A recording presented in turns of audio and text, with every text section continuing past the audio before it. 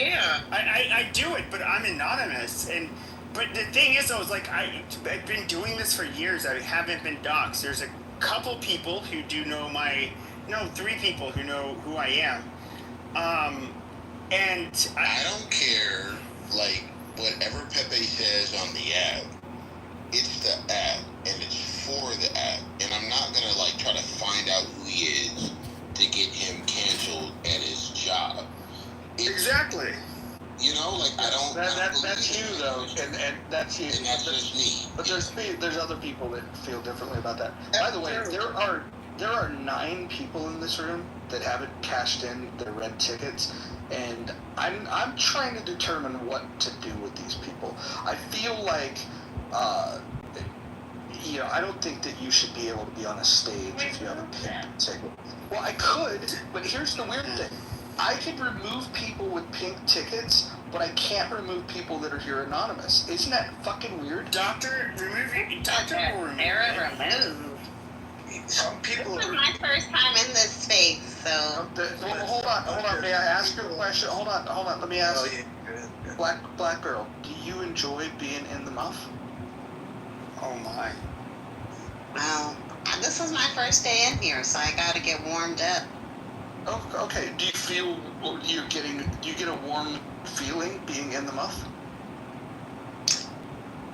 Well, not with all the people, not with some of the people in here. It's not moist enough in here, so you just the guy next to me. let her glide in slowly and see whether or not it's a proper fit. Just like let her do her thing. She might need some KY jelly before she joins. To keep it above, like, let's test it out. Black girl, if I told you my name was Michael J. Wilson, and I published a book entitled Let Me Look at You, would you feel compelled to dox me after everything you've heard me say on, in various rooms? Sometimes maybe I don't... I'm not a doxer. Well, I'm asking the question to Black girl. Okay, yeah. No, I don't dox. I think that's immature. So I don't do that. I have been doxed on here before. So you said it's this was really... your first day. You said this was your first day. She said in this room. In this space, pay attention. This is her first time in the muff, and I just want to make sure it's a good one. Is Adams in here? Because speaking of doxing, Adams, I don't know if he's in here, but I was in a room the other day, and somebody said they're going to be following Adams around to find out where he works at so they can dox him and get him fired. Yeah. So that's the best troll on here. I just want to say, Black, the fact that it warms my heart so much, and other things, when women like you become so comfortable in the muff, I really want to welcome you. Well, Pepe, like, let's keep it real. You be saying some crazy shit. Obviously. Black people niggers. Yep.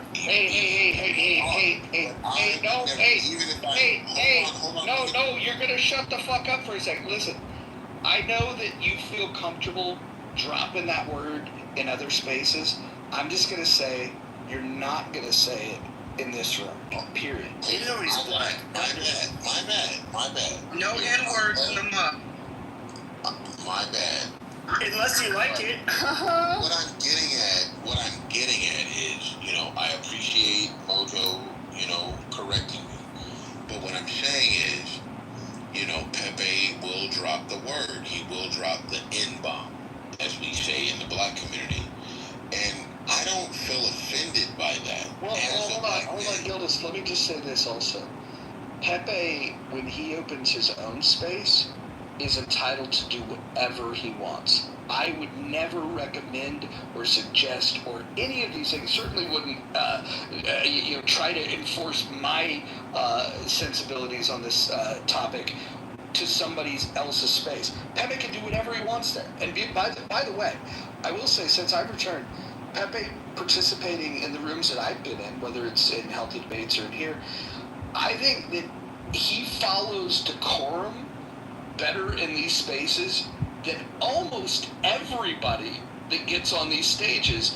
Now, I've heard his takes on a lot of things. He and I disagree, But as long as he's participating with the general rules of the road, which I think in this room, I think he's actually one of the more well-behaved people that come into this space. Yeah, well, you know, let me tell it from the black side of Clubhouse. It's offensive. It's something that they feel is like, how the fuck can he get away with this? Now, in my own personal opinion, I think he should be allowed to let that word rock.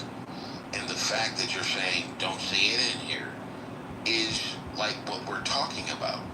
You know? No, hold on, Gildas. Here's why I have a problem with it, right?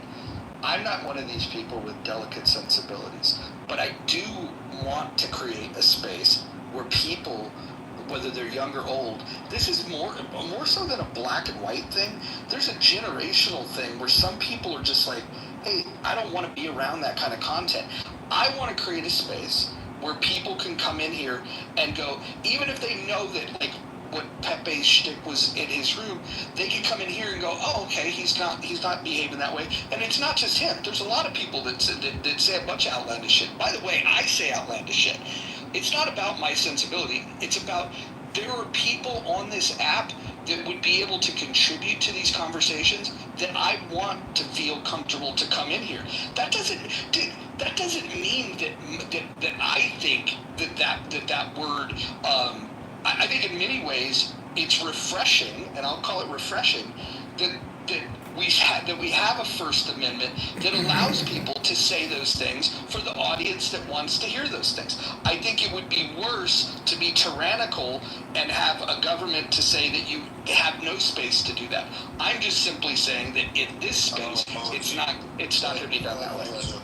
But Gildas, I think you there's one thing you don't understand. Think about it. Yeah. Okay, sure. And then let's make sure we create space for timeout after Pepe. Mojo. Okay, I would say this. So, Mojo. Oh my God, are you just gonna go? I don't agree with Mojo. Okay, so you think that we should just let people say whatever they want, Tom? No, don't do that. Don't do that. Come on, please. So, Like, I get it. I understand that it's freedom of speech, but this is an app. This is not like the United States. This is what Clubhouse wants to be, freedom of speech. And you can curtail speech if it's a private entity. And if they say they don't want to hear the word nigger, they are within their rights. Now, you're not going to just slide them in, dude. Like, I think that came just out. No, listen. He's smart enough to know what he's doing. And here's the point. People can fucking say that I'm violating people's freedom of speech, but those people don't know what free speech is all about. Free speech is that the government cannot impose these restrictions on your speech. You can say these fucking things. If you want to be in your living room and around people that enjoy having that conversation, go fucking right ahead. I would fight for your right to be able to say it. I'm just suggesting that there's another right that is equally important, perhaps more important, and that's freedom of association. And if I don't want to associate with people that speak that way, that's my... I would just say this, like, okay, so I started on Discord many years ago. Then, well, it was like right when the pandemic started, to be honest. It wasn't that many years ago, but you could look up Pepe versus Vosh, if any of you know who Vosh is. He's a far left-wing, twink. He's a pedophile. Yeah, he's a piece of shit. And, a lot of people would say I got bodied by him, and that's fine. Like, I was a guy who just started, and, he's rhetorically a gifted person. That's kind of why he's a popular bread tuber. But how was your PT? When it comes to my experience here on Clubhouse, now, I came here...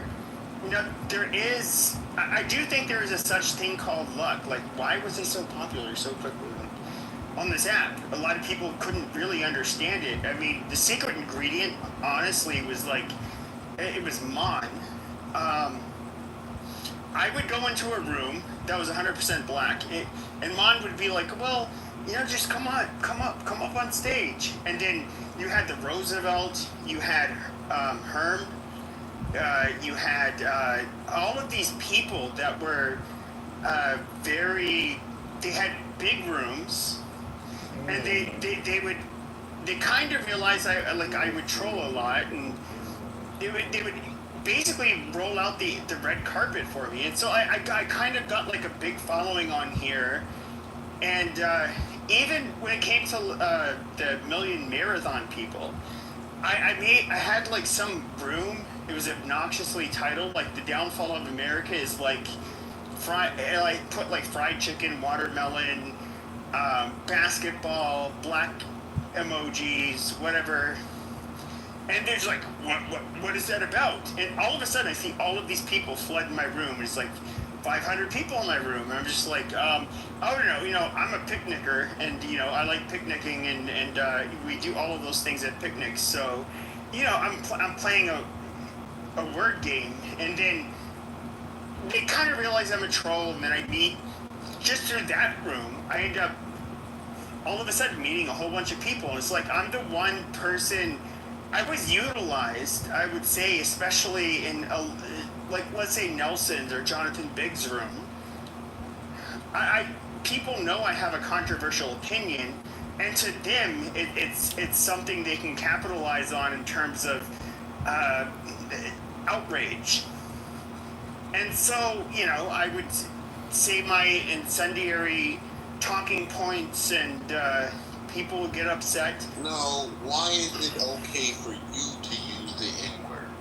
Explain. Wait, hold on. Before you interrupt, Gildas, when a mod tells you specifically what not to do, it's not a good idea to go and do it.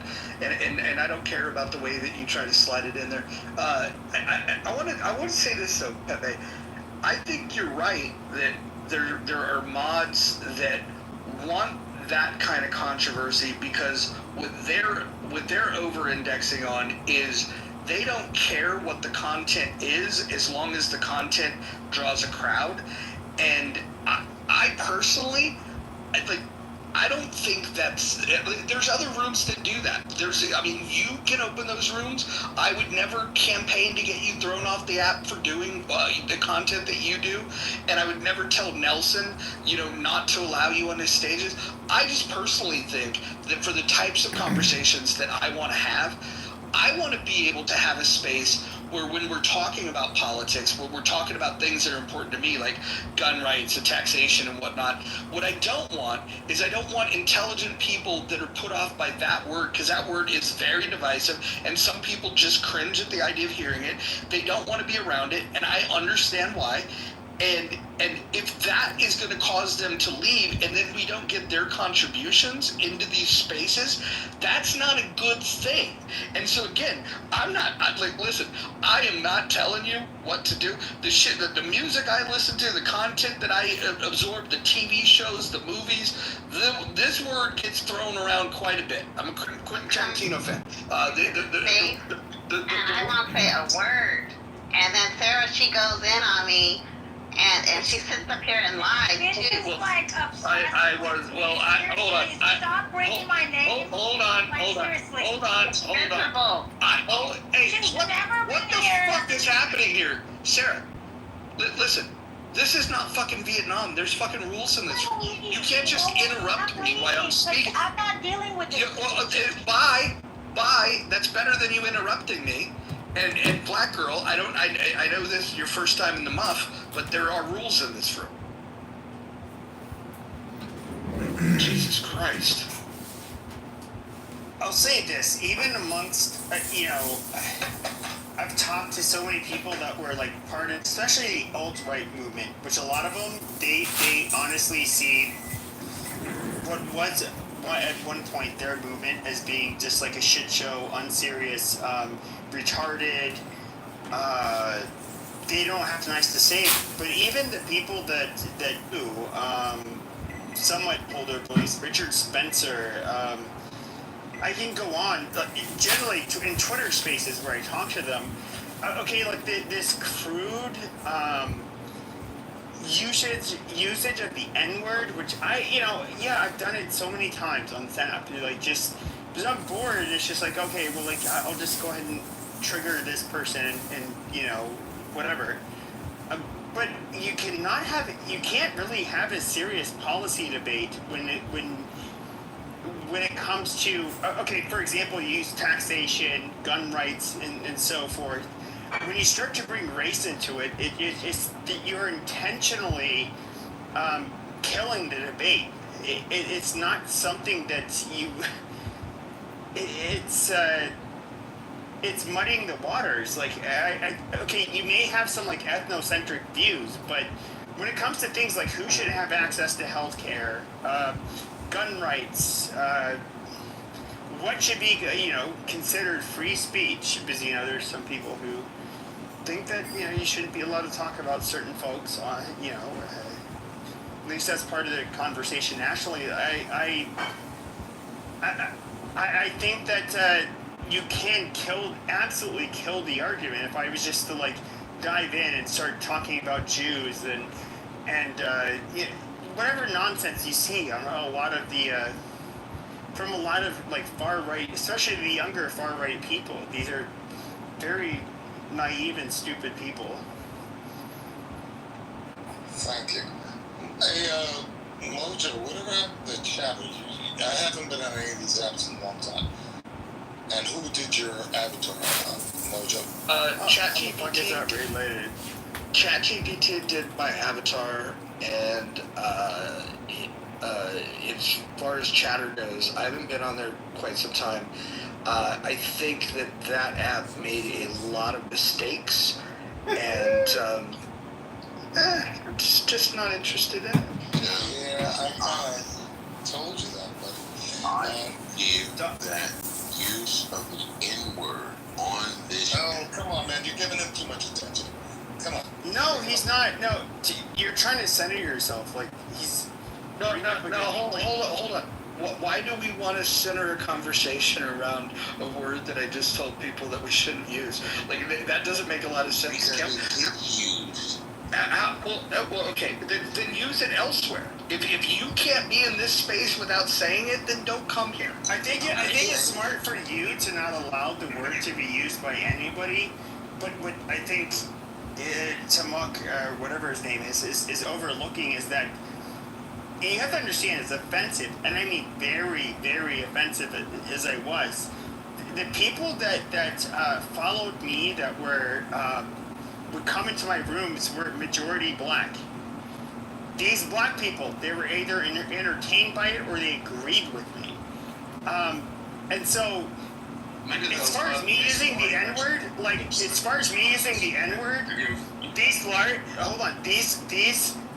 these larger accounts, even on here when I first joined, they could care two shits that I used the N-word. They literally could not give a fuck. Right, Pepe, you're correct. You're correct. And I think anybody that's been on social audio understands that a lot of the people that run rooms, and this would even describe me at certain periods of time on this app, like, if we're being completely honest, is that if what you're doing is trying to curate a space where your success criteria is the size of the room, you can throw all the rules out, you can let people speak over each other, and you can let them say whatever the fuck they want to each other, and that will attract a bigger crowd. I'm just saying that in 2025, the kind of conversation that I want to have, the type of people that I want around to have this conversation, I would much rather have a small room and a good conversation with people that are diverse, that have different. And by the way, when I say diverse, I don't mean diverse backgrounds. I mean diverse opinions. And so what I want is a space where people could come together and have a good conversation. My success criteria was the conversation good? I will again give credit. Matt Cool last night opened a room. I thought the conversation was phenomenal. I thought there was nuance. I thought there was people representing all different sides of the political spectrum having a really good conversation, and it became fairly big. But I think that the I think the success criteria was that it was a good conversation. It wasn't the size of the. No, I think you do. I think you do it right. you don't allow people to use this kind of, you don't use people, like for myself, if I was a drop to hard ER, which I would do if I thought, I felt like it, but, I feel like it would just, like, absolutely pollute the conversation, and this room is not, like, we have actual conversations about shit where we don't have to deal with a lot of this toxic bullshit, and that's fine. I'm not drumming. Very well.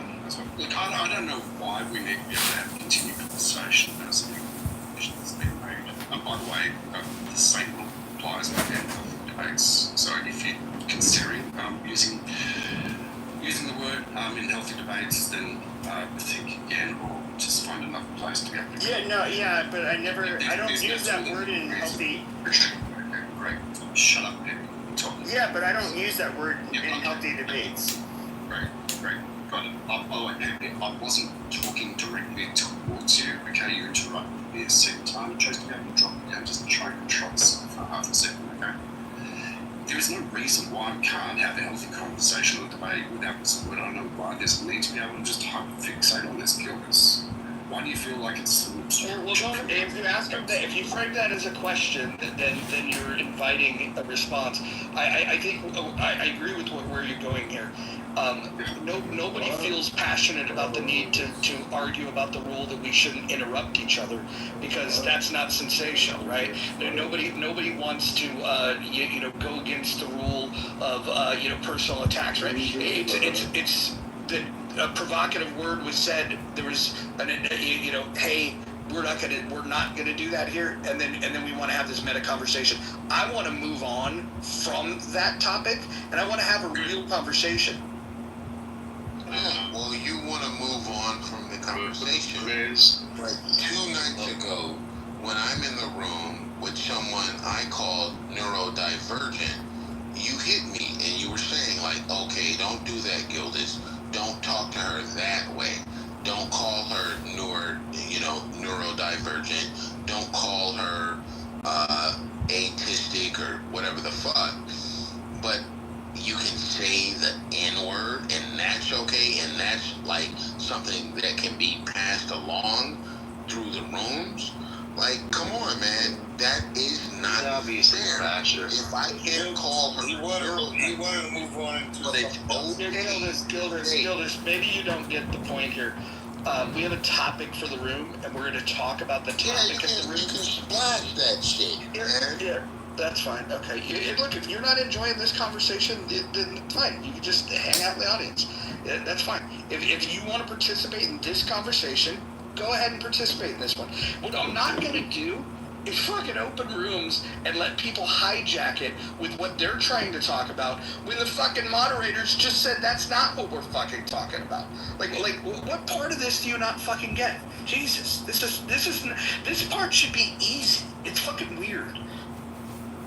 Can I say what my room, what my goal for a room is? You can, but then I want to immediately after that comment get to the topic of the room, and if we can't get on topic, I'll just go ahead and fucking end the room. Maybe this is just not the night that people want to have a conversation. No, I want to ease into the topic of the room too. My goal for a room is to get as many black men 18 to 55 on the stage as possible, and then to get as many black women of the same age group and other people into the listening area. And the reason is because this is how we helped to win the election in a couple months ago. And I think that Elon tapped into a very different part of the America First or the electorate in general. And now we have this group of people that Elon helped to construct. Maybe he was like 30% of it, but he had a big part in it for this new group of people that tend to vote Republican, I guess, for now. But it was never like that before. The people that I'm meeting are completely different than anyone that I would have seen in this side of the aisle over the last 25 years been interested in politics. So now we have groups of people that you would expect to hate this side of the aisle that are now part of it, and talk about divergent. there's so many different weird ideologies, and now the Republican Party is kind of struggling to pick one. And I just thought it's interesting. I have a question. It says joins Elon's American Party, so he's actually put a party together. It's called the American Party. He's proposing to do this, and so I'm hoping he does. I not because I think that it's going to be massively successful, but I think it'll call a lot of attention to the fact that there's a danger in just giving people two choices. I think giving people more choice is good.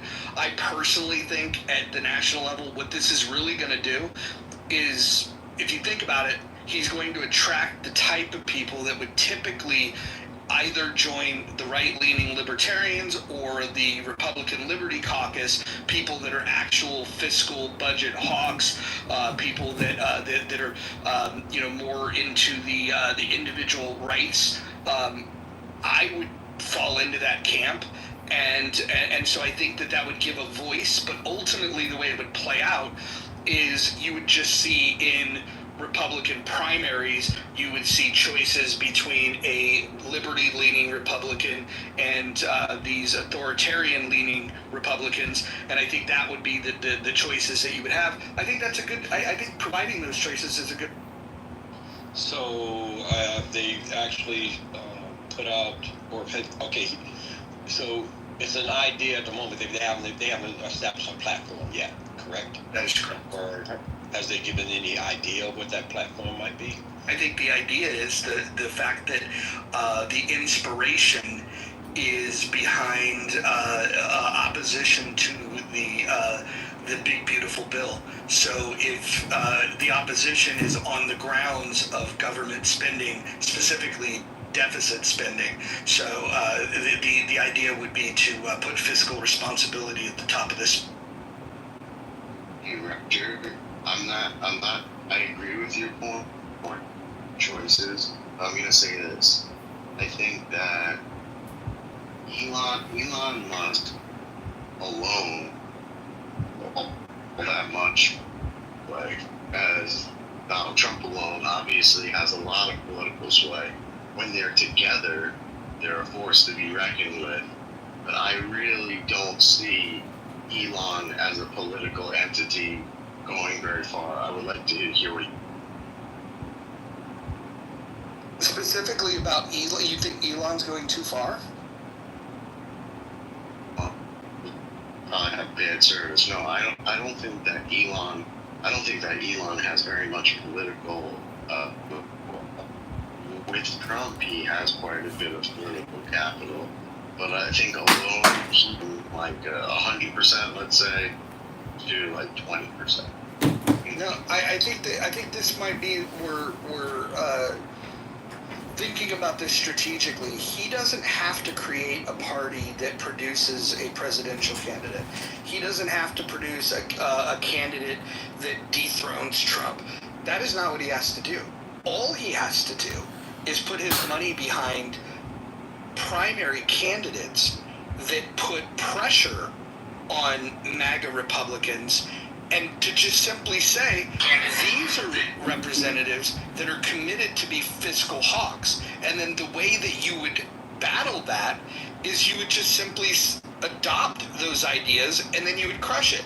And then he wins anyways. Because if he does this properly, it's going to cause more Republicans to be more fiscally conservative, and then you, to some degree, right? You're going to have to go in that direction, because what is going to represent is that not only are you going to have a challenge in the general election from Democrats, but you're going to have challenges in the primary itself. And so if these Republicans, these establishment Republicans, the MAGA Republicans, the neocon, any of these fucking people that have proved to be big spenders want to, if they find themselves in a district where they could lose out, the margins are already too thin. The splits in the Senate and the House are too thin. If he could cause 2 or 3 MAGA Republicans to lose, That is a huge fucking thing. That is a big fucking deal. And I think that that's something that Trump should consider. I think that that's something that the Republican Party should consider. And I think Elon Musk is 100% correct about it. I agree with Doc to some extent that, and you as well, as far as strategy, and whether he's going to definitely try to pull through those that are frustrated on both sides to be able to write a platform that sounds good, that draws a good percentage of the people in the middle. Because I do believe that both parties have only maybe 30 to 35 strongholds, and the rest are finding maybe a few things or one or two things that that causes you to vote one way or another. But if you can find those the right platform to write that people can read, and it kind of falls somewhat in the middle, a little bit more to the right, but can drag some frustrated Democrats as well. 30% is all you need. 30% is really all you need to really get traction, I think. You're not going to get 30. You're not going to get hardly any Democrats. I don't think you're totally wrong in your statement, but I think that you're not even going to get if you're even looking at Elon Musk's Twitter right now, you are not a Democrat at this point. I think that yes, he could, as Roger said, strategically with all that money, he could make a splash. I was kind of talking about more of the zeitgeist, like could Elon Musk wrangle enough support within the narrative to kind of make a difference? No, I don't think he could. He's just not. He doesn't fulfill that role. Could with his money. What I don't get is that, like, the level of like partisan cuckoldry that happens, where like it's like, oh, I'm a real Republican. So I'm super MAGA. Like I don't want to offend anybody, and whatever. We saw the same thing with the Democrats, but I mean, at the end of the day, I mean, I look at Trump as like a narcissistic piece of shit. He's a vessel that can kind of like maybe get done some of the things that I would like to see get done. But he first of all, he's not a fucking conservative. He's barely been a fucking Republican his whole life. With his populist movement, he's changed the Republican Party. And it's so weird to like watch like people that were like actual conservatives change into being like 1990s maybe bluegrass Democrats, but still not even that conservative. I mean, it's the people sticking to the party line. I think that is somewhat toxic, and I don't think it's that fruitful. Yeah, I think the point is this: Elon opposed Harris because of her love for regulations and her desire to increase the deficit, right? Or the advocacy for the policies that she had that would have increased the deficit. And so he gets in. They create Doge so he could identify spending that's out of control. They make cuts. A bunch of the people on the left cried about the cuts. And then right after the cuts are made, then it's like, hey, here's this bill that's going to add to the debt. And so I'll just say this. I don't care if you're a Republican or a Democrat, if you're not trying to balance the budget within the year, then what the fuck good are you? We need some opposition to this, somebody that's going to hold the line. In fact, we don't need a balanced budget. We need to run a surplus to be able to pay down the fucking debt.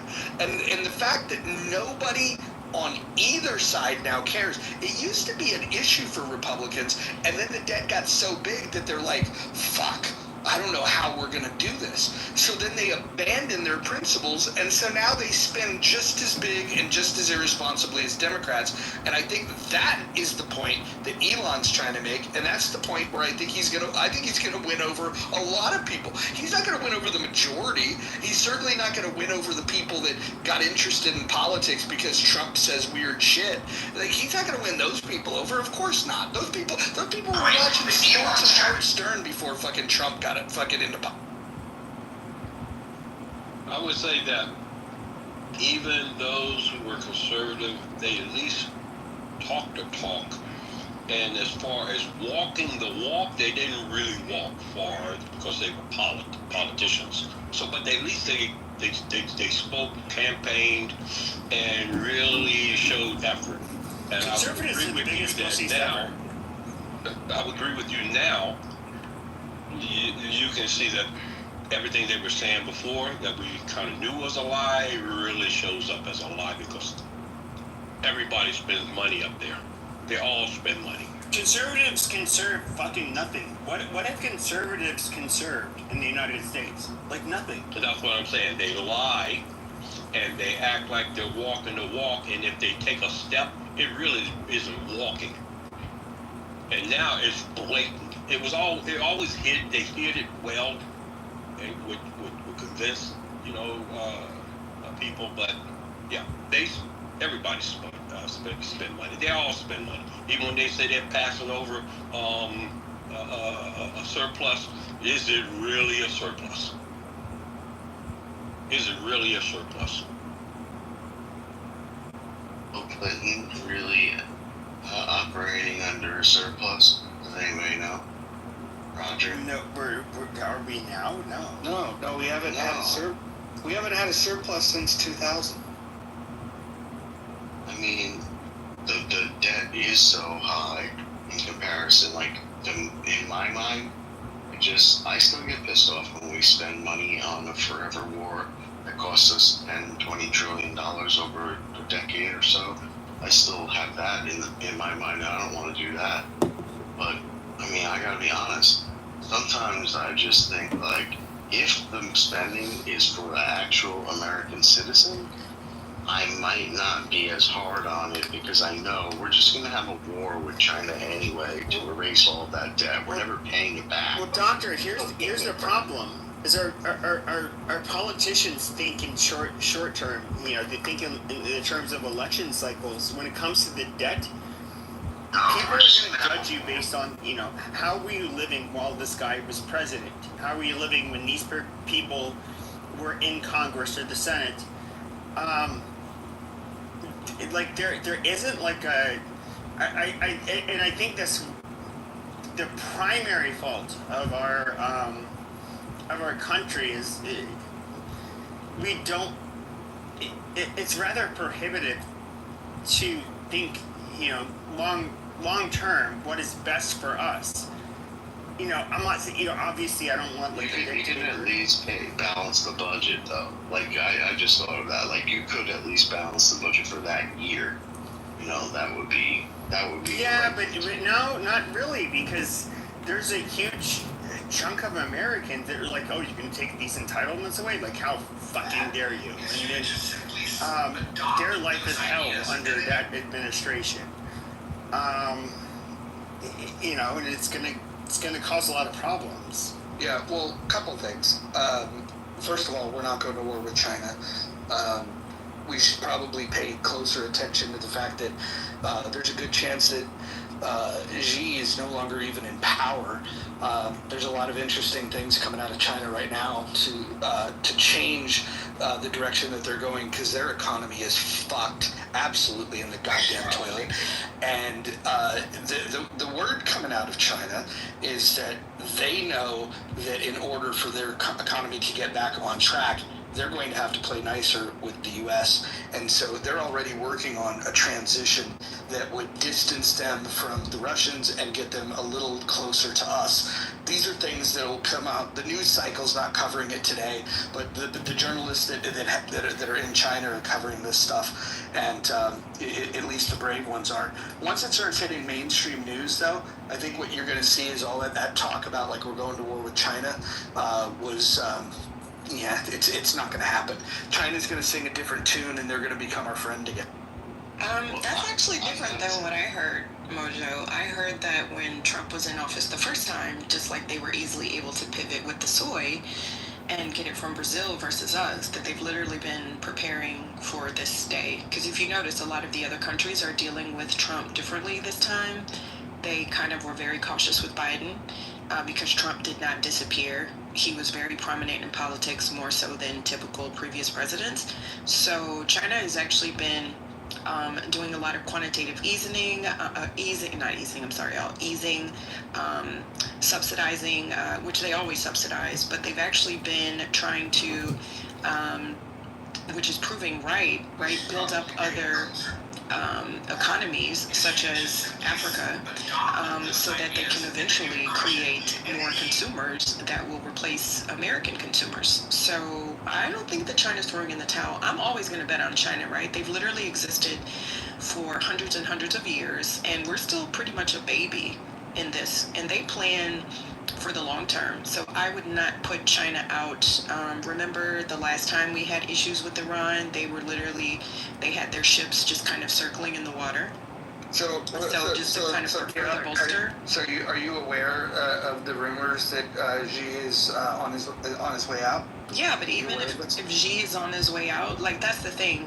The continuity, what they have in continuity versus what we have in continuity, like, there's zero comparison. Like, there's zero comparison. There's a reason why China has stayed this way forever. I mean, they cook the books. They don't even really reveal to the rest of the world what's going on. So that's what I'm saying. The United States is basically responsible for an international trade war, literally for no reason. In a post-COVID economy, the United States is the one responsible for a lot of political and financial unrest. We are no longer. That's not consistent. That's not. What are you talking about? That's not consistent. No, that's not consistent with an objective worldview of the fact that China's been flooding our market with cheap goods. For how long? For a long fucking period of time. But who's the president that decided to allow American companies to do that in China? You act like it's Chinese manufacturers. It's also American manufacturers. You said a couple of things that are just, like, historically inaccurate. Like, you talked about China and their consistency with their government. Actually, this is actually relatively new on the global scale. This government, they've only been around for 75 years. The China that existed prior to the Communist Revolution was actually pretty vibrant. Now, what's happened over the last 20 years in terms of them building cities out of nothing and building up their military, they've spent a lot of money, but now their economy is in the fucking doghouse. China's economy is dog shit.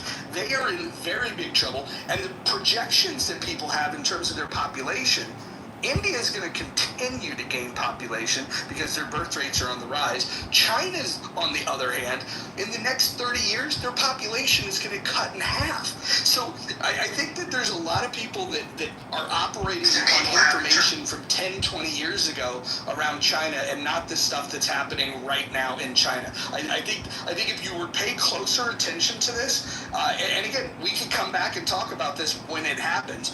I'm gonna be on the record, just like I was that Trump was gonna win in a landslide, and all of the people that disagreed with me there, most of them left the fucking app because they were embarrassed, that didn't want to get the "I fucking told you so." So I'll get an "I told you so" on this one when Xi is out of power and China comes to the table and wants to have better relations with the U.S. Not only am I betting on that, I'm fucking guaranteeing it. This isn't a prediction, it's a... So, okay. Again, you fall for Western propaganda that the United States is the biggest and the brightest, right? You literally have Jerome Powell, who just said that he would have lowered interest rates if not for the tariffs. So when you want to talk about economy, be careful, Mojo, because you're literally sounding like a typical American who's caping for your country without understanding the immense amount of debt that we are in. So if you want to poo-poo somebody's economy, Is there let's anybody on this poo-poo. Are app you that going to talks let me about- speak or Well, I what? just wanna- Okay, you know what? Yeah. Have a good day. Okay. You're right. You're right. Yeah, on this topic, yes. Yeah. I mean, Yeah, well, I was about to upload. I mean, I was. well, certainly more than she does. Like, Hold on. Let me just. I've actually met the county president. I've been a million fucking times over there. Yeah. If we want to come up here and talk about Western propaganda, Yeah. if she works for BlackRock, she don't work for fucking BlackRock. Yeah, And if they found out she worked there, they'd be like, get the fuck out of here. Listen, she didn't know what the fuck she was talking about. Yes, I'm gonna cape for fucking the U.S. It's the greatest fucking country in the history of mankind. Absolutely. But it's no bullshit. fucking cape for the U.S. Jesus Christ. Look, her lack of understanding. Look, you gotta remember that she spends time in rooms with people like Jonathan Bing with an IQ of like 65. Like this is not somebody that's been confronted with people that are educated on topics that she likes to speak on. I'm not saying that she's wrong about everything. I'm just saying that when she's wrong, she's so fucking overconfident. When you have low information and high confidence, it really is a disastrous combination. And she is one of the most overconfident, low information people that's. Well, she wants to drop that BlackRock damn. I mean, I was like, no fucking way, man. Well, the thing that you got me fired up. Sorry, buddy. The thing about you just mentioned, right, is this low information voter who thinks that they're a high information voter, and the perfect example is maybe like a Jonathan Bing room or a Lisa 420 room, who I happen to love Lisa. She stands up for free speech as much as she can, with the hordes of evil liberals. But people like her have not been confronted, like you just said, have not been confronted with an intellectual argument to what they say. They sometimes I'll sit in those rooms for an hour and hear them go back and forth and have it ramped up and oh yeah, we're so right, and everyone's agreeing with each other. It's really fucking disturbing. And then somebody like Pepe or me or Mojo goes into that room and has to disabuse them of their retardation. They hate us. I mean, they're screaming. They want to put us in prison or in chains because it's so shocking to the psyche of somebody like that who's not around people that disagree with them that often. It's so shocking to the psyche of people like that they kind of act like animals. And, somebody like that has been saying the same things to her friends and people on Clubhouse and elsewhere for years and years and years. And those friends and elsewise have been saying, yeah, you're so right. Wow, look at how smart you are. Look at your knowledge and breadth on the Chinese government and the way that it's working. Like you said, she's fucking 10 years behind in what she's dissertating on in front of this whole room. And it's a really strange thing. I think it's our job to disabuse retarded people like this of their notions, not for them, but for the other people that are listening. That's mine. Yeah, I agree with what you just said. The interesting part before she jumped in was that I was disagreeing with you when you said that we would go to war with China. I'm taking the under on that. I think China is going to emerge as our friends, and I don't mean friends that we can trust, but at least somebody that is just going to openly say we don't want the smoke.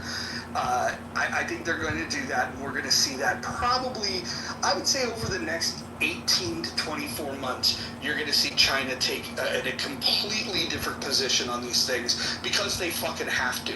They might not be as great as America, but they're not fucking retarded. Just to put it to bed, I actually agree with that statement that you just made. My war statement was simply to describe to people that we're not going on a payment plan with China to pay off the national debt. What we will do if it comes down to that point where they're calling to the money and we're risking a bank run or multiple bank runs, etc. What I'm just saying is that we're not going to do that. America's not going to start a payment plan. They're going to find a reason to get into a war war with China or their allies or somebody that could that's connected to this, and have a big war, and that debt will be erased in one way or another. I don't know what will cost more, but that's the way countries, not just the United States, historically have dealt with major debts of an unbelievable proportion. You don't just pay them back with a coupon book. They engage in some type of conflict, war, and they do that as a way to default on their debts, in my opinion. And if I may say, that has been a statement that we've spoken about in the 80s. Kind of waiting and wondering when that was going to happen, because I agree with you. We said that a long time ago. We were in the military. I was in the Marine Corps, and for years, when a lot of us would sit around and talk sometime, we're like, with the debt at that time, we said, there's two ways to keep the peace between America and China. One, you allow them to buy up property here for cheap. You got to sell out America or go to war. Those are two ways to handle that. That's what we've always said. Now, I think the land portion has probably been happening. We're just not familiar with it or aware of it. I know it did happen around some of our military bases back in the late 80s. I think it was about mid 80s or so. We were questioning it. It wasn't with China though at that time. We were wondering why land was bought up by another country, probably because of debt. But I agree with you. Just don't know when. Hey Gary, did you ever go get your information to help defend your position on the 27th Amendment? I sure did, and I was waiting for you to ask. We both are right, and I'll let you know why. As you stated, the Article 1, Section 6 have been in place since the Constitution. You're right. And then I said, at one time they were paid by the states, so you would have to go look at the Article of Confederation, because that's what drew the debate. That predated the Constitution. Excuse me? That predated the Constitution. Yes, and when you go back and look at it, you'll find out that was the debate, because they were getting paid by their states, and then they had to figure out how they wanted to get paid, which is why you're right. That was put into the Constitution at that time. But prior to that, they were getting paid by the states.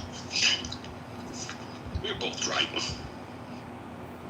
You know what Doctor just said about that money in China just reminded me of that scene from Home Alone. He's like, yeah, how much money do I owe you? And she said 10%. And then he gives him the fucking countdown and shoots him. That's what it really boils down to. I find that true. I think we did some weird shit with France back in the day with the money we owed them. And, they ended up selling us a badass piece of land later down the line, because they had to, pawn it because they were in debt. So, but I do have some concern about their activity in Africa, though. And in that, the race towards minerals and stuff like that for the, the electric move with all these EVs and things of that nature, and more electronic, more of an electronic economy, So I do think Africa is the next playing ground.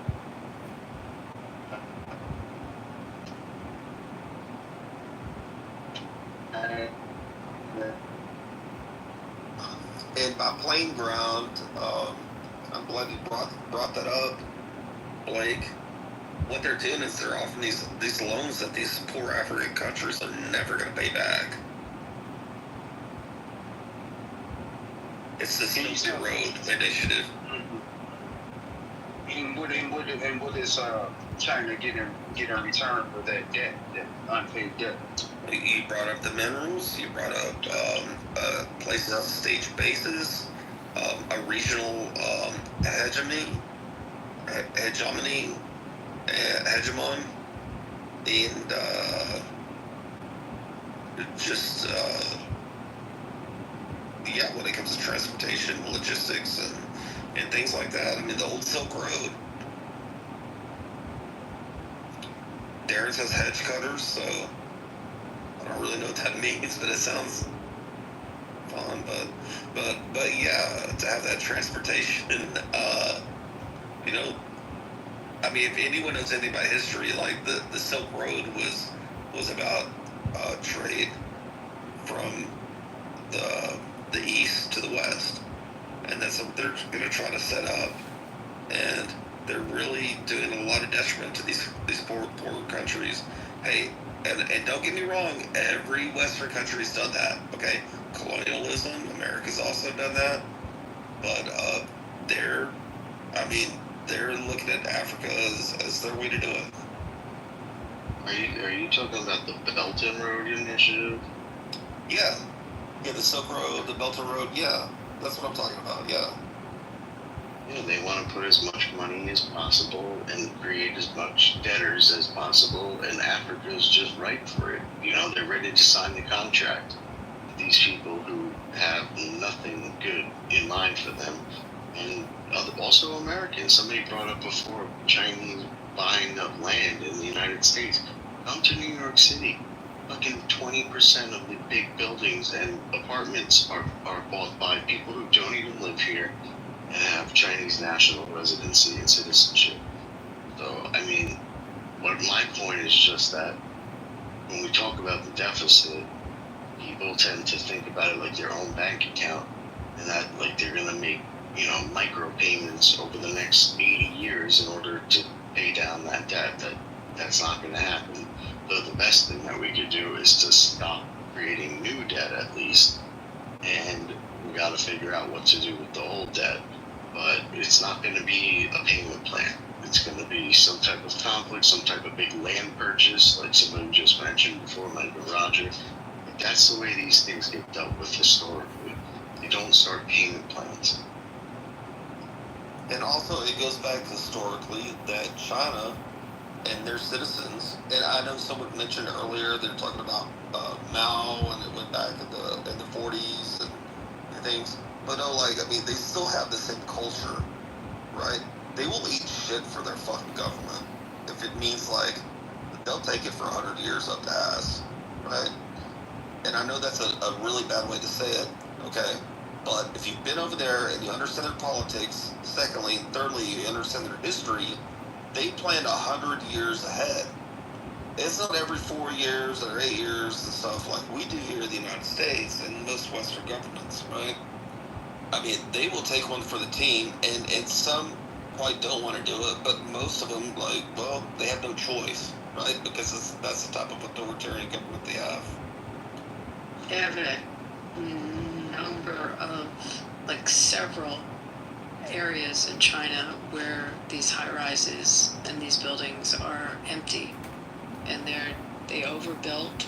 People can't afford to live in the new housing that they built in these like new mega cities that went up, and there's a bit of a crisis over there and that they're dealing with. Abby, you're 100%. Like, if you ever fly into the Beijing airport, yes, many times, you're gonna fly over all these, like, it's just show off, like, you know, their buildings and stuff. Nobody lives in that stuff. Yeah, same with areas in Shenzhen and Guangzhou that they're empty. Yeah, it's just like a show off, like, oh, yeah, exactly. I mean, yeah. There's also a push from our government to not have Chinese businesses involved in sensitive areas in the United States, like in our ports, to try to remove a lot of the Chinese businesses and Chinese interests working. And I know for sure this came out of the Senate. In the ports in Los Angeles and some of our bigger cities for security reasons. Part of the reason that they're buying up land within the United States.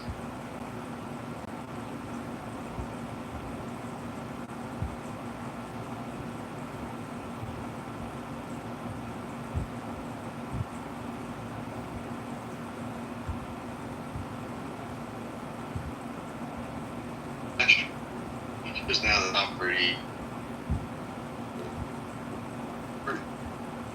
about what you were describing in China, of the buildings being built for show and not being able to complete. The craziest part about that is you have a lot of, like, what we would call middle class Chinese nationals.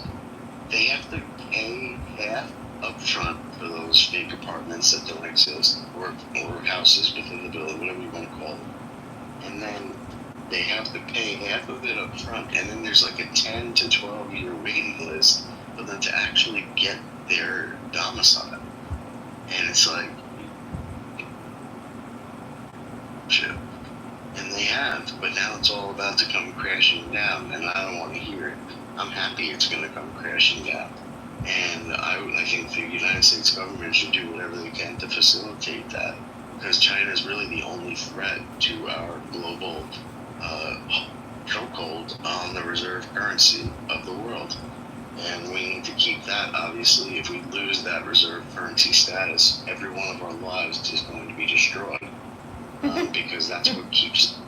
But Ricky, I'll tell you a weird thing about them, and you can tell me if you think I'm off on my prediction.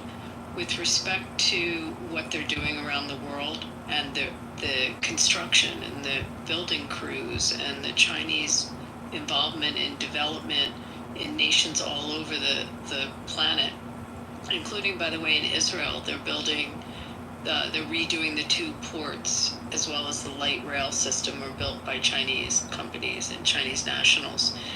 I think they're going to be the ones to rebuild Syria, to rebuild Gaza. I mean, that's where the labor forces are coming from, and that's the companies that are coming in. And they're rebuilding and owning ports all over Africa, and really also in the Middle East. I just think we forget about that element and the influence around the world.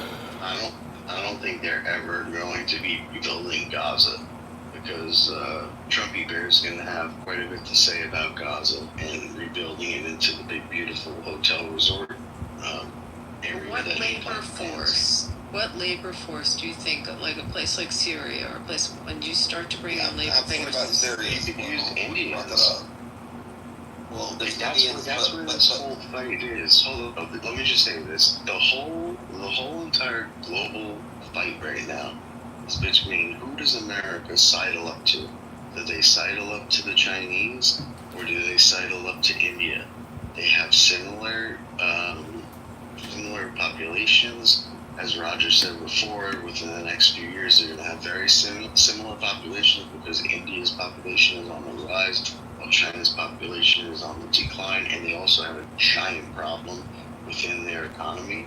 Like, we need to get with India, like Trump tried to do in his first term, and make our trade agreements with those fucking 7-Eleven brown people. They're fantastic people. They're always asking, how do you do, sir? How's the living going? You know, they're much better choice than those fucking groups. But no, man, you know, I think what Abby's saying is, like, I mean, China will come in, they will subsidize those workers and engineers. I mean, who's going to build it? Yeah, some other country's going to build it, right? With their people.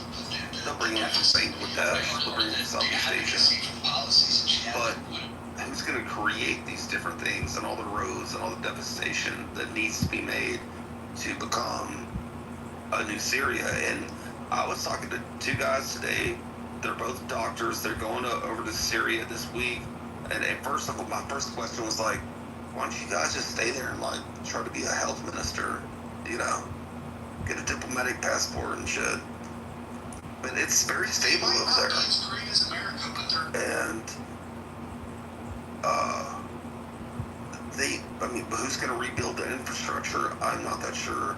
But China will definitely step in if no one's going to do it. And I do not think that we have it in the political will or the budget, I mean, in the United States to give those dollars. I mean, there's no interest in the political class unless there's something to be made or some kind of money to be made over there. There's no Marshall Plan. BlackRock is going. Yeah, BlackRock is going to build those, and they're going to make a ton of money, and they're going to get paid that money out of our defense budget. But they're going to invest it into the poor people of India and invest it. I mean, that's no, they're not. Investment company. BlackRock. No, they understand exactly what they're doing. There's an open checkbook to our U.S. our military industrial complex. I'm not trying to get all fucking conspiracy. This is exactly what happened in Iraq and Iran. Are you aware of what happened in Iraq? I'm not Iran, excuse me. Iraq and Afghanistan. Are you aware what happened in Afghanistan as far as the military contracts to rebuild that country that went out? Are you up to date on that? Didn't the base that we abandoned go to the Chinese in Afghanistan too? They did, and before that was after we left. And right. Before we left, we built billions and trillions. We spent trillions of dollars in those two countries to rebuild roads to nowhere, roads to a cave, gas stations for places that don't have cars. Like, this is how the absolutely corrupt portions of our government and big business, this is how they make their money. So no one's going to let rebuilding Africa or rebuilding places that you just mentioned go. They're going to bid contracts on it, and then they're probably going to have no bid contracts to rebuild it. Well, Syria is like in the Levant area, and it's not Africa. And then it's completely different than okay, well, this is just the way it's gone for 35 years. The Chinese transportation trade route. But if you, what I was saying before though, if you look at where China's now laid businesses and also the port issue, and just follow this and stay like attuned to the big port of Perez, I don't know if I'm saying it right, in Greece, and also there's Sri Lanka and all over Africa, all over Latin America and Europe. They have taken over these ports. They have like long-term leases and ownership stakes, or like management contracts in all of these ports, and it's really going to be an issue as to whether that gives them like an economic leverage, or like whether they can affect trade routes, etc. I mean, I think the world's gonna maybe, or they're already taking notice to it, but the U.S. for sure has. They're just gobbling up the ports. The whole thing about like China stepping into Syria, I'm gonna actually I want to know who's gonna like rebuild all that, because Syria does have an economy that can be rebuilt. I mean, Gaza, fuck. I mean, that's a resort town. Okay. Well, we'll make it into the Cancun Mall and Royal Del whatever in Mexico. No, make it Trump Gaza. No. It's just, you think he's kidding when he says that. I guarantee you there will be some, the hands of the United States will be involved in redesigning and rebuilding Gaza after the Israelis leveled it. Which I fully agree with, by the way. The Israelis leveling Gaza. But, you watch. America will have some hand, or even Trump's own companies will have some hand in rebuilding that and making it a nice resort town. Well, I really know fuck all about Gaza, except for when I asked someone from the State Department. He was I work for the State Department, but he went over there, and he traveled these different countries, and I was like, what's the worst like place you've ever been to? So like, absolutely Gaza. And so I kind of imagine the devastation shit that they've like gotten over there. I mean, who wants to fucking rebuild that place? That place was a shithole in the first place. So I don't know anything about Gaza. I don't want to talk about everything between Israel and Gaza. It's not shit. This is not the room. Beautiful. This is not the room for that. It's not the room for that, man. But Syria is something that I talking about geopolitically and what can be done in the Levant, and hopefully China does not get a hold of it when it comes to the rebuilding. And are they going to have Chinese people coming out there? Fuck no, man. But when they send out their engineers and their money and their money men and all that stuff, that's the influential part. I told you they're already building the port of Ashdod and in Haifa. They're redoing those ports, and they're building the light rail that hasn't completely finished in Tel Aviv. I mean, and it's Chinese workers. In Syria. No, we're talking about in Israel. I mean, they're in countries, Chinese labor. It's not just Chinese-owned companies, it's labor. Fucking, that's interesting as hell, thanks, Patty. I thought I knew everything about geopolitics and that reading, but I didn't know that.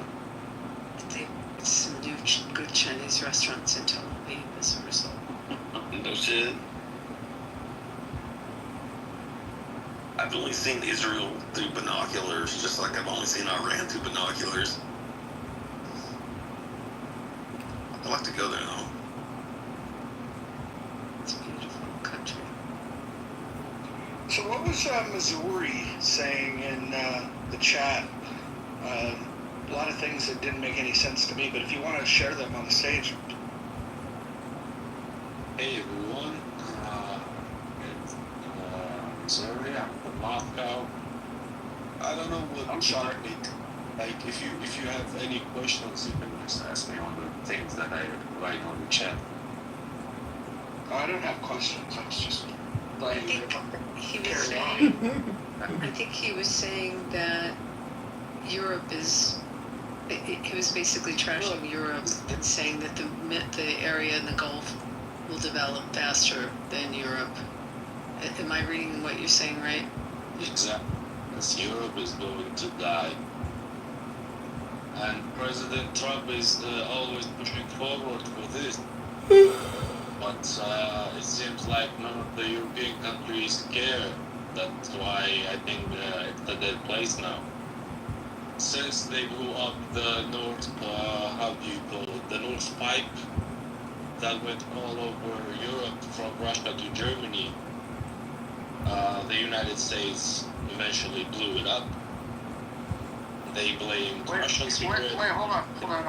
Can you post a link in the chat to your evidence of that? Sure. You have even videos of Clarkston asking Putin who blew it up. And Putin just says it to his face, you guys, like you blew it up. No, but I'm asking you for evidence of them blowing it. Awesome. We're going to find out if he knows what the word evidence means. Mike, what's happening? Missouri here is going to... His name is Misery. Misery? No, it's like it's a family name. Like my ancestors were originally from Georgia. Then, like 50, 60 years ago, all of them just moved to Russia when Stalin was the president of the Soviet Union. How do you say it not American? Because it totally looks like Missouri. Missouri. Oh, so it's like, well, yeah, we gotta stay there. We call Yeah. it Missouri. It's with a double S, I think. Yeah, do you have that link that you were going to share? Okay. I'm just saying, Nord Stream pipes, yeah, you got it. Even you have Wikipedia on it, that's really interesting. Okay, so Wikipedia is what you share. Let's see what. Yeah. Well, do you know how Wikipedia gets its information? Well, I don't even care where it gets this information. Well, do you know how it's updated? Yeah, I know, but it's You do? Explain to me how it's updated. Listen, it's something done like 3 years ago, and this thing eventually they wanted to cause more inflation in the Russian currency, more problems, more sanctions by blowing it up, but it ended up happening like the exact opposite because Putin all of a sudden had agreements with Brazil, South Africa, China, North Korea, Iran, India, a lot of more countries. Yeah. And Hold on. I want to. Hold on. The link that you provide to the Wikipedia page, it quite literally says that the investigations were closed in February of 2024 without identifying those responsible. Where was your evidence that I asked you to produce that the U.S. was responsible for that? my evidence is the things that President Putin says. Wait, your evidence is the words of what President Putin says? The president of Russia, of course. Wait. So you believe that his words serve as evidence? Yes, exactly. Okay. Well, I said. Hold on. I just want to make this clear. I said before when I asked you to produce evidence, and you said you would. I don't know if you guys heard me, mumble under my breath. I have a lot of... Hold on. Don't interrupt me. Listen. Don't interrupt me. Do you know what the words "don't interrupt me" mean? I don't know how to say it. Okay, listen. You're a fucking retard. I asked for evidence. You showed me a Wikipedia page. The Wikipedia page that you show actually says the opposite of what you said. And then when I said, "Where's your evidence?" then you said, "Well, President Putin said." And prior to me asking for the evidence, I actually said to you, we're going to see if this guy knows what the word evidence means. So, anyways, this is what we deal with on fucking Clubhouse. By the way, if the U.S. did blow it up, wouldn't fucking shock me. Wouldn't be a shocker. The point I would make is that you don't have the fucking evidence of who did it. Nobody does. And your own fucking link that you provided suggests exactly that. There was no espionage or anything in there. I mean, both of those pipes were good. They're good for Russia. They're good for Western Europe. Nobody wants. I mean, they're closely monitored. No one wants to fuck with those pipes. No one's blowing them up. According to what the other gentleman said. The other gentleman's from fucking Moscow, and he says that whatever Vladimir Putin says serves as evidence. I don't know how stupid we can get. Look, I'm an American. Hold on. Listen, I'm as American as it fucking gets, and I don't believe what presidents say to us. I think that we know that politicians lie, but this guy wants to come in here and say that whatever Vladimir Putin says is evidence. This guy's a fucking...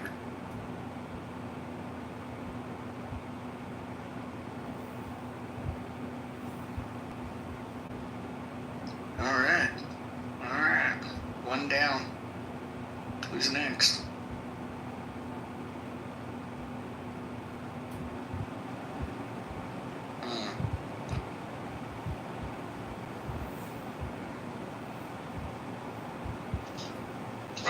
Roger, do you really think that, I don't know who he said blew up the Nord Stream, but doesn't it make sense that perhaps He said that the U.S. blew it up. Wouldn't it make more sense that the Ukrainians blew it up, maybe with some intel from the U.S.? Or no, you don't believe that? It wouldn't shock me to learn it. Like, this is the thing, right? I don't have evidence of who blew it up, so I don't make claims on who blew it up. Because the truth is that there's no way for me to know. I don't go underwater. We've never really had a thorough investigation. The investigations that were conducted came back with they couldn't conclusively say who was responsible. So the people that are investigating it don't fucking know. How the fuck is somebody that spends their time on Clubhouse supposed to know? And I guarantee that fucking retard from Moscow doesn't know. In fact, he said that his evidence was going to be provided in that link. His evidence disproved his point, and then when he got called out on that, he said that Vladimir Putin said. You laid it out pretty good.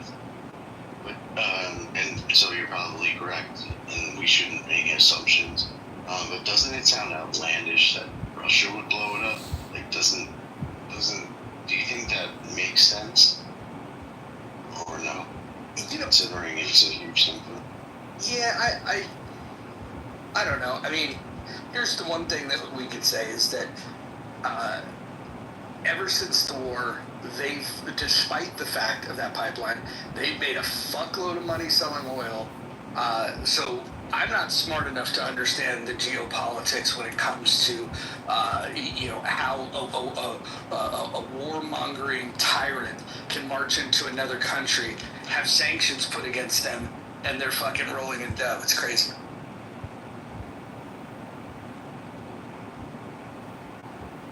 I don't get it. It's over my head. I think it was India, right? India, they started selling their shit to India, and they started selling their oil to other places. And I think all Rogers is saying, like, he's not saying we can't put it past the United States, but to just blatantly say it was them is irresponsible. I mean, I guess you can't put it past them.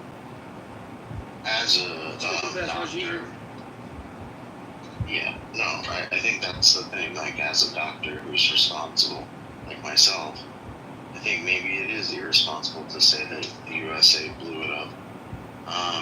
But I think it's also irresponsible to say that Russia blew it up. I don't understand any benefit that could have happened from that. And it's like, I'm not a historian and I don't know the facts, quote unquote, as much as some people. But as far as the narrative goes, we have to use some common sense here. Since we don't know, the reports say we don't know, and the all-powerful Wikipedia says we don't know who actually blew it up. Like, okay, I'm not going to die on this hill that Ukraine blew it up, but I'm also not going to say silly things like Russia blew it up either, because it doesn't make any fucking sense. And if nothing else, we have to make sense. We have to see somebody, que bono, who benefits in order to make an assumption like that. And I think we just don't have that with Russia. I don't think there's a benefit to that.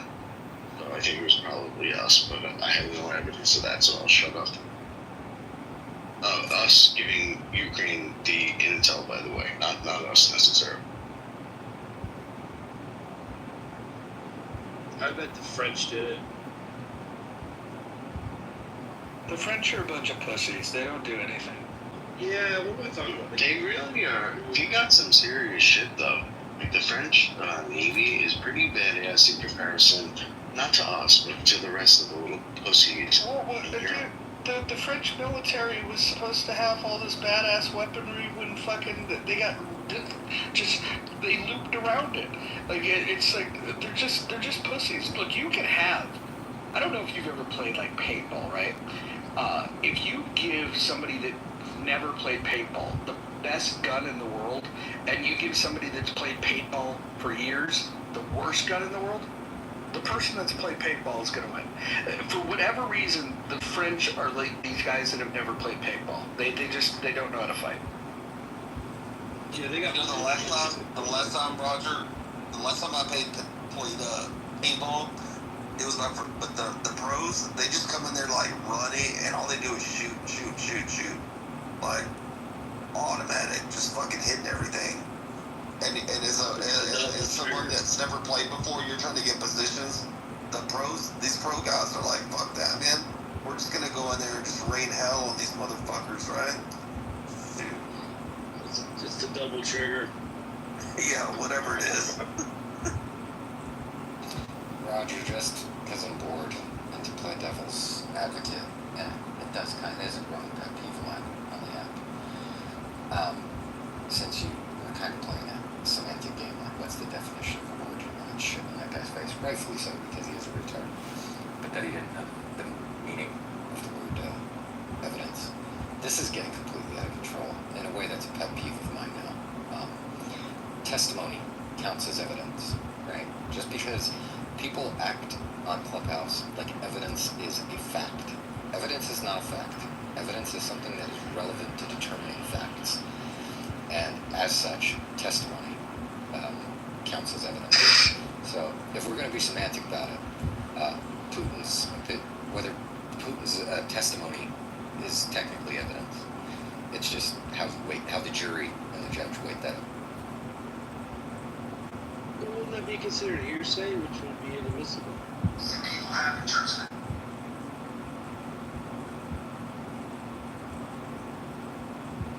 I think that's a good point, Mike.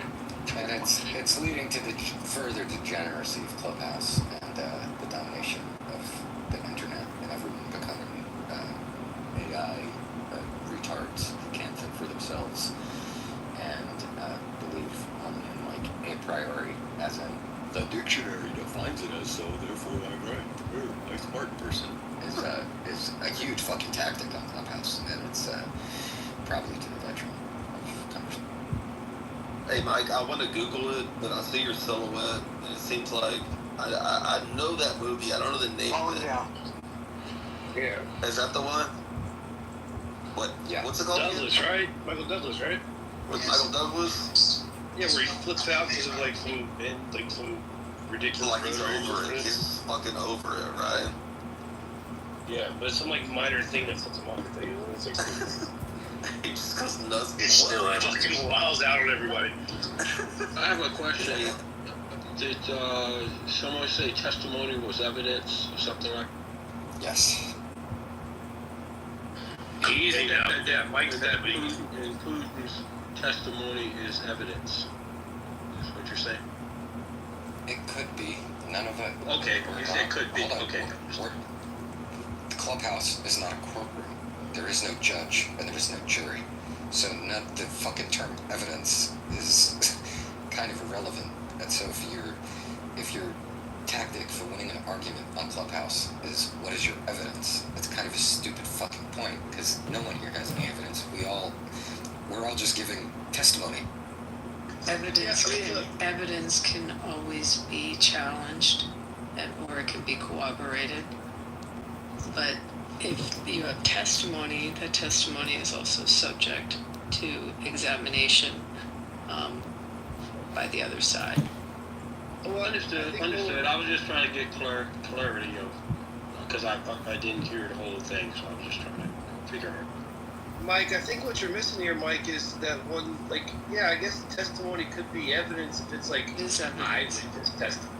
Well, no, but it'd be hearsay unless, Well, what do you mean it would be hearsay? Do you understand what hearsay is? Well, uncorroborated? What is hearsay? I would say something that's uncorroborated. No. Do you know what the exceptions to hearsay are? No, I don't know what hearsay is. But I'm saying, like, if Putin saw the attack... See, this testimony, I find this testimony inadmissible as evidence. But you're testifying with someone else. If you're testifying with someone else saw, then that would be hearsay. Now, there's exceptions to hearsay under our federal rules of evidence and state rules of evidence, and there are exceptions. We can go through the exceptions. No, we don't need to do that. You're gonna work me over on that. I get it. Let's throw out the fact I said hearsay. My point is, when we say, "Oh, Putin said the U.S. did it," and that's testimony enough, it's like, well, wait a second. Like, was Putin underwater and saw the fucking thing explode? And like how? Like that would be a dying declaration, which would be an exception. I do that. Or an excited utterance, which is also an exception to the hearsay rule. And not an excited utterance. Oh my God. Yeah, Ricky, you tend to have a lot of excited utterances. Sure. On top of that, am I coming through? On top of that, Mike. Yeah, you are. Yeah, fucks. Anyway, on top of that, Putin is supposed to be one of the parties involved in the thing, right? His military is being alleged to have conducted it, right? So he, as the commander of his military, is in a unique position to offer testimony which would be relevant to his fucking defense. Therefore, it would not be hearsay. Putin would have first-hand knowledge of him having fucking ordered it or not. That's not to say that murderers don't get up on stands and say, "Your Honor, I didn't do it," but when a murderer gets up on stand and says, I didn't kill the guy, guess what? That testimony is fucking evident. Yeah, but what if he gets up there and says, well, yeah, I didn't kill the guy, but I know you did. And now you're like, well, wait a second. Because Putin was just only denying that his place did it. He was saying the U.S. did it. Well, in that case, it would be hearsay, which could be inadmissible. What are we doing? What are we? I mean, these things are important. You know, stupidly enough, it's kind of important. I don't know if you've ever had paper on yourself, you know, court case or criminal trial or even a case in civil court. Like, it's a pretty big deal. You know, these little differences matter. I was just gonna. I'm still asking for him to give me the definition of a hearsay. You can explain it to us, because he's not going to know it. So would you like to know the definition? Mike? Yes. I would. So, it's a statement that you make out of court it's offered in court as evidence, and it's offered to prove the truth of the matter that's asserted. Do you understand that part? Let's go to Cross. It's it's testimony that repeats what someone else said, rather than the witness personally knows or observed it. But there are all kinds of exceptions to it. So if Mrs. Responsible had enough of Mr. Responsible, and well, let's suppose Mr. Responsible turned up dead, and a theory of the case developed. Well, that escalated. Mrs. Responsible had him killed by hiring a hitman, and then I was called as a witness, and I said, Mrs. Responsible told me 6 months ago that she was going to hire a hitman. Is she? Is Mrs. Responsible dead now? No, it's Mr. Responsible is the one who's dead. She's being charged. I'm missing. I'm not dead. I'm missing. Okay, he's missing. Whatever. But like, are you on the stand saying this? Me getting on the stand and saying 6 months before Ricky's body turned up, Mrs. Responsible said to me, "I'm gonna hire a hitman to kill Ricky." That would be potentially be hearsay. But if she says it to you, because first of all, she's saying something that's describing an event or a condition that, you know, right at that time, and her way of perceiving it, that could be an exception to the hearsay. If it's, like I said before, an excited utterance, like, I'm just, wildly excited utterance, or a reaction to a startling event, like, oh my God, a doctor responsible just offed himself or did something, like, then that statement from that declarant was under such a stress of the excitement that it can be offered into evidence. If she's dying at the time when she says it, it can be construed as a dying declaration, and then it can be offered into evidence. Or if she says something to you like, I just killed him, or I just tried to kill him, it's a statement against her own interest, and it can be offered into evidence. And I'm doing my best to remember this shit from the bar exam, but those are some of the main exceptions. And obviously, if my testimony, Abby, I think you can read this, right? Yeah. Obviously, if my testimony was 6 months ago, perfectly calm, apropos of nothing, she contacted me and asked me to assassinate Dr. Responsible, and I declined, right? And I thought nothing of it. I thought it was a joke at the time. But in light of recent events, I think it's relevant to the case. That would not be hearsay, right? No, because it's a conversation that, well, it could be, if she's not available to then testify whether in fact she had that conversation with you. What are we doing? What are we doing right now? I don't know. The I mean, I'm question. just responding Yeah, what are we to doing? someone using the term hearsay. All right. I do have a Mike, question. the more important question, Mike. Mike, more important question. How would you assassinate Dr. Trump? Yeah, how would you do it?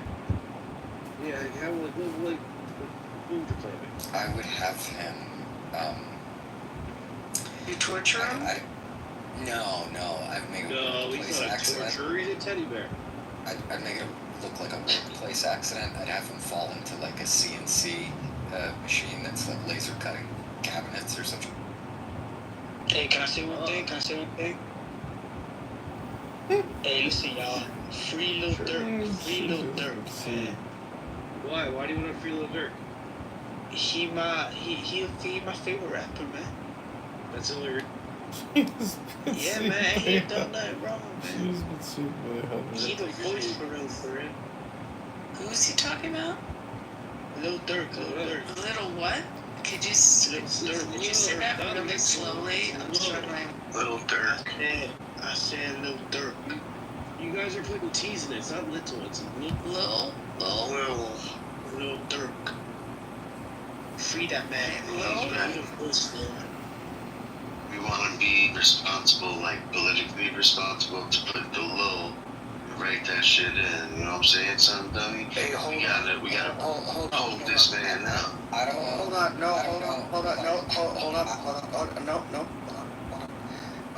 I didn't know who this individual was, but I just looking up his legal challenges, and he's got a major trial, charged with murder for hire, incarcerated in LA, bail denied, prosecutors decided not to seek the death penalty, trial slated for October of 2025. So he's getting a trial, a jury of his peers. What's wrong? Yeah, but he's that dude's favorite rapper.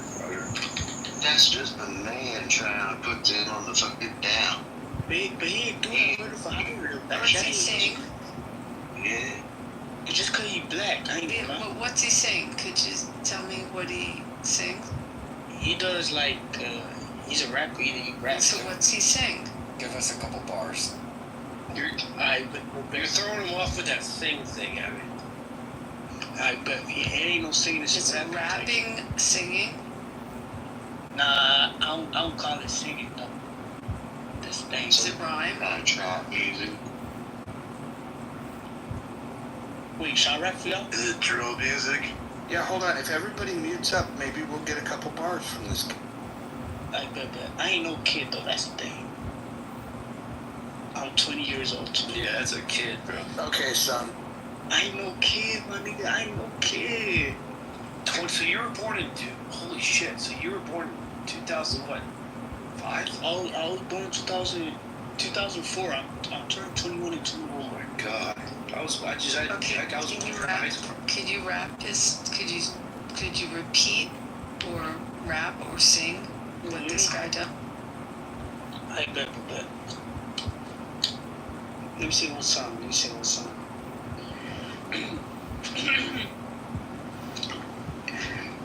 Give me a sec.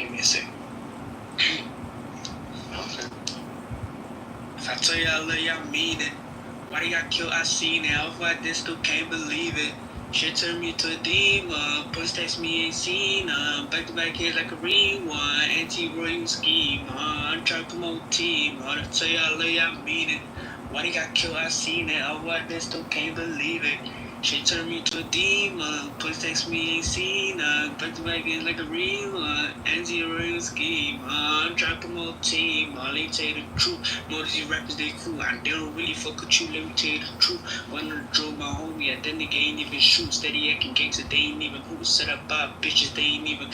I don't tell a soul, I be keeping mute. News in the roof, use I think in the roof in the room. Okay, hold on. A little bit of singing there. Well, let me just ask, is there an English version to this? I was going to do the same joke. Roger, I muted him and was going to try that. What you mean, is there an English version? It started off strong. I mean, it started off real strong. What we mean is, have you ever heard of a syllable? Do you know what a syllable is? Does he have any songs that have syllable? Nah, he raps like real fast, like Eminem type shit.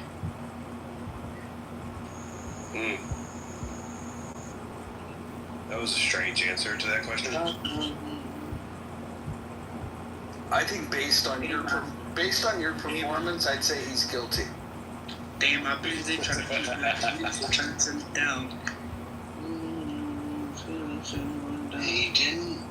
I mean, it doesn't seem like. Niggas being too white to them niggas be go to war. I ain't even know about that. Wait, so you want him to be freed? Are you saying he's innocent, or you just want him to be freed because you like him? Like, what are you? Nah, he innocent. He innocent. Okay, so you like looked up into this, like you think he's literally in, like he's being. So you're saying there's an innocent man on trial for murder? Yeah, I know. He innocent for real. Could you imagine being this retarded? Could you imagine? Me? Yeah, I could imagine. I could. No, not you, buddy. So when you say he innocent, is that similar to you believe he is innocent? No, I know he innocent. That's the thing. What does the term "he innocent" mean? Like he ain't doing nothing wrong. He ain't do nothing wrong. He doesn't know what double negative. Hey, did you go to a California school? Nah, I'm from Chicago, Illinois, man. That was our next guest. So much the better. So much better. Public school? Yeah, man. What grade did you finish? What grade did you finish? I just finished high school, man. You did? Yeah. Did you go to college? Yeah, I go to college. I went to college. Oh, you went to college for how long? Because you're 20. I went to college for 2 years. I hopped out. I ain't gonna lie. Why'd you hop out? Why did I hop out? Yeah. I ain't gonna lie. College, it ain't my thing, you know. It wasn't my thing either. I'm not going to judge you on that. But you know what else is not your thing is English. Bro, what you mean, man?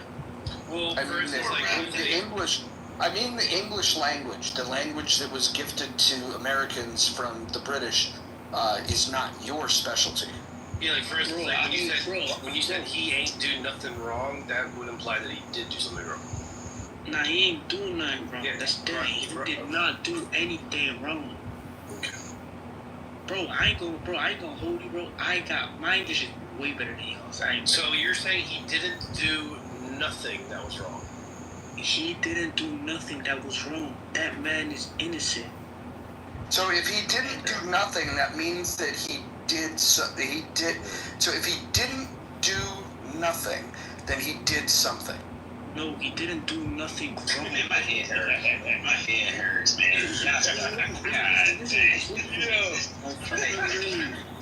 I can't even say he needs to stop the pain. You just got a fucking follow from me, bro. That was fucking amazing. Who, me? Yeah, I think I don't. President. I don't know. You could lead the Democratic Party. Yeah, I don't know who you are, but you have real influencer potential.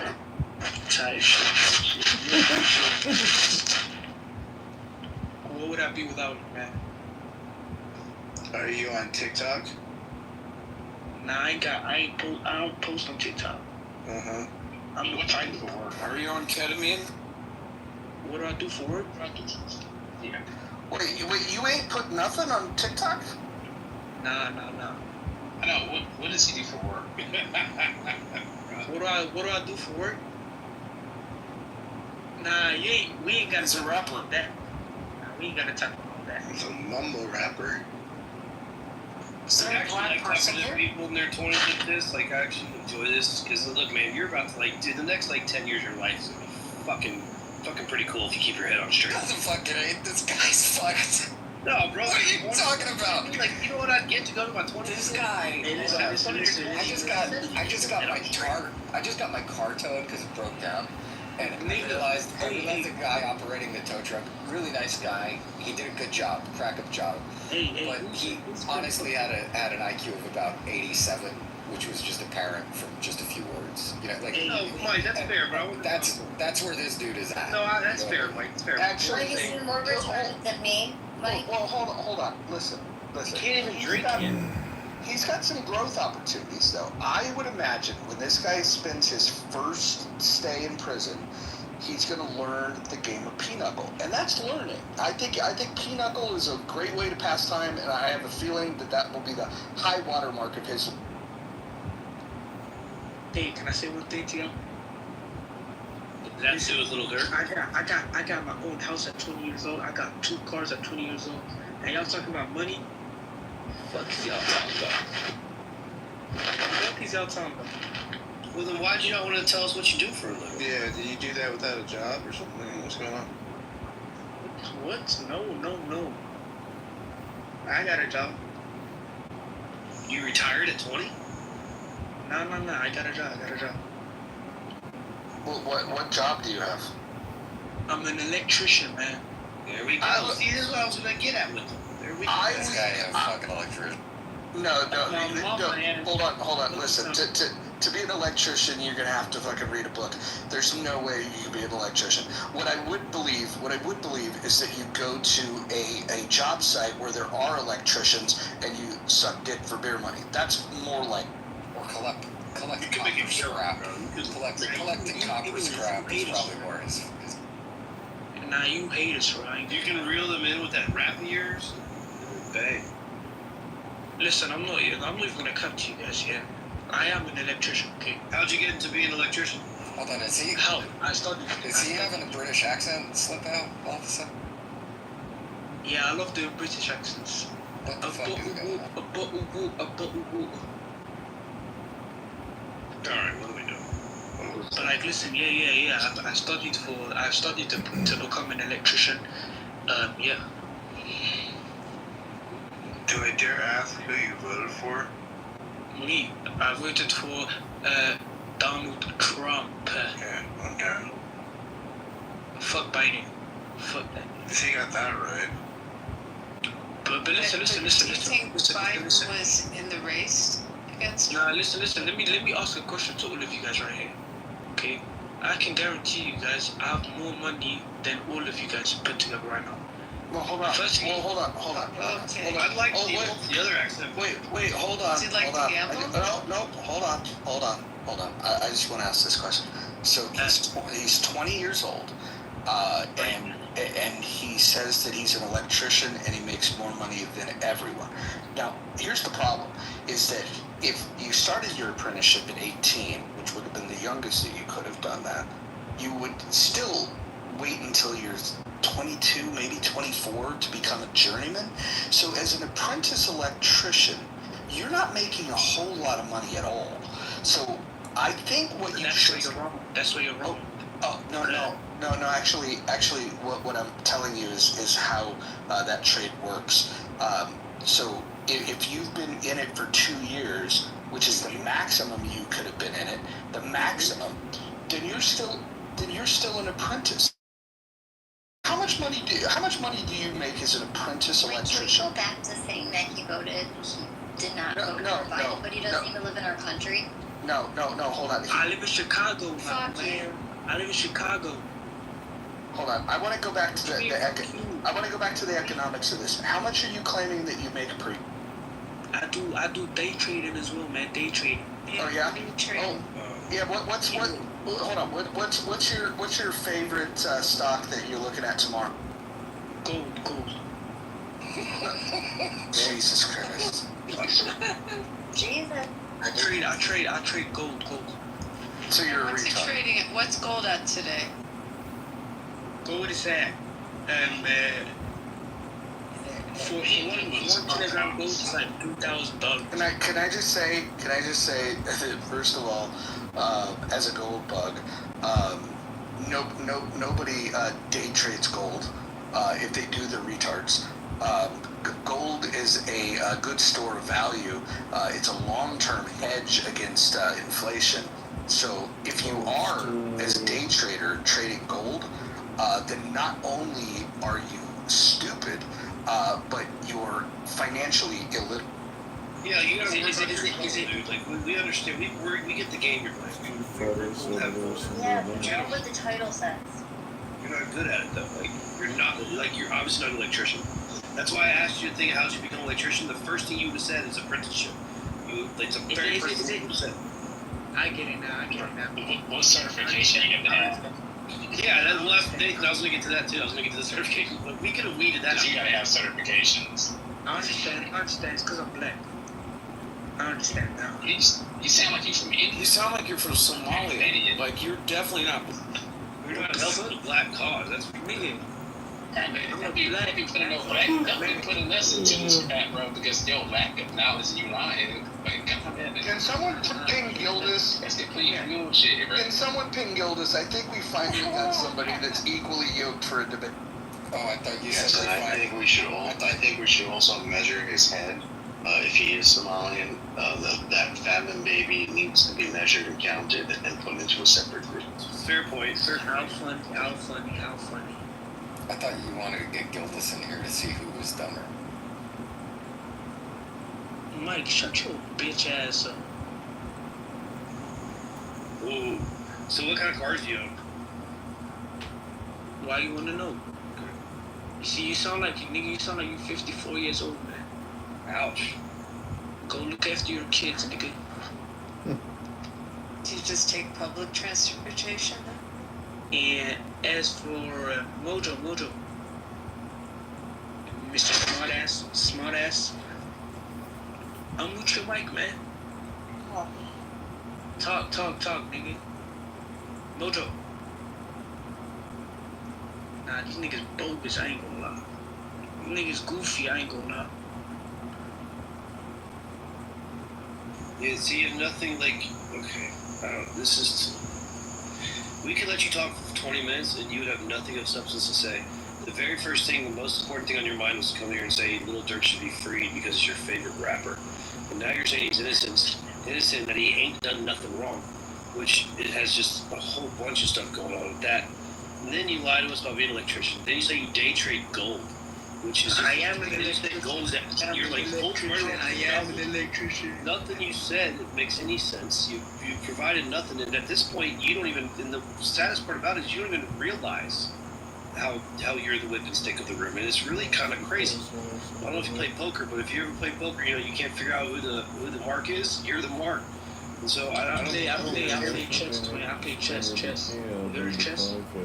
Oh, Jeremy Yes. All right, hold on. Here's a question for you. Which does black or white go first? White.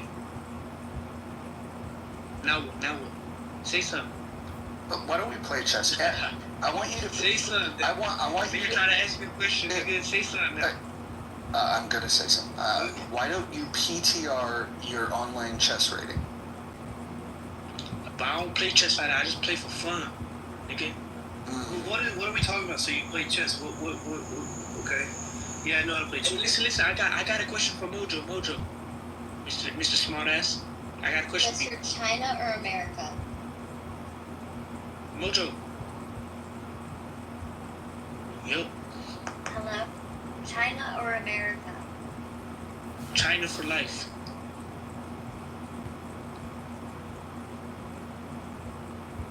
Fuck China. Fuck China. Anyways, shout out Trump. Get him, King. Trump 2028. I don't know who the hell just said China. Oh, King, you're gonna love this kid. He's 20 years old, though, to the King. nearest Chinatown. Keep talking. We gonna ship you to the nearest Chinatown, and then your ass will be back in Shanghai. Get him, King. Nigga, shut your. Get him, King. Get him, King. Keep playing with him. 28.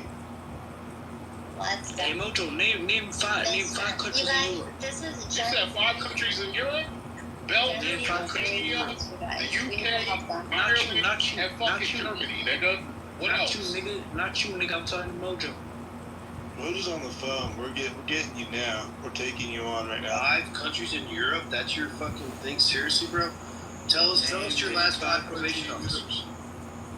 My last 5 what?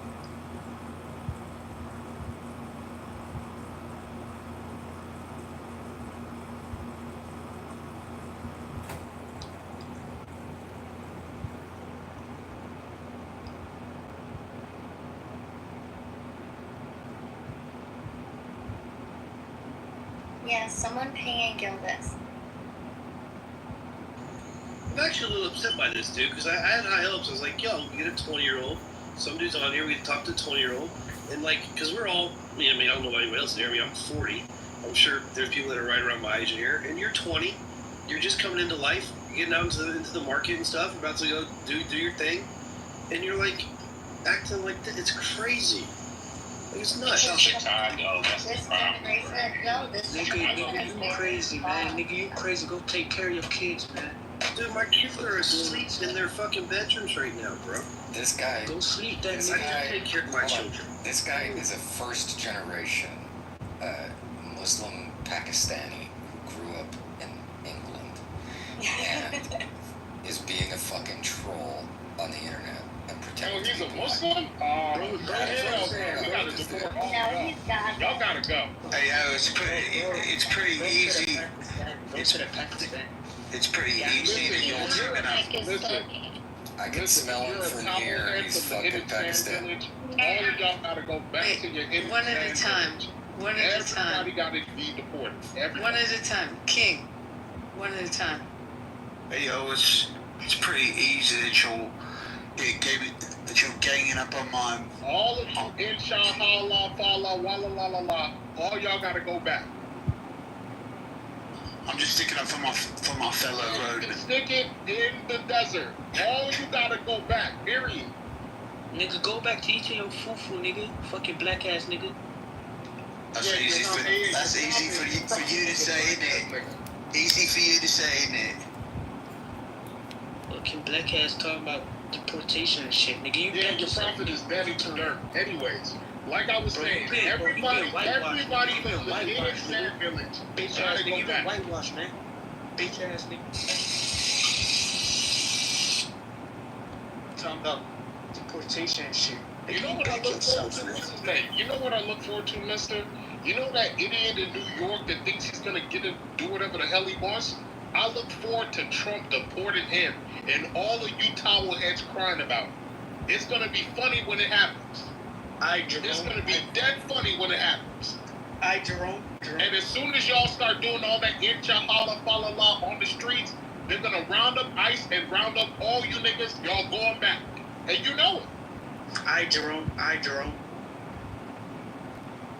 Nigga talking about deportation. Nigga, you black yourself, man. That's the third time you said that. What does that mean? He's talking about deportation, but he's black. You didn't know towel heads, they're all racist. That's the funny thing. I don't get why people like to defend these backwards 7th century cosplaying folks like him. They're cosplaying the racism from their prophet. It's literally in their hadiths. But are you trying to say that because he's black, he's not allowed to have an opinion on deportation? Like, because he's black, he just can't talk about it? Is that what you're saying? Yeah, but once you see my mate play chess like he does, you know, there's no way he's gonna get kicked out, isn't it? Oh, yeah, okay.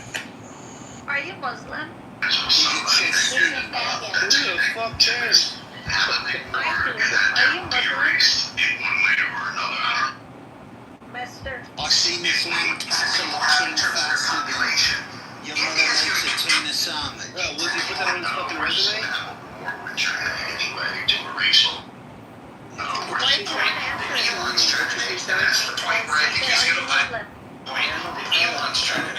You are Muslim.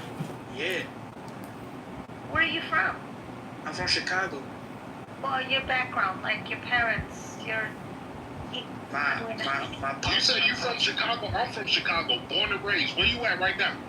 Nigga, you ain't from no Chicago. I'm from Chicago. I'm on Randolph right now. Where you at? I'm from downtown, nigga. You're not from I'm from downtown. Where you at? Hold on, before you. Where you Hold on, before you brothers start set tripping. Let's chill out a little bit. Mister, I got a question for you. You with me? What's your question, man? How old was Muhammad's wife when he first had sex with her? Nigga, you wanna get into politics, nigga? That wasn't politics. What are you talking about? Not like religion type shit. Can you not Just say? when I thought you couldn't get Can you not say the N-word in here, please? And once he keeps spitting that hadith, all y'all gonna be 6 foot deep. You know what I mean? She was six when they made the marriage, 9 when they consummated. Hey, back to you, Sarah. My pops, he Nigerian, and my mom, she Jamaican. So, Mister. Oh, so now we're talking about sports? Hold on. She's Rasta, your mom. Yeah, your father's not Nigerian. Hold on, everyone. Everyone shut the fuck up. How about that? Is that polite enough for you guys? Mister, how old was Muhammad when he first had sex with his wife? I am not finna talk about that. It's a ripe old age of 6, mate. Ripe old age, man. Got a big dong at 6. Right.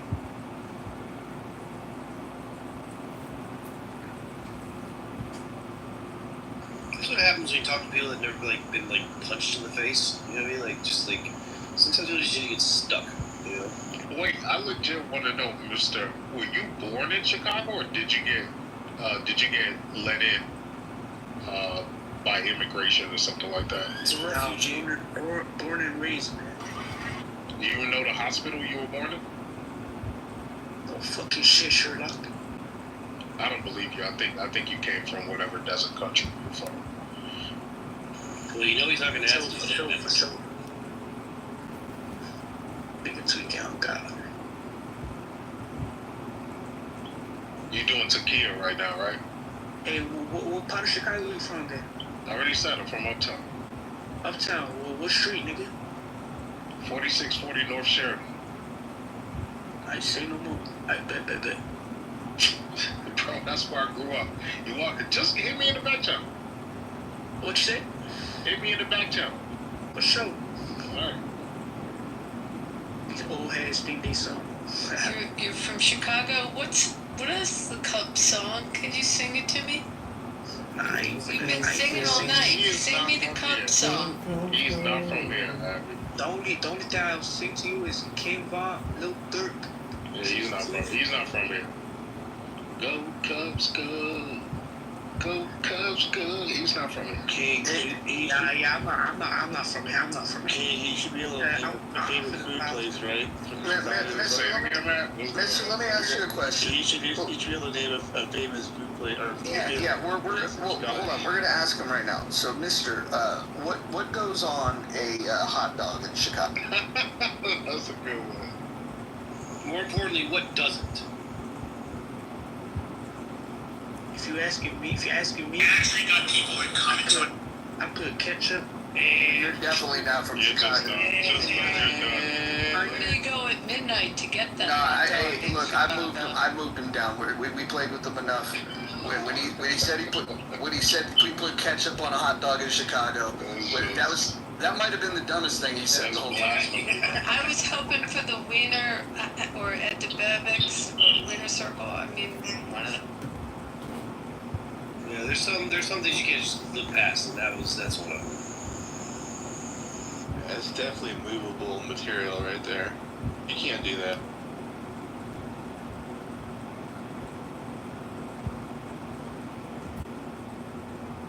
Where's Gildas when we need? The correct answer is chili and shredded cheddar cheese. Did you do the Cubs song? Oh no, Skyline all the way to Cincinnati. Go Cubs, go. Go Cubs, go. Hey Chicago, what do you say? The Cubs gonna win today. How don't you know that? And you say you're from Chicago. Well, what if he's nonsense?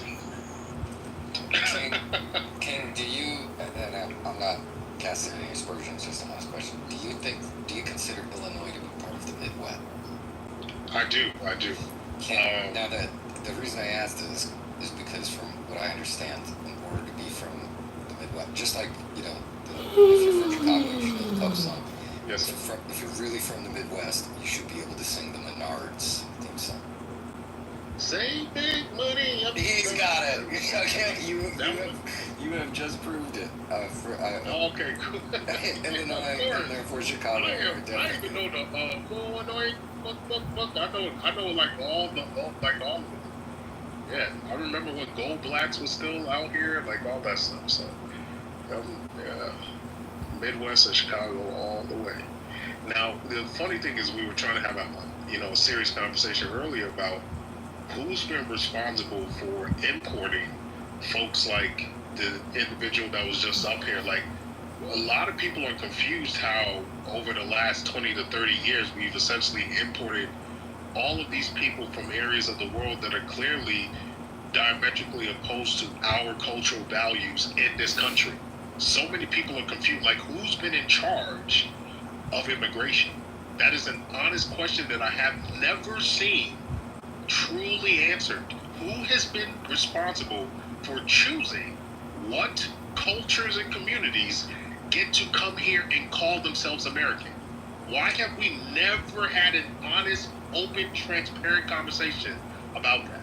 Because there should be no reason a person like that individual in New York is able to run in this country based off of all of his metrics. Like, I honestly think, like, I'm confused, and so many are confused about why it is that our country looks the way it does in terms of immigration. You know? And it's unfortunate. I agree completely, King. And not to cut you off, but I wanted to ask Abby the same thing. Abby, how about this for determining if someone's from Vegas? They have to sing the theme to the Glenn Lerner commercials. The heavy hitter is the way to go. That would be a good one. Or they know the words to Viva Las Vegas. No. Oh shit. Oh fucking. No, or how about the Nevada song? I don't know. There's a Nevada song. My heart's in Nevada. Regulations I'm from Philly. If anyone doesn't know the Eagles song, they're just not. And it would be what you just asked him about a hot dog. It would be like asking someone, "How do you order a cheesesteak?" and they don't know how to do it. I just ordered one of those yesterday here in Chicago. Yeah, but I mean, but we have a weird way of ordering them in Philly, a very specific way. It's just like, same thing as like how you eat your hot dog, how you order the cheesesteak is very specific. Abby, what is the worst, most notorious, best, worst dive bar? It's called Dino's. No, that's very close. Double Down. Don't you think Double Down is... No, I was going to say... But Dino's is definitely on the list. Dino's is on the list. I mean, there's some that have closed, like Mad Dogs. Dino's getting people drunk since 1972.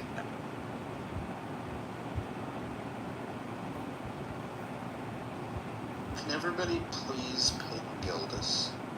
I did try. But don't you think every city kind of has that test, right? Like if someone's really from there. TV commercials from Vegas? I mean, Henderson as well, but do you remember, if I can finance him, and I will, I can finance you. Do you remember that fucking... And then there was that in Henderson, of course. Hello. Did you just say Affleck? No, he said, "Oh, hello." He was rudely interrupting as Mike and Abby were talking. Affleck. Sorry for that, mate. I got a question for all of you.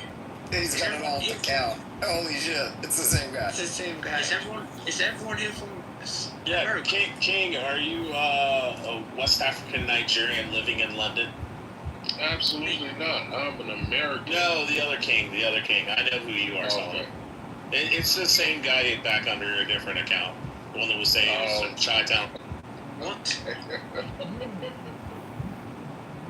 I mean, I was going to ask him earlier if he had an English accent, because there was like an underlying British accent. Yeah, that's what I was confused. He said he's from Chicago. I was like, wait, I was surprised he didn't say, "Hey, bruv." Okay, bruv. He didn't sound anything like a Chicago. Not Solomon, but the other King. Are you a Muslim or a Christian or a Jew? What? Me, I'm a Muslim. Oh, okay, cool. How do you like living in the West? What do you say, buddy? How do you like living in the Western world as opposed to one of the hidden sand villages? Yeah, one of the pedophile countries, the shithole country. He's an Indian. We were all thinking it. No, he's West African. I am not Paki. I am not Paki. Are you a Paki? I'm not Pakistani. No, he's West African. You can hear it. I don't know. It's the English Ghanaian or like Nigerian, like okay, Grove. Hey, King, I got a question for you, bro. When you say you want everyone deported back to their country, Yes. was your parents born in the US, yes or no? No. Both my parents are legal immigrants here. Okay, but like back to. Did you hear the word legal? So both of them are from Nigeria. They came here legally. They went through the entire process. And I was born here in Chicago. I'm an American citizen, and a proud American at that. And as far as I'm concerned, your parents are American citizens. 4K, where 4K? And Real quick, American. I'm an American through and through. I was gonna ask 4K. Nice all of the things that make America America, the Bill of Rights, all of our Constitution, I believe in those principles. I believe in everything of it, and I'm a Protestant Christian. How do your parents feel about illegal immigration, King? Hold on, King. They feel just like me. Me, I'm born in London. Just so you know. Oh, I think we're gonna say, guys, we gotta say 4K and Solomon, because they're both named King. King Solomon from Chicago. My thing, 4K, is you need to be deported from London too. All of you who refuse to adopt the cultural principles where you're from, you need to go back to whatever shithole country allowed you to come in. That's the problem with Europe today. But where that is Europe's problem, and that is America's problem. Where am I going to go? I was born in London. Yeah, but 4K, where's your parents from? If you're born in London, that's different. I don't know. But do you believe in the UK law? Do you believe in what it means to be an Englishman, I guess? Yes, 100% mate. Are you Christian? I am not a Christian. Then you need to be deported. What? Because if you were an Englishman, you heard what I said. If you were an Englishman, you would be a Christ follower. Alhamdulillah. You know, Christians in the way. You can do all of that. I'm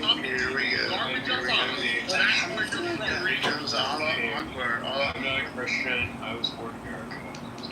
Just to keep it real with you, I think you're reaching a little bit now. Hey, listen, we can't. Solomon, if we're doing that, can we kick out all the anti-Semites? Wait, hold on. Everyone mute up. Can I say one thing? Everyone mute up. That includes you, you fucking retard with ketchup on your goddamn hot dog, moving you down. You don't have discipline. King Solomon, see, you talk about upholding these traditions. If you would deport people based on their religion, then you don't believe in the First Amendment. Yes, I do. I just believe in the First Amendment as the founders believed in it.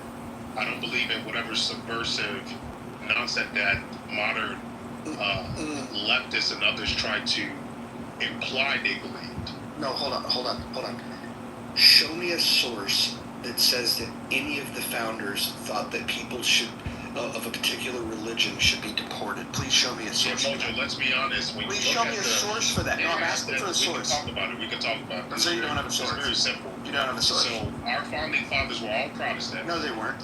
No, they weren't. There was a couple of dudes. Yes, they were. There was a couple of dudes. No. Listen, you're a fucking idiot. 200 founding fathers. Most of them, you're a fucking idiot. of them. That's not all of them. That's not all of them. Well, 90% of our that was not fathers. all of them. Okay, so I'm glad you walked it back. But hold on. Can you go recite? So do you want me to answer your question? I want you to recite the You First asked me a Amendment. question. Do you want me to I answer? want you to recite the First Amendment. Do you want me to? I just asked you to recite the First Do you Amendment. want me to answer the question? I asked or you to not? recite the First Amendment. Do you want You me don't to know the answer First question? Amendment. Okay, you don't know the First Amendment. Yes, I do. Okay, so he doesn't know the First Amendment. Don't bring his fucking clown ass up. Yeah, I've talked to him before, and yeah, he thinks These guys are fucking retards. I bet you that's somebody on this stage is friends with that fucking retard. Not me, but I do know of him. He is. Yeah, he doesn't understand the Constitution. He clearly doesn't understand the Constitution.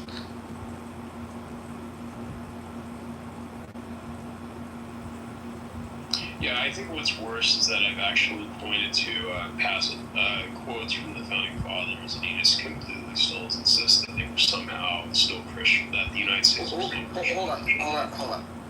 He says this is how you win arguments, goofball. No, listen, I don't want to argue with you because you're intellectually dishonest. It wouldn't be any fun. I asked you a simple question and your retard ass couldn't fucking answer it.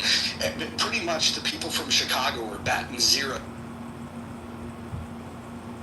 But Roger, what about the idea that there were certain of the, original 13 colonies that had kind of theocratic rules that, established state religions within the state and things like that, mandatory religious observances? I'm sorry, can you repeat the question? I had to grab food before.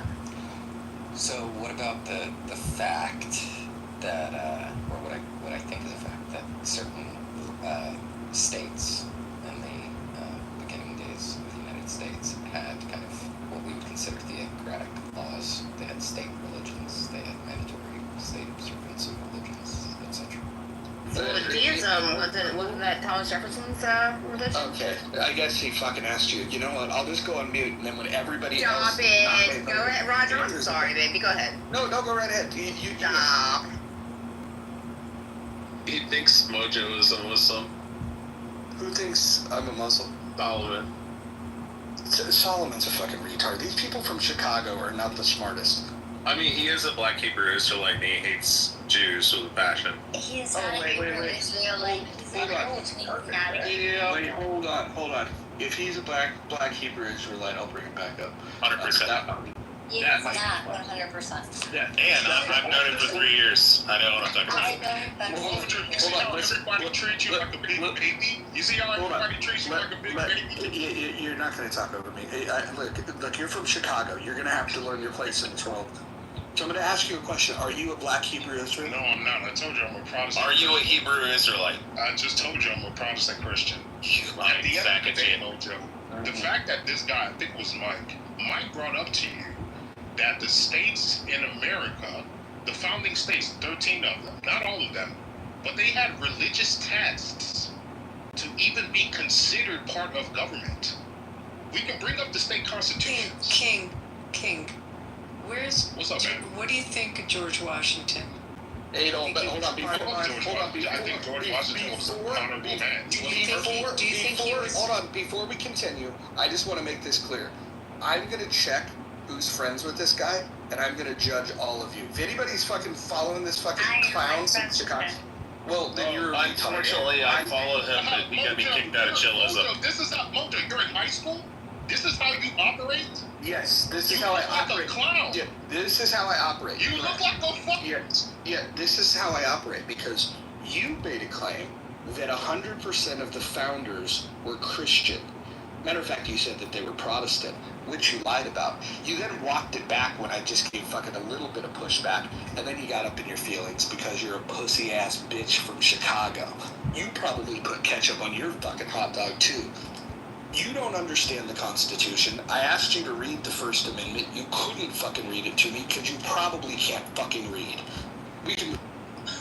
Well, can I go back to George Washington? Sure, and if this guy is your friend, I just lost a lot of respect for you. Okay. Is he in the audience? This guy? Yeah, he is. So, can we all agree that George Washington was considered one of our founding fathers? Yep. Does everyone agree to that? Absolutely. Okay. So George Washington wrote a very famous letter. You can see the original of it if you go to Rhode Island, if any of you have ever been to Rhode Island. And he wrote the letter to what was called the Hebrew congregation in Newport, Rhode Island. And in George Washington's letter, just read one sentence in it, where he says, "May the children of the stock of Abraham who dwell in this land continue to merit and enjoy the goodwill of the other inhabitants, while everyone shall sit in safety under his own time and vine and fig tree, and there shall be none to make him afraid. May the Father of all mercies scatter light and not darkness in our paths, and make us all in our several vocations useful here in his own due time. and may he be everlastingly happy. That was just one sentence in the letter written by George Washington to the Jewish congregation in Rhode Island. And that was written in August 18th, 1790. Yeah. Thank you. But Abby, that's a letter written from a politician to, I don't know. Right, to try to get votes? I'm not saying that he was just trying to get votes. I mean, who the fuck knows? But, the point that I brought up to Roger still remains, like, Massachusetts, for example, and that. And I mean, I don't think anyone with any sense would argue that the modern conception of separation between church and state, like that the founding fathers would recognize this as what they understood to be that separation. Well, I think we're getting lost from the original point here. This whole thing was, I mean, religion has never ever been the basis of deportation. Well, not from this country, but... Well, that's what I'm saying. So when the whole thing was brought, like, oh, you're not a Christian, you should be deported. It's like, oh, I would welcome all of you, and I'm going to highly suggest, that you take a trip to the city of Philadelphia and visit the Museum of the American Revolution. And in there you will see part of the exhibit, an exhibit on the original religions that were here at the time of the founding of the country. Hold on, but now we're just saying not true shit, okay? So not true shit? You think so? You think this museum is a fraud? Listen, I was referring to the idea that no one has ever been deported off the basis of their religion. In Massachusetts, dissenters, i.e. people who weren't of the state faith, faced prosecution, including fines and exile. When it was already part of the Union, after the country was founded? Yeah, and our Constitution existed? This sort of thing did not fully end until, what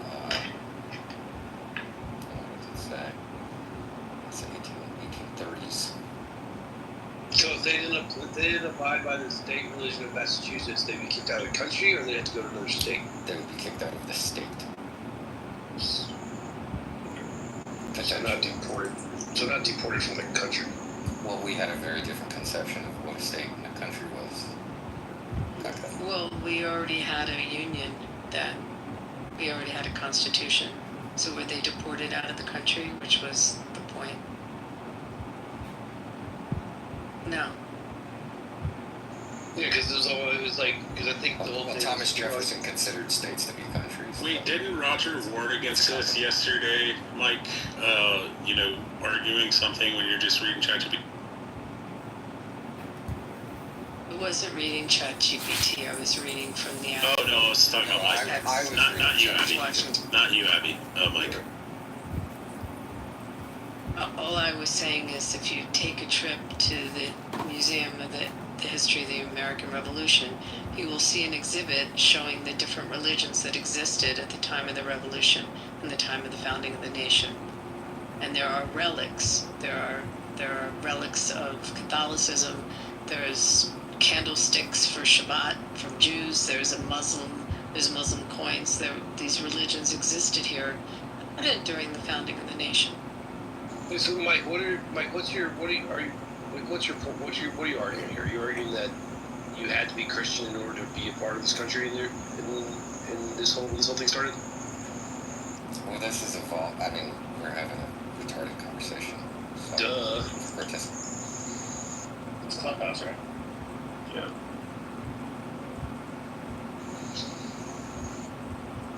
So anyway, about those Cubs. Yeah, I mean, the thing I always ask is something that I was talking about last night, is that if the founding fathers wanted the United States to be founded as a Christian nation, why is it that the Constitution never mentions God?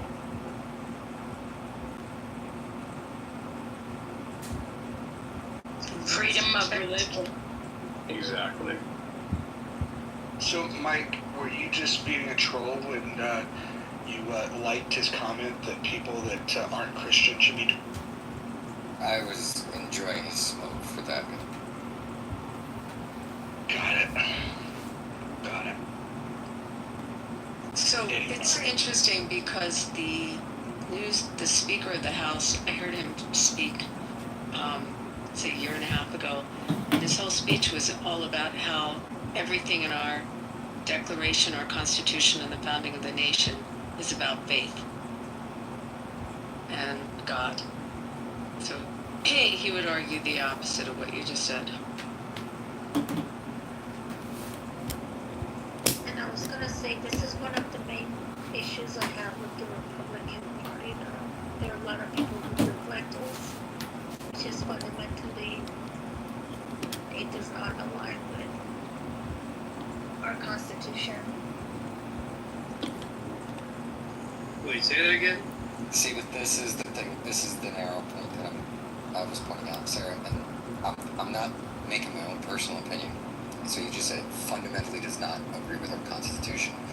That is I agree with you that is the modern understanding of our Constitution. That was not the understanding of our Constitution. Okay, great. So give me a source that has an interpretation of the Constitution that would suggest that you don't have the right to freely practice your religion. I don't have a source for it. I didn't think you would. And Mike, I understand you want to say that's a modern definition, but I live in today, right? As someone who lives in the modern day of America and today, that's like one of my main concerns. I'm a Republican, but this is one of my main, this is my biggest concern with the party. It's that I feel like they think America belongs to Christians only.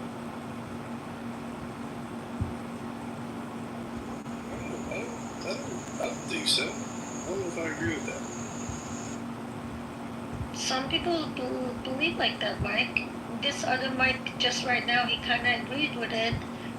King wanted to deport non-Christians. I mean, you're saying you don't agree with it, but right now... Yeah, but Sarah, there's stupid people in every party. I understand, but we have more of this in Republican Party, and a lot of people don't talk about it. Trust me, there's a good... Probably just smoke and mirrors. Smoke and mirrors. What? Oh, she wasn't actually saying anything, Sarah. Go ahead. Actually, I was just saying it's more like smoke and mirrors, like... Yeah, I forgot what I was saying, because you know... Kind of in terms of Christianity, this administration, it's not necessarily about the religion, I don't think. I agree with the fake. We should have some type of test for voting. And what kind of test would that be? Like an aptitude test or mental. I think the one that people take to gain citizenship is a test that most American high schoolers would fail, and I think that could be a good litmus test. Yeah. Or just speaking English, or just the basics. So are we talking about how US is better than China?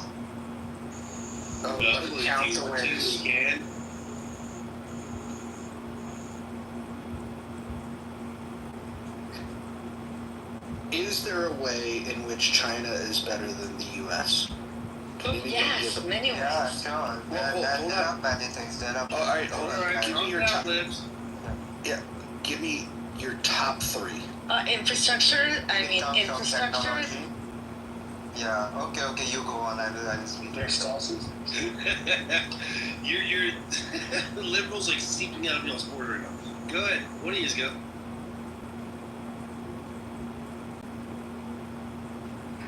I was just waiting for somebody to say. Okay, so it's more into technology. They are far ahead of US in terms of technology. And I think so the people over there, they really, I can say they respect their leader. Like they cannot say anything against, like even if a foreign person because they'll die. Yeah, they will die. Yeah, exactly. That's the fear they have created. But the third and the most important thing is that the people are loyal to the country. They will never do anything to go against China. Because they'll be killed. I think so. That's like a little bit like I can Yeah, but say, hold on, Nick, slow down.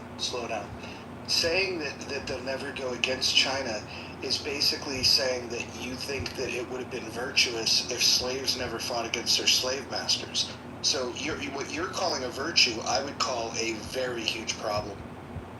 It's not, I can say it's like a slavery or something. They respect their leader, because if you see like decades ago, centuries ago, China was nothing. China was not even somewhere to the US economy, or it was not advancing as well. Wait, But hold on, Nick.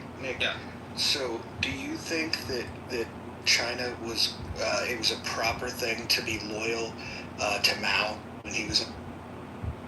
No, it's not a proper thing, but they always remind their citizens like what they were like a decade ago. Like nobody. Okay, slow down. Listen, with that accent, there's no way you're gonna get away with talking fast, because I will only catch one out of like every 5 words. So you're gonna have to slow. Okay, I will slow down. And I'm so sorry over here. No, you don't apologize. Let's just slow it down. Because I want to understand what you're saying. But first of all, let me ask you: do you support the policies of Mao? The policy of Mao? Yeah. No, I don't support his policy. Okay. Mojo, I think you should expound on that. I think he thinks that Mao is currently in charge. I don't think he knows. No, he doesn't think that. Is that right? Who's in charge of China today? If I can say, in charge of China, it's still the president. Which his name is? Xing. Yeah. He just Googled it. There's actually some question about that as well. So. Xi Jinping. If you see the policy of China. How many Chinese nationals last year illegally came across the border into the U.S.? Do you know? Well, to be honest, They're so loyal. I'm not talking about the illegal immigrants trying to enter a country. But you like just said they're so loyal and they love their nation. Nick, so why are they leaving and trying to cross the Rio Grande? Nick, Every time they get here, they denounce where they came. Nick, for clarification, are you from Andhra Pradesh or Hyderabad? Sorry? Are you from Andhra Pradesh or Hyderabad? No, I'm not from there. What part? I am from Mumbai. Oh, okay. Just everybody take into consideration it's a 76.2 median IQ in India. Good. If we are talking about like how a particular nation is better than other nation, then geographically we need to also see that what is happening, like while that particular economy is going ahead and why are they advancing. It's not about that the people over there they are slaves or something. Equally, there are many YouTubers who are going to China, they are talking to people over there, and why the people are supporting that particular nation. It's everything comes down to people. If they want to support the person, they will support the person. If they want to go against the person, they can go against the person. That's how democracy is. Does he forget Chairman Mao and the 60 million or no? Like, if I have to say, I have never seen any businessman or a big entrepreneur or billionaire talking shit about their own president. In China? He's in China.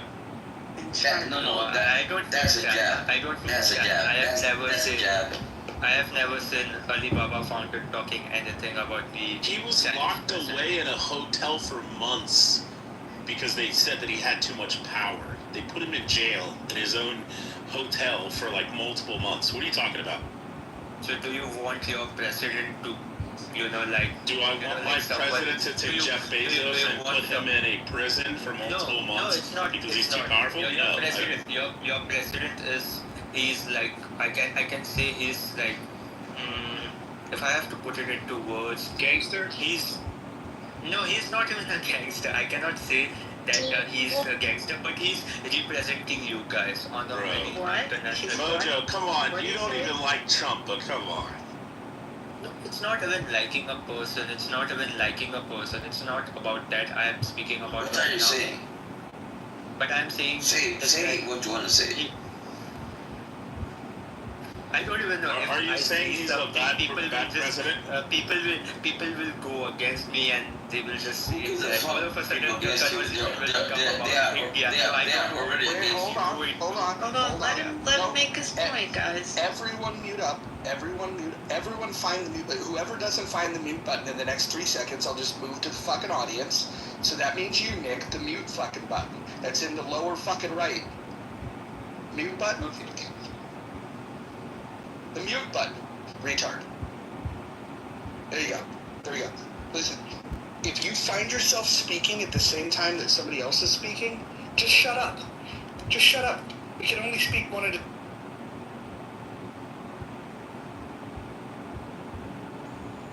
Nick, what are you saying about President Trump? What are you trying to say?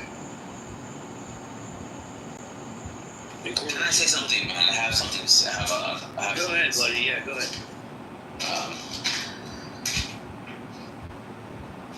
I know, Mojo, we've been in the rooms, a long time ago, and I've been around with him. It was Biden and presidency once we had a conversation, but it was Trump now, you know, and man, a lot of things changed, man. A lot of things have changed. And I'm from Sweden. Most things for the better, right? Absolutely. Most things for the better. 100. That's the thing, you know. We had always these kind of conversations is who this, and we were like trying to be very formal about. I'm not trying to be, I'm not nothing direct or indirect, but what I like now is people coming out and actually asking questions, you know. Before it was, they're so afraid, you know, to, you know, put people in their position. Now it's like, all right, you got something to say, man, say it. Absolutely say it, you know, and that's what I love, man. Now, this is what real Americans are about, man. You know. That's how it should be. You agree, right?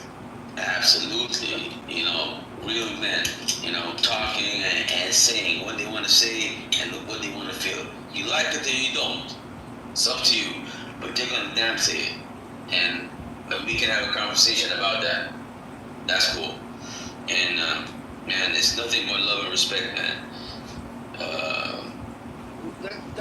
That's why I didn't get the China thing, because like Nick mentioned, he's like, well, the people there, they're always loyal to their government or whatever. It's always the same, man. China, Palestine, Israel, same thing, man. You know, you guys be fucking in wars for a long time, man. You know, your kids, kids, man. Come on, man. You guys need to fucking relax. You have done enough. 180 on me. Absolutely. Alright, let me tell you. Alright, you know, what I'm trying to say is, what is your best interest? Is it your family? Your home? If I can get clarification, Hussein's a guy who claims to be a Muslim, but also drinks alcohol and smokes weed. So he's probably an inebriated. That boy. Wait, hold on. I don't care if he drinks. I don't care if he smokes. I don't even care what religion is. But what I will ask, because it's always hold on. I'm gonna ask you a question. You know what I mean? How old was Mohammed's wife when he first fucked her? 5 years. What do you mean 5 years? Wait, is that true? Is that really? That's just a question. No, she was 9. Nick's close. Hold on, stop. She was 9 when he first fucked her. She was 6 when he first married her. Hussein, am I correct? Yes, I'm with you. Look, you know, I always, you know what I'm trying to say, yeah. No, let me ask you this. Hold on. Exactly answered. Yeah, but I want to ask you a follow-up. I know who I'm talking about. I want to ask a follow-up question. Why would a group of people, and there's billions that believe this happy horse shit, why would they follow a so-called prophet that was a pedophile? Because he's brainwashed. Hey, man, you know, let me tell you one thing. What you're trying to say is you have something in your head that you wanna put out. Yeah. No, I've already said what I wanted to say. I get it. Because what I want to say, you jump straight to it. I never talked about that. Why did this conversation come up? Oh, I was putting in context that you might be inebriated, so they might have to talk to you differently. It's just an ongoing curiosity of ours. So we're just trying to get it. It's not that, man. It is absolutely not that. Well, yeah, Hussein, I can promise you it's not personal. Everyone that gets on this... It's never personal. No, hold on. Yeah, hold it. Listen, I just want to clarify this. It is definitely not personal because... No, it's not.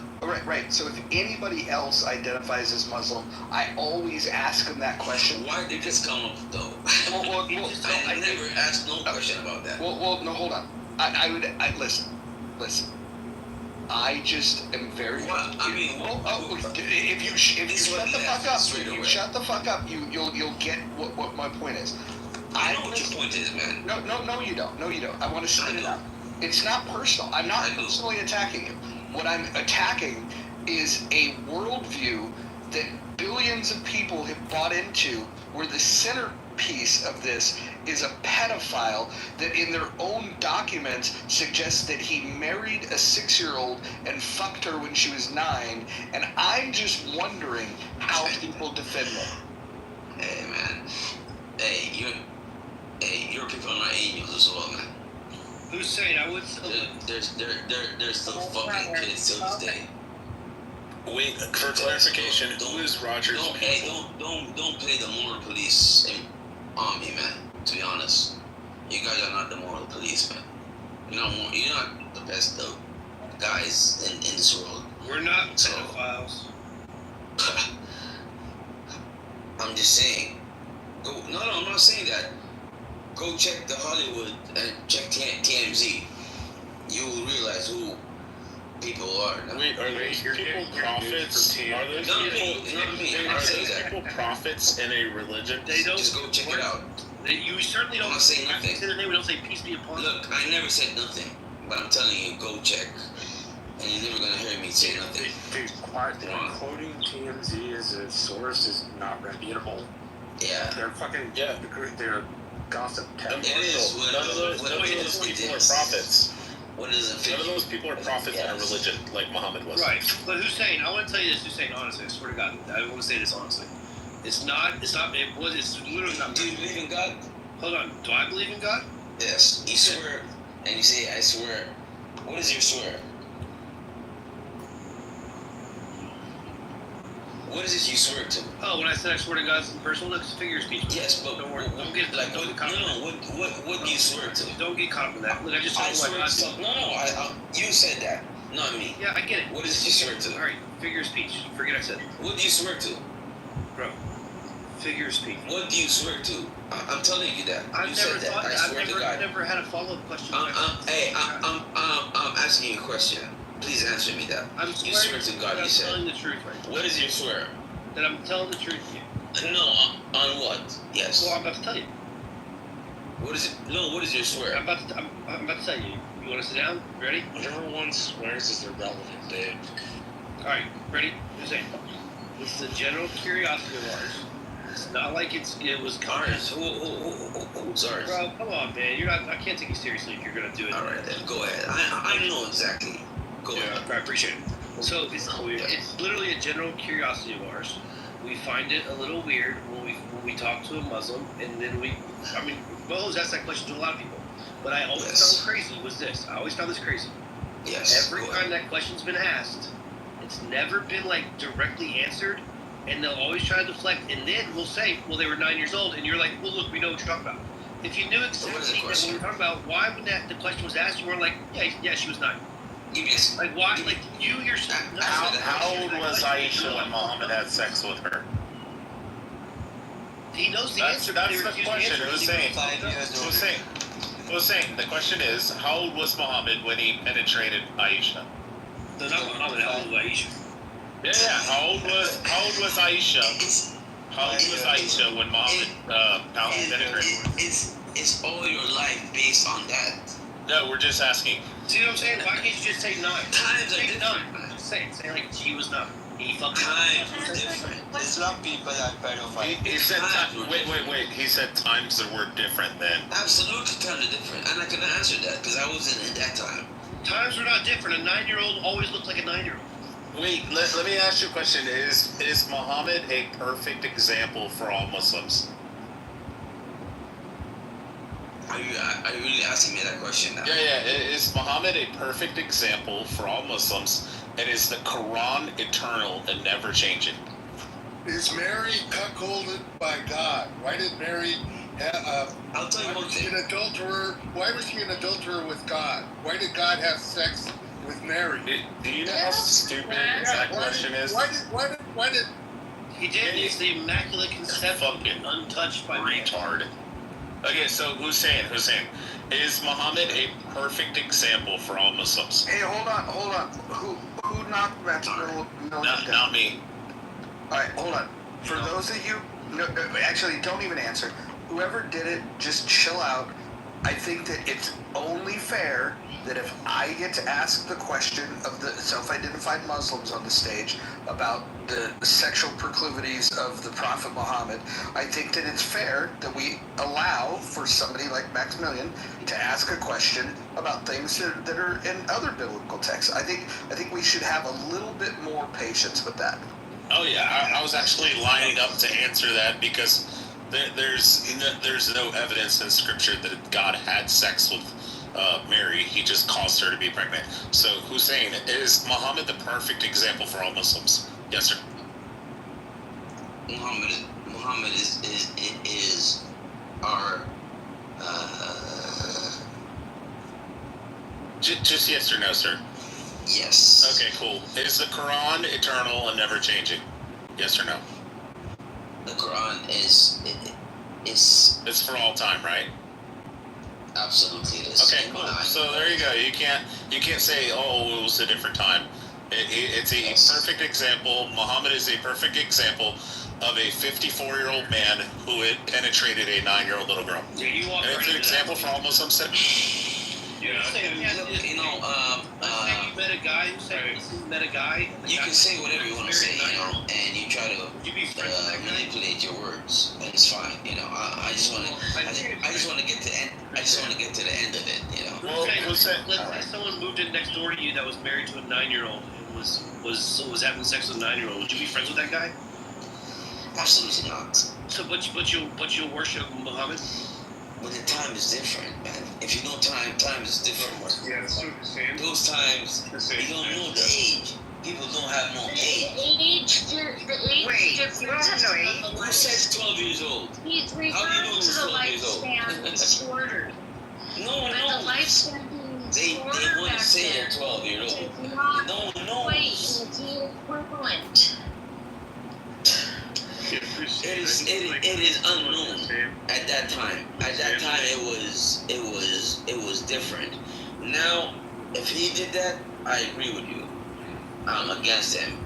But what the fuck? Don't a lot of Muslims What the fuck that child bride? now you guys do now here, man? I'm gonna ask you not about before. I'll ask you about now. Hussein, isn't it What practice? do you do now, man? Isn't it practice? You're not angels, man. You're not angels. Oh yeah, it's in practice in You're not angels. It's in practice. You're not angels, man. To be honest, Hussein, to be honest, man. Mute up for a second. Hussein, isn't it in practice now? Taking child brides in some Muslim nations. Do you think this is Islam? Yes. Yes. Okay. Do you know why? For the Quran tells us so. Okay.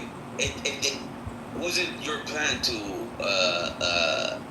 modernize those countries? What happened? Wait, why are you obfuscating? Why are you changing the subject? What happened? Was it your plan to make them a better society? Wait, why are you changing the subject from your? No, I'm not changing. I'm in the exact subject. Making it. You asked me that question, and I'm replying to that. Let's walk down the Man, come on, man.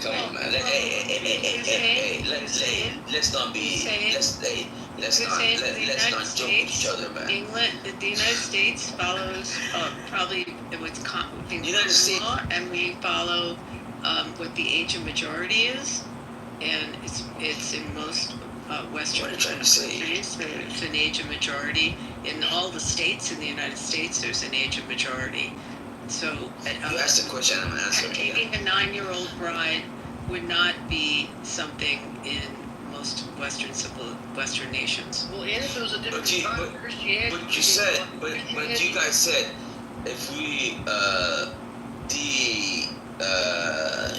neutralize those countries. What do you mean neutralize? What word are you? Nuclear. I mean nuclear. We do what? You denuclear those countries. Iraq. What countries? Iraq. Iraq. When did Iraq get nuclear weapons?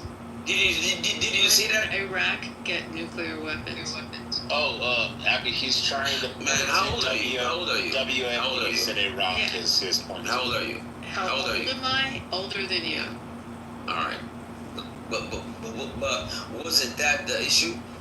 Before what the issue? That Iraq had nuclear weapons. They wanted to. They had a nuclear. They had an intention. And what happened? And Israel you bombed them. You bombed them. Killed a lot of people. They came to Europe. Hussein's and Europe don't want them. Their potential nuclear. Europe don't want them. So what? Europe doesn't want whom? You started the problem, and who started what problem? Come on, girl. Come on, girl. Who what are you? What problem? Do you know what you're talking about? No. Do you know what you're talking about? I know exactly what I'm talking about. So what are you talking about? Let's go back to history. Yeah. 2000. Yeah. Yeah. What about it? How old are you? He's just happy we're You never ask a woman. So if how old are you? 96. If you knew what's appropriate, you never ask a woman her age. By the way. All right. So now I'll be. So that's is it the what about Elvis Presley? Elvis Presley come on, man. You motherfucker. I'm old enough to know. I know. Elvis Presley had sex. Come on, man. With your bullshit. He was 14 years old. Come on, man. With your bullshit. Do you really want to talk, or you just want to hang around and people cackling, man? Hussein, what happened in 2000? Why don't you tell me? I'll tell you exactly what happened. What happened? What happened with Iraq? Who fucking... It was a government there. Yes? Americans went there for a war with British. For a war that has no reason. Young kids died from both sides. Americans and British kids died. Yeah, that's fair to say. And they realized nobody there have been no nuclear weapons, nothing. Say you're not going to find a single person on here that's going to agree with no one attack. I don't care. Okay, hold on. That's the truth. Hey, you know, the truth is truth, man. Calm down, lady. What I'm saying is that. Lady, who's a lady? Would you agree that once Saddam was taken out, that the people of Iraq? I respect the soldiers. You remember how Saddam died? You remember how Saddam died? I respect soldiers. He didn't kill Saddam. He didn't kill Saddam. The people of Iraq fucking hung his ass. I don't respect government. Don't talk over people. Yeah, hold on. Someone, Hussein, you're gonna not talk over someone. Someone's answering you. All right. Go ahead. Yeah. Can we get back to the question, because the title of the room is "What Does Islam Teach?" I think it's a very important question. We all have our inquiry. People understand Islam wrong, man. Well, I don't know why you interrupted me. You're going to have to stay on mute while I'm speaking, and then when I'm done speaking, then you can speak. So I'm going to ask you a question, Hussein.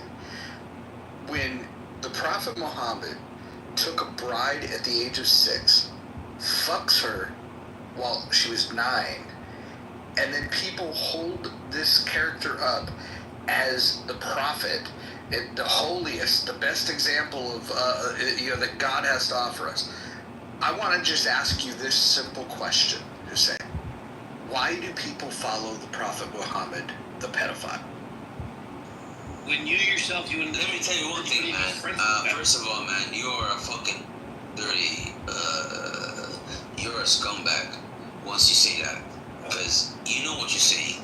I know that. You want a reaction. Bro, your prophet sexually assaulted. You're a dirty person, you know. You're a very disgusting, filthy. You are a disgusting guy. What a surprise. The Muslims are manifesting. No, you are a very dirty person to say that. No, hold on. Talk about Muhammad like that. Wait, hold on. You are a dirty man. Hold on. To say that. No, hold on. You want that reaction. I know that. You want that. Listen, Hussein. No, you want that. You said, you acknowledge. What I said, man. Tell me what I said. You acknowledge the age. You acknowledge the age of his wife when he had sex with her. You acknowledge that. You said that she was 9. So if you're acknowledging that he had sex with her. Wait. I said different. You want me to get the replay? You want me to get the replay? Who's saying yes or no? Is it true that he had sex with a 9-year-old? Is it true? Man, you guys really? Are you guys like so obsessed with us that much that you want to prove us that bad? I find it weird that you follow. Hold on. Man, we're good. Hold on. We're good. No, hold on. You're not going to speak while I speak. Okay, got it. For you guys to be so obsessed with us like this, man. Hold on. You're welcome to stay on the stage, but you cannot speak while others are speaking. I'll give you an opportunity to speak. I thought it was a fair question. I mean, look, I haven't even read this book. I was told by people on this app, this is where I learned it. People on this app said that the Prophet Muhammad's married a girl at 6, and I thought, no way, that's crazy. There's no way that happened. Like, I thought, no, that's fiction. I defended it. I just said, there's no way. There's billions of people that like this guy. There's no way. And then they said, oh, and even worse, he fucked her when she was 9. And I'm like, no, I can't hear this. This has got to be untrue. Then I started asking people that practiced the religion, and they said, no, Mojo, this is true. This is what he did. And so now I'm just like, okay, well, why do you guys think he's so cool then? Right, and the question's always been, why would you want to follow a guy who's done that? When you yourself said you wouldn't even want to be friends with a guy who's done that, but yet you want to worship him. And I find this crazy. And by the way, did y'all hear he said, well, it's just a different time. Look, man, Christianity predates Islam. And there is no mention of shit like that in fucking Christianity. So what are we talking about right now, bro? It's insane. And the part I find most... Oh, sorry, Necro, I'll let you go real quick. 1 more sentence. What I find most insane is I've heard Mojo ask this question now probably 4 times to people. And every single time, they won't just be like, why? What's so hard to be like, yeah, that's fucked up. Muhammad should have done that. Like, come on. It's crazy. Yeah. Mike Allen, I was gonna say exactly what Mike Allen said. You know, like when people say, well, in that time it was different. It's like, wait, how it was different? Because Judaism, Christianity, they were all before Islam. You know, neither one of those religions, there are stories of them, you know, having 10 different wives at like 6 years old, 10 years old, having sex with them. Prostitution wasn't legal in their religions. You know, like in Islam, prostitution is legal.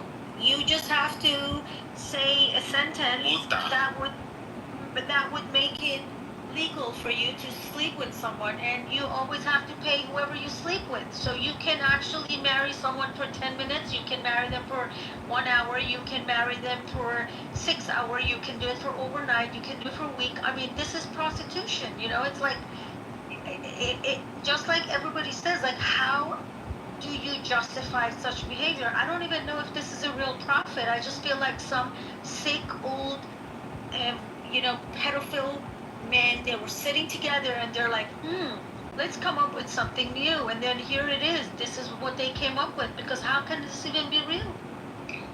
I mean, what I find worse is that fact that you're appealing to cultural relativism. Well, I mean, when did Islam ever respect other cultures? I mean, when Muhammad did not respect the culture of the Arabs who worship other gods. I mean, he had them killed. He had Jews tortured because they did not give them secrets. So when has Islam ever been consistent with moral relativism? Also, Allah turned the Jews into pigs and apes and lizards. Wait, you guys, 9 years old. We're talking about a 4th grader. Okay, Nick. That's right. When I posted at the top of the moon for everybody to have a look at, author by the name of John Esposito. He is considered one of the preeminent scholars on political Islam.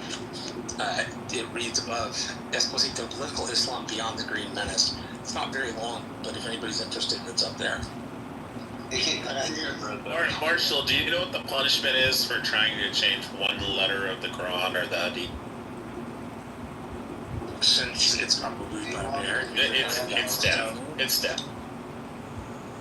Well, Do you know what the punishment is to leave Islam?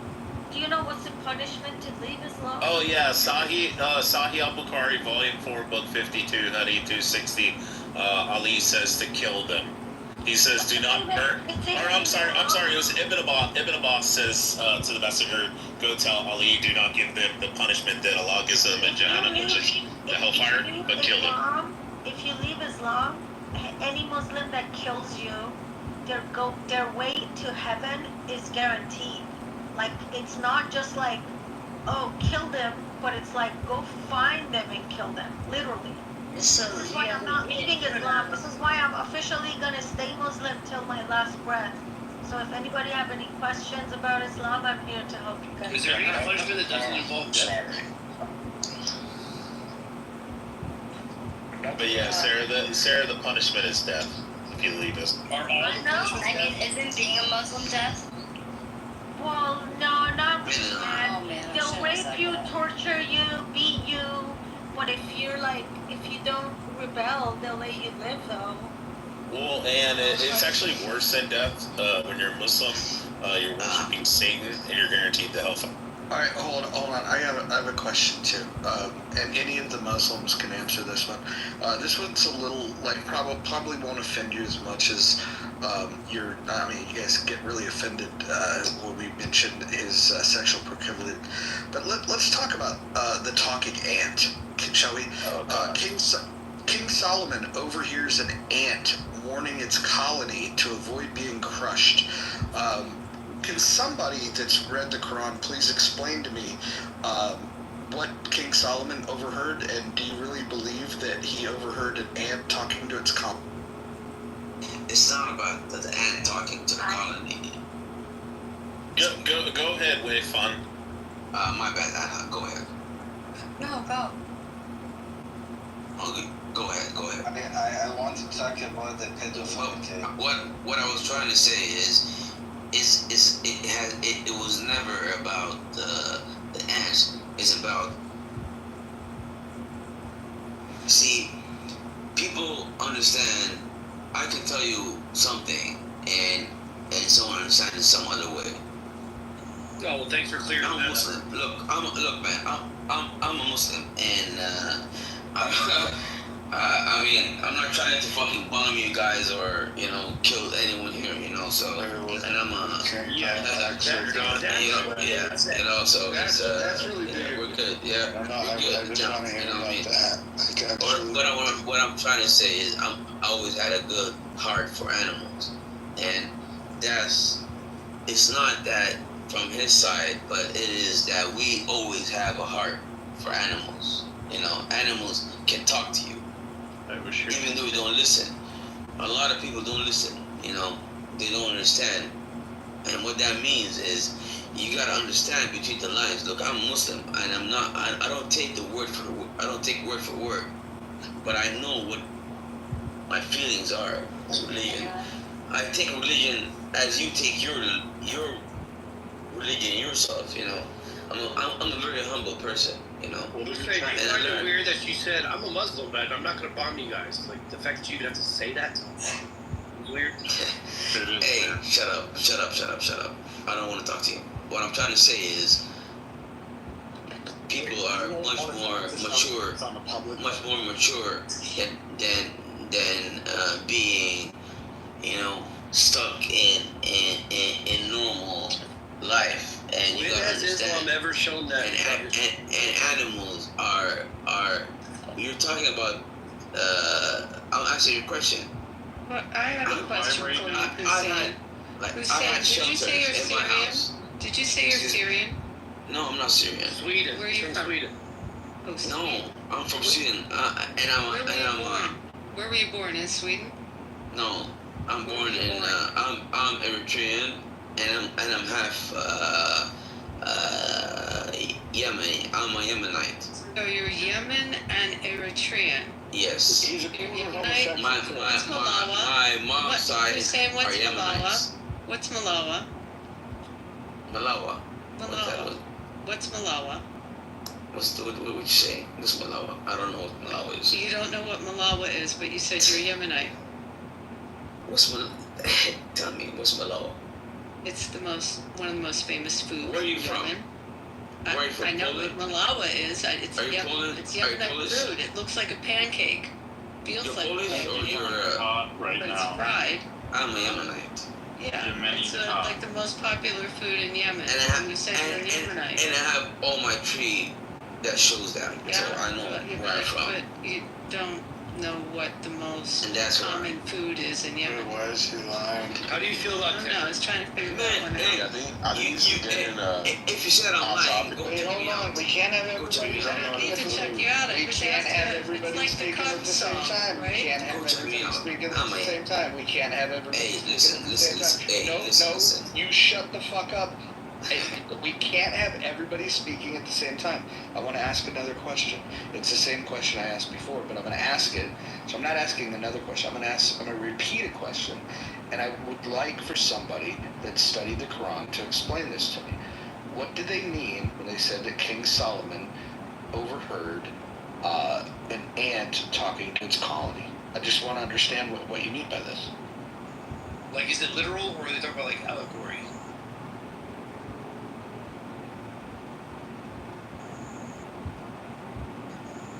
Don't everybody talk at once.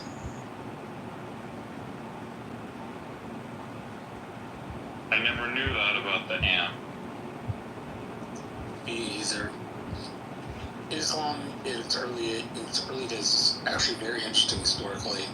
In particular, the contracts they used to argue over prior Byzantine territory, which is very interesting. Yeah, go ahead, Marshall. My bad, sorry. No, you're okay. I was just going to say it's interesting to study. I think the way extremist movements use Islam now, the best author is the one I pinned. He's considered a preeminent scholar on political Islam. I think it's a very concisely written essay, so it's good for people to reference. What you got, Okonkwo? Yeah, so I just wanted to ask. Hold on, Hussein. You asked the question. I want to answer that. Oh, go ahead. No, go ahead, Hussein. Yeah, go ahead if you want to answer it, man. Mojo, you asked the question when you said he talks to the animals, and to be honest with you, we all talk to animals. That's why we have all of us say, I can understand an animal. I can talk with him. You can talk with an animal if you really know how to. So you can talk to animals? Absolutely. No, look. Right now you're not acting funny now. Hold on, guys. Listen. I'm not going to listen if you don't first let me interject here. So, you said that he talked to the animals, but that's not even what the Quran said, which is making me question whether you've read it. It actually says that he overheard the ant talking. And so my question is, if you heard somebody tell you that they overheard an ant talking to its colony, what would you think of that person? I will tell you one thing. You know, I honestly, to be honest with you, you know, that time is that time, you know, and that was your defense of pedophilia. Listen. Can I talk? You give me a question and I want to answer. Let's be honest now. At this time, man, we are these telephone guys. We don't listen to no one. If you tell me this guy's gonna say something, no, he gotta prove it. But what I'm trying to say is that kind of love you have for animals, and a lot of people understand animals. And I'm not, listen to me, I'm not trying to say he talked to the ant, or I have no idea. Honestly, I have no idea about that. But what I know is all of us have pets, and you have a feeling, you know, with them. You can understand them, whatever pet it is. And we try to. That was a different time, a different situation, and I believe it's. Look, I wasn't there. I don't know, and I will never say that that's right or wrong because I'm a liar. But what I'm trying to say, excuse me. Do you hear yourself? I absolutely hear myself. Look, these people, they were either high as fuck, so they would hear like ants talking to them, or they were schizophrenic, or they were just fucking lying. Different time. So you're telling me back in the day, ants and human, they spoke the same language so they could hear what the ants were saying to their like colony? Are you serious? What is Santa? Scriptures, read your Bible in the chat. And then say that. You know, that's a very good question. You know, and I don't have an answer for that. To be honest. Dude, see, why can't you say that a bunch of times? I don't have an answer for that. You know, I don't have an answer for that. Fair enough. Because honestly, I think the way what I have an answer for is, and they were obsessed with children and with multiple women, I just feel like they were party animals too. So I honestly think they were high. I don't think they were schizophrenic. I think they were just taking shrooms. You know, like they were high as a sky. Like, I don't know. That's how I think. Oh, a bunch of fucking wackos. Algonquin's been waiting to get in. Can we let Algonquin go? But you know, Sarah. Try, buddy, I swear. Let me. Hold on a second. Like, seriously, like, you're trying a lot of time to talk. You wasted, like, so much time. Could you please let somebody else do a second? Let me just be the devil advocate now.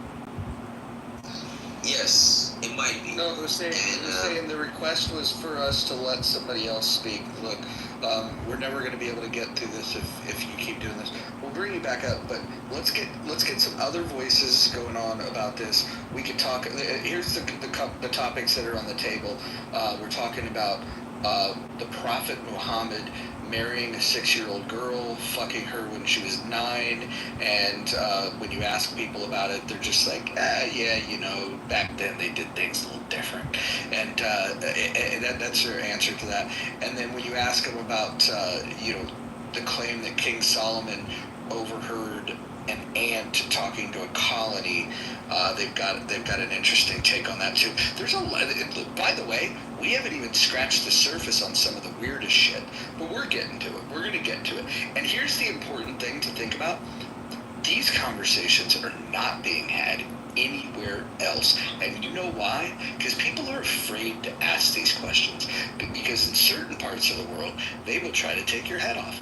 But here in Clubhouse, we're brave enough to talk about these things.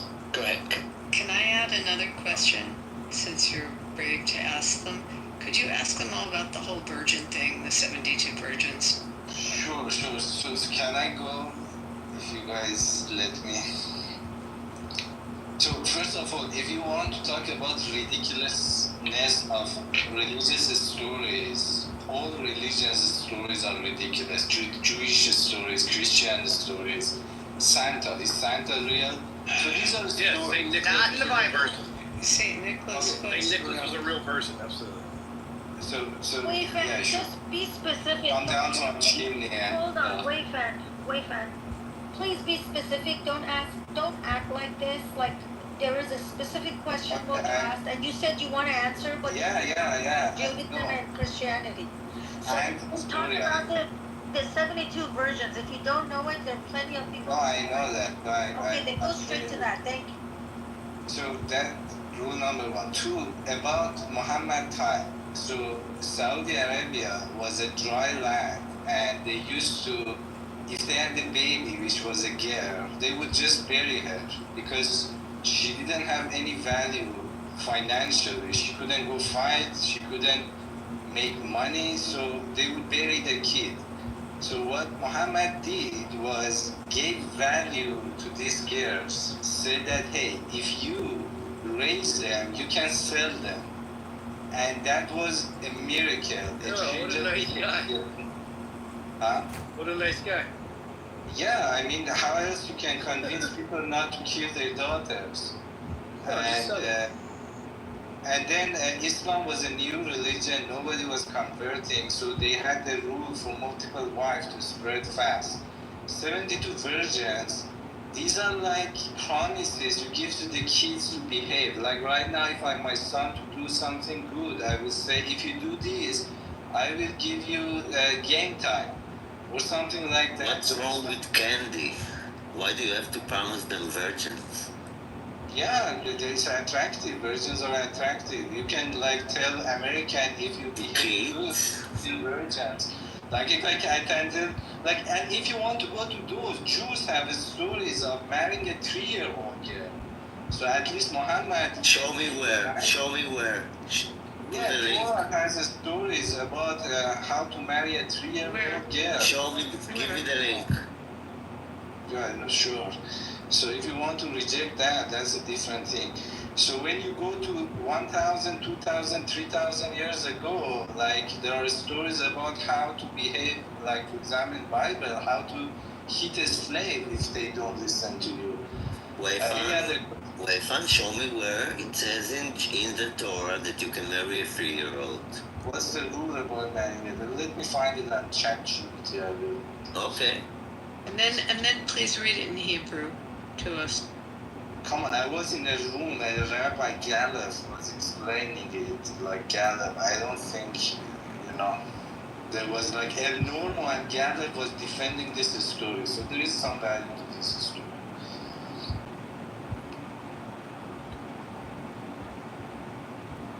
So going back to the virgins. Yes, the virgins and honey. Do you believe that there will be 72 virgins if you blow yourself up? No, I mean, it's not about blowing yourself up. Blowing yourself up is something Muslims learn from Jews, for your information. Jews were the one. Yeah, they were the one who blew themselves up to get independent from England. When did they blow themselves up? To get Show me where in Judaism it's written that you should blow yourself up. Muslims learn it from Jews. This is how Jew got. No, they learned it from a group known as the Tamil Tigers who pioneered car bombings plus the IRA. They did not pick it up from us in any way, shape, or form. I don't know where the fuck you got that. It's like the third thing he said that's crazy. Just the third? Just keep going, right? The PLO and all the airplane bombings and the hijackings. That they learned that from like Hey, I got a question for Weifan. Weifan, when you said... Wait, hold on. I have a question. When you said that 72 virgins are attractive, what did you mean by that? I mean, they wanted, like, for example, there are two stories, 72 virgins and honey, rivers of honey. So these were attractive things for people to convince them to do good, like wash their hand and exercise, which is basically wuzu and pray. So they have to wash their hand and face 5 times a day and exercise 5 times a day. They said if you do these things, good thing will happen to you. You will have river of honey and 72 virgins. Wait, but you're saying that virginity is what is attractive? Obviously, to some men, it's attractive. Yeah. It's just weird. Wait, okay. Yeah, hold on. I got a question for you, Wei Fen. So, okay, so when you think about a virgin, it's a woman that's never had sex, and you want 72 of them. In your personal opinion, what do you think would be better? One woman that knows how to have sex, or 72 women that have no idea how to have sex? That also know how to have sex? Oh, for me, an old woman who knows how to have sex is very, very better. But would you rather have like 72 prostitutes? No, they're not prostitutes, they're virgins. Get it? And you have to go back in time. Those times, women, like for example, the virginity is not about attractiveness. There was no DNA test. So those men wanted to know that the baby that they are having is their own baby. So when you marry a virgin, at least you know that the baby that you will have is your own baby. That was the only scientific way to prove, to see the blood. Like the science was not very advanced. And there are a lot of Islamic rules, especially when it comes to legalizing prostitution, which for its time is very advanced. Like if a woman has sex, she cannot have sex with another man for 3 months. Basically, Islam has a lot of rules to know who is the father of a boy or a baby, basically. Wait, so I didn't mean prostitution for women was legal. I meant prostitution for men was legal. So they can marry a woman for like one night, 1 hour, but then if they do that, that woman has to make sure they don't sleep with someone for 45 days. I get all of that. I know all of that. But we're talking about men. We already know women have no right in Islam. We already know women are worth half of men. We already know a woman by men. We know all of that, okay? So when I said prostitution is legal in Islam, I meant, of course, everything in benefit of men. Look, they can have 4 legal wives and they can have as many temporary wives as they want. You can marry people for 1 week, for 6 weeks, 6 months, as much as you want, 6 hours, 6 minutes. Like if you know how long it takes you to take a nut, you can like literally say 12 minutes, 13 seconds, like, okay, I'll pay you $25 for that, and then that's what it is. But Sarah, you're preaching to the choir. That's the thing. Like they don't see anything wrong with this stuff. So they hear, they're like, yeah, goddamn right we can. Like, yeah, virgins are attractive. Fuck yeah. Wait, fan. I don't want to go down travel. Okonkwo, you've been waiting patiently, buddy. Can we let Okonkwo get it? I hope you remember what you were gonna say. Yeah. Real quick, I want to reference what I posted in the chat from Sahih Muslim section, volume 2, section 3371, and like I like one of the Muslims to read it. And do you advocate for what Muhammad did in this passage?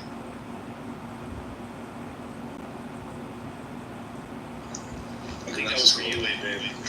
We're not scroll a bit, but pretty much, if you go to this passage, what Muhammad and his gang did was, when they were engaging in warfare, like, they literally gang rape prisoners of war, and then, like, one of his friends was asking him, like, if he can pull out, and, like, Muhammad's like, it doesn't matter, like, there's gonna be a resurrection day, which doesn't make sense to me, but I just want to see how the Muslims would.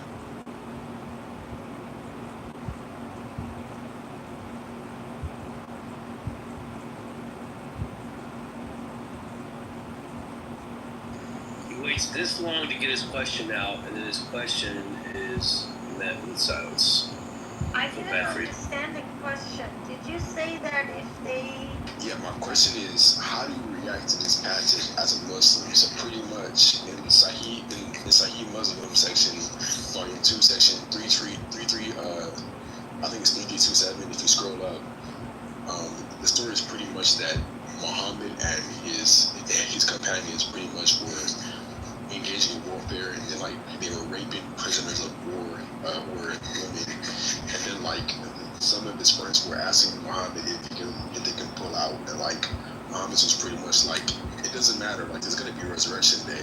So I was asking like Muslims, like, do you defend that, or do you passage? Like, how did this? They need to answer that. I like to know that too. But I heard a gangbang something, so it's like one-on-one. But it is true that in war, when Muslims they jihad and war and whatever reason they're in war, all the slaves, so you can rape them. Yes, and that was the rule that with boys they would check their armpit to see if they have hair grown or not. If there was hair, they would keep them as slaves to work and whatever they wanted to do, like send them to war and stuff. And then if they were younger, they would pretty much take them for raping because they loved boys too. That's another thing with Islam. They love. Well, I don't know if it's legal. Wayfan, is it legal to be with male with male? I don't think it is legal, but I know they all love that. I don't think it's legal. I don't think it's legal, no. When there are stories of them, there are so many stories of them, and they would say take them as slaves, but with the woman, so what they pretty much said was you kill the men or make them work, and then you take the women as slaves, and they be your sex slaves or workers, whatever. I mean, this historically has been a policy in the world. Like, when you attack somewhere, kill all the men, rape all the women. That's why, like, when you hear, like, race theory, it looks very funny. What do you mean, like, racism? What? Like, you are all brothers and sisters. Can I respond to that, please? Yeah, go ahead. Yeah, so Islam is supposed to be the message of Allah revealed to Muhammad. Like, it's a final truth and it's supposed to be the final word. So how come your morality and systems mirror that of the heathens who don't even believe in Islam, which is supposed to be on a higher moral ground? So what Islam brings on is the rule of law, which none of other religion brought it on. So the idea of a constitution, a book, and that there is nobody in the future can change that book. Basically, the constitution, this idea is Islamic idea. It's not founding father ideas, and with that, they created the biggest empires that the world had ever seen. And the science that we are enjoying right now is right out of this constitution. Yes, this constitution has a lot of weird things in it, but this is the idea of the Islam. That Muhammad said, okay, this is the book, this is the law, and nobody in future, a human shape, can change it. This is foundation of constitutional societies. So now you are coming back and saying like, oh, okay, this is immoral constitution based on 21st century values. You're not seeing the big picture. Before that, no other human society put a book above humans. And Islam is the first one which does that. Number one, that's not true. Jews have revered the Torah as God's divine law way before Islam came about in the Hijaz. But secondly, that didn't even address my question.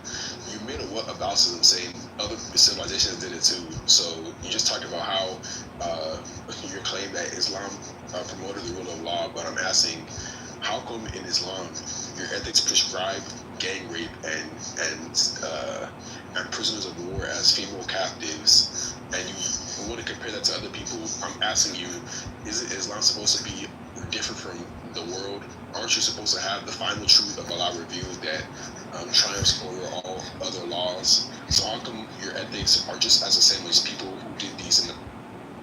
So Islam has 4 sources of ethics. One of them is constitution, Quran. The other is changing over time. So in Islam, God is alive, and its ethics are changing through the brains and the scholars. So the ethics that you see right now, they may change. Like, for example, I can claim 200 years from now, there would be no borders. We don't have illegal immigrants. Everybody has the vote to write. Right now, it looks very ridiculous if I make that claim that these people which are coming from south of United States borders, they have right to vote. It looks very ridiculous. That's not ethics, like laws. Wait, Finn, are you not ashamed of yourself? Hold on. Ethics is right now, today, wait, Finn, right now, today, there are, you're from Iran, I'm from Iran. And we're like, Iran is one of the very modern countries when it comes to these Islamic countries. Even under IRGC, we both know that we're ahead of all those Arab countries in the region, Islamic countries in the region. Even today, in 2025, they practice stuff that is disgusting. It is disgusting. Like, I don't understand how you defending this. I agree with you, it's disgusting. Yet why do you justify it? Why do you justify it by saying 200 years from now the border is going to look this or that? Because the value changed. The value has the value changed to the point that a man is not supposed to beat a woman and broke her bones?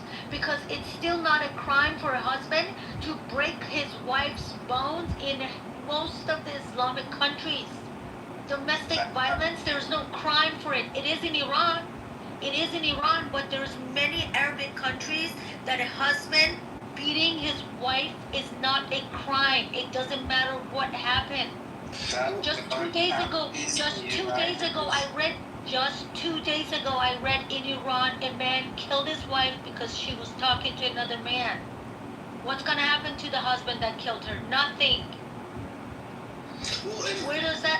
Where does that law come from? Islam, Quran. Nowhere in the world you can go just kill your wife because she's having adultery, which we don't even know if in this case she did or not. Adultery, Islam needs witnesses, 4 witnesses, which is always impossible to prove. That's why none of these cases go to court. How convenient. Why would it go to court? So that's why none of these cases go to court. Islam is completely against. These are cultural issues. Tribal societies, to keep their blood pure, they have these issues when it comes to sex with the strangers out of tribe. Indians have this. Caste system is this. Islam is completely against these things. If you have to prove these things, you need to. This is in Iran's law, Wayfan.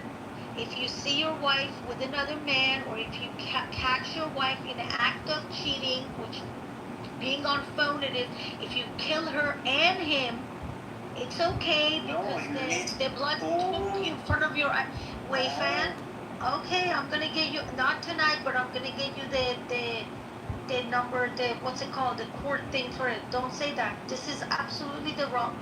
I know, the law needs 4 witnesses, 4 eyewitnesses, 4 people. That's if you want to sit down and plan, but if you hear or you catch your wife with someone and you just get super hasty and kill them, you don't need witnesses. It's halal. You can do it. Halal. It's done. Yes. If you go to court, you will lose the court. In order there are 4 witnesses. Adultery needs 4 eyewitnesses. They have to come forward to there.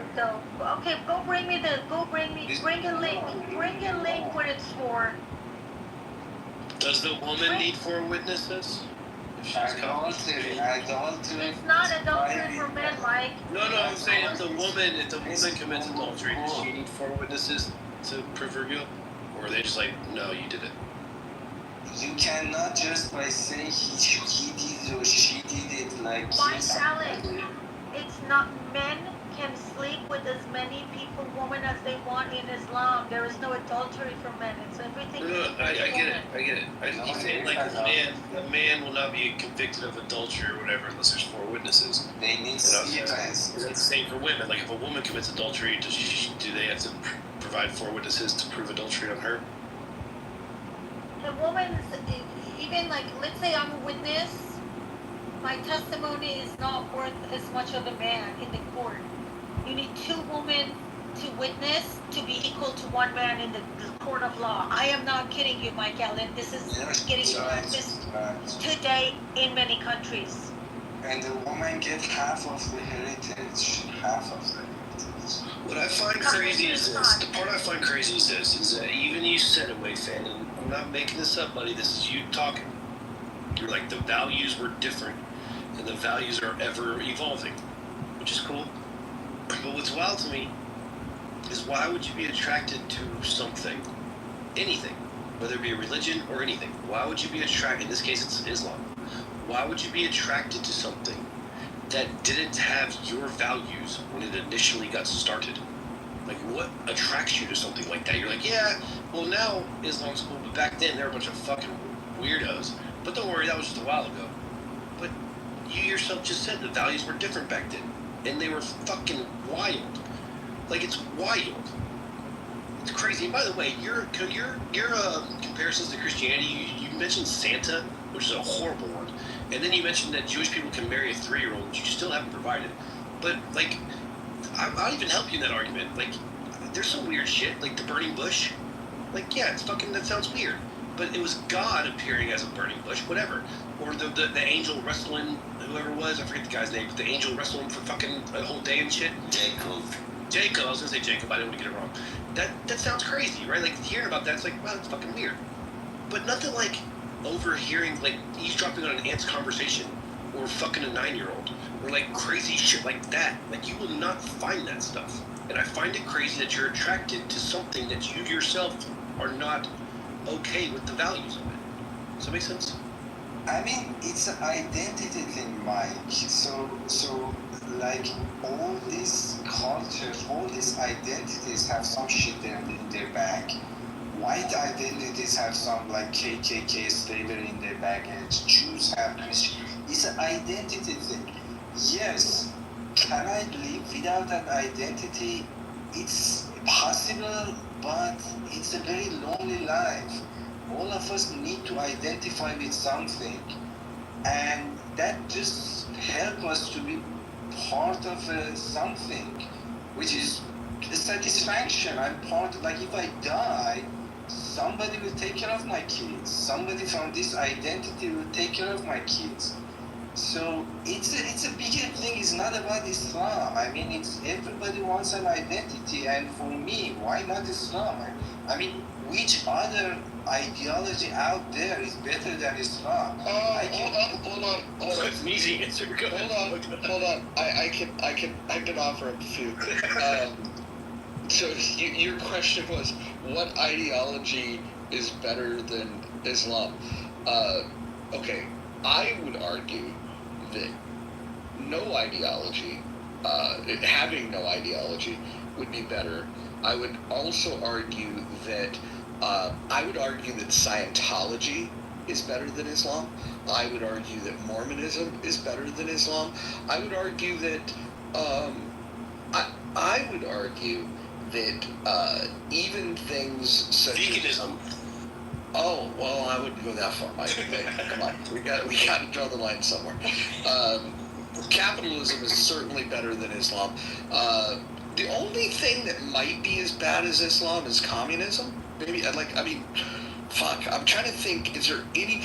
If you had to have a Mount Rushmore of bad ideas, the Mount Rushmore of bad ideas, you have to have Islam, communism. Help me round this out. One-ply toilet paper. Yeah, that's pretty bad. But what other ideologies belong on the Mount Rushmore of bad ideology? I mean, Simone or Roger, it comes down to personal thing. When people pick ideology, there are so many personal aspects to that. And just attacking somebody for their identity. No, but wait, Fat. I think the part that you're missing, and this is the part that people in the civilized world are getting hung up on, is that when you have like 1 billion people that are like saying that, hey, we're going to follow this prophet Muhammad that married a 6-year-old and fucked her when she was 9, and you guys think that that's the best example of what a righteous person is. If you believe that that's a great example of a righteous person, then I certainly think that the civilized world is correct in saying that you're fucking crazy. I mean, again, you are going to absolute. Everything in real world is relative. I just explained for you that during those times, they would kill the girls when they were born. And this was the only way to give those girls value, financial value, to save their lives. So sooner you could marry them, the parents were more convinced to keep them. Wait, So now how come they didn't kill? How come they didn't kill those girls 1,000 years before when they were Christianity? I'm trying to understand. Saudi Arabia argument with where did all these culture of killing, raping, women are worthless? Where did this all come from?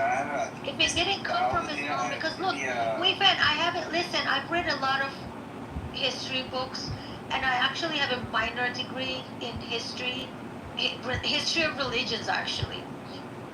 And I was just very interested in learning about this, and this is what I want to tell you. Like from what I gathered, the information I gathered from reading myself, I don't believe it was the time that was people were doing this and then Islam came and tried to fix it. I believe it was Islam that did this to people and took the worth of women away, and then they started killing girls and then getting them married at 6 years old or 9 years old. You know why they were killing their daughters? Do you know why they were like, if the baby born was killed, you know, their books, it says the reason they were doing it was because they were tired of their daughters being raped and killed by 6 or 10 years old. So this was their way, just getting rid of them so they don't have to deal with that later on. Oh, the shake weight, Mojo? I think the shake weight would be on the Mount Rushmore. So hold on, we got a room title, folks, and I want to discuss this seriously. What is worse, Islam, communism, Satanism, or veganism? So that's a tough one there. So this is the thing that you have to, Sarah. Saudi Arabia is a desert, it's a dry land. There isn't much food, there isn't much water, and there are tribes who fight for limited resources. So this is completely different from like, I don't know, India, which there are a lot of resources to survive. So yes, those times, if you had a baby which was a girl, that was a liability issue, and Islam solved it. Now you don't like Islam, you can make whatever you want to believe, but that's not what the history is. So Weifan, why do they still practice it if it's different times today? What do they practice? They are not child marriage. Children, 75 girls every single day in Iran alone. 75 girls under the age of 15 are married to old men. We're not talking about a 15-year-old and a 20-year-old. We're talking about 60 plus years old, 75 a day. That's like 20,000 girls or something like that a year. This is still being practiced. So again, it comes back to value system changing over time. And Middle East, there are areas which are old. They haven't been updated. They don't know. Their value is old. Like, yes, it's wrong. And every Muslim in the United States knows it's wrong. But what can you do? They're living in old time. If you right now go to North Korea, they're living like in 100 years ago. Their value, they haven't been updated. So over time, their value system will get updated. So why do you choose to follow Islam? Why not a better religion that is updated? What religion is updated? Judaism. I mean, their Islam can be updated. It's the matter of that area is poor and there are... No, it's the eternal word of God. Isn't the Quran the final word of God? Quran is the final word of God, yes. Yeah, we went over this earlier. It's absolute and never changing, I thought, right? No, there are 3 other mechanisms for word of God. Can we invite Dr. Z to the stage, Mojo? He's saying worse. I've invited him, and he's welcome to his opinion. Dr. Z, if you want to come up here, we'll make some room for you. Worse is Islamophobia. Well, hold on. I will say this. I don't understand why somebody would practice a religion where their prophet fucks 9-year-olds. That being said, I I can't tell people what to believe, what not to believe. I can just say that for me, for my moral system, my code, I just personally, I would be turned off by a religion that suggests that the greatest, holiest person was fucking 9-year-olds. That turns me off.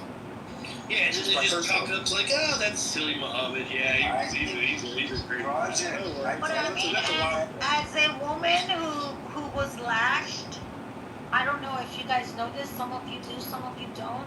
22 years ago, I was lashed in Iran 33 times. They lashed me for not having my hair covered properly inside of a private property.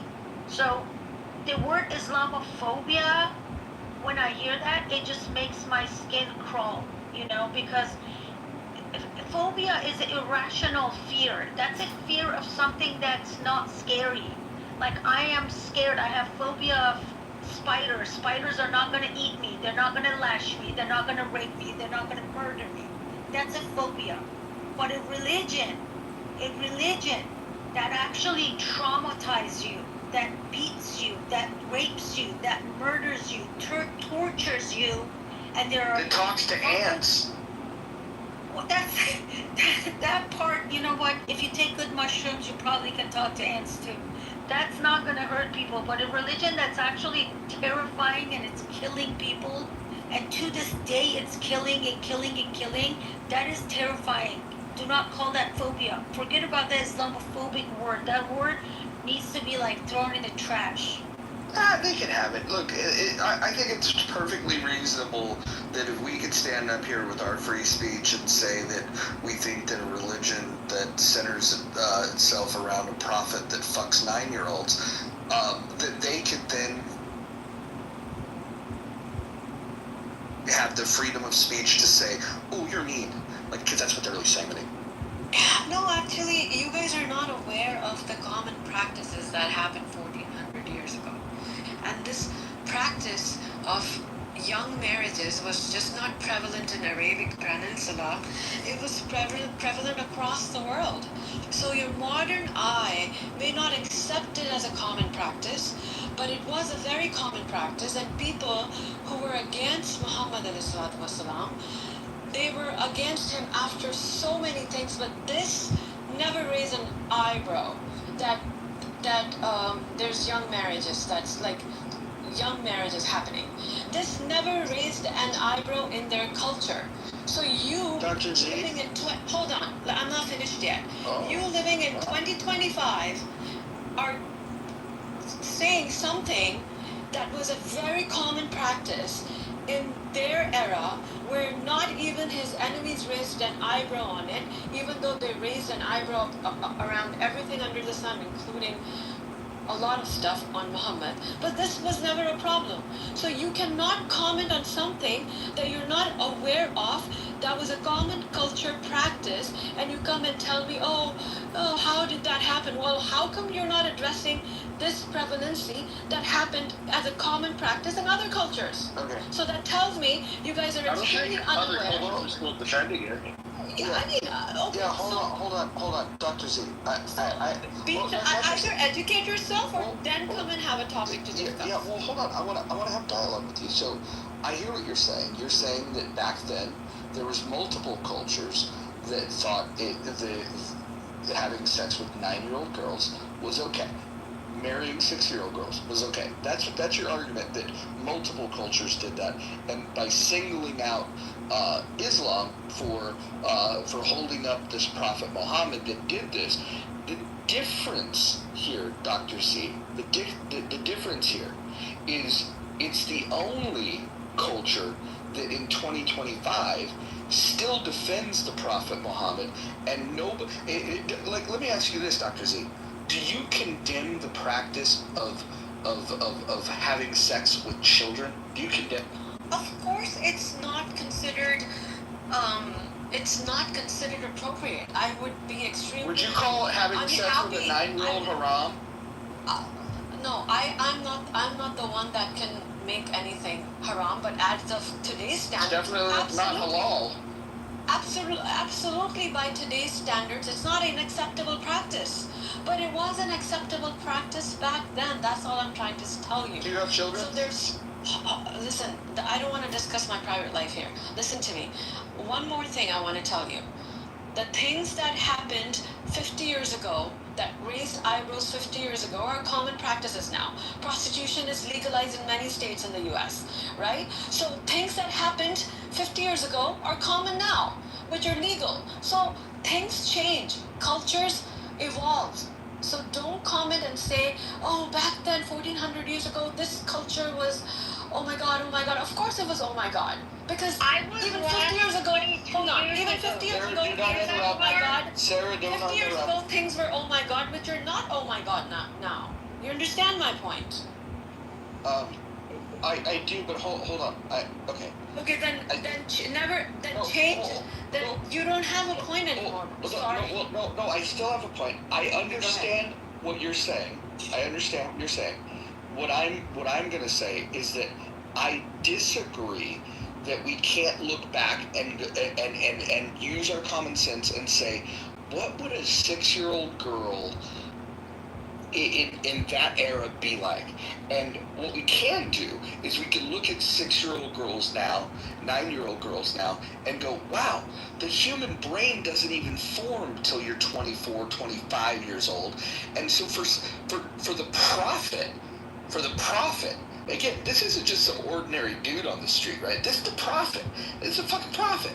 And this is the holiness. This is the one that does it the right way, right? He's the one that we're all striving to be like. He's the model. He's the guy we should all be like. You're telling me 1400 years ago he didn't look at a 6-year-old girl and go, she a little too... Mojo, first of all, I'm not even going to debate with you about this in terms of what I believe, because in my understanding, what I have researched on the Prophet's life, it appears to be, to me, in the historical research, that the wife was Aisha, Raziallahu anha. She wasn't even 6 or 9 years old. She was at least 16 or 17 years old. That's only what Shia say. And no. There's a lot of Sunni Muslims that say that too. And the reason why I say that is because when you put 2 and 2 together, when they migrated from Mecca to Medina, Aisha's older sister was 10 years older than her. And at that time, she was 26. So if the older sister at the time of immigration from Mecca to Medina was 26, Aisha has to be 10 years younger. And that makes her 17, 16. You do the math. And then after the immigration, after the migration from Mecca to Medina, that's when the marriage happened. So historically, she was older. But unfortunately, the age of Aisha is a controversy, and it's documented all over the place with different numbers. So we don't know. But what I'm saying is, it was still a common practice to marry young back then. It was a very common practice. And none of the people who were enemies of the Prophet, they raised an eyebrow over this. This was a very prevalent practice. And as far as your point, whether he's a prophet, he has to be the epitome of perfection, I agree with you. And he was. But he still lived in a culture where they wore, togas. He lived in a desert. He was an Arabic. Sunni, Shia, or listen to me. My personal belief system I'm just trying to figure out your madhab. Why? It's kind of important. Is that even the point of argument right now? Yeah, if you're Sunni and you have to accept the Sunnah of Islam, then you have to accept the Hadith. Yeah, but especially Ibn Abbas and Sahih Muslim. And then you would have to accept the writings of Aisha saying that she was playing with baby dolls when the 2 women came and took her away, and she had no idea what was going on, and she was brought to Muhammad's room, and then Muhammad mounted her when she was 9 years old. In her own words, when she was playing with dolls with her friends. Listen to me. Yeah, if you're Shia or Ibn or Quran only, then you can exclude all these things and think, well, Aisha was a Hori and we hate her and she's the worst of all creation. No. I would never say that. Say. That's what the Shia say, and Shia tried to kill Ali. Yeah, we know. Yeah, but I'm very impressed by your historical history about Islam. I'm impressed. So what's your madhab? That's none of the. That's not really the point. relevant to the conversation. Because I tell you why. I mean, it would be like somebody saying, well, I'm a Christian. Well, and then we find out that you're Mormon or Jehovah's Witness, and be like, well, how are we supposed to talk to you? Like, okay, but I'm just telling you that in Quran, when we talk about marriage, we talk about it as a contract. yeah, but right? you have to accept like 65:4 in the Quran about the ones who are free. If you accept tafsir of Ibn Abbas, I don't take that ayah. I don't take that ayah as you don't accept the book of divorce. I don't accept the interpretation of that ayah. No, it's not an interpretation. Are you okay, you want me to go all over the place? No, but 65:4 clearly. Why are you changing the goalposts? Okay, doctor. 65:4 says that you can have sex with a prepubescent little girl. No, it doesn't. That's not what it says. That's someone's understanding of the ayah that you're telling me. It says for the ones who have not menstruated, for the ones it does 3 months. They're older for the women ones that don't who menstruate too. When you get it also no. Okay, but it's 65. They're younger women that cannot menstruate. Exactly, and that has to be a child. Dr. Z, that's what it says in the ayah. Too. It says for the women who are menopausal, it's 3 months for the menstrual cycle. For the ones who are pregnant, they have to wait until after they give birth. And the ones who have not menstruated yet, their iddah is given 3 months. So these are the prepubescent little girls who never had menstruation. Because it says, and for all others, there is no iddah. There is no waiting period. You're giving me a standard interpretation. I don't agree with that. You reject tafsir from the Sahaba, seriously? And scholars of Islam, seriously? So you're not a Sunni Muslim, okay. I am a Sunni Muslim. No, you can't be a Sunni Muslim. Under Sharia, you would be punished for Can this. somebody explain to me what the difference is? What is Sunni? Can you explain it? Sunnis, the majority of Muslims. So Shia. Yeah. So that's Shias. So the Shias would be Iran, Afghanistan, or Iran, Iraq, and Azerbaijan would be the majority countries. They reject all the hadiths, the majority of the hadiths and tafsirs from the Sunnis, and the Sunnis reject majority of the writings and interpretations from the Shia. And they have like their own. Honestly, if you want to put it in people would say like Protestants and Catholics, but it's not even that. It's Christians and Jehovah's Witnesses.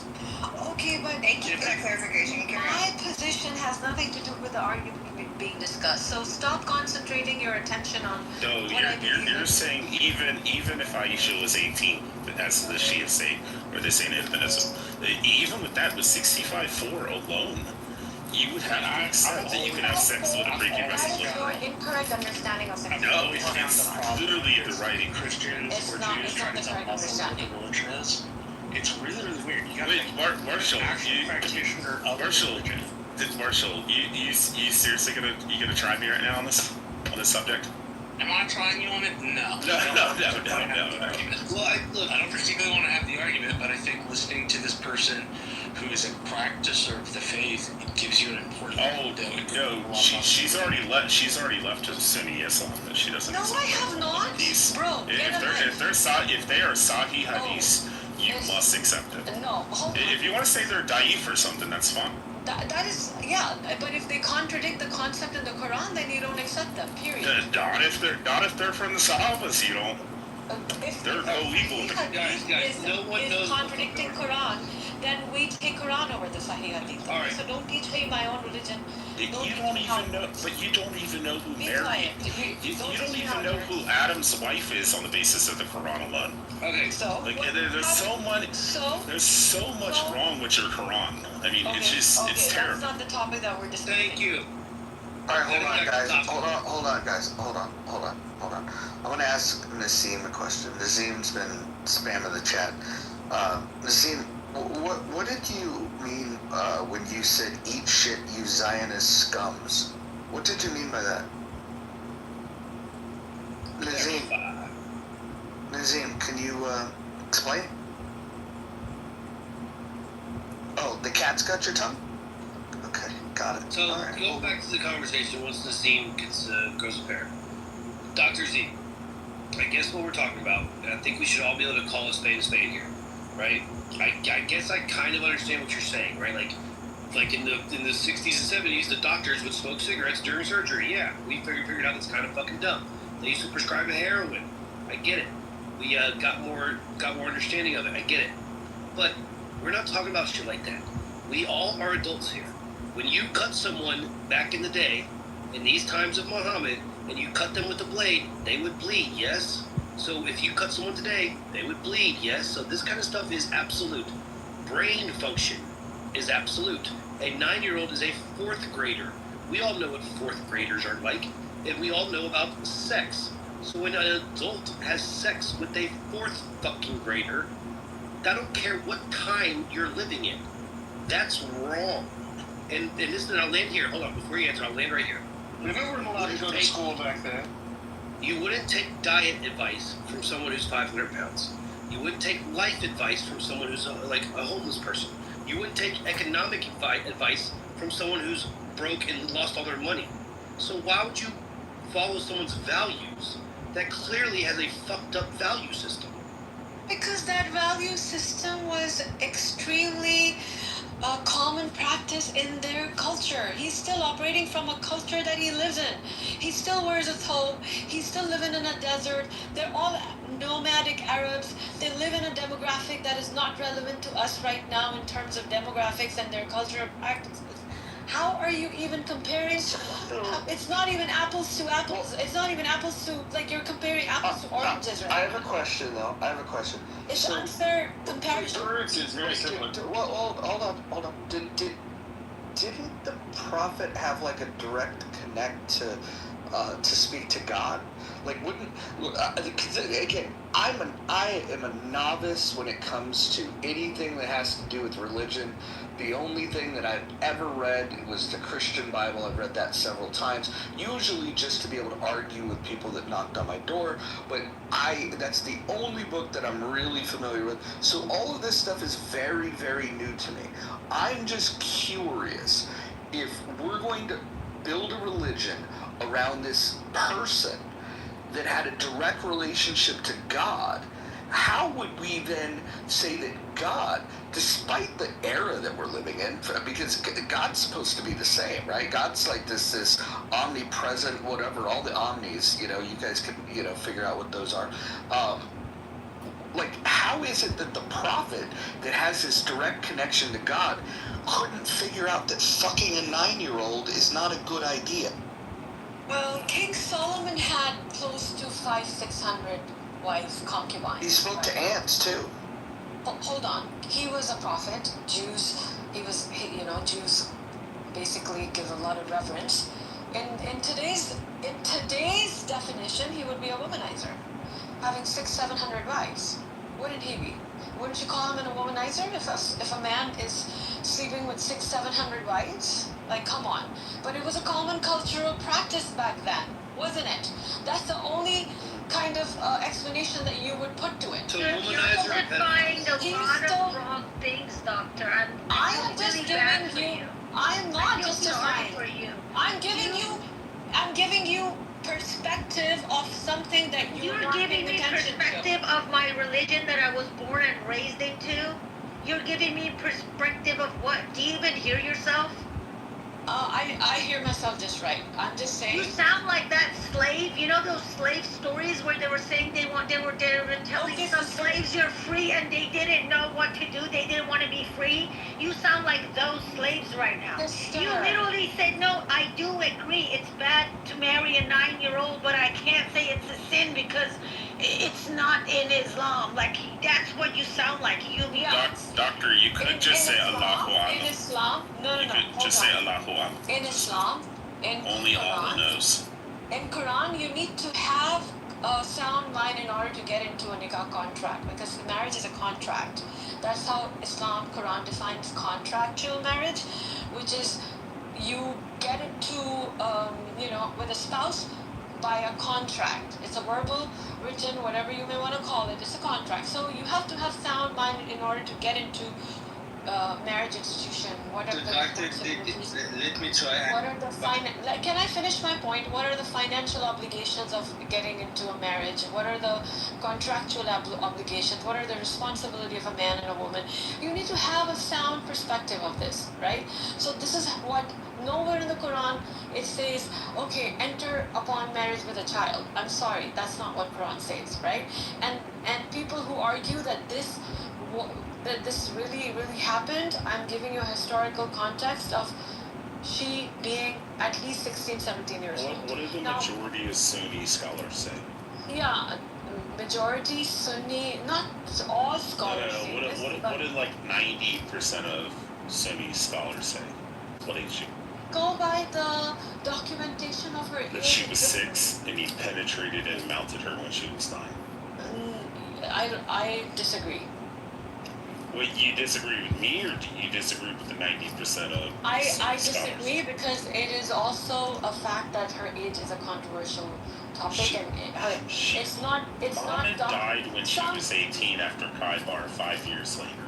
We have all the evidence. No, that's not what Tabari records. That's yes, it is. It's that's not what Sahih Bukhari 44:28 narrated Aisha. Okay, in his ailment which he died, Muhammad used to say, oh Aisha, I still feel the pain caused by the food I ate in Khaybar. And 5 years later he died. She was 13 then in Khaybar. Okay, well, Sahih Bukhari was not a historian. Okay, so remember okay, so you don't accept Bukhari now? I do accept. You don't accept a Sahih Hadith, a strong narration. Listen, is Bukhari infallible? Are you telling me Bukhari is an infallible? If you're a Muslim and you don't accept Sahih Bukhari, then there's something wrong. Bukhari and Sahih Muslim are like your two strongest hadiths. Yeah, they're scholars of hadith. They're not infallible beings. One. Okay, and did they write down all the stories of Aisha? This is narrated Aisha, the mother of all Muslims. So you're rejecting her word. They're not historians. Listen to me. And they're not infallible beings. Seeing how they wrote down, how Bukhari wrote down the words. You have another argument, or Bukhari wrote down the exact words of Aisha. Aisha said she was 13 at the time of Khaybar. That was 5 years before Muhammad's death. Like I said, which makes her 18 when he died. Not a historian. I can give you historical context of what other historians actually who gauge the era. I'm just saying you'd be a kafir against all. Sure, thank you very much. I'd be okay with that. That's not Doctor, you have Stockholm syndrome. You are a doctor. Yeah. No. She is a doctor. She knows this. Like seriously, I would recommend you go like study a little bit about it. You already are a doctor, and this condition can actually happen a lot with Muslim women. To sit there and justify it, I just cannot even believe it. You don't even know how to justify it, and you're justifying it. I have a question. Very sad to see an educated woman trying to defend, what they're doing by just bringing 2000, whatever many years ago, and talk about like, oh, in that time that, but in this time it's different. But right now, what are they doing? You're a doctor, right? You're a doctor, right? Yes, in Afghanistan, women cannot go to school past 5th grade. You don't think that's because of Islam? Wait, doctor, let me ask you a question. Do you think it was okay for Muhammad to kidnap Maria the Copt? She was gifted to him. After he threatened to kill her entire family. Hold on, no, don't make things up. She was gifted to him by an Egyptian king. So. After he threatened to kill everybody, yes. No. Real quick, Dr. He said that she was so beautiful. Okay, if you threaten, it doesn't work like that. Dr. Z, I think he'll have a question for you. Go ahead, yeah. But I'm just amazed that people have zero understanding of the historical perspective, and they're coming and arguing about. I have a question about nowadays, Dr. Z. Do you think it's okay that a woman is worth half than a man? A what? I'm sorry, I didn't understand. Can you repeat your question? Do you believe a woman is worth half as a man? Worth half? Do you believe, yes, woman being worth half of the men, inheriting half, their dia being half, if a woman is killed, all that stuff. Are you okay with that? In 2025, we're not talking about Muhammad time. I don't know why people like to go back and Peace be upon him. that's the old days. What about today? You're okay with that? Women being half. So, all right, are you ready for the response? Yeah, total or per pound? Are you ready for the response? Go ahead. If I get a few seconds to respond to this. See, a woman is taken care of in Islam, right? So a husband is supposed to financially provide for her. While she's with her father is responsible for providing for her, right? If she's with her brother is financially responsible for providing for her. So a woman is well taken care of, supposedly. That's how it should be in Islam. Now, if there's the man, however, has to take care of his siblings, has to take care of his children, offspring, has to take care of his parents, so he has more financial obligation and responsibility, if you look at it. So with that regard, the inheritance is given more to the man because he's financially responsible to take care of the family, his own family, his parents, his sisters sometimes if they're not married and the father isn't alive, and so on and so forth. So there are more financial obligations on a man. Can I stop you? In today's world, where do you Can I stop you for a my moment? mother is not taking care of me and I'm not married. What are you talking about? That shouldn't be the case, though. He shouldn't be taking care of you. Like, what are you talking about? Sister, listen, if he's not doing this today, if he's not doing this this, example goes back to back then when women were getting married at 9 years of old, and that's exactly the point of what I'm trying to make here, which is who muted me? I muted everyone. I just want to see if we can bring the decibel level down a little bit. Look, everyone's got some very strong opinions on this. I don't think that it's going to help if we yell at each other. I don't mind talking about controversial things. I don't mind calling out that it was very, very surprising to me to learn that this prophet that's held in such high regard by so many people, that he married a 6-year-old and had sex with her when she was 9. I get that there's a lot of different ways of waving that away. We talk about, everybody was doing it. I'm just wondering why, if everybody was murdering people, wouldn't God choose somebody to come down and do things the right way? Wouldn't God say, hey, we want you to rise above and be different than the way that everybody else is doing things? I would just think, and again, maybe this is my naivety because I don't practice any of these religions, but I would think that if there is a God that wants to be involved in our lives and is going to pick somebody to lead the world to God, I would think that that person would operate with a better sense of responsibility and a better sense of humanity, and probably wouldn't have sex with 90. So Roger, you're saying he would probably say something like, love your neighbor, love even your enemy, and pray for your enemies, like something like that, probably. Or at least come down and spray Muhammad with a water bottle and off her. Oh, well, hold on. I don't want to turn this into a joke. This is the thing. I think a lot of people because when I first heard this, I legitimately thought it was somebody that was just being bigoted towards Muslims and that they were making it up. I literally thought somebody was making it up to slur them. And then when I got into a conversation with people that practice the faith, and I go, is there any truth to that? They go, well, you got to understand. I was like, whoa, this is different. I've never been exposed to that. Look, I'm an old guy, and it became new information. I'm still processing this. My 2025 sensibilities tells me that, even 1400 years ago, should have fucking better known better. That's kind of how I think about it. But here's the mesmerizing part of this is that there's over 1 billion people that believe this. That this is the guy that we're going to hold up and say, yeah, be more like him. And I just want to call a timeout and just say, wait a minute, before a billion more people say, yeah, we should follow him, can we at least examine the record and then again ask the question, did this guy really fuck a 9-year-old? Because if he did, maybe we should rethink who we're fucking.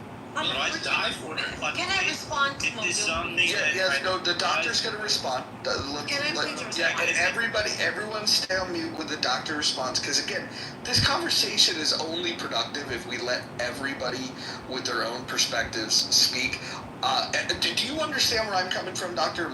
I do, and I want to say I'm a new person in this room, and I appreciate you guys giving me time to actually address this. And I'm not saying you don't have a fair point in terms of what you're telling me now, right? I would raise an eyebrow. I would be like, oh my God, what's going on here? By today's standards, yes, but by, like I told you back then, this was a common practice. And your point about, well, he's a prophet, he should know better. Well, then I tell you that laws are made, but minds have to be changed and evolved, right? So the laws are just a signature on a piece of paper and the law is enforced. That's not the most that's not the most impactful way of making or bringing about a change. A change comes with changing minds and evolving your thought processes. So and I mean to say this because things do change, and the change was brought about by 23 years of his life. But the cultural practice takes time to kind of change.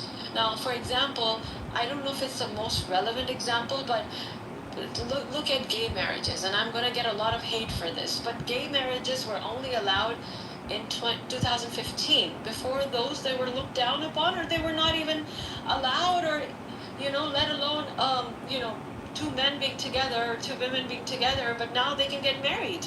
Right? So the point is, things that were not part of our culture become part of our culture, or things that were part of our culture do not become part of our culture. It takes time to make those changes. Sure. But I want to just ask two questions. Yes, please. Because I hear what you're saying. There's definitely, it takes time to, and you brought up an interesting thing about homosexuality. The Christian Bible that I read, which I'm not a Christian, by the way, but I read it.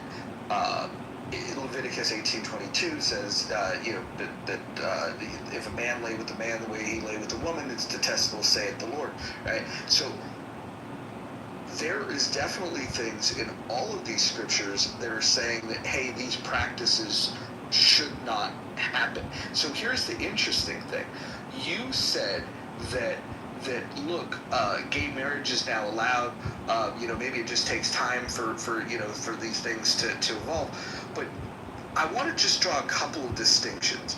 Christianity was telling you that it was immoral for a man to be with a man. It appears as if the Quran was saying that not only is it permissible, but the Prophet himself, who has a direct connect to God, is okay to sleep with 9-year-olds, and so here's the thing. There's a big difference between consenting adults doing what they want to do. Now, a Christian would tell me, oh, hey, would make a similar argument. Oh, hey, you're making some newfangled argument. You gotta, the Bible says this. I just want to know, do you think that two consenting adults committing a homosexual act is similar in any way to a 9-year-old that legally can't consent to sex? And I know you're going to probably say, well, back then maybe they could have, but when you think of those two issues, do you see a difference between two adults consenting to sex and a situation where a young girl was kidnapped and given to a man and then he had his way with her? Do you see any difference? Like I said, how you describe it was not the case, though. If this was, and it was, a common practice back then, right? It wasn't a matter of kidnapping and so on and so forth. This was a common practice. But if you ask my personal belief, I don't believe that the Prophet did this. And the reason why I say that is because Quran is extremely explicit about marriage contract, the responsibilities that comes with it, the education that Quran gave about the, the marriage and the spouse, like they're covering for each other. They have to approach each other with respect and, with understanding. So if there is respect and understanding, that's when there is a marriage. Then when there's no respect and understanding, there is no marriage. So these are the foundations of marriage in Quran, and then you're telling me that this was done by the Prophet, who was also termed as Rahmatul lil Alameen, the mercy for all kind, all men, all women. I personally cannot reconcile this. The only way I can reconcile this is, okay, maybe I would give this because this was a common practice and no eyebrows were raised back then, right? But if you ask my personal opinion, I disagree that she was 9 or 6 or whatever the ages are documented in different books. I disagree because it is against the principles of a spousal contract within Islam or within Quran. And people who practice it up till now, I don't know if they know the true understandings of the Quran, because then how do you justify contractual obligations with a 9-year-old? How do you justify financial responsibility that person is, that person is allowed with? Like, all of those comes with understanding and respect and consent and intelligence and age and experience. And then one last thing I want to say. Muhammad married an older woman. He married, and she was Khadija. She was maybe a few years older than him. And he was with her in his youth from 25 years old till he was 53 years old or 52 years old. No, so he's an adulterer too. So that's when Khadija passed away, right? That's when his first wife passed away. His entire youth, he was with one woman, and then he remarried later on in his life, right? But most of his married life, he was with one woman. So I take him as a man. He's a real bitch. Okay, fine, whatever. I don't want to go on a rant, but I hope you guys get my point. Just to put this in context, Mojo, her position that she takes as a Sunni Muslim would be the equivalent of Christians sitting up here and saying that Jesus was probably gay, and that he was like a hippie and like free-spirited and like just would let everybody like have gangbang orgies, and he had a wife and a bunch of kids and stuff. This is the equivalent of what her position. And so I actually looked this up, so bear with me.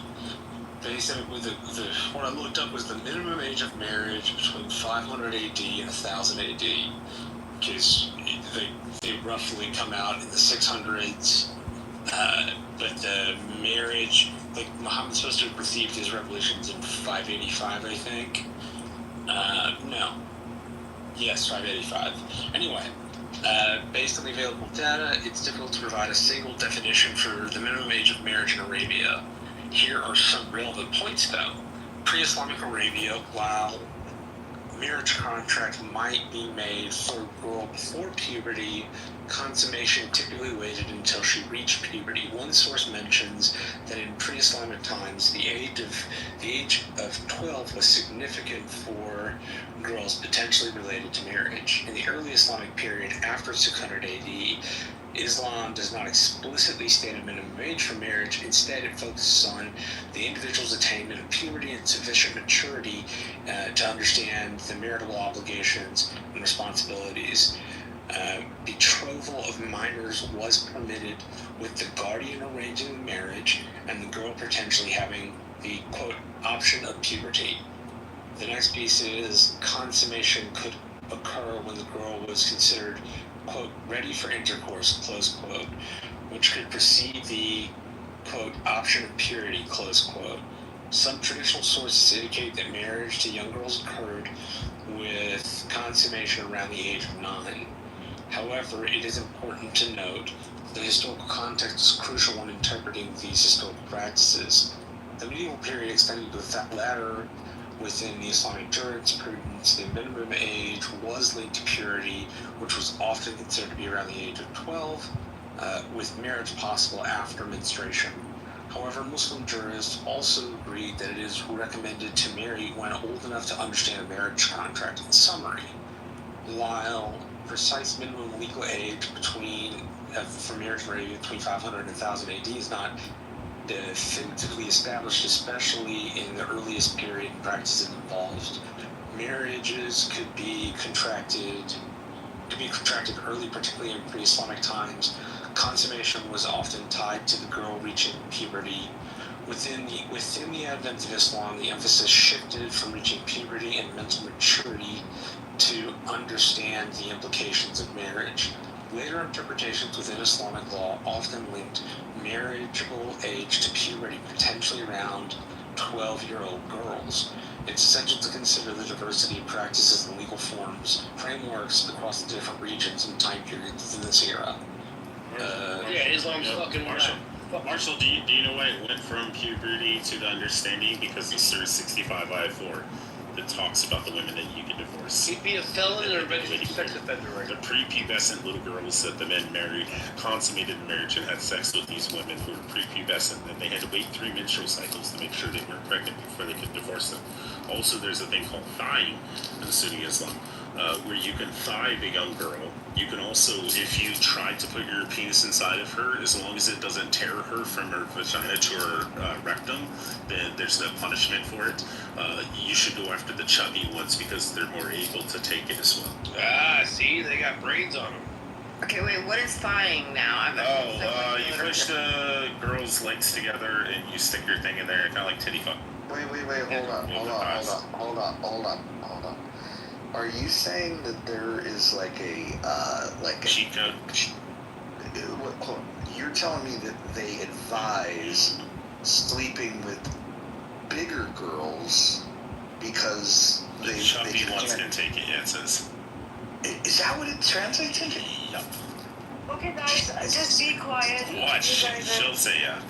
Just be quiet. Or she'll say she doesn't accept that. The guy was giving you a good perspective, and now you start your own nonsense here. Like, it's not television. Armenian Jew is like this. Don't take him serious. Thine might be up there with the worst idea. Not even Armenian. So I'm doing something to the top of the room. It comes out of what's known as ishtihad.net. It's a writing by a dude named, it's editorialized. It's called Studies of Islamic Law and Society. It's a long thing. The part that we've been arguing about, it's called Minor Marriage in Early Islamic Law by Carolyn G. Ball. It's at the top of the room, so if anybody's interested in clicking it, they can. It's a 273-page document, so it's not going to be a quick read, but it should inform the historical perspective quite well. And Dr. Marshall, Odie, come on. Yes, Marshall. Information in the back channel. This Aisha, which is 9 years old, is daughter of Abu Bakr, which is the next caliph after Muhammad. In those times, marriages was much more political oriented than like sexually oriented. Wait, fun. I have a question. When Abu Bakr wanted to marry Fatima, what did Muhammad when she was 16? I don't know what he told him that she was too young. She was 16. Ali. Shit. No, the point is that, like Muhammad, Roger, this is for you and Marshall because the rest are joke. Muhammad was the biggest politician of his time. And he really united Saudi Arabia into something, a civilization that humankind had not seen before. And he did it just by the holds of the Quraysh tribe in Mecca. Oh, Roger, you want to hear the origin story of how Muhammad met Jibreel? He was in a before you do that, can I say one thing here? What do you guys like? I'm gonna ask Dr. Z and Wei Fin this question. Let's just see what you say here. Would you agree that like slavery in the Americas was wrong and that those people were assholes for doing it? Do you guys agree with that? I'm assuming you say yes there. What's your question? But guess what? Can you Would you agree that people in North America that had slaves was wrong? And that those people that were slaveholders were assholes? Yeah, but slavery was legal then, so wouldn't it be just okay? Well, is that like the argument y'all are making? You know how insane that fucking sounds? I mean, it's just a different time. Mike, those people, why do we have peer judge, like jury? If you don't know that you are doing something wrong, you are not doing something wrong. That's the whole idea of a jury system. Which part of it doesn't make sense to you? Wait, hold on. Wait, Fat. What you just said is completely incorrect. Ignorance of the law is no excuse. You're still held accountable to the law regardless of whether you were ignorant. So I looked up something else, and said something else with LGBT, so take it for what it's worth. It references the Jewish faith, and it gives citations in the Pentateuch, I think is how it's said. The Torah itself does not have a minimum age in explicit terms. Instead, marriage is described in terms of puberty and maturity. The assumption is that the woman is of childbearing age. For example, after the age of blooming. Yeah, Deuteronomy 22:13-21 speaks of a man marrying a Nahara Betula, a young woman, a virgin, who was expected to be sexually mature enough to consummate the marriage. Similarly, Ezekiel chapter 16, verses 7 and 8, prophetic but often cited, describes the readiness for marriage in terms of physical development. Quote, "Your breasts were formed and your hair had grown, yet you were naked and bare. Then I passed by you and looked upon you, and beheld your time was the time of love." End quote. In the Talmud and Halakha, it reads in Talmud, explicit minimum age, a girl under 3 years. What in the world? No, it's talking about the misunderstanding about Rebecca. Rebecca is supposedly, the way people understand it, they misinterpret and say that she's 3 years old, but she's carrying 35-pound jugs of water to go and fill for the animals. And then she's sitting there having a conversation with her mother about marrying Isaac. So she's either 3 years old, or there was two kings who had the same name, and there was two kings that had the same name, and that shows that she's not actually 3 years old. She could have been trained. Yeah, she was carrying 35-pound water jugs. Okay, so we can come and attack you on this too, right? No, I mean, you can make the argument about Rebecca being 3 years old. We won't do that. We would No, to the perspective. because Aisha's playing with dolls. Let's Sorry, I apologize, Marshall. Yes. No, don't apologize. It's your turn to speak, Doctor. Let's hear from you, and then I have a couple. I was just being nasty by saying, well, we could come back and say, hey, how is this not raising an eyebrow? But you were coming with copes and stuff. But it's a cultural paradigm, and we have to look at that practice based on what was practiced back then, which our modern eye and our sensibility would not accept in today's time. And that's the reality. That's all I'm going to say. Hold on. But Mike had brought up the point that if you were to go into Clubhouse, into a room full of, let's say, 100 people that are American descendants of what is it? American descendants of That's a chattel slavery. Yeah. Okay. So, if you were to find those that are ancestors of the transatlantic slave trade, and if you were to make the claim that, like, well, if you were just to make the argument, well, you have to understand, at that time, the world was practicing slavery. If you were to make that justification that in that time, that's just what the norms were, and because of that, you can't apply today's standards to that, what do you think somebody might say to you in a room like that? I am not giving my personal opinion. I am not saying that slavery is okay, but if you ask me about, are you trying to compare? wanting me to compare, say, slavery back then. No. What I'm suggesting is that for those of us that can look at a 9-year-old girl and go, wow, violating a 9-year-old girl is terrible, and we believe objectively that you could apply that standard at any time, and then your defense seems to be like, well, back in those days, it was a tradition, and so you have to look at it from a different lens, because at that time there were people that were doing it. And I would argue that there are things that we've done throughout human history that are vile, and I don't think there's anything wrong in 2025 looking back to all of the practices, whether it's slavery, whether it's genocide, whether it's rape, whether it's just subjecting people to some degree of less liberty than others, and then certainly pedophilia. I think that you can look back and go, wow, if only they knew how bad that was.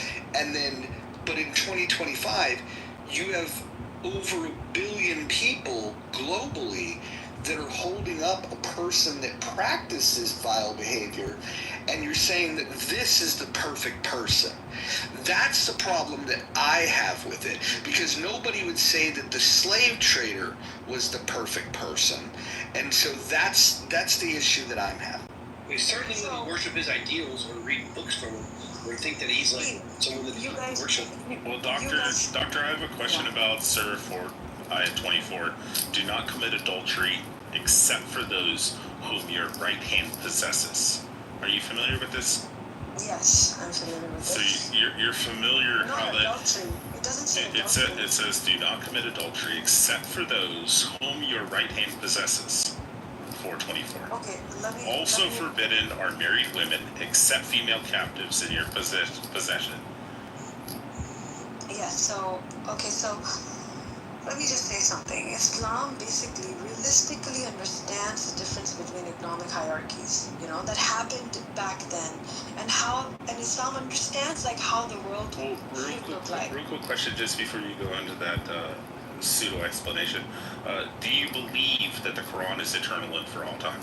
I just don't like how you throw 100 questions. I'm just asking for it because you're wanting to move off to this progression of Islam that is changing of your. Rich, let her speak. Okay. Doctor, hold on. I'm going to let you speak. Sorry. But I think Rich had a couple of follow-up questions. So, let's do a little bit of back and forth. Because, honestly, I think this is good for the people that are listening to hear the different perspectives so then they can form their own opinions based on what they're hearing. I think this is a good... Okay, I appreciate you, Mojo, and I sincerely understand where you're coming from. But I don't appreciate this person. I don't know his name, but he's throwing 100 questions, just changing the goalposts. I start thinking and accumulating my ideas to process what he's saying, and then start answering, and then in a millisecond another question is raised. How am I going to even be able to respond to everything that is, I don't understand this tactic. So let's resolve one thing at a time, and then we can move forward with the next contention. Okay, so all I was simply asking is do not commit adultery except for those whom your right hand possesses. And all others are permissible as long as you pay the dowry. So it's saying do not commit adultery except for when you invade into a neighboring town and you capture them with your right hand, you can have sex with them. Because this was the question that was asked. It says these women that we captured in this battle, in this neighboring city that we were battling in, we know their husbands. One of the guys said their husbands are alive. We know them, and we know that they're still married to these women. So this would be considered adultery, correct? And Muhammad said no. Allah says, do not commit adultery except for those whom your right hand possesses. And then I asked you that question, and you go to, into this, Islam should progress and change, and this was, 1,400 years ago. You didn't even listen to what my response was. Plus, you are giving me a reference of hadiths again, and I'm asking you to pay attention to the ayah. First of all, I disagree with your English translation of the ayah. That's not what the translation says. But even if you have a misconception about adultery acceptable, first of all, adultery is not acceptable, right? But what was the concept of mulk al-yamin, or the concubines, or the war bounty, or the slaves that came from collateral from war? You have to understand there was a perspective and a dynamic behind that, and that's what I was going to explain. But I would say a sentence and you will butt in again. It's just pointless to even respond to your arguments. Okay, so the reason that I asked, is the Quran eternal? And then can it be changed? Which the answer is yes, it is eternal, and no, it cannot be changed. And the Do you have ADHD? Do you have ADHD? Punishment for trying to change the Quran and any word inside of it is the punishment is death. You have ADHD. So, I'm sorry to dive into it right now, but I think you are.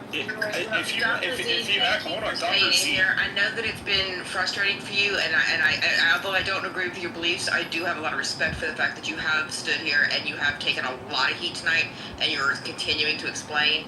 And I just want to say I do appreciate that. So there are people in here who are listening, and honestly, it's I didn't know any of these things. I really didn't know any of this. Thank you for taking this on. So, Doctor, my reason for asking. Please respond to this beautiful. I know, but you rudely interrupted when I was trying to explain why I was asking this question. You don't like it that I'm trying to pin you down. Can we keep it a little cordial here? Yes, I'm trying to keep it cordial until you rudely interrupted and interjected and said your diagnoses of my attention deficit hyper disorder and my Asperger's syndrome, my high functioning autism, and my 141 IQ. So I mean, if you want to go through it, yeah, we could go through it. So can I just respond? Real quick, Doctor, before you rudely interrupted. I apologize. I was trying to expound on it and explain why. Because you're trying to change the Quran and saying, oh, well, that was permissible at that time. It's not permissible at this time. But it is permissible at this time because it's for all time. It's eternal. It's never changing. And it's just as much applicable in 2025 than it was during the time of Prophet Muhammad. What was meant by except for the ones your right hand possesses? And that's what I wanted to do not commit adultery except for those whom your right hand possesses, and all others are permissible. What does that mean? As long as you pay the dowry and make them your wives. So he's making an exclusion for committing adultery as long as you capture them during a time of war. So one of the things which is so offensive to our modern minds right now is the idea of this female enslavement and the sexual exploitation, right? So I completely get your repulsiveness about this, and I understand where it's coming from, but just think about it. Like, you have this army of men that are 15,000 men that have lost, that last they saw their family or their women or wives was 6 to 8 months ago. Okay, think about a war zone, right? And the wars are like significantly long, so much so that they're like months long. And then these men enter a city, and every single man in that city has died in the battle, right? And you have these 10,000 women now in that city by themselves, and what do you think is going to happen? Let's think realistically. So, Alan, Alan, to respond to what you're saying, the Hadith specifically says that the men of the women were still alive and that they were still married, and they felt guilty because some of the men had already had sex with them, and then the other Hadith says that they were wanting to have sex with them, but they knew that their husbands were still alive. So they're saying, hey, are we allowed to bang these women? Because we took them. They're ours. They're our captives. Are we allowed to have sex with them? But their husbands are alive. Wouldn't that be adultery? And Muhammad's saying, no. It's totally fine. You took them with your right hand. They're your sex slave. Can I say one thing what I found crazy? And you do not have to marry them. Dr. Z, you laid out that stuff, and you laid it out pretty good. You're like, imagine this war. Imagine all the men died. Imagine there's 10,000 women. Imagine all this. Dr. Z, Can you for a second imagine that poor little 9-year-old Aisha? Take a second to imagine that, because that moment in history happened. That 9-year-old girl was raped and sexually assaulted by your prophet. She was swinging. She was swinging on a swing and playing with dolls. Can we have a conversation, or are you guys gonna keep rubbing the same point? Religion in history? Is there any other religion, whether it be Christianity, Judaism, I don't know much about Buddhism or Hinduism or any of that. Is there any other religion where the people have to jump through hoops to try to justify the actions of their people they worship? I am just giving you a perspective. If you're ready to listen to this, then great. If not, then fair. I am just trying to say that you can issue all the prohibitions and everything illegal and it's wrong and it's problematic, you know. But imagine you're looking with the history with a perspective. There was a problem of war. Men were killed. There were women, and now how do you deal with? Do you just kill them? Do you? No, let's rape. No, you rape them, huh? Do you kill them and then you just like how it's happening in Palestine? No, but imagine if there's a land like that, there is going to be massive amounts of rape. There is going to be prostitution. And your God condones it. Can I finish my point without being interrupted? Please. I am saying there's going to be horrific things that will happen. And this is the nature of war. This is the nature of men. It is the discrepancies and the disparities that have happened in the world when you get the power and you get the economic access in the world. With war, or when you defeat your opponent, there is a collateral and there is damage. But the reality of the world, you know, what Quran is telling you, that instead of issuing like an impractical ruling and prohibition, blanket prohibition, Quran deals with the reality, and it's telling you there is going to be regulations. There's going to be a need to lessen this impact. So over the period of time, how was this impact lessened? Slavery was abolished. This female enslavement issue was regulated, where you can't just go and do whatever you want with them. You have to have a regulation. Men were supposed to get married to these women with dowry.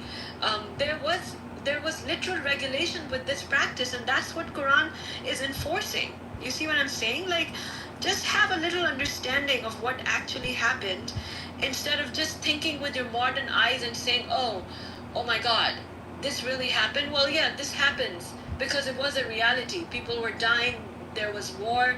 Women were left behind. There was a problem of men. And then how do you deal with orphans and women? Well, let's regulate the process and slowly abolish this over the period of time. Yeah, that's exactly what happened with slavery as well. That's not actually what happened in Saudi Arabia. So Saudi Arabia in 1962, the British and other allied nations actually forced Saudi Arabia's hand to stop slavery. So they didn't do it on their own. The British actually stepped in and mandated to the Saudis that they had to cut it out or else. And they said, okay. And in 1962, they abolished slavery. It wasn't on their own accord. They were forced to do it. And you mentioned Palestine. So in October 7th, Palestinians came to Israel and raped women and mutilated them. Is that permissible in the Quran? Yes, 424 in the Quran. It's not. Listen to me. Yes, it's permissible in the Quran. Yes, it's just everything is bad is permissible in the Quran. Yep. Yes, okay, fine. Okay, fine. You win, we lose. Everything immoral is permissible in the Quran, and then we see a lot of immorality that is present in the Western culture, and that is present in Palestine as of right now, right? People are getting wiped out. Genocide is happening. Women and children are being murdered. How come you don't passionately speak about that? How come it's just 1400? The tradition that because there's nobody near Bitcoin that's sticking up for that. That's why. Well, in the Western goes on a religion. We're talking about a religion. You still haven't, Dr. Z, you still haven't told me how you justify the raping and mutilating of Jewish women and children. Yeah, go read Quran 424. They are Amalek. Torah has said you have to kill those kids. So, I mean, if Mojo, if you really want to get to somebody that's going to tell you the truth about Islam, you should talk to Wayfan. Wait, Wayfan, Hold on. I don't know how we went to Gaza. Can you like come back to fucking Islam and stop or continue trying to defend Muhammad? No, we want to molesting and molesting a 9-year-old. Trying enough fucking Islam. Let's fucking. Hold on, guys. No, you guys are yelling at each other. Hold on. I just need somebody that. Is there anybody here that's like a theologian, some sort of biblical scholar? Could someone fact check me here? Did Jesus do anything with children? No. All right, just check it. I'm just. Is there anything Jesus loved the little children? My Bible tells me so. Was Jesus a political leader? No, Jesus was the anointed Son of God. He was the Messiah, the Mashiach. He was the Son of God, the one who died and rose again in the third day. To atone for your sin. Okay, guys, if you're gonna troll, then I don't. No, that was 100% legit. Yeah, wait, hold on. I think hold on. No, wait, Fan, hold on. Look, we don't have to disrespect each other. Like, this is a chance for everybody to come together to learn new things. Again, fascinated by some of this stuff. I never knew that Solomon spoke to ants and learned about the ant colony. That's crazy. I'm someone that's experimented with drugs in my day. I'm not making a joke here. I'm being serious. I've experimented with drugs, and I've never had like an experience where I spoke to ants or thought that I could hear ants speaking to the colony. I've never experienced that, right? And so what I'm saying is that I'm fascinated by all this stuff in a genuine sense, trying to learn, is this allegory? Is there a lesson I'm supposed to learn?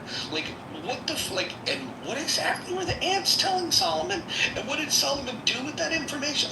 This is fascinating shit. Stuff that I never knew. I would guess most of you didn't know this stuff. Oh, that would be my guess. Mojo, did you know the black stone, the Kaaba, has a big silver vagina on the corner of it? And in the end times, that black stone's going to have a mouth and it's going to recite the Quran.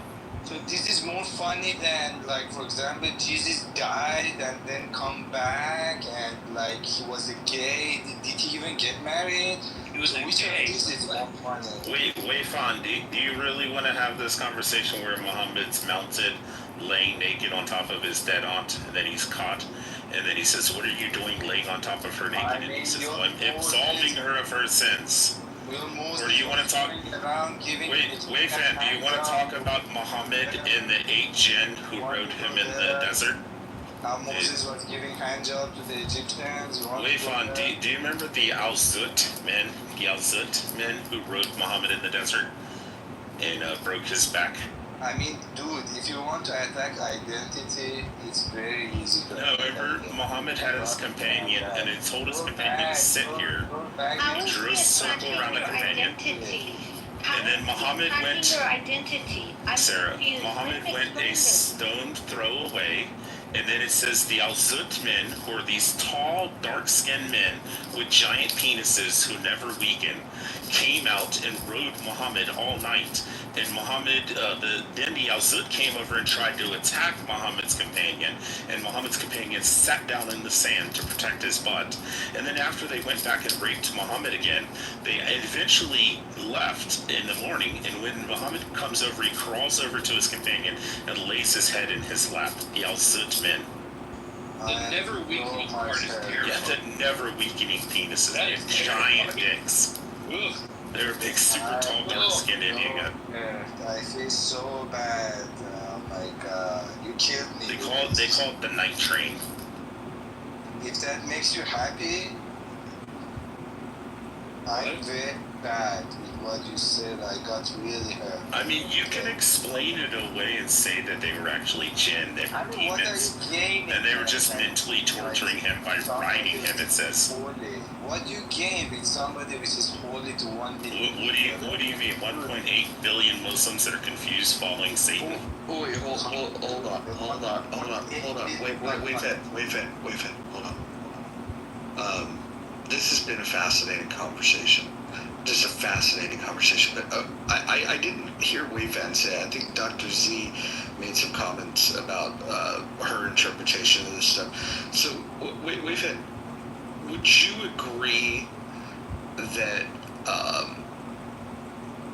that the Quran expresses very specifically that the Prophet Muhammad married a 6-year-old girl? Would you deny or acknowledge that fact? To be very honest, I haven't read it. Liar. Takia. Takia. No, wait. I only know one there. Wait, hold on. You belong to a religion that you haven't read?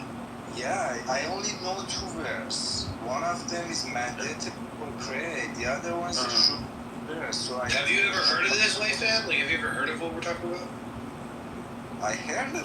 You were like, oh shit, I should go figure out if this is true or not. Wei Fan, are you a Uyghur or are you Uzbek or something?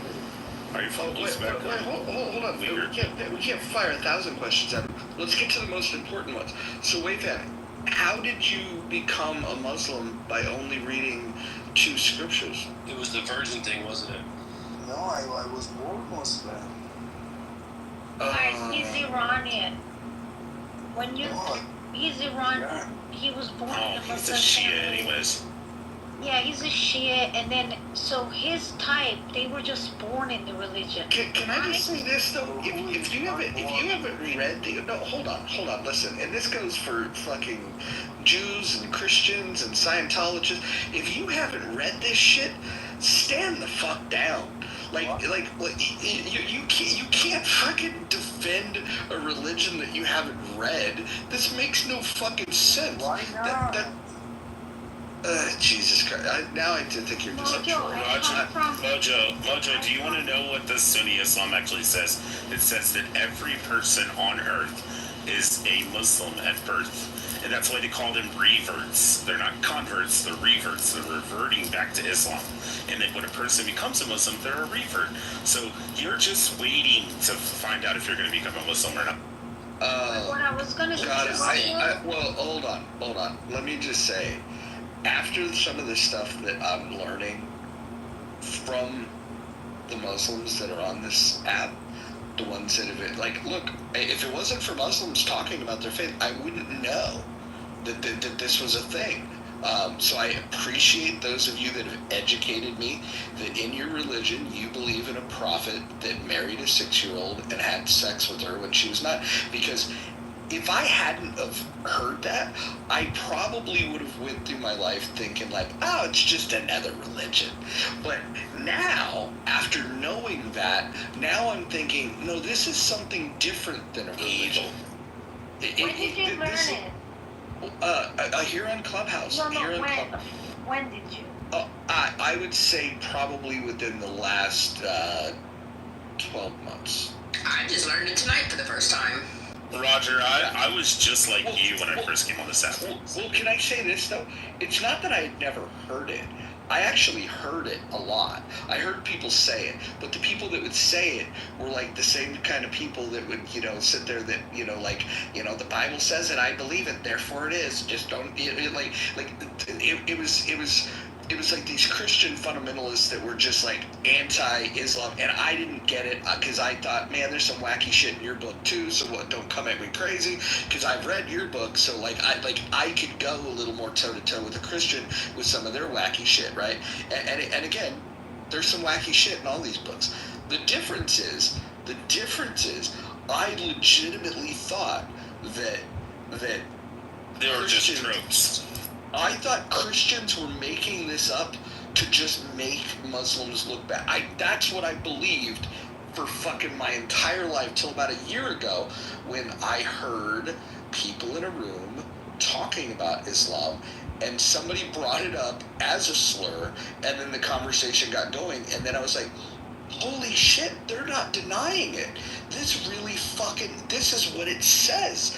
And then, you know, like, you get women like and I think everybody should appreciate that Dr. Z came in here, took all the fucking arrows and just continued to talk. You can disagree with her, you can think that what she said was vile, whatever. But the fact that she had a conversation with us, we should be thankful for that.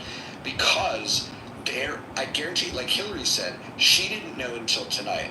I guarantee that Hillary is not the only person that came into this room.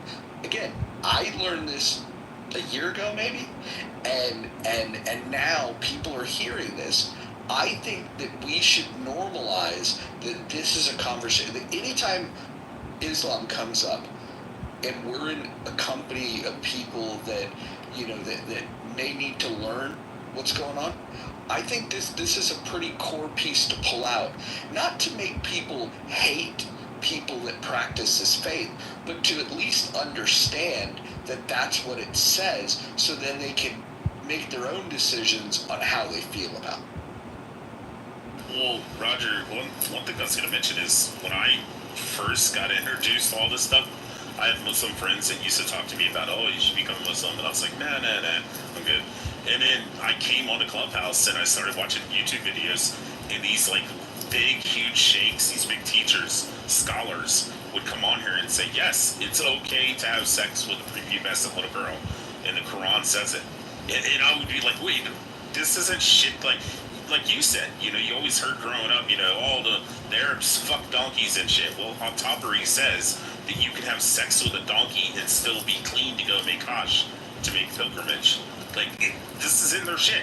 It's not shit that people are making up. It's 100% legit, and it's 1,000,000 times worse than you could ever imagine.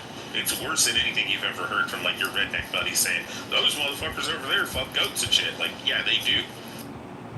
But I was gonna tell you, Mojo, we got the type like Wayfan, who they're just born into the religion. They literally don't know anything. Like, I can say things to Wayfan that he's gonna say, no, that's not true. And they don't even know. They haven't read the book. They don't know the hadith. They don't know the history. And then there are type of people like me who were born in super religious families. Before the age, I don't know, I think I was like 14 or 15. I had the entire Quran memorized in fucking Arabic. Like, what's the point of memorizing a book in a language that you don't even speak, like you don't even understand? And then reading all these books and then like following all these things, and you know, there's like, and that's why when I come strong, when I say fuck Islam, ban Quran, people are like, oh, you're too harsh. No. If you are born in a family like I was, if you are born in a real Muslim family, you're going to experience a lot of child abuse. This religion is abused. They abuse children, they abuse women, they abuse men. It's a nasty religion. I am sorry. What about your fucking society? Which society? Which society, yeah. Your Iranian society, your American society. I'm Iranian. I think you're Iranian. Your name is Farsi. No, I'm Iraqi. No, I'm not You're Iranian. Iraqi. Okay, I'm Iranian American, so I'm from both countries.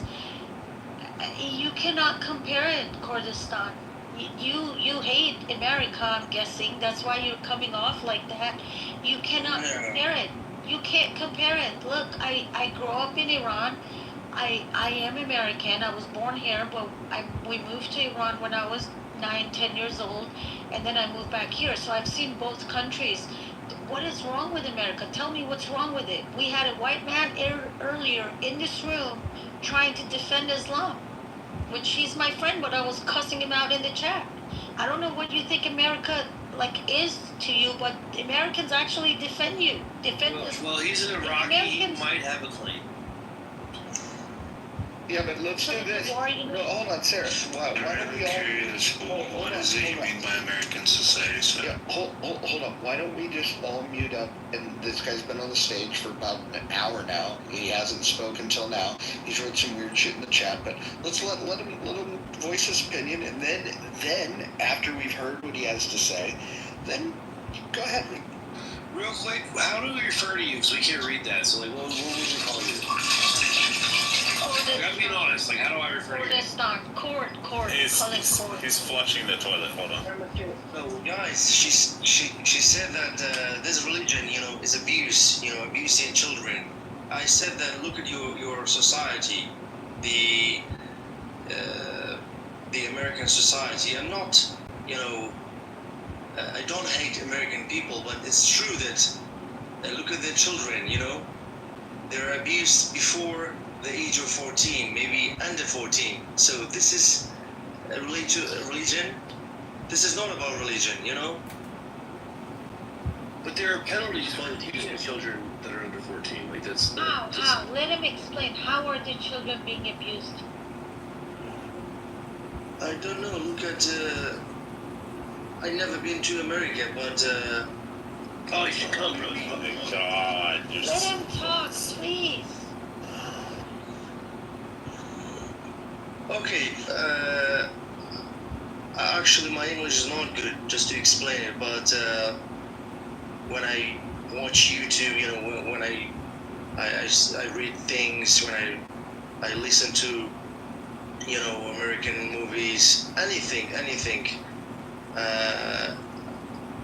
All I know that the children, not always in America, in Europe as well, the children are abused before the age of 14, Give us 10. Wait, hold on. Listen, Sarah, hold on. Hold on. What he's saying, Sarah, this is not... everyone mute up. What he's saying is honest. There is examples of abuse throughout America and Europe and the rest of the world. But my question to you is, and what was your name again? How do I say your name? Muhammad, yeah. Oh, can I call you Che? No, I do. Okay, I'll just call you Che. Okay, so... My name is Muhammad. You respect my name, yeah? Yeah, mate, piss me off. Now, hold on, now you're asking a little too much. So here's the point, right? Yes, there's a lot of fucked up things all around the world. However, the thing that you're ignoring is that you're defending a religion and a practice that says that men should be able to fuck 9-year-old girls. The difference is, in America, when this happens, because here's a good point. It happens in America. There are a lot of fucking sick people. The difference is that it's forbidden in all of civilized society. In fact, we have laws that say if you do that, you are going to go to prison. Now, let me ask you this. Do you think that the Prophet Muhammad, after fucking a 9-year-old girl, should have gone to prison? And even our prisoners don't like it. Well, Rock the Mojo, in his defense, he's probably Shia, so he might not accept the hadith. No, I'm not Shia. I'm Sunni. Oh, good. Mojo, we're actually talking about something, we back in history, there are some researchers, I will try to bring it here in English, about the marriage of the Prophet Muhammad with Aisha when she was only 9. She was good. She was good to get married. She was good to. Wait, do you think that was a choice? There was no Why not? He wasn't there. He was fucking him like the European American people with no reason. Just there was nothing like you say, go to prison. Okay. It was. Hold on. I heard what you said. So you said that because it happened back in the day, and you think the Prophet Muhammad said good. He never fucked a child, for no reason, just for an evil thoughts. Wait. Hold on. did he, yes or no, put his penis inside the vagina of a 9-year-old girl? 4th grader. Alright, but she was good in that time, you know, she was... Oh, dude, she had no problem with that, you know? She had... Wait, no, you say my she mom, had no problem with me. Just listen to me. My mom, you know, got married only when she was 13. You know, she was, you know, she got no problem with that because back in years, you know, the weather, the conditions, you know, the maturity of those people, you know, in those Arabic countries, you know, even right now in Iraq, in the north of Iraq, because of the hot weather, you know, the girls who are aged like 10, maybe 11, yeah, they're ready to get married. Fuck, dude. Wait, it's gotta be a translation thing. I cannot possibly be understanding. Are you showing me weather? Hillary. Weather, No. Let's allow him to finish, but and please finish. But I would like for you to answer, and I'm genuinely curious about this. In the pecking order of what Muslim men are attracted to, in terms of, you know, adult women, you know, pubescent teens, or let's say goats. Like, what is the pecking order in which your attraction tends?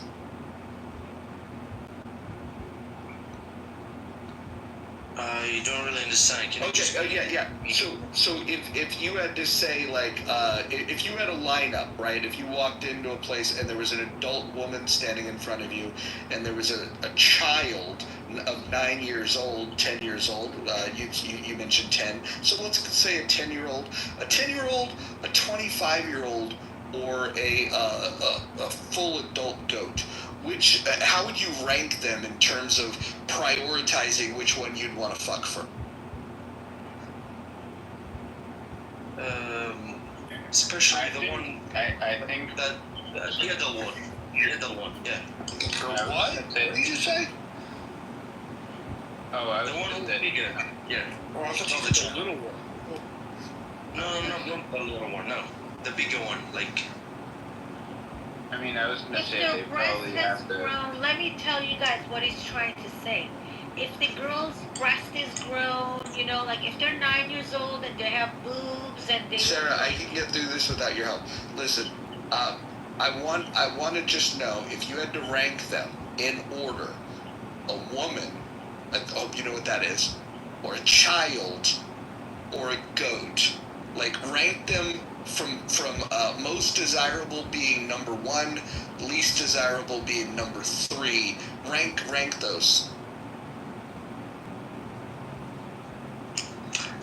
I don't know. I don't have any idea. Is it too hard for you to choose between a goat, an adult woman, and a 10-year-old girl? I mean, I would pick like the adult and then the goat, because you could really fuck, like, you know what I mean? Like, it would literally fuck up that child's life for the rest of their life, and I don't know if I could ever live with myself. And it would break her, Eric, and it would break her womb, like Aisha, where she was never able to have children. That's like, that's like the in the middle. Yeah, and it's called rape sexual abuse. You hardly find children that are abused, you know. Yeah, and even the worst members of our society still have a problem with pedophiles. If a pedophile goes to prison, the prisoners will beat the shit out of them. Even the worst members of our society don't accept it. Mohammed, one thing I was going to say is, your God, the difference is, your God condones it. Your God says it's okay. Your God says, Allahu Alam, yeah. I mean, I was gonna say that, like, you know, in respect to the 9-year-old girl, it's just like, it's, you know, pregnancy and health, yeah, obviously that's a, you know, but also, like, I don't understand how anybody could be attracted to somebody of that age. There are so many variables on top of that, like, you're literally fucking over that person's entire life, which is, you know, I couldn't even imagine, you know. Well, you're not a Muslim, Eric, that's why. And Eric, we're not only saying that. We're not saying how could someone even be attracted to that. That's horrible, also. But we're also asking, how can people follow a person like that? How can 1 point something billion people? That's the perfect example for all Muslims. Well, I'm Jewish, and I know that there's this interesting documentary about this like Jewish cult. It was called Lev Tahor. I'm not sure if anybody's ever heard of them before. But yeah, it seemed like they were doing like, you know, similar things in terms of like, you know, with 12-year-olds and stuff. But you know, 12-year-olds getting married and you know, just like things that are like unfathomable. Well, this is actually an interesting point, Eric. How does that make you feel? Like, well, what do you say about that? It makes me feel like, yeah, I just want to puke, and I just feel horrible. Like, you would never be like, oh, well, that's just kind of how it was back in the day. Right, and like Muhammad, didn't he off himself too? So like he. Oh no, he died from poison. He off. After the battle in Kitover. He off himself. No, he didn't off himself. No. Actually, a Jewish woman named a Jewish woman actually, Zainab, was actually the woman who poisoned him, and she said because on the basis of the Tanakh that a prophet, the poison will not befall a prophet, that she put the poison into the shoulder of the goat to see if he was actually a prophet, and then his two companions dropped dead in front of him, and then he realized it, so he spat it out, and then it cut off his aorta, and he survived for like 5 years in like agonizing pain, complaining to Aisha every day. And the Quran itself actually says in Surah 69, ayah 44 and 46, that Allah says, if I were to find one false word in my prophet, I would seize him by his right hand and cut off his aorta. And then Sahih Bukhari 44:28, narrated Aisha, says that Muhammad befell poison and died from it after Kitover. How do you know so much about Islam? Studying it. What drew you to study it? Oh, the reason I study is, like I said before, I thought, like Mojo, that all this was just a bunch of American tropes that people put on Muslims, and I figured, yeah, Aisha was probably 9 years old. Yeah, that was probably the worst of it. But then I got into it, and I was like, oh my God, this is 1,000 times worse. And then I actually seen like people listening to this horse shit and actually like taking their shahadas and being duped into this bullshit. And then we would bring them in the other room and show them all the Quranic and Hadith, Quranic verses in the Hadiths, about how disgusting it is, and they're like, oh my God, I can't believe I fucking did this. Like, God Logic, the guy Avery, was one of these people who was coming to Islam, and it started like studying it and was like, what the fuck did I just get into? Like, I'm not drinking the Kool-Aid, you know, I'm not gonna die and go on. And now he's one of the biggest YouTubers against Islam, Christian. You're doing the Lord's work. Yeah, amen. So what is the draw to Islam? Even if I was an atheist, as a man who is born, I guess Christian or born in America, whatever, what is the draw to Islam? To all of that? So there's an old parable in Islam that says that there's a man who's an alcoholic, and these two guys come to him, and they're like, oh, this is a religion of peace, and this is the true faith, and you should become a Muslim. And he's like, yeah, but I'm an alcoholic, I can't become a Muslim because it's not permissible, it's haram to drink, you know? And they're like, no, it's totally fine, bro. Like, you can keep drinking, don't worry about it. And as soon as he takes his shahada, they're like, oh, by the way, you gotta quit drinking. He's like, but I don't want to quit drinking. They're like, oh yeah, under Sharia, we can kill you. So then he's freaking the fuck out, and he's like, what am I supposed to do here? And that's usually what happens. It's like, this is a religion of peace, and, you know, oh, look at this. Jesus didn't know the time, the day, or the hour, and he never really died. And they try to, like, show him all this shit to make it seem like Christianity's fake, and Judaism's, you know, fake, and it's all corrupted and all this kind of stuff. And then they bring them into the fold, and they usually go one of two ways. They figure out that it's, you know, disgusting and filthy, and hopefully they leave. Or what most people from the West do is they read it objectively, and they don't have like all this narrative placed in their mind, like this Iraqi guy that doesn't really know shit, or the Dr. Z who doesn't know anything, and they'll read it objectively, and they're like, oh shit, we should be killing the disbelievers, and I should go out and marry a bunch of wives, and I should make a bunch of Muslims, and we should build a caliphate, and we should kill all these fucking piece of shits. And that's why they get on airplanes and fly over to Syria and fight for ISIS, for Daesh. So yeah, we got to tell them the truth. We got to tell them that, you know, the majority of women who are in Jahannam in hell are women. Are the majority of people in hell are women, because it says that they're deficient in mind and they have half brains. So, Rich, let me ask you this. You know, if you had to answer the question, like, what's more dangerous, communism or Islam? Islam. It would just, yeah. If I had Thanos' gauntlet right now, and I know what I know right now, I would snap my fucking fingers, and there would be no more Muslims on Earth. I would, if I had a time machine, I would go get baby Hitler and tell him he's killing the wrong people. I'd be like, it's the Muslims, kill them fuckers. What do you think of Satan's army, dude? What do you think of this new unholy alliance between communists and Islam? Oh, I mean, I'm a Christian, so I wholeheartedly believe that if you read if you read who the Al-Mahdi is, the guy who's going to show up and he's going to be like the savior of the world for the Muslims and shit, he matches 100% with the Antichrist.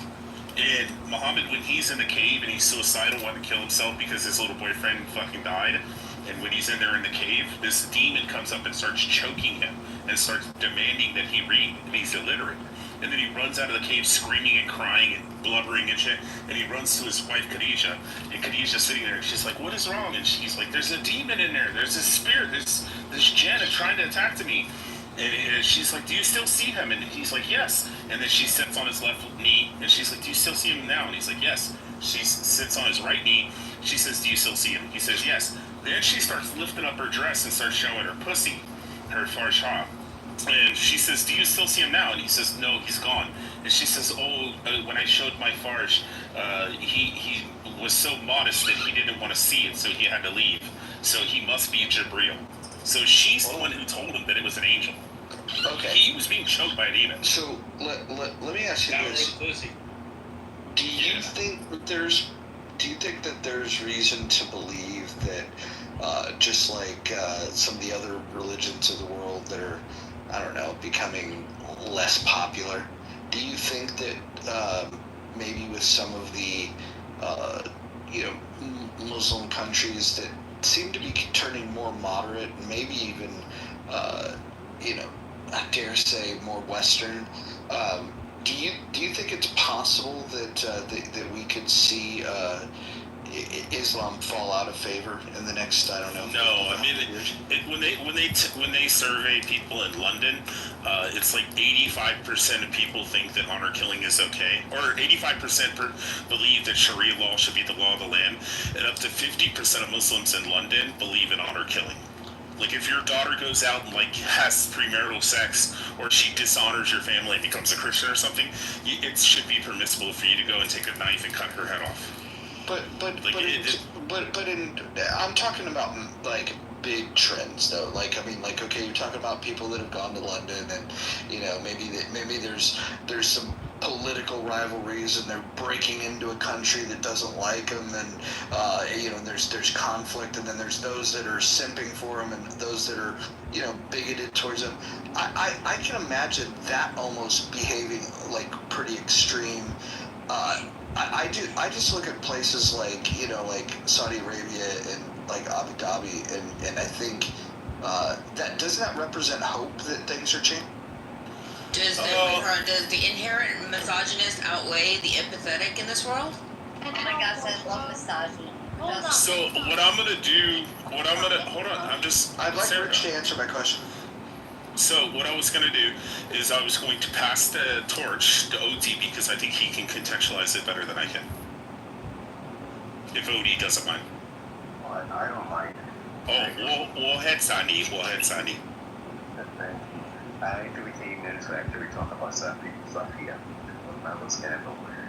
But just to state what the major problem is. Like, for example, yeah, you're right, Saudi Arabia is trying to move over. But they even state that those Muslims in the Middle East, the biggest problem are the Muslims in the Western world. Because they overcompensate for being in the Western world. So they are actually more radicalized than the Muslims in the Middle East and the other areas. So that's a bigger issue that And unfortunately, a lot of the people in the Western world, the whole Islam is a peaceful religion, kumbaya and all that stuff, it's like they're just not waking up to the situation, It's like there was a mistake that I'm not from Nigeria, but I'm pretty familiar with Nigeria. If you follow the trend of Nigeria in the 90s, what they did was, Nigeria is a lot like America. It's made up of a lot of states, like hundreds of Nigerians. And what they did was that most of the northern part of Nigeria is predominantly Muslim. The southern part is mostly Christian or religious, right? So what happened was the Northerners wanted to have their Sharia law, and the people in the South were like, hey, well, if they want to have their Sharia law, that's all fine and then let them have their Sharia law. Let them do whatever they want to do in their states. But as soon as they did that, if you track the trend in Nigeria, in the 90s, they were not having the problems they were having. Then when you get into the 2000s, that's all of a sudden you hear of the church bombs, the Boko Haram, and all those things that have been going on in Nigeria. And Nigeria is like a great case study of what happens when you try to be, what's the word, ecumenical with Islam. Instead of actually stepping around and stating that we are not a religious state, we are a secular state, and we're not going to have your Islam because we don't allow Christianity. I'm a Christian, but I wouldn't allow Christianity. I don't but you have to have theocracies, right? But give them an inch, they'll go the mile.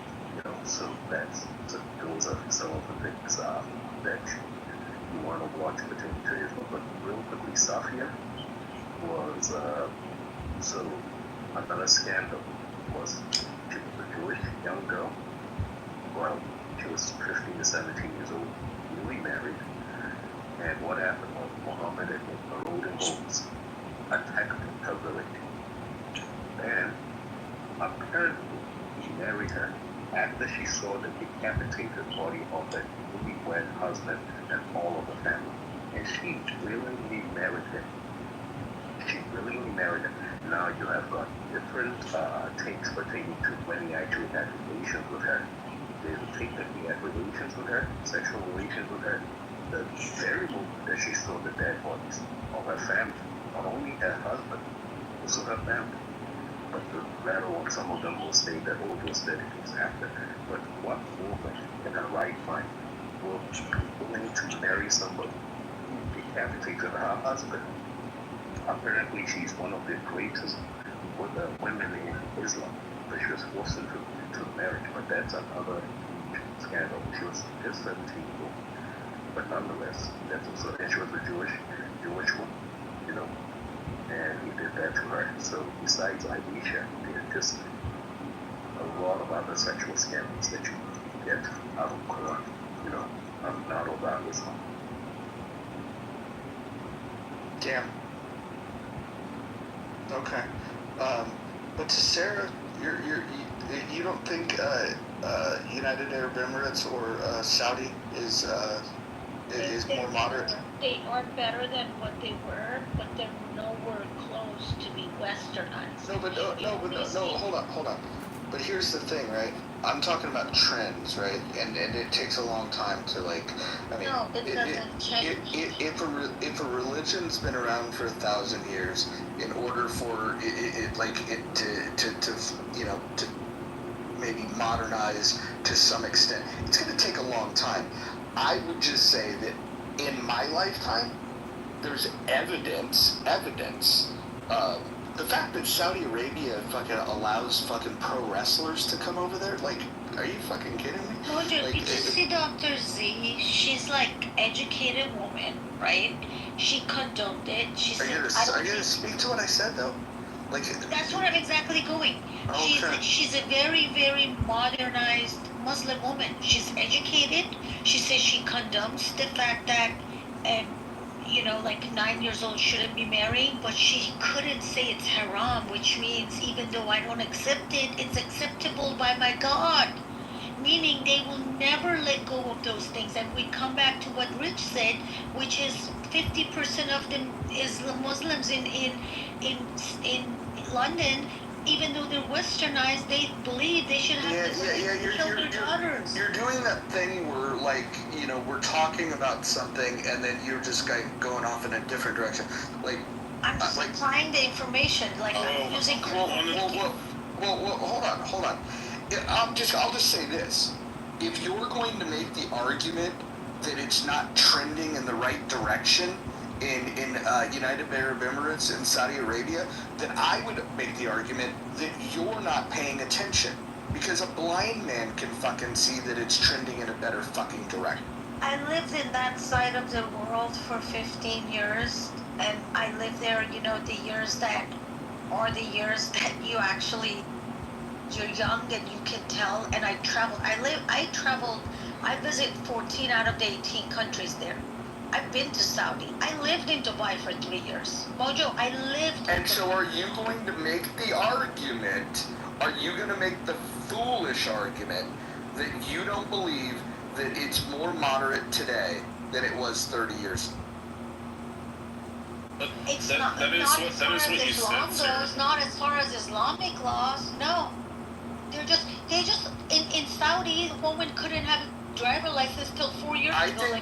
Honestly, Sarah, I think now you're being just as disingenuous as some of the people that were on the stage earlier. No, I think you don't have enough information, and that's hold on. With all due respect, when it comes to reading news around the world, look, I'm not gonna fucking say that I fucking study it more than everybody on this stage, but certainly more than 99% of the people on this fucking app. What I spend my entire day doing is looking at the fucking news around the world. And what I can tell you is that nobody disagrees with what I just said, that over the last 30 years, that both UAE and Saudi Arabia have become far more modern. I would agree. Sarah, let me finish. The white man in the West, which I don't understand why they try to cover up. You don't see the real news, just the same way that you said that till a year ago you didn't even know about Muhammad and how serious this is. I promise you don't even know how terrible a lot of these Islamic laws are. No, but Sarah, you're not paying attention to what I'm saying. I'm paying attention to what you said. It's listen to what I'm saying, because you're going to make a fucking fool out of yourself if you keep going down this route. There's nobody on any side of these arguments that would agree with you and disagree with me that in the last 30 years, those two countries in particular have become more moderate. There's nobody that disagrees with that. There's nobody. The Muslims complain about it, and there's people that don't like Islam that are praising the change. You're making an argument about something that you don't fucking understand, respectfully. But it's not just that. It's all over the world. People are becoming more "quote unquote" spiritual and less religious, and that's a world movement right now. But they're still very religious. They still, if you beat your wife in Saudi or in UAE, both countries, it's not a fucking crime. And you're trying to tell me that I don't know what I'm talking about, and you do. Sarah, you're not listening to what I'm saying. You don't know. You don't have listening skills. If you listen to what I say yes, then they're two different things. Sarah, has there been a progression of 1%? Just say 1% in the right direction. Enough to be like, okay, that's all Mojo was asking. That's all Mojo was making the point, is that there has been progression. I agree it's not enough, but clean up. Here's the biggest concern. Sarah, I allowed for you to go. Okay. Here's the biggest issue, Sarah. You would agree with what I'm about to say. I guarantee you will agree with what I'm about to say. Muslims are going all over the entire world. They're leaving their shithole countries. They're going all over the freaking world, and they're having 8 kids all over the place in Canada, the United States, and their goal is to outpopulate or have majority control in these countries like the United Kingdom, where they make up like 30% of the population in London.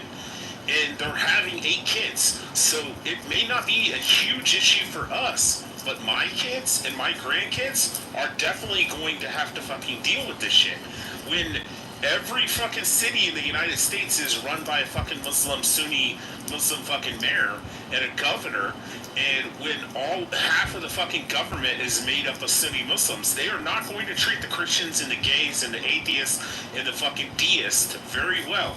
I can assure you that. It's not going to be our problem, but it's going to be our kids or our grandkids' fucking problem. And that's, Rich, exactly why I cannot fall into that question of Mojo, because it's completely misleading.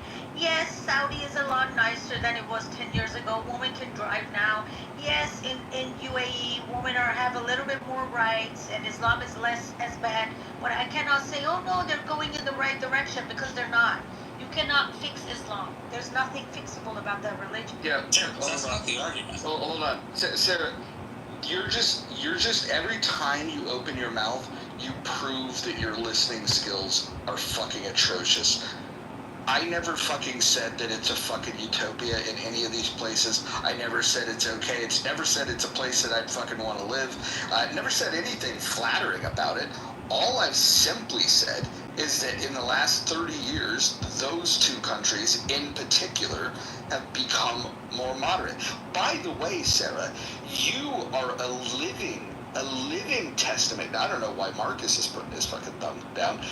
Like, what I just said is not denied by anybody on fucking planet Earth that fucking reads. But Sarah, you're a living testament to the fact that things are becoming more moderate. You're a woman who's left Islam. I want to repeat that. You're a woman that's left Islam. So the fact that you can be outspoken on an app, talking to people, Muslims included, the fact that you can be in a room with Muslims talking about fuck Islam, that alone shows that things have become much more moderate. Mojo, one thing I was going to mention in Sunni Islam, not specifically in Sharia or Shia Islam, but in Sunni Islam, the rule is that you keep quiet and you stay to yourself, and you don't make any, you don't sow any like distrust or hatred or war against the disbelievers until they outnumber us. So that's what I was saying. Once they start to get the majority of shit, they can build a caliphate here in the United States. It's going to be going around and cutting everybody's heads off. I'm not disagreeing. I'm not disagreeing with this religion being the motherlode of all bad ideas. Oh, yeah. I agree with that. But if you can't, and I hate hold on. If you can't look at Saudi Arabia and the UAE and see a glimmer of hope, I'm not saying that you can look at them and say, oh my god, it's fucking Disneyland over there. Although fucking Disneyland will probably be built in both of those countries at some point, the way things are headed. I'm just suggesting that in the last 30 years, those are massive changes. Massive changes. If I were a betting man, Mojo, I would put $1 million, if I had $1 million laying around, to say that MBS Mohammed bin Salman does not believe in Islam. I would say he's progressive, secular. He didn't give a shit about all that. He just wants to rule his kingdom. I think he's a young guy that just doesn't buy into the bullshit. I just wanted to say something. Oh, wait, hold on. Sarah gave a thumbs up to that, but what you just said, Rich, proved my point. But I don't know. This is a listening skills thing with Sam. Hey, Karim, are you Sunni or Shia? Neither. I just want to. Good job. Are you Muslim or not? It doesn't matter for me. Well, it does matter. No, I don't have any religion. Oh, okay, cool. So you're an atheist. You reject Muhammad as a prophet? Atheism is just kind of a religion to me also. Are you agnostic? Neither. I'm just Karim. Okay. Well, let me ask you this, Karim. Just because I know Muslims like make taqiya. Do you reject Muhammad as a prophet? I don't think about it. No. Just straight up. Like, just answer the question, please. Oh, yeah. You reject Muhammad. A normal man. Yeah, he's not a prophet. Okay, cool. Yeah. Just I want to compare the history of Westerners with the history of Easterners and what's happening right now. Like, the story is totally different because you had very different things like world wars in Europe and also revolution, industrial revolutions, and feminism, and the church have fucked like Europe for like centuries. So kind of you have learned from the lesson that you take about like what happened when the religion take like rule the countries. So the Western world have just learned from the lesson, but the Islamic world, it will take some time. But I guess it will be open. Maybe after a couple of years, maybe after a couple of hundreds, I don't know. But it will be open because like we learning the languages of each other nowadays, and we learning from each other, and kind of people doesn't care about religion anymore, not that much. Illiterate people does kind of being closed and doesn't know anything about the outer world, so it's normal to be kind of like enclosed and like say that the other people are kind of we should kill them. But I'm talking about the people who are kind of been to the schools, they are learned. So it's gonna be open, but it will take time and it will be in another different way. But the problem with Islam that we waiting for something to happen, like the Islamic religion, they wait for kind of something like Messiah or something like someone who will gonna be change all the world. So that's one of the problems. Yeah, call it Mahdi, call it like the science of ending of the world, whatever. But that's one of the problems. But otherwise, you will not find a lot of problems. But the most like people who have this problem are Iranians. Iranians are waiting for Mahdi like ferociously. So they are the most people who are kind of, it's hard to be like Westerners. But Sunnis are more open about this. Oh, that's Blue Jizz Tickles. I got a real quick question. Are you a Jew? You asking me? No, the guy next to you. The guy next to you is named Blue Jizz Tickles. That's Logisticals. Oh, Logisticals. Okay, haha, that makes sense. Are you a Jew? No. You had pigs and apes in your I think he's profile. anti-Israel now. Well, no. The reason I was said maybe he's a Muslim, but Logisticals, are you Muslim? No, I'm not a Muslim. Oh, okay. I was wondering But what you he's were referencing. anti-Israel, correct? Do you love Israel logistics? No. Oh, okay. So that was the reference to the pigs and apes. I got it. I wouldn't put. My name used to be Abraham. Oh, okay. Because Muhammad said that Allah turned the Jews into pigs and apes. That's what I was at. Oh, really? I didn't know that. Yeah. But to be honest with you guys, like, not just Islam, which have a lot of problems and spots. Also, like, Judaism and Christianity have a lot of problems and they overcome it in West, like, over the centuries, of course. At the beginning, it was very close and very kind of, like, they also was, like, the Crusades, for instance.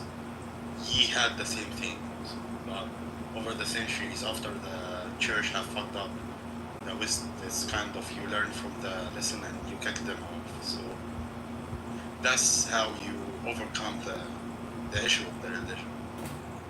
But we didn't have such a thing. Can I ask a question real quick? And I know this is not a safe place. I know it's being recorded, probably broadcast on YouTube right now. But it's a question I've wanted to know literally since, I don't know, the 90s. But why do Muslims hate Americans so much? Like, what in the religion of, what is it that says it's okay to kill innocents or others without even knowing their religion, their background, their I got the answer. Fight those who disbelieve in Allah and create mischief. Lay in wait and besiege and kill them and find them where they are. and if they pay the jizya, or they pay zakat, they make. I'm sorry. He said jizz. They pay jizya. It's a tax. If they do their shahada and they pay zakat, then let them go on their way because the law is merciful. Yeah, it's really, I guess, Surah 5, ayah 29. Towers, when you don't know who all's in that building, you don't know if you're, killing they don't care. Muslims or you're killing who. I'm just curious, what in the religion makes that justifiable? I think it's the idea. It's the idea of America. The idea. Hillary, look at the thing posted above. It's by SOC Beyond the Green Menace, and it'll do explaining of the question we just had. Thanks, Marshall. Appreciate you, babe.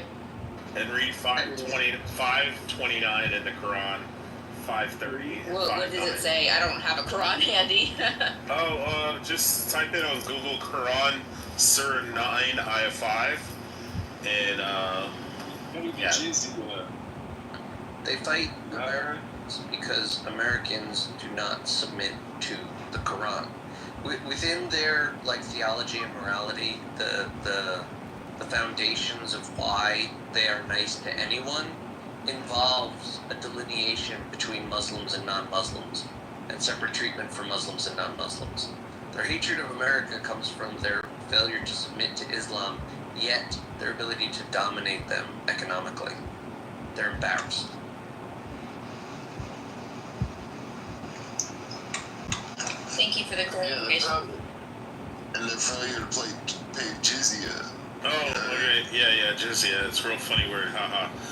Surah 9, ayah 29. Fight those who do not believe in Allah in the last days, nor comply with Allah and His Messenger, have forbidden, nor embrace the religion of truth from among those who were given the scripture until they pay tax willingly, submitting fully humbled.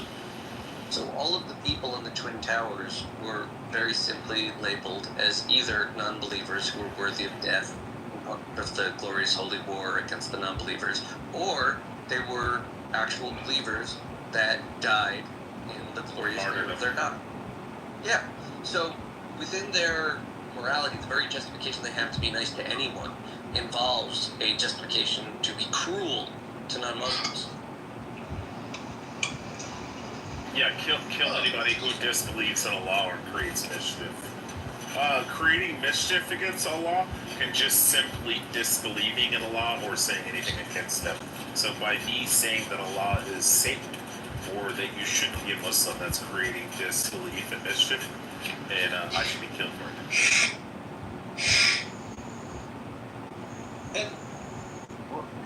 Can I address Kareem was talking about the fact that, and understanding was being optimistic, but the trajectory of the Islamic world has been backwards. The trajectory of the Western world has been forward. Because the glory years of the Islamic world was in prior years, but we're seeing a decline in societies, right? And the ones that are actually able to move forward are usually the secular nations, like Turkey, which is more secular, like Egypt, which is more secular. But when you see them taking an Islamic direction, it goes backwards. But the glory years are way back then for Islam. I wouldn't say it's backwards. I don't think Islam really had any glory days. I think that they mostly swarmed in and populated failed states. Iran, the Byzantine Empire. No. They're more a natural consequence of a central empire falling into disuse. Of course, the wild natives will come in, take over the reins of state, and maintain a similar kind of imperial control because people have become accustomed to whatever roadways or trade paths have developed over the course of the empire. They're just like maintaining dead states. That's their heyday. Their golden age was right when the old states died. And why else wouldn't it have gotten worse since then? They never built those states. They just took them. Yeah, do you guys the major, the largest religious group in Egypt was prior to Islam coming to Egypt? Coptics. Christians. Yep. They went and raped and pillaged their way through the entire country and forced people. They're like, oh, they were so sweet to them, but they make them pay jizya. Oh, what's the limit on jizya? Oh, there is no limit.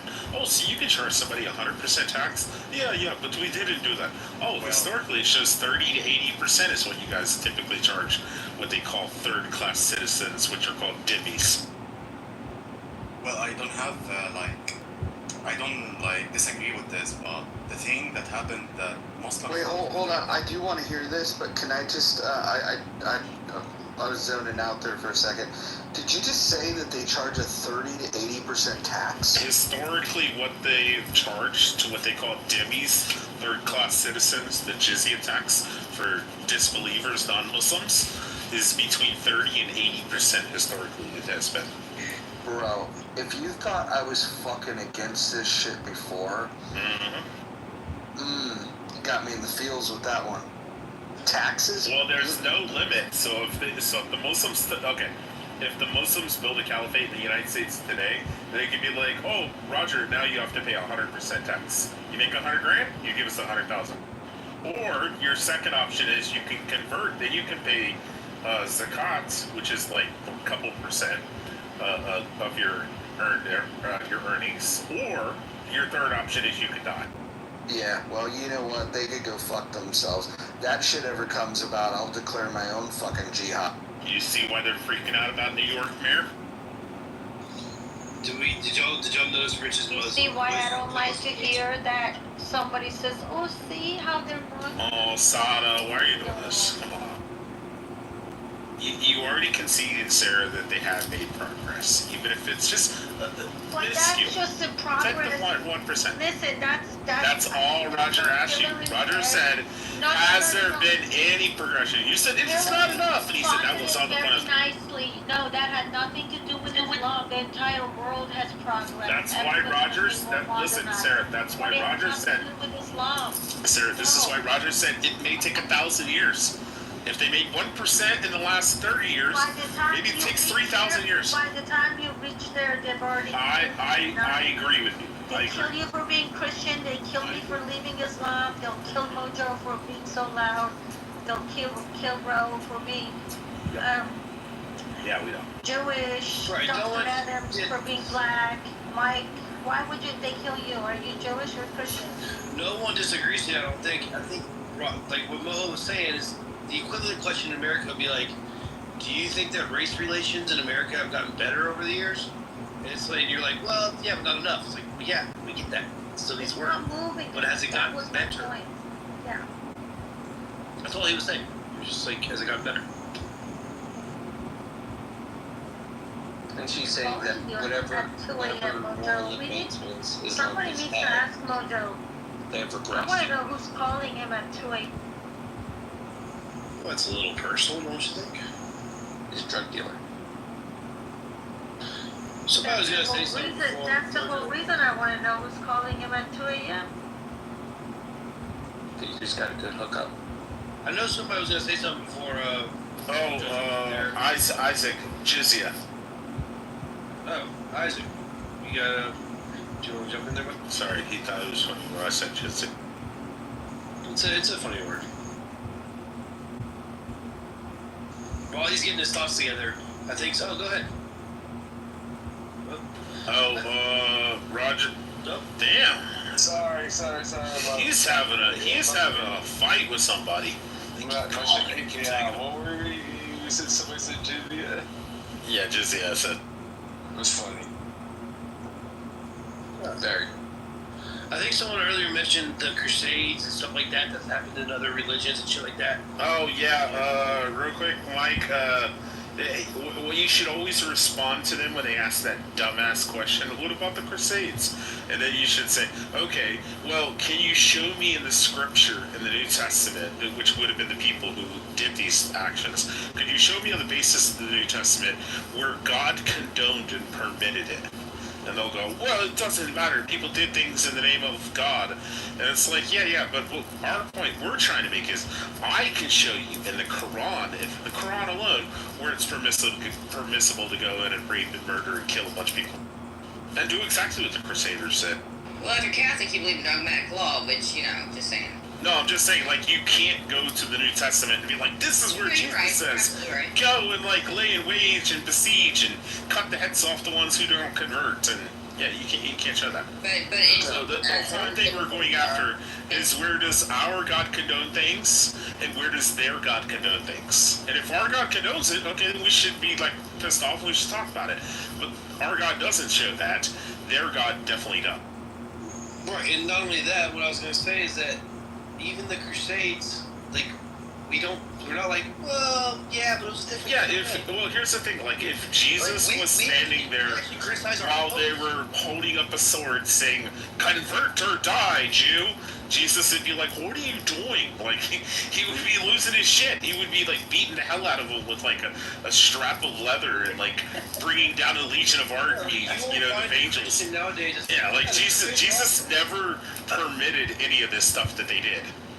Right. Like, they can't say, oh, well, look what a Catholic priest molest a little boy. Okay, well, show me in the Bible where the Bible says that it's permissible to do that. I can show you in the Quran where it's okay. And I can show you in your Quran where it's. You know what's funny about that is that the second that Catholic shit came out about the touch of little boys, look at how many people left Catholicism. Everyone, we found out about that, we were gone from Catholicism. We weren't like, well, That's a fact, because I grew up Catholic, and that is an absolute fact. I'm a recovering Catholic. Hell, we talk shit about some of our popes. Yeah, but the problem is leaving the worship and following of God, because what a church or a group of individuals did shouldn't be your justification or reasoning. Which is why if you're like, well, I just don't believe in spiritual versus religious. Yeah, if I don't believe in the Sky Daddy Spaghetti Monster or something like that, that's a good point. I can get you saying that. So out of curiosity, what happens if you leave Islam? Hold on, I got the answer. Sahih al-Bukhari, volume 4, book 52, hadith 260, narrated Ali Krima. And Krima says that a messenger came to Ibn Abbas, and he came to Ibn Abbas and he said, Ibn Abbas, Ali is in a neighboring town, and he's burning people alive who left Islam. Left their faith, their belief. And he says, go and tell Ali, do not give the punishment that Allah gives in Jahannam, which is the hellfire. He says, because that is Allah's punishment. He says, but if I were there, I would do as Muhammad commanded, and I would kill them. So, Hillary, it's embedded into the law. It is in Quran that you kill them. Yep. Right? It's in Quran, not only that you leave Islam, but in general, like, even if you're Christian, they come to you and they say, hey, Hillary, this is Muhammad. Vincent, I have not gone far enough. Stop it. If they come to you, this is in Quran. When they come to you and they say, hey, Hillary, this is Muhammad, this is Islam, we want you to convert. And if you say no, they can kill you. They are supposed to kill you. But that's when they have the power. Well, convert, pay the jizya or die. That's when they have the power. And then we have with the Sharia law in Islamic countries, like for example in Iran, if you're Muslim and you leave Islam, whether you're atheist or you convert to another religion, they basically just kill you. If they figure out, they'll kill you. And then there was a guy who converted to Christianity some years back, more than a few years, I would say maybe even 10 years, but then he was like promoting Christianity and he was doing it privately. And then when they figured that out, they hung the guy in public. So this is one story that I know. He was very God bless America and our freedom of religion. Jesus Christ. Karim wanted to ask this question. Well, I want to give you notice of something that happens nowadays in our world. If you know about Latin language have died, and the people have left it since maybe a couple of in the last century. Latin language is not dead, because people still speak it. It's not used. It's a less spoken language. That's the. What is that to do? Okay. Can you explain how is that related to Islam and communism? Let me continue. No. Talk about the topic, please. topic. Stick with it. Yeah. What, are you gonna say that the 1.8 billion Just let Muslims it, are let decreasing or Kareem, something? goddamn guys, I've just been listening, but let Kareem say his thing. Just don't guess what he's woke gonna up, yes. Well, that's what happened also in the Arab War, because after some of time, the people will leave the Fusha or the standard version of the Arabic, which is kind of was the same thing in Latin. It will happen again, because it's kind of the normal thing. And after a while, the people will not understand each other like in Arabic, and they will be different. And after a while, maybe a while is meaning centuries and maybe millennia, the Islamic religion will disappear. So kind of that happened and it will happen again. I remember the Ecclesiastes book. It says in one of I remember it in Hebrew, but it says kind of what is happening, it will happen again, and nothing new under the sun. Ezekielatians. We cannot wait for million years or centuries. It has to be soon. Karim, it has to be soon. It's Ecclesiastes. Thank you, sir. Any further argument, maybe it will disappear in century or million. Forget it. We want it soon. Because in 30, 40 years, the number of population will be dominated by Muslims. Hold on, Big Zed, is Dave Kaifang? Are you Muslim? Hold on, Karim, are you Muslim? No, he would not agree. He would not. No, I don't have any religion. Well, your name is Islamic, so are you Muslim? Are you born in a Muslim family? He's Muslim. Yeah, for sure. Do you know him, Dave, or you just talking for him? Based on all his discussion, he's anti. No. But Dave, we got a lot of these Muslim things. They play these different games. They come in from different angles. They come in from different angles. He was earlier talking shit about all religions and how Judaism and Christianity have their own perks and this and that. That's why I'm wondering. And he has Islamic name, and he has like a new member. You know, that's why. Yeah, that's why I'm wondering why he would say that. He cannot be categorized. By not being categorized, he can always continue his narrative. Well, the thing is, the thing is that any kind of an idea that they just collect people on one idea, the people after some of time, after it's being like a couple of people in it, like maybe thousands or millions in this religion or in this idea or in this cult, they will start to fight any other cult or any other idea that against them or are different from them. It's not just about Islam or Christianity or Judaism. It's about any kind of cult or religion or idea or political view or culture stream or anything like this. That happens in any. It's kind of forming one stream of energy, and this energy fighting the other energy. So it's not just about Islam. Everything you say means nothing, okay?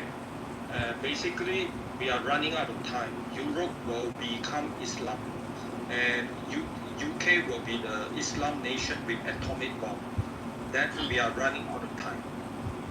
Well, let's just jump right on over there and go save them. Come on, dude. Really?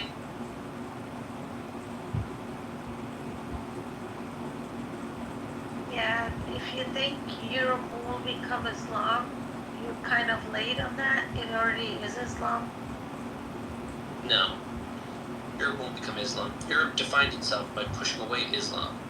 The Crusades, which you may like criticize for what happened morally, happened because, in large part, the Muslims invaded the Iberian Peninsula. The radicalization of Europe becoming more religiously radical was part of their war effort to push off Muslim hordes from the Iberian Peninsula. The best justification being the conquest of the Holy Land, which is why they also did that, but got distracted and just beat up anyone that they found along the way, because at that point they were an unruly mob with an army. So I'm saying Europe knows very clearly that it is not Muslim. It defined itself with Charlemagne centuries ago, and it made very clearly its declaration that it was not Muslim. The Muslims may come in and live there now, but Europe will not be stable for a Muslim ideology. It'll push it off from whatever nationalist movement Europe pops out. civil war which is going on now in Ireland. Ireland now has civil war, and UK, they are all talking about civil war. Yeah, right? So yeah. Yeah. So this is what's going to happen, right? And the reason why civil war, the government is weak and controlled by political correctness. And Aziz, everybody know Aziz. And once Aziz brought someone from UK who are much more intelligent, disclosed exactly the strategy to tame UK government into submission. And I was shocked. And there's a strategy, and the same strategy will work in US as well. So the question is, Iran regime already issued fatwa against Trump. So the question is, how is it going to happen? Because ICE already detained 100 over Iranian people suspected to be sleeper cell. The question is, with fatwa, that means that issue expand to 15% of the 6 million people in Muslim in US. So you have to talk about this far more important than child molest or this child marriage. That is happening right now, July 2025. The issue has been given 30th of June. How are you going to protect your president? They should just, honestly, Ayatollah should just be killed. Pepe, let me say one thing before you go. Guys, I just noticed majority of people in the room right now, they're having a red ticket. Please join the house. This is a new house. That's why you guys are not members.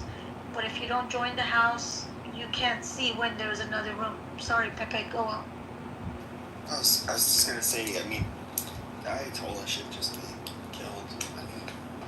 I know Trump is. I'm not like a big interventionist, but he's a. That country fucking sucks. Or at least, I mean, the IRGC sucks.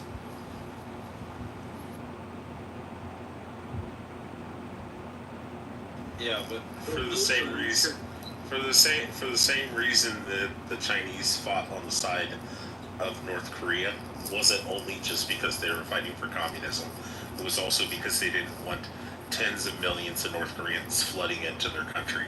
The same reason that we don't go in and take out Khomeini is that we don't want to disrupt the entire country, cause a civil war, allow for somebody else to come in and take over power, which may be just as bad, if not worse. And then also younger. I mean, Khomeini's like 80 years old or some shit like that. He's knocking on death's door. Even if his son takes over, maybe his son's a little more moderate and progressive. We don't know. But the reality is they don't want 90 million people pumping out of that country into all the surrounding countries, not being able to speak the same language, having different culture, different religion, and just overloading their countries and shit. So, I mean, nobody wants that type of civil war. So still no solution how to protect your president. We should send them all to Singapore. We should send them all to Singapore. Send them like Boogie's Junction, and we could just load them up there. And they can just put them all in fucking housing. No, step by step. Look, this is what's going to happen. I mean, you'll talk about child, but the main thing is how are you going to protect the president? These are the steps, okay? So, estimate 15% of Muslim are jihadists. 85% are peaceful. Okay, so in terms of the world population, 2 billion are Muslim, 300 million are jihadists, and if there are 6 millions in US, 15%, that is already quite a lot of numbers. I mean, Dave, there's a solution to it. We can turn the entire Middle East, absent Israel, into a mirror factory. Is that going to protect Trump? Nuking the entire Middle East? Yeah, that would protect them. Yeah, who's going to? Even Trump will not agree with this, right? So let's go step by step. How I wish he would. Let's go step by step again. So 1 million Muslim potentially jihadists living in US. So how many? What is the population of Muslim in New York? Close to 1 million, 750,000, right? That's why you have a problem with the new candidate, right? So again, how does it work then? So what about the other 85% of Muslim in US? So the 15% will ask the 85%, are you going to agree with the fatwa issued by the IRGC regime? Are you going to agree? Right? So they will go after the peaceful Muslim and force them, you have to take side. If you don't take side, we eliminate you, right? So they have to increase from 15% to higher percentage by going after the Muslim, right? So therefore, the peaceful Muslim in US has to speak up. But when they speak up, just like Sarah, they will be threatened on the daily basis. Yeah, but Sarah's not a peaceful Muslim. She's not a Muslim. That doesn't matter. Yeah. Anybody. No, it does matter. It does matter. Anybody who speaks the truth will be targeted. Yeah, but Muslims don't speak the truth. That's the problem. You're missing it. I'm saying non-Muslim. Oh, so like atheists, agnostics, or people who become Christian. Anyone in clubhouse, whether you are Muslim, non-Muslim, immediately you will be followed. That means like people will add you, and every time you come online, they come and follow you, and they want to monitor. So hold on, were you trying to say that if you speak up against Israel's, you know what I'm saying? Oh no, we were talking about how we should talk over these fucking piece of shits like Russ. Why are you interrupting me when I'm trying to ask a question? What was your question? Go ahead. When we are No, Dave. Let Russ ask the question. Go ahead, Russ. Go ahead, puppy. Talk. He's gonna talk. He has been removed. So normally when you speak the truth, Muslim will quickly come on stage and interrupt whatever possible way. This is a typical strategy, right?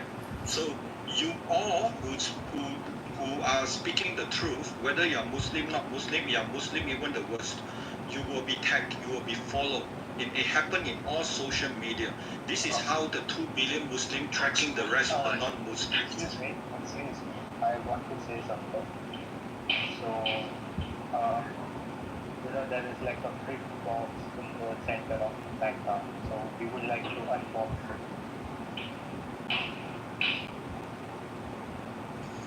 Nailed it. Remember, hey, do you remember how edifying it was when Nick was talking earlier? Yeah, crushing it. Bro, I learned so much. Go ahead, Nick. Nick's from Mumbai. Go ahead, Nick. Remove that guy, though. I know, with me. I was waiting for him to speak. That's why I wanted him to talk. And like, as soon as he started talking, I was gonna mute him. I don't think any of us did. Maybe he just left. Nah, I don't know. Unless That's why I wanted him to talk. I was like, go ahead, talk. Was he? I had my finger hovering here for the mute button. He was explaining about Islam, so I just told him that there is a big box in the center of the background. We need to unbox it. Just need to Nick, I really don't hear you. Oh, he said there's a big box in the middle of Mecca, and we should unbox it. He was being sarcastic. You know, the cop. Of course I do. The big black stone with the vagina on the side of it that's going to grow up out to talk. I visited that place. Wait, did you get to see the big silver vagina on the side of it? No, I didn't go. Oh, dude, there's a big giant vagina. I didn't go on the parade. And people go up and kiss it and touch it and stuff. It's hysterical. Including the women. I'm like, doesn't that make them lesbians? Die there every day?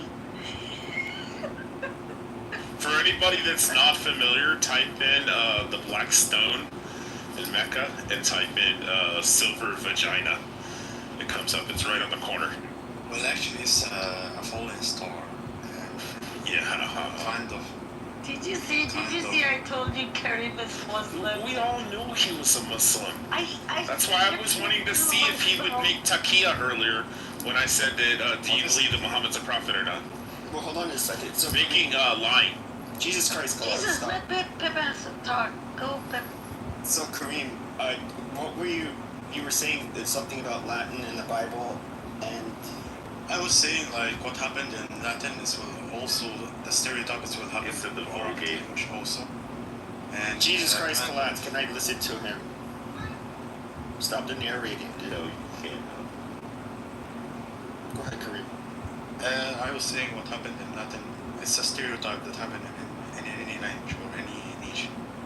The language was started with K, and the modern standard Arabic, which is Fusha as we call it, or the language that we can understand each other by, as like Arabic speaker in all the group, it will start to disappear. And after it disappear, the people will be different, and we will not understand each other language. And after a while, the religion will be gay, and people will not understand the religion, and it will be totally different. Korean, you're talking century, right? Arabic language, right, is probably more than 1,400 years. Latin is also very old, but Latin is not used so much, but Arabic are still very popular. Yeah, but Dave, you're missing the point. What he's saying is that somehow Arabic, Quranic Arabic and Saudi Arabic and Egyptian Arabic, it'll all differentiate so far that they won't understand each other. But let me ask you a question, Karim. Why did Latin fall away? Because of the fall of the fucking Roman Empire. What the? It's not even a dead language. There's like 10,000 people that speak it globally. It's not a dead language. A dead language means that no one speaks it. Okay, but Latin is something that was spoken by, for example, even the Vatican. They were doing Latin masses up until a few decades ago. So it's still alive. Just like Arabic in the Quran. So. Yeah, so what I'm saying, what you're saying, so, I want to hear what Kareem's ultimate point was. Islam would have to fall for Arabic. I know, just let him say it. Your voice, man. What I'm saying is, I don't say Latin is dead. I know a little bit of Latin, but the thing, it will happen also in the Arabic. So that's my point. And no, I don't have a religion, by the way. So don't put words on my mouth. But I think we're missing the point. Latin didn't really go. I mean, all of our words are Latin origins. Like, if you look up the word, any English word, really, it's always like, well, it has Latin origins. Yeah, I can give that you an whole example. thing, like, they put Yeah, but like that's so the point he's making about the Latin Romance-based languages, that they separated and they went off into Spanish, and they went off into Portuguese, and they went off into Italian, and they went off into all these different languages that they can't even understand each other. Yeah, but it was only because of the fall of the Roman Empire. So what you're saying is that Islam has to fall for Arabic to disappear. Can we listen to Karen for real? Yeah, I know. Goddamn, dude. So it's, as I remember, the Latin language have just like gone in the previous century. Like Einstein, his research was in Latin, so Latin was alive for a couple of centuries until the last century. So what I'm saying, the modern standard Arabic, if it's full, all the things that you see in like in religion and all these stuffs will fall also, and we will be different religions, different kind of also languages. For instance, Egyptians doesn't understand Moroccans nowadays. If you don't know this, I'm not sure of the relevance here.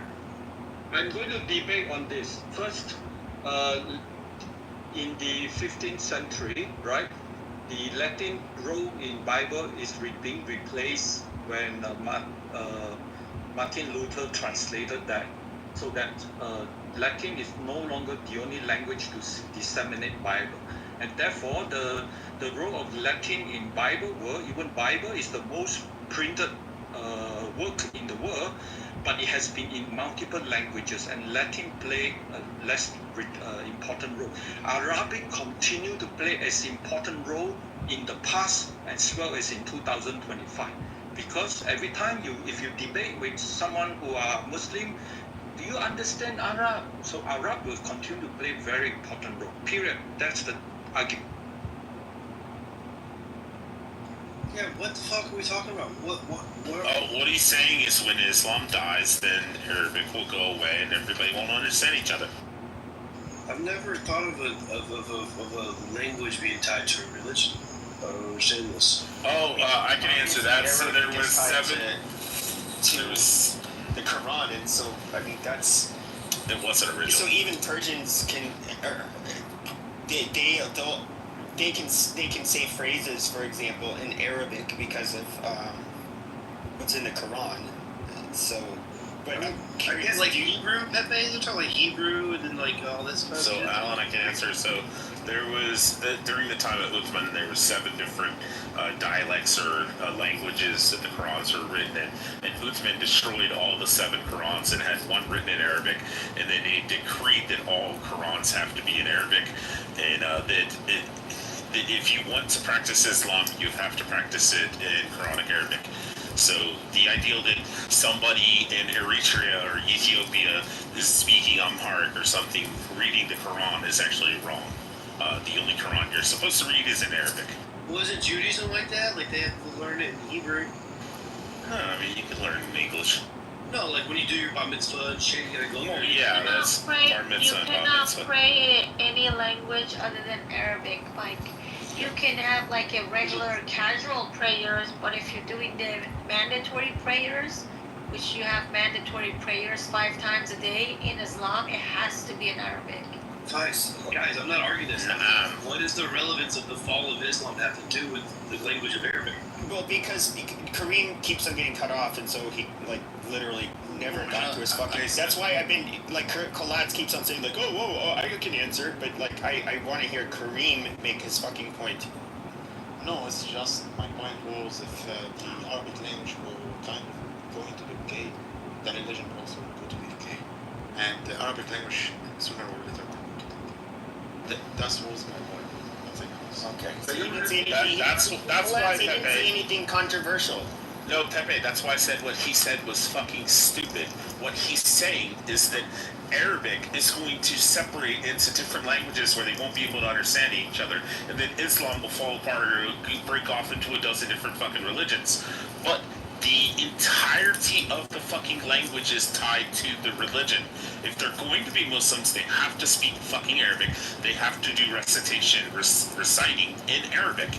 So whatever he's saying is stupid. Like, if the Muslims came out tomorrow and said, you can do your prayers in Amharic, then maybe you could make that point and say, there will be some Amharic fucking Islam that'll sprout out of it. But it's not going to. It all goes back to Quranic Arabic. And not just that, though. The Arab countries, their language is Arabic. They're Christians speaking Arabic. They're Jewish speaking Arabic.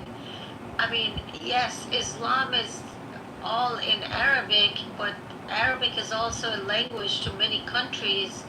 That includes. It's literally called Quranic Arabic. So basically, it's a common strategy, right? If you speak the truth, a Muslim will come up and interrupt the truth. And also, they work like a Star Trek walk, right? They have a hive. Every time they come up with a crazy idea. They want to test if this idea can cause confusion. If it causes confusion, they will go back and say, let's work on this idea. Because these idiots, Westerner, they are easily fooled by some confused new terminology and crazy idea, right? So it's always like that. Well, yeah, you're 100% right, Dave, because we got off the subject of talking about how Muhammad is a fucking pedophile. That's how you bring it back around. Like, for instance, if Muhammad is a pedophile or kind of whatever, if he... Do you agree that he's a pedophile, that he has sex with a 9-year-old? I read that Muhammad was a lunatic. No, hold on. Cutting, real quick question. Do you believe, because you said you're not a Muslim, okay? So if you're not a Muslim, then would you agree that a 54-year-old man penetrating a 9-year-old little girl would be definitionally a pedophile? Well, we don't have such a thing as underage. No, I'm just saying, okay. Okay. Morally, would you say a 54-year-old man? I don't know if you can hear me or not. Oh, go ahead, Rob. That might have been the worst answer yet. I am. Guys, Roland. Can we just try? Hey, guys, thanks. Just briefly, can we just try and have a flow of conversation? So, like, there are people who really haven't had a chance to be able to get a word in either way. So I'm not going to point any fingers, but if you just maybe moderate the amount of time you're spending on the mic and chat around them, would be a really good idea. Thanks. Oh, okay, thanks, Roland. I'll definitely finish up what I'm what I'm asking, and then I'll step away from the mic. Cutting, real quick question. Would you say, as a person who's not a practicing Muslim, that a 54-year-old man having sex with a 9-year-old little girl, I'm not even saying Prophet Muhammad, a 54-year-old man penetrating a 9-year-old little girl, would you say that that's pedophilic? Well, very easily. To me, there is no such a thing as pedophilism because he already answered this. He asked himself. For me, I have just a cousin. She married maybe 16 or 17 years old since a couple of months. So it's a very normal thing to happen that they're married from like a 9-year-old. Let him talk. I'm not talking 6. For fuck's sake, let him finish. I'm just trying to get a straight answer. A 9-year-old. We're not saying 16, 17-year-old. If this is a 9-year-old. And then ask. This 9 years. Okay, Kareem, if I told you I had a cousin and my cousin was 54 years old and he had sex with a 9-year-old, would you say that is bad or good? That it's a... Well, this 9 years old girl are kind of mature enough and mature physically and mentally, and she won't. Well, that's well, Sarah, he's a Muslim. Go ahead, guess. Yo, I would hit him so hard right now. If he was standing in front of me and he genuinely meant that, I would bash his fucking skull into a baseball bat. Could you imagine saying that? He answered that 3 times in a row. I live in Texas. We would bury you in the We would bury you in the desert. I'm just saying, Cuddy, we would bury you in the desert. That's crazy. What I just heard.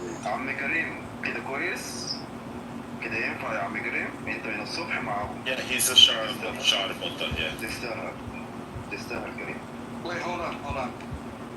What the fuck should I say? Oh, Kareem said it was okay to have sex with a 9-year-old. Oh, dude, please tell me you just heard those last things. Did you miss it, Mojo? I honestly... Roger, I was thinking to myself, oh my god, why is Roger not here? What happened? What happened? He explained it the best. Kareem, can you explain what your thoughts are?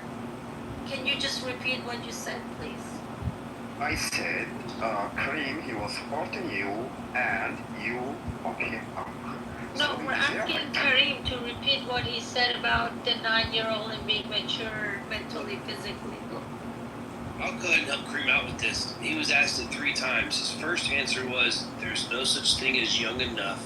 His second answer, when he was asked again, he goes, there's no thing as pedophilia is not a thing. Why can't we let him do and then his himself? third Let him answer.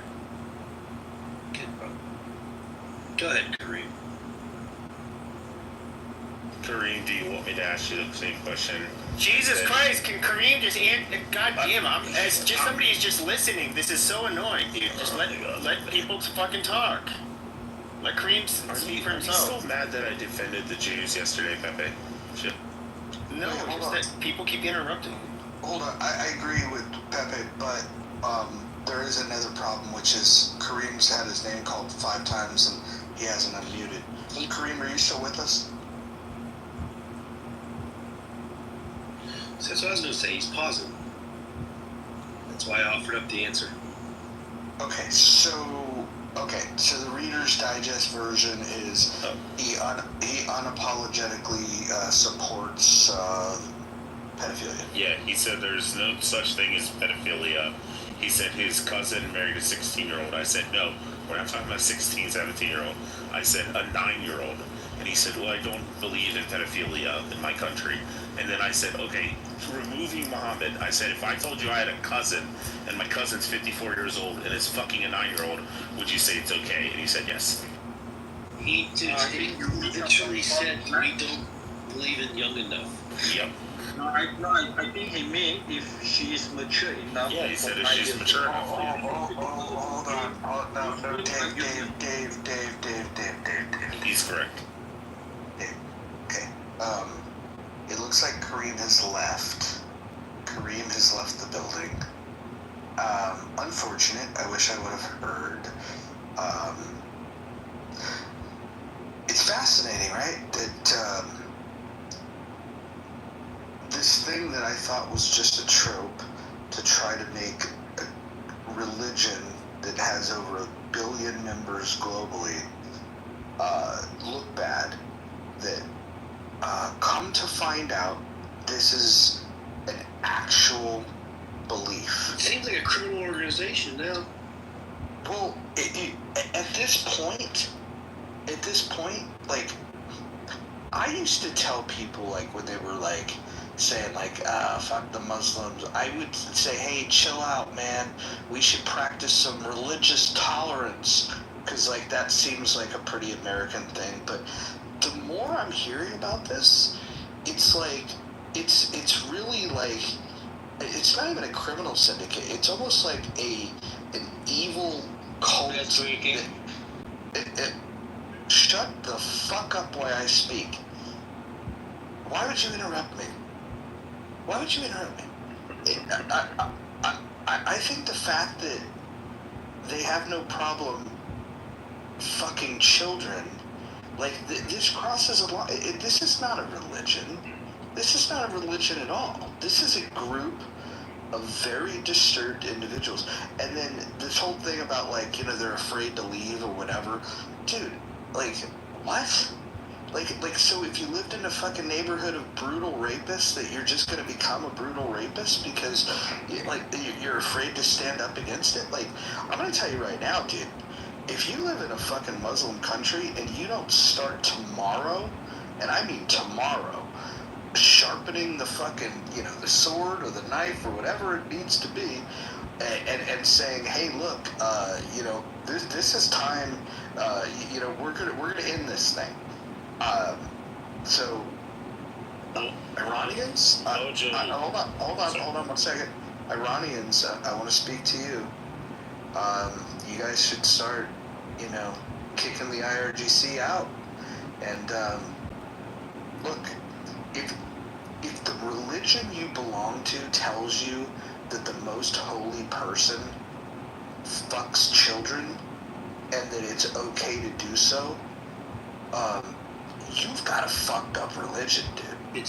You've got a fucked up religion, and now that we're putting the spotlight on it, you got to do something about it. And if you feel unsafe in your country, you can't fight back, you're too big of a pussy to fight back, then fucking move. Fucking move. Just fucking get a plane ticket, get a train ticket, whatever you got to do. Ride the goat out of town, whatever it takes. Fucking get out of this cult that you're in. And then you might say, oh, well, no, but my family's in it and I love my family. You know what? If your family supports pedophilia, fuck them. Fuck them. You gotta leave. Like, if you stay in it a day longer, a minute longer, you're supporting pedophilia, and that's fucking gross. Before we move on, I want to say this. Hold on. I gotta say this. I'll be real quick, I swear to you. That question, Mojo has asked this question, I think now 6 times in the last 2 days. So every time a Muslim comes up, he's like, hey, just real quick. He's trying to catch many things. Like, I've heard, he even says, like, I've heard this recently, and I don't know, I'm just trying to ask this question. He asked it completely genuine to, like, 6 people. And not a single one of them. Because, again, I was like, yo, this shit can't be real. Like, what's going on here? Not a single one of them was like, yeah, it's fucking crazy, right? They were all like, well, different time. They all had different shit. They were like, yeah, no, that's just how it is. And then the last person we just asked, what did he say? He's not even a practicing Muslim. The dude we just asked was born in a Muslim country, I guess, but he says he's not like a practicing Muslim. He was the worst answer of all of them. Like, they believe this shit. Like, this is ingrained in them. Yeah, and then there was some that tried with the moral equivalence of, like, yeah, hey, there's wacky shit in all the religions, and I agree that there's wacky shit, but, like, if you tried to draw, like, even an equivalence with, like, let's say the Catholic Church, right? I agree that the fucking Vatican covered up some fucked up shit, but if you ask a rank and file Catholic, is there any Catholics on the stage? Anybody? Okay, oh, cool. Pepe, if I were to ask you about, like, do you think it's okay for priests to fuck kids, you would probably say, no, that's fucked up, right? Yeah, no, they should. And I think that the scandal where they moved the priests to, you know, overseas was horrible, and they should have face justice. And this is the point, right? And I hope that if any of the, the people that are trapped in their death cult of Islam are listening to this, that, the Catholic Church had some fucked up shit going on, and the members of the church can acknowledge that, like, no, that's fucked up shit. You don't do that. You should protect children. You should love children. You shouldn't fucking abuse children. You shouldn't be a fucking pedophile. Some people left Catholicism because of it. We left the religion because of it. Like, what the fuck? Anybody been following the UK grooming gang scandal? Explain to Mojo the grooming gang. Because that shit's just starting to hit the fan, and it's government officials, police, social workers, everybody that colluded to give access, and through mosques. So funneling government money through mosques. Hey, why don't we just start selling T-shirts that says Muhammad was a pedophile? Like, do you think we could, like, turn this into a business? You're gonna get people getting stabbed in the streets. You can't even draw Muhammad. I mean, like, call their prophet You think this is like, you always think I'm exaggerating, Mojo? But do you see how loud I am? I don't have the balls to wear a shirt saying Muhammad was a pedophile. Do you guys remember the shit in France where the cartoonist was wanting to draw a picture of Muhammad, and then they went in and what is it, Hebdo, Charlie, where they went in and killed everybody. Well, Garland, Texas actually put it on a contest. Draw Muhammad contest. Yeah, and then the 2 Muslims showed up and they got out of their car and they got shot. So I mean, you could do it, but you can't just run around wearing T-shirts. They'll cut your head off in the middle of the street for doing it. The first step is to prevent Islamic phobia to be used again in any Western nation, because that is the way how they prevent you to learn the truth. Dave, look what I wrote in the chat. Right when, at the same time, I said first thing is to get rid of the word Islamophobic. Second thing is, instead of being like this, what is it called? Like this white culture of apologizing for everything. Oh, look who's back. Look who's back. Hey, Kareem. Are you available to chat?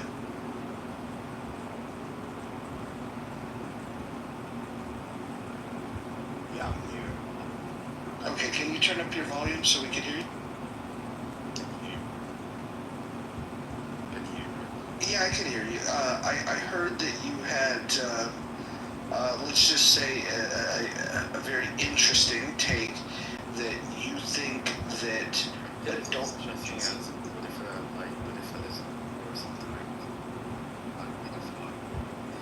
Karim, your volume is very low.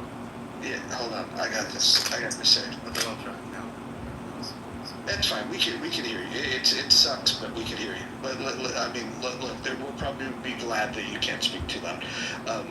But so you don't believe in pedophilia?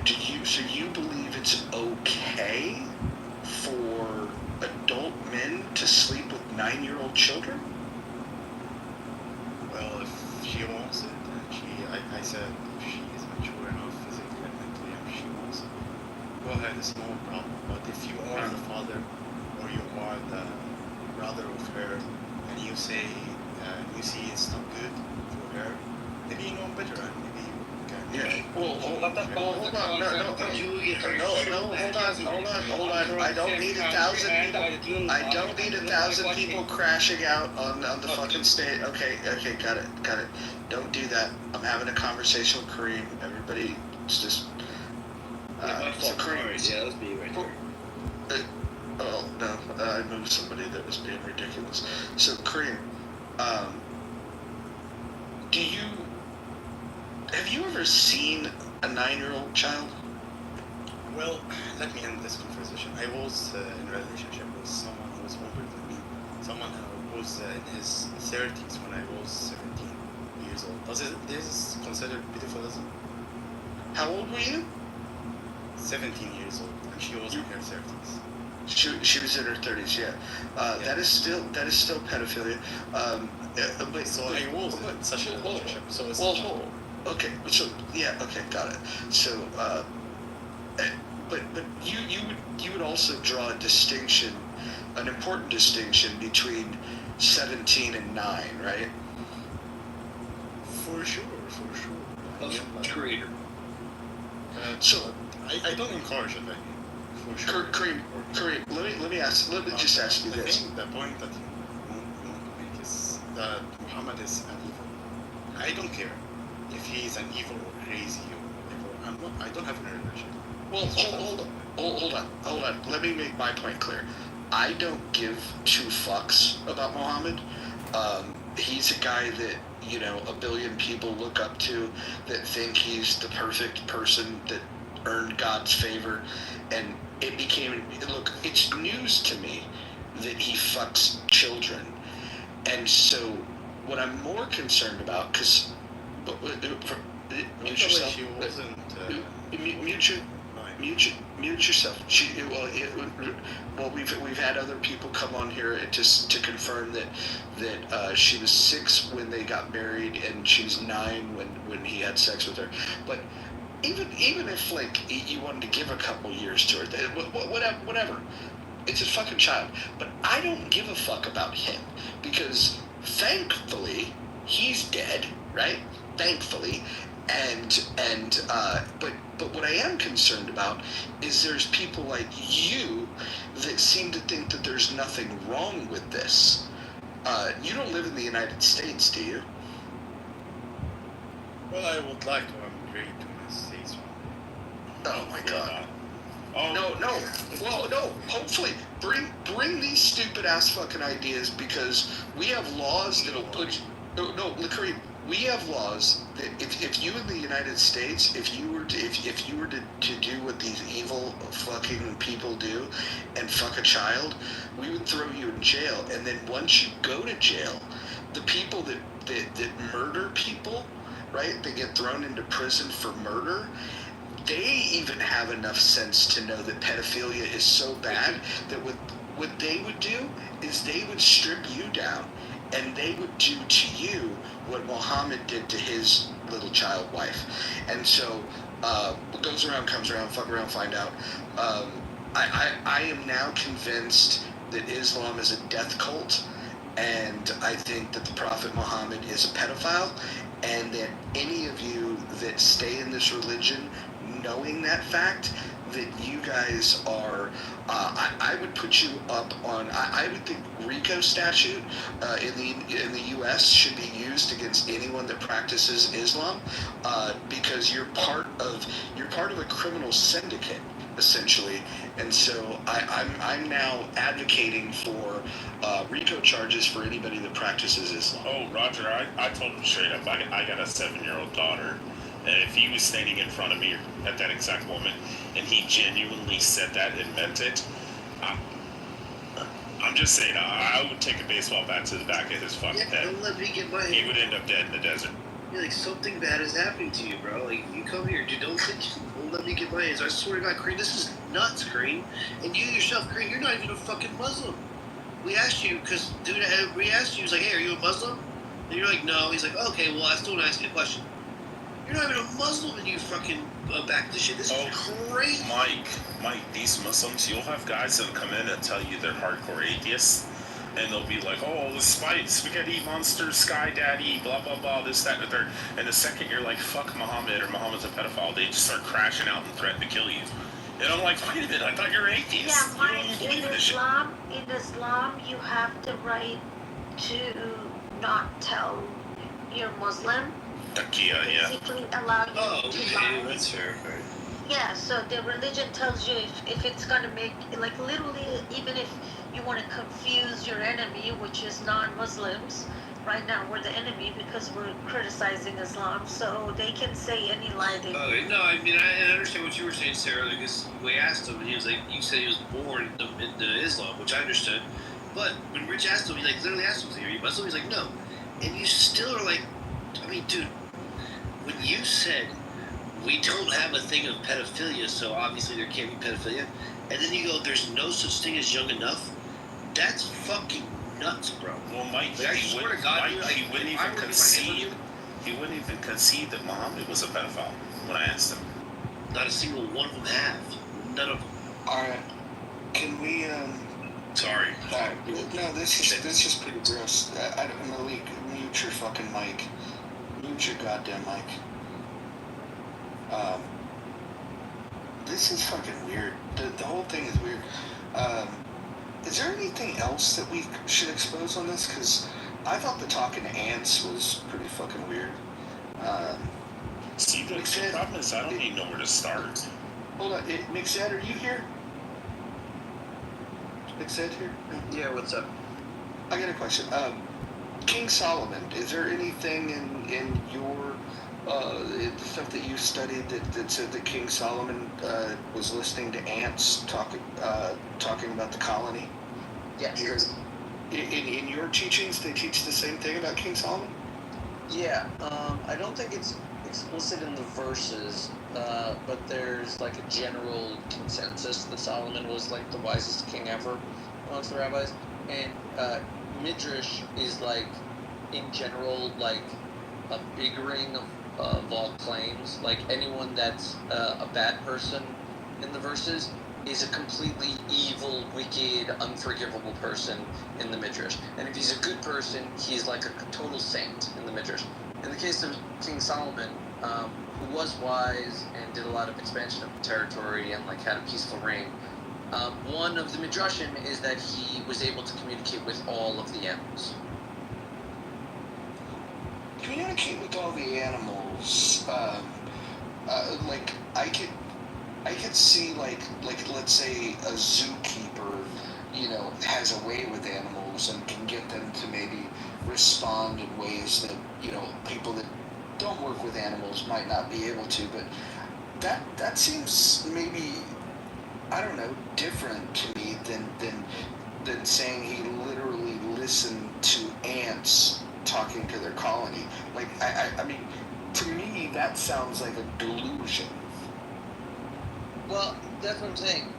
In the Midrash space, they're gonna elaborate on like an ability. Like the true like seed that might be in the story is that Solomon was a wise king and that wisdom extended even to a remedial understanding of biology that was superior to everyone around him. That could be like a seed of truth. And then the way that that's expressed by storytelling is saying that Solomon had conversations with animals and they explained to them what they're doing all day. Well, David had the same thing, but in a different way. He was talking to mountains, or the mountains was like praying, as I remember, right? Or something like that. In Judaism, to God most of the time. There is no such a thing in Judaism. Of David talking to mountains? No. He was the mountains praying with him or something like that. I mean, there are songs like that, and like there's Shir Hashirim, which was written by Solomon, which talks about like the coming of spring, and that has a lot of like praise that the mountains and nature have to God when spring comes around. But like anytime that they're saying like a mountain is talking, or even animals, I don't think they even usually have talking animals in the verses. The only one's really Bilam's donkey. But the story of King Solomon talking to animals, like, put more simply, it seems to me like an outgrowth of his wisdom and the peace of his Sarah. That he was like a smart king that judged fairly. There was that case with the baby, and like his knowledge extended even to science. I would say there's even like a rationale as to how the king would acquire all the knowledge of science, because there was like a regular data. Regular data was brought to the capital city in Jerusalem of all of the farming practices throughout the land because of the holidays, kind of like a county fair for the 12 tribes.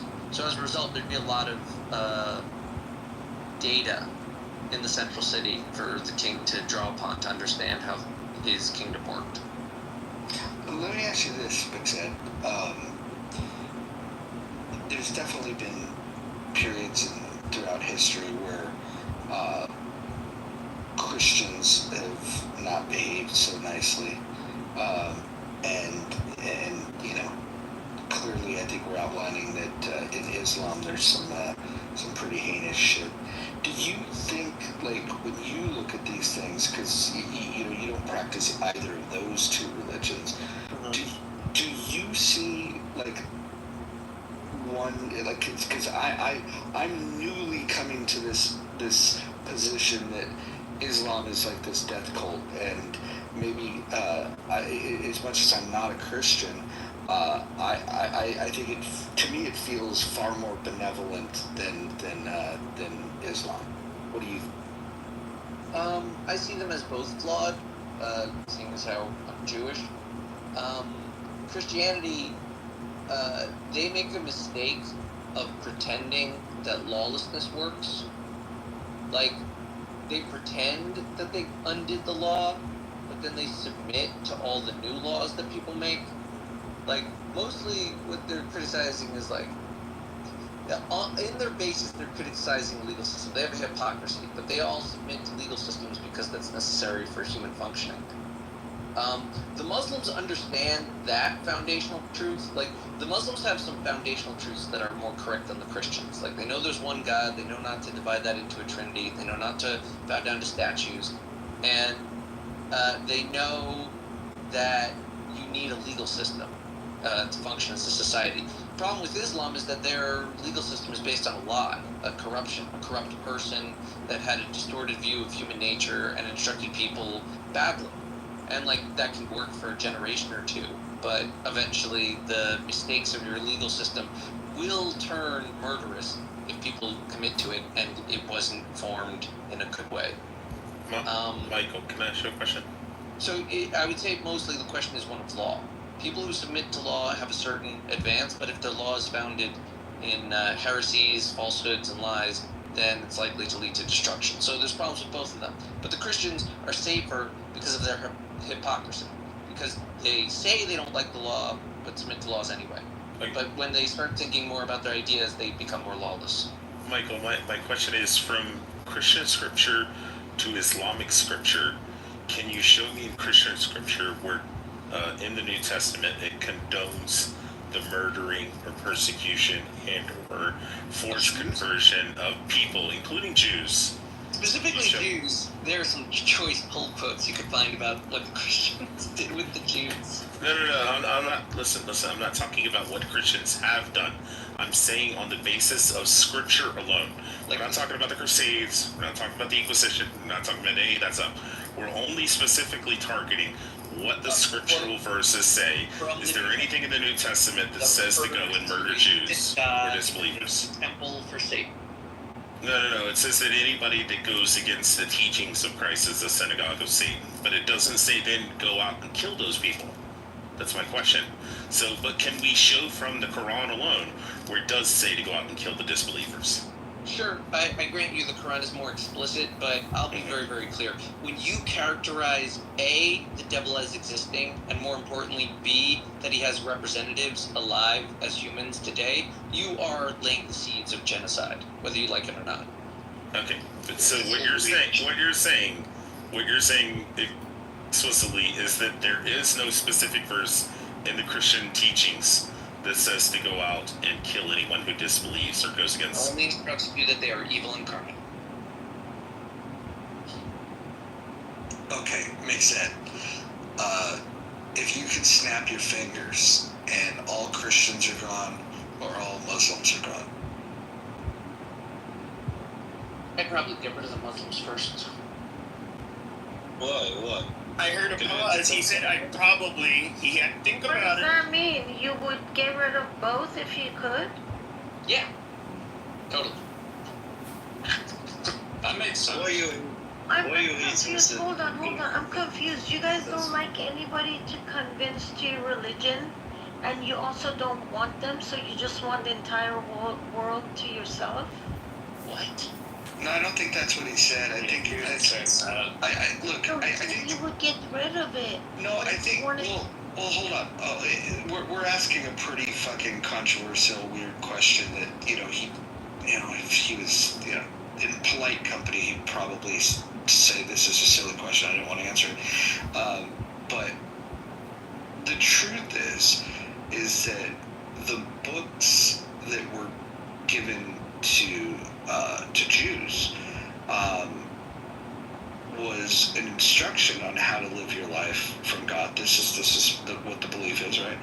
And Christians and Muslims took those teachings that wasn't given to them, by the way, took those teachings and then essentially wrote fan fiction and built their own church, claiming that they have the right way, and so I think that, you know, obviously fucking children is a pretty gruesome bad thing, but I do think that if you're even just simply declaring just the only way to salvation is this, you're essentially saying that, you know, there's only one truth and this is fucking it, but your whole basis was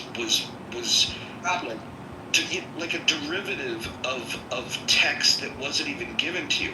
It would be like going to the library, taking a book that doesn't belong to you, writing your own interpretation of it, adding a sequel to it, and then saying, by the way, this is the truth, and then maybe 1,000 years later you come around to saying, for political reasons, that you believe in Judeo-Christian value.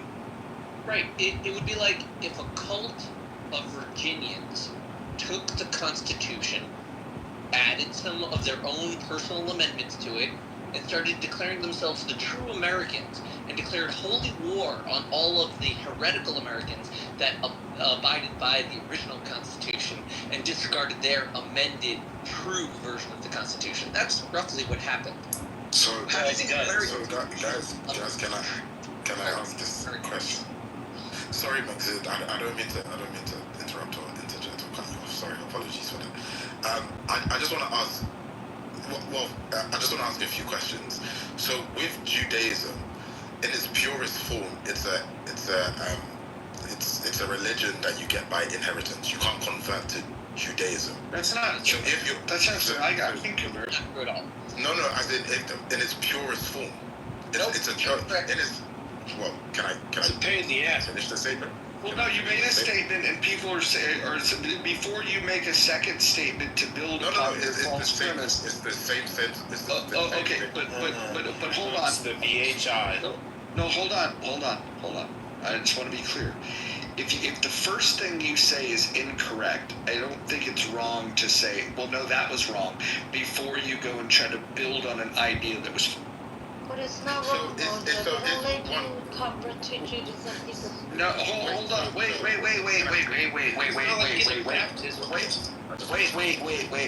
Hold on.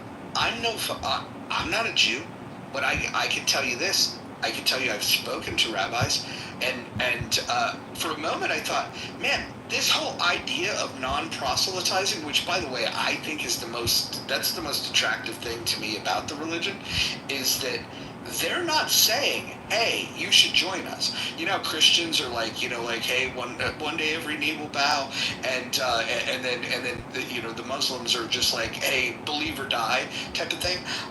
The Jews are really just kind of like, hey, this was our book, this is our belief in God. I don't know why you guys have stolen all our shit and bastardized all of our fucking ideas. But oh no, hold on. But here's the thing. They're not asking anybody to join, but they're open to the idea that if you want the blessings for the book that was given to us, you too can have it, but there's going to be a process that you'd have to go through. There's a lot of commitment that you'd have to go through, but I would imagine that would be a good idea, rather than some of the people that we've heard on stage here. There was a guy that identified as a Muslim and said that he only knew 2 scriptures. I think going through a process to figure out, hey, do I really believe this? And more importantly, would I be willing to make the commitments and the sacrifices that go along with the practices and the behaviors of said religion? I'm just going to put it out there as somebody that, and again, I don't have a horse in this race. I'm a deist. I believe in God. We'll figure it out in the end. But I will just say that as an outsider looking in, proselytizing seems to be the beginning, the first step of taking your religion, turning it into a cult, and setting it up for some very negative. So what? Okay. Yes, so I'm gonna finish the statement. Mojo, what you said was incorrect, because if you go back into the original 5 books of the Torah, which is Genesis, Exodus, Leviticus, Numbers, Deuteronomy, God chose a certain type of people, and they were a race. They were Israelites, and then they became known as Jews, as in their religion. So inherently, Judaism is a religion by inheritance in its purest form. Are you a black Hebrew Israelite? No. I'm Christian. Thank you. So okay, So in it, I had to ask.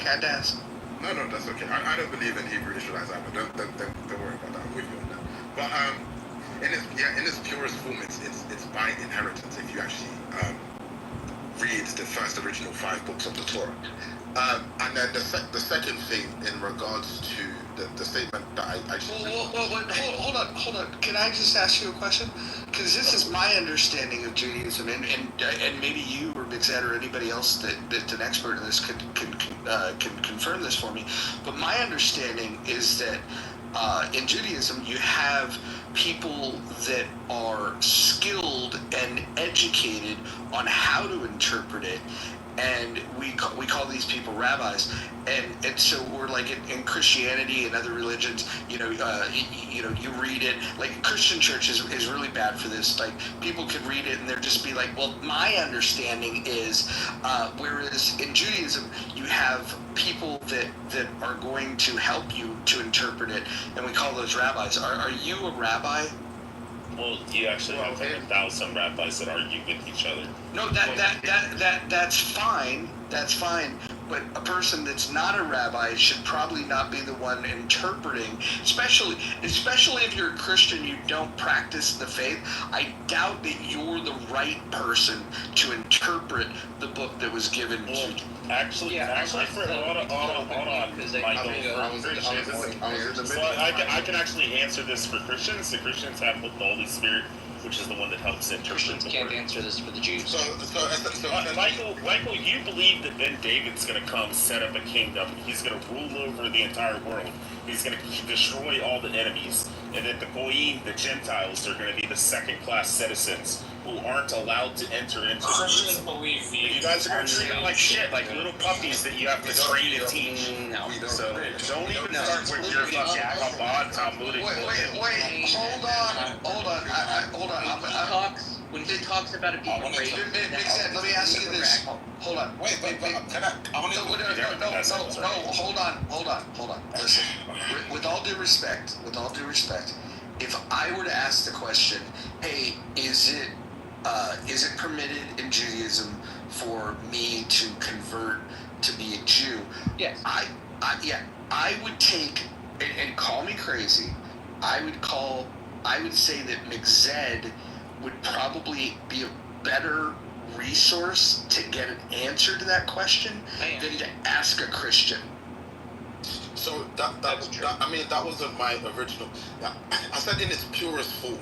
Yeah, right? I can explain to you what small shred of truth exists within your misapprehension. That's not even the main statement. The main statement I wanted to make was that it was Jews that founded Christianity in the first place. Yep. It wasn't Incorrect. Christians. It wasn't. Michael, are you saying that it wasn't Jews? All the apostles weren't Jews. So was Jesus not? Okay. Were the original disciples not Jews? The original disciples were Jews. Christianity, however, started after. No, but this is what I'm saying. It was founded by Jews. What does the word Christian mean to you, Michael? If Jews converted, Christ, right? You seem interested in this, but if it was Jews that converted and believed. Keep in mind, you can convert. Don't forget the Old Testament story of Ruth converted in. And in terms of the inheritance wasn't for a race. It was for the descendants of Abraham. And yes, it was for the descendants of Abraham that kept his traditions and was kind and inviting to those around them. Which is why anyone has always been able to judge. Hey, Michael, remember Daniel 9, where it says that the Messiah had to come before the destruction of the second temple? Calculations already get. Either you believe, hold on, since he's gone, either you believe in Daniel 9's prophecy of the calculation of when the Messiah must come, which had to have happened before the destruction of the second temple, or Daniel's wrong in his prophecy, which means God is wrong in his prophecy, or Jesus was the Messiah. So, yeah, I mean, there are so many things that It's we can have so many conversations about the different aspects of the. Wait, Daniel 9 is nuance in his Jesus calculation. Christ, can this guy finish? Like, was that for me? Or? Yeah. No, Daniel, Pepe is losing it.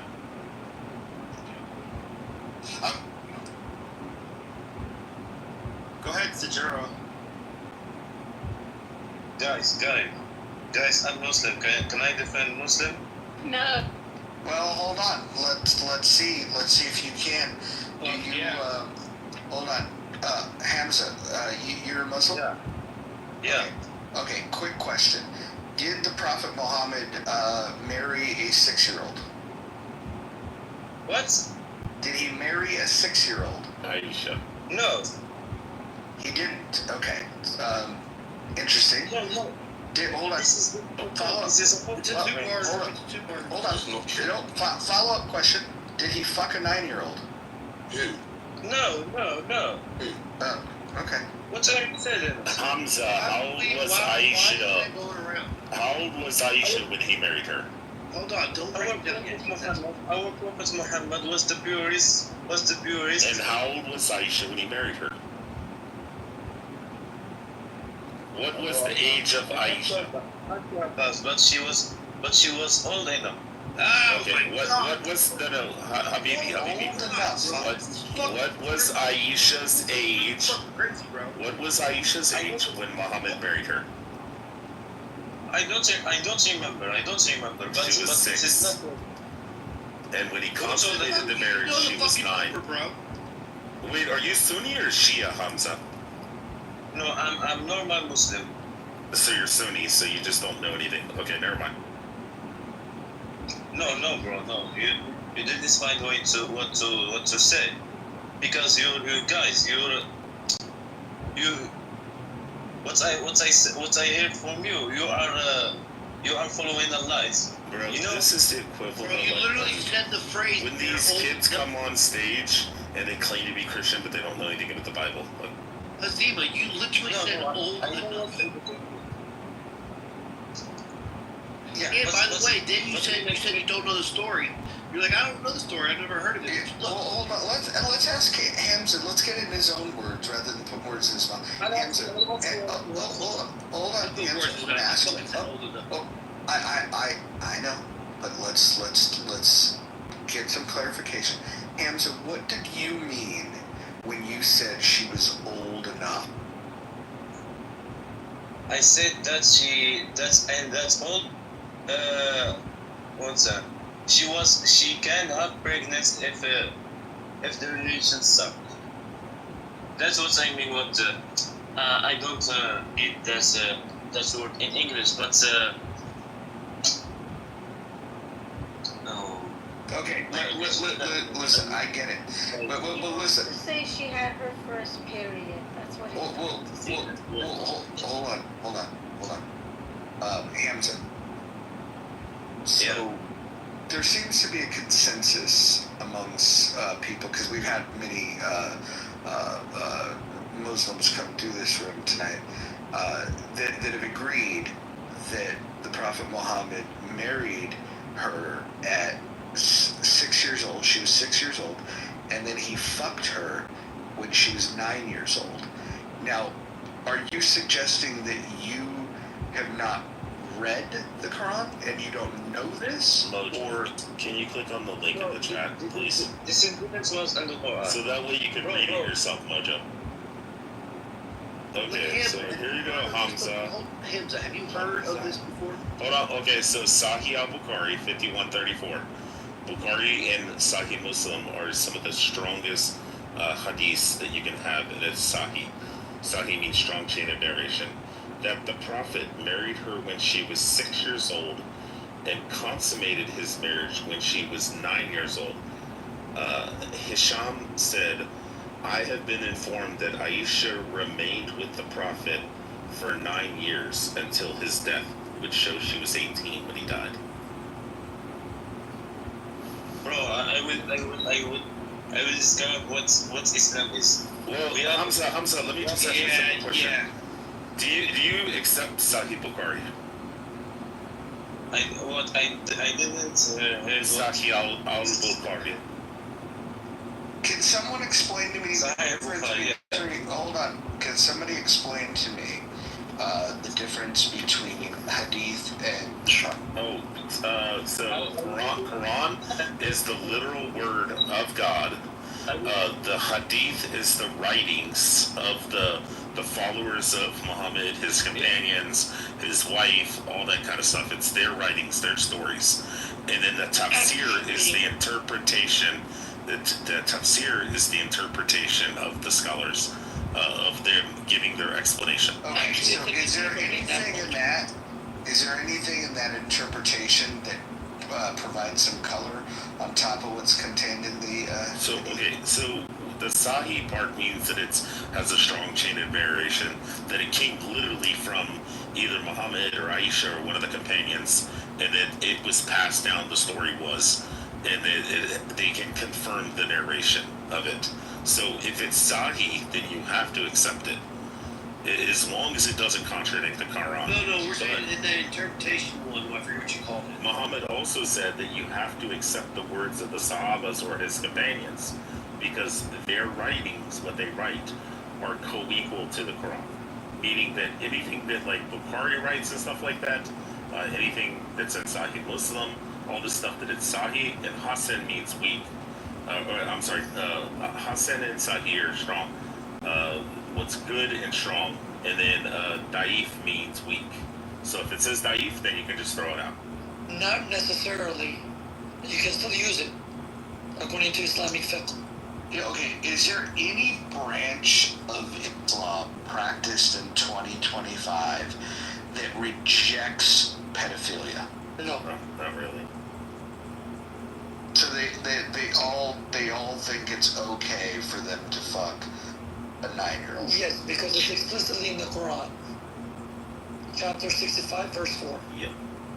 Look, I know it's the wrong book, but Jesus fucking Christ. Oh, they call him Isa bin Miriam, and Isa means the semen of a camel or a stallion. No, Isa is a name. We are the Isa is a name. What is the meaning or etymology of the word Isa? Isa means the semen of a stallion. Jahil. Hamza, Mojo asked you a simple question. Do you accept Sahih al-Bukhari and Sahih Muslim as the authentic books after the Quran?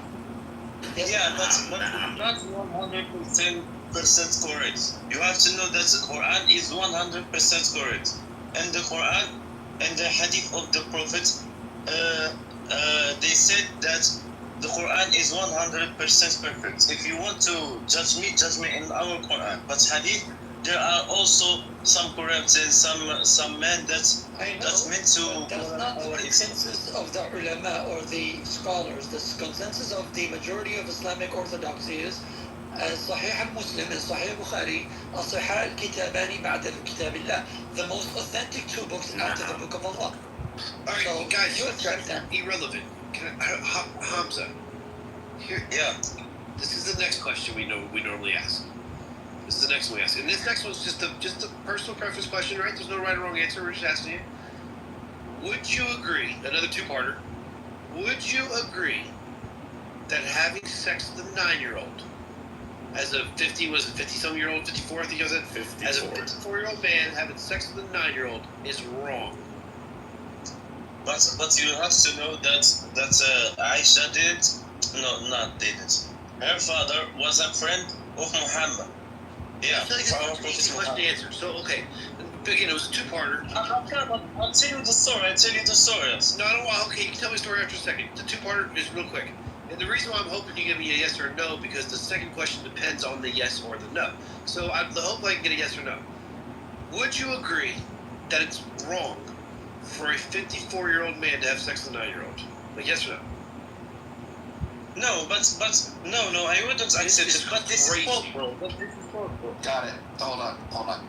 Let me just say, for those that missed this, what he's saying is not only does it say it in their text, however, he's also saying that it can be explained because the prophet's best friend gave her up. So just imagine this. Imagine you go into a U.S. court. No, shut the fuck up. Shut the fuck up. I'm speaking. I'm talking to the room. I'm not even talking to you. Find the fucking mute button or you'll find the fucking audience. Fucking, not only are you in a death cult, you're fucking hard of hearing. So, for everyone listening, imagine going into a courtroom and the person that is being accused of having sex with a 9-year-old girl, imagine the defense was to say, well, it's okay because she had a period and I knew her father. No, you guys don't understand. I couldn't even believe it. I was hoping he's going to obviously say yes, right? It's wrong for a 54-year-old man to have sex with a 9-year-old. So then the other question, remember we asked Mojo, we say, why do you guys follow? Because, look, we had Dr. What was her name? Dr. someone in here. Like, they could be real. They're like, yeah, it's fucking wrong, but it's a different time frame. But they're like, but even they could be like, yeah, now it's fucking wrong. You couldn't even say that. And then the next question is, why do y'all follow someone that was like that? It's fucking crazy. Hey, Alpha. Yes. Alpha, could you please explain to them about Muhammad's dream about Aisha when she was in her little lace gown outfit? Yes, exactly. Actually, Muhammad, after visiting Abu Bakr ibn Qufaha, who is considered one of his first companions and loyal friends, had a dream that night upon returning. And in the dream, Gabriel, supposedly, brought him a golden tray with a handkerchief on it, something similar to a handkerchief, and told him to unravel it. And once he unraveled it, he saw a little Aisha in a bridesmaid's gown. And he said, what is this? He said, this is your gift. And the next day, he went and asked Abu Bakr for her hand. And Abu Bakr said, I would be honored, and there's none more honorable than you in the sight of God. So I got a question, because Rob, who's one of our resident retards, he wrote in the chat, there are uncomfortable moments in all religious books. Christians and Jewish people alike read stories of the Israelites killing entire cities, leaving no children or women, while Christians and Jews have an understanding of why they were commanded to kill. So, here's a question for you, Rob. Do you think that it's okay to fuck a 9-year-old? Hell no, I don't think it's okay. What I'm saying is that when what you guys are trying to do, I hear people do it to Christians all the time. Like, I'm not a Jewish person, so I can't speak for a Jewish person. But I know that we do have similar books, and I know that stories are very similar. So, Rob. So let me just ask that basic. So no, I've had many people ask me. No, I hear I'm what sure you're you've saying. had this. Well, hold on. I hear what you're saying. You're saying that you believe that there's equivalent travesties. No, I don't. Oh, you don't? No, I don't believe that it's equivalent. What I'm saying is, I think maybe the way people could perceive it, the way you guys are. Now, I don't agree with Muhammad. Let me be very clear with that. But the way that it's perceived, it's happened to me many a times when I'm talking to somebody. Well, man, why God send people to go kill innocent women and babies? Why would your God do that? And I've talked to Jewish people who've encountered that same question. Hey, Rob, real quick question, guys. Rob, when they ask these questions, do you concede and say, yes, God condones it, and it's totally okay for us to go out and rape and murder all these people? Or do you actually explain why, when it says that the Philistines were wiped out, every man, woman, and child, it says immediately afterwards, do not marry with them, I tried to to give Rob, hold on, just let me play it real quick. Now, when we ask these Muslims, they say, yes, Allah told us that it's okay, and we're allowed to do this, and it's 100% justified. That's the difference. Yeah, I mean, and I also have actually heard Muslims who actually kind of denounce that. Like, so it's like, again... We haven't heard a single one denounce it tonight. Nope. 0 for 7. Well... They're 0 for 7. And last night, too. We had a couple of last night. Hey, Alpha, what would you say is the most disgusting thing in Sunni Islam? It's probably more than the most disgusting thing in Sunni Islam is definitely child marriage. Mojo, what you get out of insulting people for no reason, though? I'm about to go back into work. What do you mean, no reason? Yeah, you just saying that you calling me a resident retard. Yeah, you're like you've been saying things in the chat the last few days that are blatant lies, like blatant lies. It's like it's not even worth me trying to like go back and forth by claiming I was a prisoner. I'm not even a felon, never been to prison. So that's number one. You were making reference just to like homosexuality, shit like that. So yeah, blatant lies. And I get it. Wait, you've never sucked a dick? So, now, being disrespectful. You're not answering a very. In the prison thing, you ever? Oh, have you ask me that question? Hold on, I just want to ask Rob a question. Rob, have you ever sucked a dick? Wow. Okay, Mojo, ask me that question. Sounds like the same fact. Then I'll say no. Hold on. Hey, let me tell you this. I already said no immediately. You guys probably didn't hear it because I was in the Matrix. But like, I ain't even finna play with no bitch ass dude like you being disrespectful. When I hadn't disrespected anybody in this space. Not one. This is due to the fact that your friend is a bitch ass dude. He's a coward, and he's worried about things that I may say, which I don't give a fuck about him. But he's a coward, and now you're running behind his steps. Me and you ain't never had interactions like that. So I get it. You like to think that you could talk to people crazy. Everybody's safe. I'm talking to you. I'm talking to you. Oh, I'm talking about JB. I'm talking about JB because me and you never had these type of interactions until JB has went on this little thing that he's been doing recently. Because he's a coward. I didn't know that you guys had beef, but yeah, it makes sense. Well, like I said, you've never disrespected me like that in any conversation we've had prior. I asked you a question. Have you ever seen a dick? No, I'm talking about in general, and I'm not going to keep addressing that because you're an idiot. You're an idiot. You sound like one to do that. So again, I'm not even going to entertain no bullshit like that. So you got a taste for You're an idiot. You're an idiot. You're an idiot. You're a homosexual. The fact that you would even be trying to play like that, and you sit up with rooms like Pepe and Adams all day, I wouldn't even talk about homosexuality. Shut the fuck up. You bitch ass white dude. Bitch. You do this all the time. You a coward. You know what's funny is every time you go into a room and you try to call me out, oh, Pepe's racist, but they all laugh at you and they say they don't give a fuck. Like you're just a whiny little bitch and you just virtue signal all the time. You came up here trying to you guys wouldn't do anything. And you don't even know what the fuck you were talking about. Yeah, my question was very valid. But I just wanted to know why Mojo thinks it's appropriate to be disrespectful.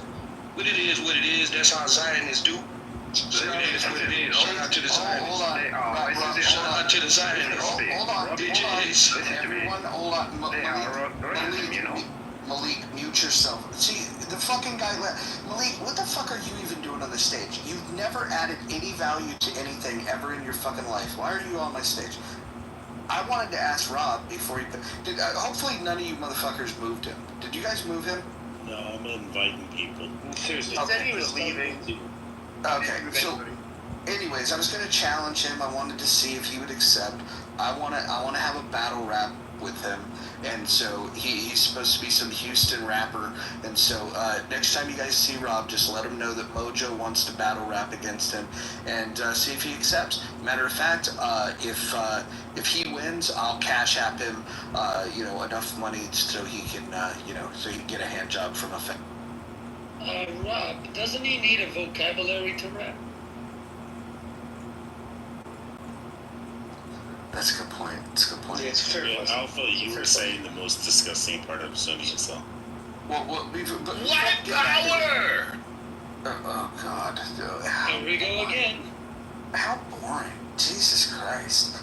Hey, that Muhammad dude's back. Oh, perfect. Muhammad. This fucking Che Guevara. It's fucking amazing. Che Guevara is so good. Did you guys, one of y'all not want Concrete on stage? No. I mean, if the first thing you're gonna fucking shout out is "What power?" Like, if you're gonna troll a room, the rule number one: be good at it. Like, you gotta be good at it. But I wanna ask everybody. Does anybody communicate with Rob? Because I want someone to legitimately let him know that I'm laying down the gauntlet, and we can do it anywhere. We can do it in any house on this app. We can do it in the Muff. We can do it in Healthy Debates. We can do it anywhere. I want to rap against him, and we're gonna have judges. We'll get people from the music industry that'll judge this thing. And there'll be cash prizes for the winner. So just let him know. Just let him know that I want to battle rap against him. Noted.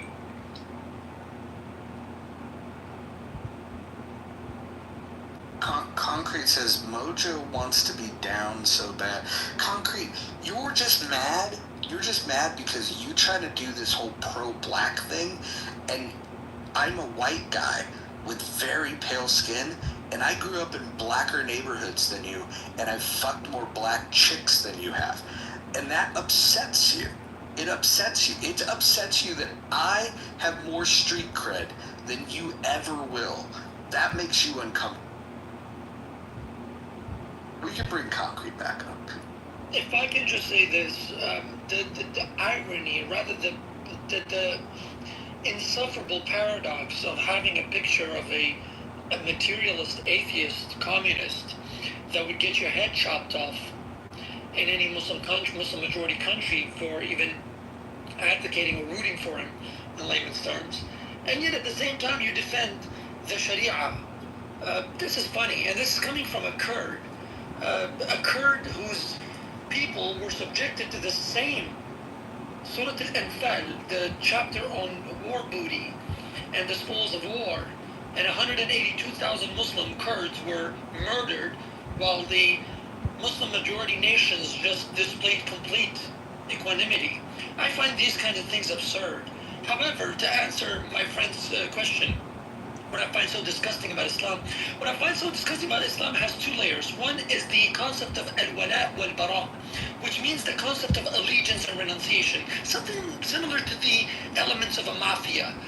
You're either in for life, or when you get out, you only get out through death.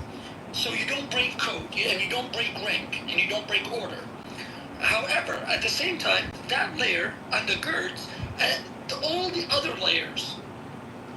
All the other layers. For example, when you say as a Muslim that I personally opine that I do not agree with this, well, you are an individual out of a billion, and honestly, your opinion may be respected or may be acceptable on a personal level, but it has no effect on the system that you are politically machinating to establish across the world. The idea of Sharia, which basically means the way in Arabic. And just to arm my friend Roger and my other friend about this, and everybody in the audience and on stage, when somebody tells you that I don't believe in child marriage, they're lying.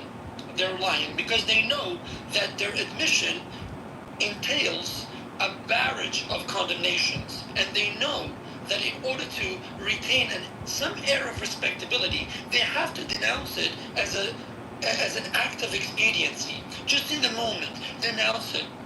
but then in the same breath, you try to rationalize it. Now, what's even worse is that the idea of al-wala wal-bara means that you basically you give allegiance regardless of whether it's against your tastes or against your values or sentiments, because it has to do with the commandments of Allah. And you renounce it regardless of what you perceive as good or whatnot, because it goes against the injunctions or commandments of Allah. And this concept is very important to understand, because if you understand this, you will know why the Muslim behaves as the Muslim behaves.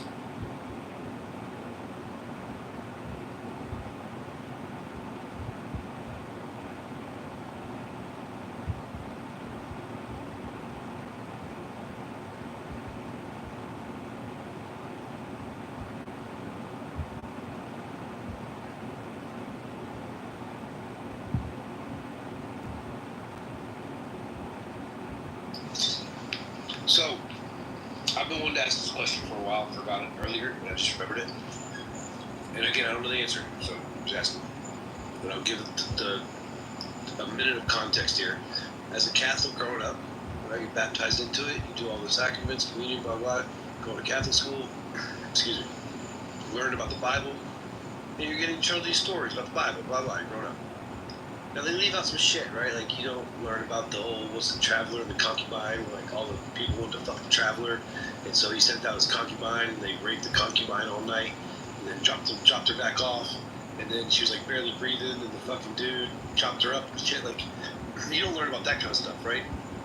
But you learn about all the Bible stories. As a kid, like, we're talking about, like, as a kid, 3rd grade and shit, right? You're learning, like, the Bible, you have religion class.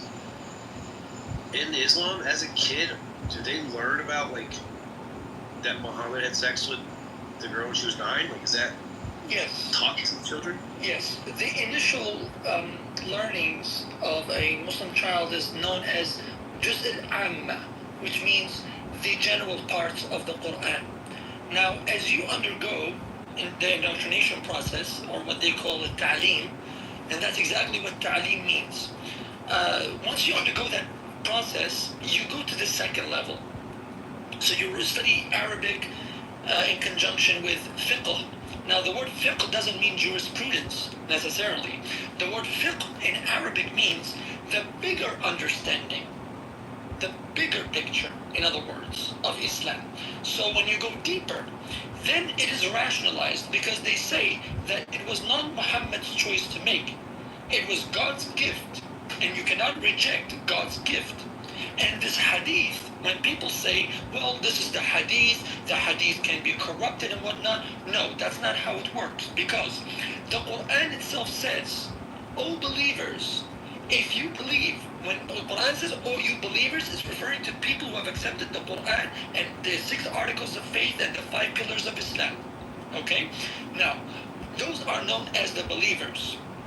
And these believers, if they want to declare their faith, and as an act of their faith, they must follow the Prophet, and then those whom the Prophet entrusts with the law, with the Quran, with the Islam. So it's أولي الأمر منكم يا أيها الذين آمنوا أطيعوا الله ورسوله وأولي الأمر منكم. All you who have believed in the Quran, you have to believe, you have to obey to the Prophet and those in charge of you. And who are those in charge of you? Those are the scholars, the ulama. And the ulama have something known as al-ijma'. This is known as the consensus. Okay? The consensus. Now the consensus says that in order to explain the Quran, the best example is Muhammad. Muhammad embodies the best example of a practitioner of Islam. Now, in order for you to follow Islam correctly and to implement it in your life, you must follow Muhammad. So by this way, there's a hierarchy of not only rationalization, but justification. Do you see? So that's how Islam works. And if you want sources from the Arabic sources that are not available to many Western universities, well, guess what? I'm at your service. And like, is this thing so bad? Just one more quick one. Is this thing so bad to where the girls are like, "Low, be like Aisha. Look at her. She got married when she was 6. Like trying to beat, like, she was so great. She got married, like, it's twisted around. around that bad? Like, is it, you know what I mean? Like, telling the girls, like, you should strive to be married as young as you could. Yes, my friend. Until today, in Muslim majority countries exists. Yes. This is nuts. In fact, just a recent case, not recent as in date, but a recent case, or should I say a recent example I give, is an 8-year-old in Afghanistan, in Kandahar. She was married to a mullah who was 55 years old. And even though the brother protested, they locked the brother up. And the BBC reported on this too, and Amnesty International too, if I'm not wrong. The 8-year-old girl she was not penetrable, and I apologize when I use this term for a human being, but during the sexual intercourse that night, she could not be penetrated by him. So what he did was he took out his fish knife, right, and actually made a split in her uterus. And when he did that, the girl bled to death. Then when the next day, when the family came to visit, they found her on the prayer mattress, lying in prostrate position, and she has basically, her life has gone. She was dead. Now, when the brother found out, the brother put 8 bullets in the mullah, and then they put the brother in jail. Then they punished him with a life sentence. That's justice for you, my friend. All right. So, I've heard enough of this shit, man. I can't. How in the fuck did this thing survive that long? Like, can you imagine coming up with a religion that tries to justify all of this evilness and then say that God's on your side? Like, I don't know, man. I don't want to overstate the case, dude, but I think it's time. I think it's time for the civilized world to maybe give some of y'all your wish, you know, your perverted dream of 72 virgins. If that's what you want, you know, maybe we should send you there. The terrorism and all this shit that we've always been told about, the terrorism and the brutality, and oh my god, they're gonna murder people. That's like fucking child's play to this shit. This shit is crazy. Oh, this is fucking nuts. It's beyond nuts. I mean, like, what's crazy is, okay, so somebody writes this shit fucking way back when. You know, there's a lot of fucking works of fiction that could get written that's got crazy shit in it. But in 2025, you have people that when you confront them with it and you say, hey, look, this teaching is justifying raping and killing, molesting children, and then they don't even fucking deny it. They're like, she's old enough. How many times tonight have we heard somebody say, when they were asked about you know, a 9-year-old girl being fucked by the Prophet Muhammad, that they said she was old enough? Like, Mike, how many times did they say old enough? Oh my god, then the one guy, Kareem, was the worst. Remember what he said? He goes, well, there's no such thing as too young. And then, when he's asked again, the pedophile word is used, he's like, well, that's it. He's like, there's no such thing as pedophilia. So basically he's saying, like, well, no one can be a pedophile, that we don't believe in pedophilia, so it doesn't exist, so no one can technically be a pedophile. Like, what? What are we talking about? By the way, this is crazy. And Mike, just to let you guys know, do not look for a concept of reform in Islamic tradition, by the way. There's no such thing as reform. In Islamic tradition, there's something called at-tajdeed. At-tajdeed, not tasheeh. Tasheeh means reform. Tajdeed means renewal. So in the 12th century, when the supposed mujaddid or renewer, Abu Hamid al-Ghazali, known as Al-Ghazal in the West, who is very much purported to be this great philosopher who was not a great philosopher, he was actually against philosophy. He found philosophy to be a conspiracy against Islam, hacked by Satan. Now, if you look at his tradition, he says that the idea is not to go past Islam by reform. The idea is to go back to the original Islam by renewal. Just let you.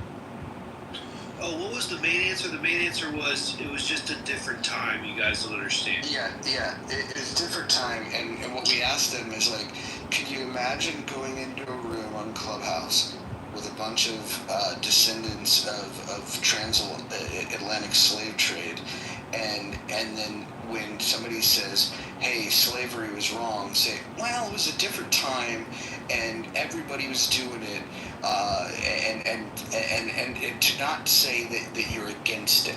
This is the problem, right? Is there any Muslims still on the stage? Is there? The Che Guevara kid. The Che Guevara kid, right? Oh, yeah, I love to talk about. Yeah, I'm just curious, like, do you guys even think about this stuff? Like, I mean, clearly they're on code.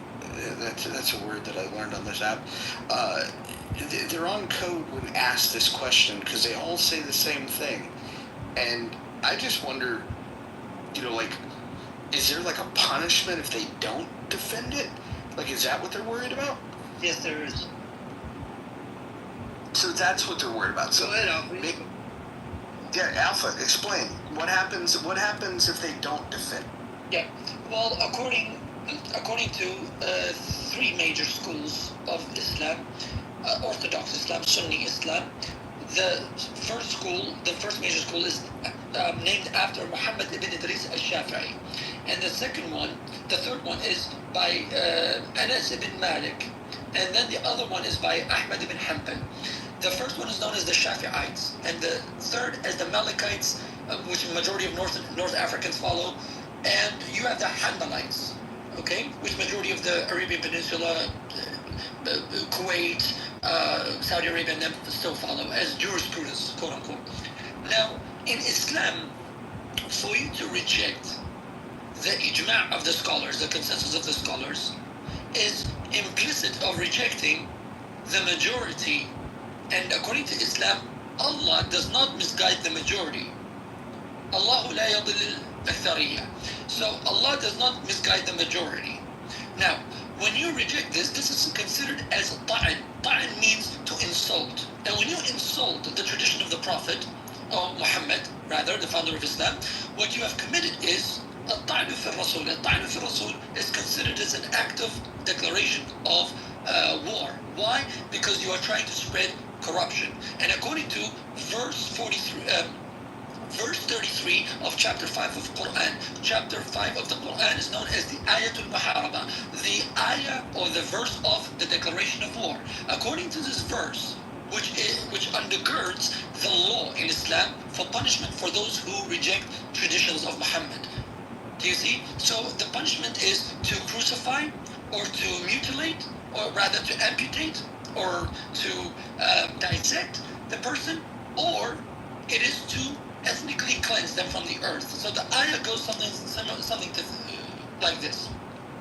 إنما جزاء الذين يحاربون الله ورسوله ويسعون في الأرض فسادا أن يقتلوا أو يصلبوا أو تقطع أيديهم وأرجلهم في من خلاف. So those who declare war against Muhammad, against Allah and Muhammad, okay, and they are persistent on spreading corruption upon the earth, they are to be crucified, yusallabu, or killed, yuqattalu, or to be amputated from limb to limb. Now, this verse, if you look at the explanations, the exegeses, the tafsirs, right, it will tell you exactly how it is implemented. And you saying, I reject this of Muhammad, you have committed an act of deprecation, and you will be liable for punishment by death. Alpha, were you a Muslim or something, or Yes, I'm actually an Al-Azhar graduate. And now, wait. So hold on, I heard that you could be killed for this kind of shit. Yes, sir. Some scholars even say, for example, the last two schools I mentioned, the Malikites and the Malikites and the Hanbalites, they say that even if you are a Muslim and you still repent, the punishment is still death. Wait, so why are there not more people like you? Because in 2012 I was stabbed in front of my university for standing up to the Muslim Brotherhood.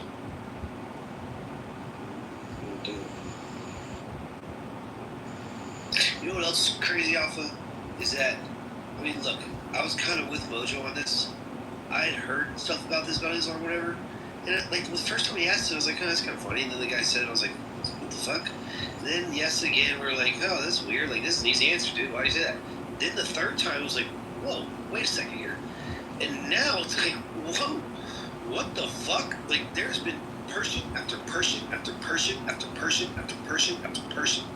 It was just like, yeah, whatever. Look, this is crazy. And Mojo, you think I'm crazy? Look at, you can chat GPT this. Mojo may be curious, or Mike or anybody else, that hey, all the stuff that ISIS did, the Islamic State in Iraq and Syria, all that they did, is that really a part of the tradition of Islam? Does Islam really advocate that? Yes, actually it does. Let me give you 2 examples. Now, this is for your arsenal when you debate or when you have a dialogue with these lunatics. One of them, there are actually books with hundreds of pages showing you what are the punishments. How can you implement whatever ISIS did? For instance, there's a book by Ahmad ibn Taymiyyah, a 13th century scholar considered by today's majority Muslim world as one of the greatest scholars to ever have lived. He is actually the one who published a book called الصارم المسلول على من شتم الرسول. The unsheathed spear upon the person who deprecates Muhammad. And another one, if they reject this and say, no, this is Salafi, Wahhabi, this is fringe movement, we reject it, fine. I will give you someone that's respected not only by Muslim Orthodoxy, but even by the Shiites. In fact, his name is Taqiyuddin al-Subki. Taqiyuddin al-Subki is another contemporary of Ahmad ibn Taymiyyah, the 13th century scholar. He published a book entitled As-Sayf al-Maslul ala man sabba al-Rasul, the unsheathed sword upon the neck of the person that insults Muhammad. Now, if you look into the criteria of what consists of insult, you know what? ISIS will pale in comparison. So let me ask you, Alpha, I'm pretty sure I know the answer that you're going to give. What do you think is more dangerous, communism or Islam? Well, my friend, communism is dangerous because it's totalitarian, but the communists did not burn books the way the Nazis and the Muslims did, and they did not burn libraries. However, they actually came through very educationally. However... Let me ask it a different way, Alpha. If you could snap your fingers and all Muslims are gone, or snap your fingers and all communists are gone, which snap are you? I would snap for the Muslims to go. Up until today, I would have said, nah, let's get them commies out of here. After today, I have a whole new perspective, and my God, do we have a problem on our hands? Because it's not like, you know what's crazy is this is not like some fringe belief, like, you know, like in the U.S. you'll have like, you know, you'll have some fucking guy that fucking convinces people to hang out at a fucking a ranch in Texas and, you know, tells them some weird shit about how, you know, that he's the fucking, you know, messenger of God, and they fall into it. And there might be, you know, dozens, if not hundreds. There's over 1 billion people that believe in this shit. Yeah, like yeah, like usually like a bad idea like should be hard to spread. And this is like the worst fucking idea, and like I don't know, man. It's fucking wild, man. I used to like try to silence Sarah when she'd go off on it, and I'd be like, "Oh, don't be, you know, we've got to respect religion." And now I've got a whole new thought on this. And Don Julio's in the fucking chat acting as if all religions are the same. Excuse the fuck out of me, but no. I've never heard Christians or Jews or any other religion, not even those weirdo Scientologists, will get on the stage and say that they think that you know, old enough was the main thing that they would say. This is a fucking death cult. This is not a fucking religion. It's a goddamn death cult. And listen, something's got to be done about it. Something's got to be done. I used to get offended when I heard, you know, Trump doing a Muslim travel ban, which it wasn't. His travel ban was on people from countries. But I think now, knowing what I've heard from people that self-identify as Muslims, I think I can get behind a Muslim travel ban. In fact, I think that it should be, the entire civilized world should lock them into a particular you don't want this thing spreading. It's like this is like fucking mental herpes. It's like it's very contagious and it's very, very bad for you. Castrated at birth. Mojo, if I can say this, by the way, Muhammad himself stated this when he was asked, what is your purpose and what is the purpose of your message? He said, أمرت أن أقاتل الناس حتى يشهدوا أن لا إله إلا الله وأن محمد رسول الله. I have been commanded to fight people until they testify that there is no God but Allah and Muhammad is the messenger of Allah. ويقيموا الصلاة, and they establish prayer. ويؤتوا الزكاة, and they pay the tributary. فإذا فعلوا ذلك, and if they do that, عصموا مني دماءهم, their blood is prohibited from me. وأموالهم, including their wealth. إلا بحق الإسلام, except that they wrong Islam. وحسابهم على الله, and their account is with Allah. Now you tell me, if this is something that any person of sound mind that believes in democracy and pluralism and whatever ism that they sell to the people in the name of multi-culti, right? Tell me if you are willing to accept this. If not, you have a lot of things to read. Alpha, we had, like, I'll be quite honest with you, the guys we've had on here that we've asked, they've been a little unimpressive, right? Like, they didn't seem like whatever, right? They didn't, just whatever, they've been a little unimpressive. But we had a young lady on here, Doctor something, I forget her, all I could see was Doctor, I didn't know what the other name was. But she was like level-headed, right? Like, she was level-headed, right? We were like, hey, do you think it's okay for a 54-year-old man to have sex with a 9-year-old? And she was like, no, absolutely not. Right? She's like, absolutely not. And then she was going back and forth with Rich, whatever. But like, she was cool. And actually, she had a pair on her, right? Like, she stood here and she talked to everybody. She answered all the questions. Boom, boom, boom. Right? Boom, boom, boom. And she always said, no, it's absolutely wrong. Having sex with a 9-year-old is 100% wrong. She's like, I do not think that's okay. I do not think it's okay. I do not think it's okay. But then we asked her, well, then why do you hold a guy like that in such high regard? And even she was like, well, it was a different time, though. You gotta understand. It's like, what the fuck? Honestly, Mike, like, what there is no such thing as nuts. Even the level-headed ones are like, what the fuck? I'm not surprised because there's no such thing as the statute of limitation in Islam. Just to let you know, for instance, a typical average Muslim who pretends to be this great defender, this great Saladin, right, of Islam, they'll give you crazy comparisons, for instance, as if you actually advocate. So they might ask Mojo and say, look, Mojo, do you know that Louis XVI, Marie Antoinette, was 14-year-old when he married him in 1770? And of course, Roger, being, erudite in history, will say, yeah, sure. So why do you not blame him? As if Roger or myself or yourself or anybody else would actually condone Louis XVI. That's not true, because we condemn him just as much. We don't hold Louis XVI to be this great exemplar for humanity and just condone his pedophilia when he married Marie Antoinette and made him his queen. No. In fact, no. On the contrary. So what I say is, as much as I condemn Louis XVI, right, you need to condemn Muhammad.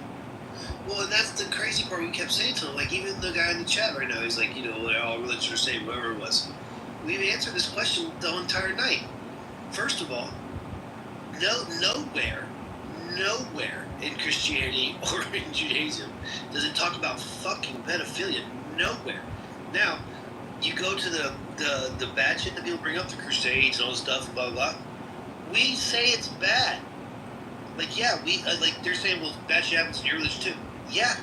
And we call it out, and we go, it's bad. When the priests were arrested for fucking with kids, people left Catholicism, and they wanted the priests arrested. And then the church tried to move them around to hide them, and they had to hide them because of the fucking outrage. And then the church got called out for it. We were like, yo, no. So yeah, we're not saying there's not bad shit, but we don't sit here and we're not like, well, but Mike, it's crazy. There's a difference. Right now, if I can ask any Christian, any respectable Christian, if I can ask them to produce me one verse where Jesus himself directly, quote unquote, advocated death, right? Then I can tell you that Andrei Breivik was actually trying to follow Jesus. But no, there's no such thing. However, Muhammad's injunctions are clearly and explicitly encoded. Well, Alpha. In fact, it's quite the opposite in Christianity. When Christ was asked, how do you get to heaven? He said that he didn't come to replace the laws of Moses, but he came to fulfill them. And he said that in order to do that, you really only have to do two things, and you will have fulfilled the law. You just have to love people, and you have to love God. So he basically said, so the Bible, the Christian teaching, you can distill it all down to a couple of basic things. Now, I don't believe all this, but the teachings of it is pretty benevolent. It's simply saying that you should love God and you should love people, and if you do that, you're gonna go to heaven. That's yeah, but I completely agree, sir. If I can offer a little bit of pushback, Okay, hold on. Let me give you a warm welcome. You got to do an intro for when these people come. So everybody knows, you guys are going to hear the most enlightened speaker on all of Clubhouse give pushback on this topic. Go ahead. Yeah, thank you. I appreciate it. Muhammad isn't God, right? Muhammad isn't Islam. He's a pedophile. Muhammad is a messenger. He's a pedophile. I take it. Can you say he's a pedophile? Can you say he's a pedophile? I don't think I need to. I don't need to jump through your hoops. I don't need to Do you believe he's a pedophile? Do I need to pledge allegiance to you or something? Well, do you think that fucking 9-year-olds is okay? Do you mind if I just make my point? Go ahead. All right, thank you. I appreciate it. Yeah. So the issue is, it seems like you're trying to. I'm just curious what Mike wants Islamists to do with the information. Should they reject their belief system because of the behaviors of Muhammad? They should. What do you want them to do? At this point, concrete, I would just like one of them to have been like, yeah, Muhammad's a fucking pedophile. Not a single one. What would that do? They're all just like, well, concrete. We had someone literally say, "There's no age too young," so that they're old enough. Obviously, that's disgusting. By the way, see how easy that was, concrete? See how easy that was? Wait, hold on.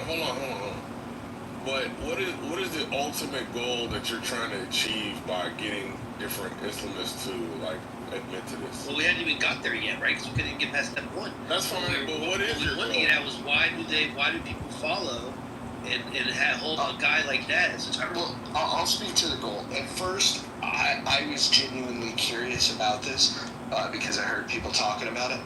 I thought it was bullshit. I thought this was simply a trope that people that didn't like Muslims would say to agitate Muslims. That's what I genuinely believed. And then it came up, and I've heard it in another room that no, they genuinely believe that it was okay that the Prophet Muhammad, the most infallible human that's ever lived, that has the most grace from God,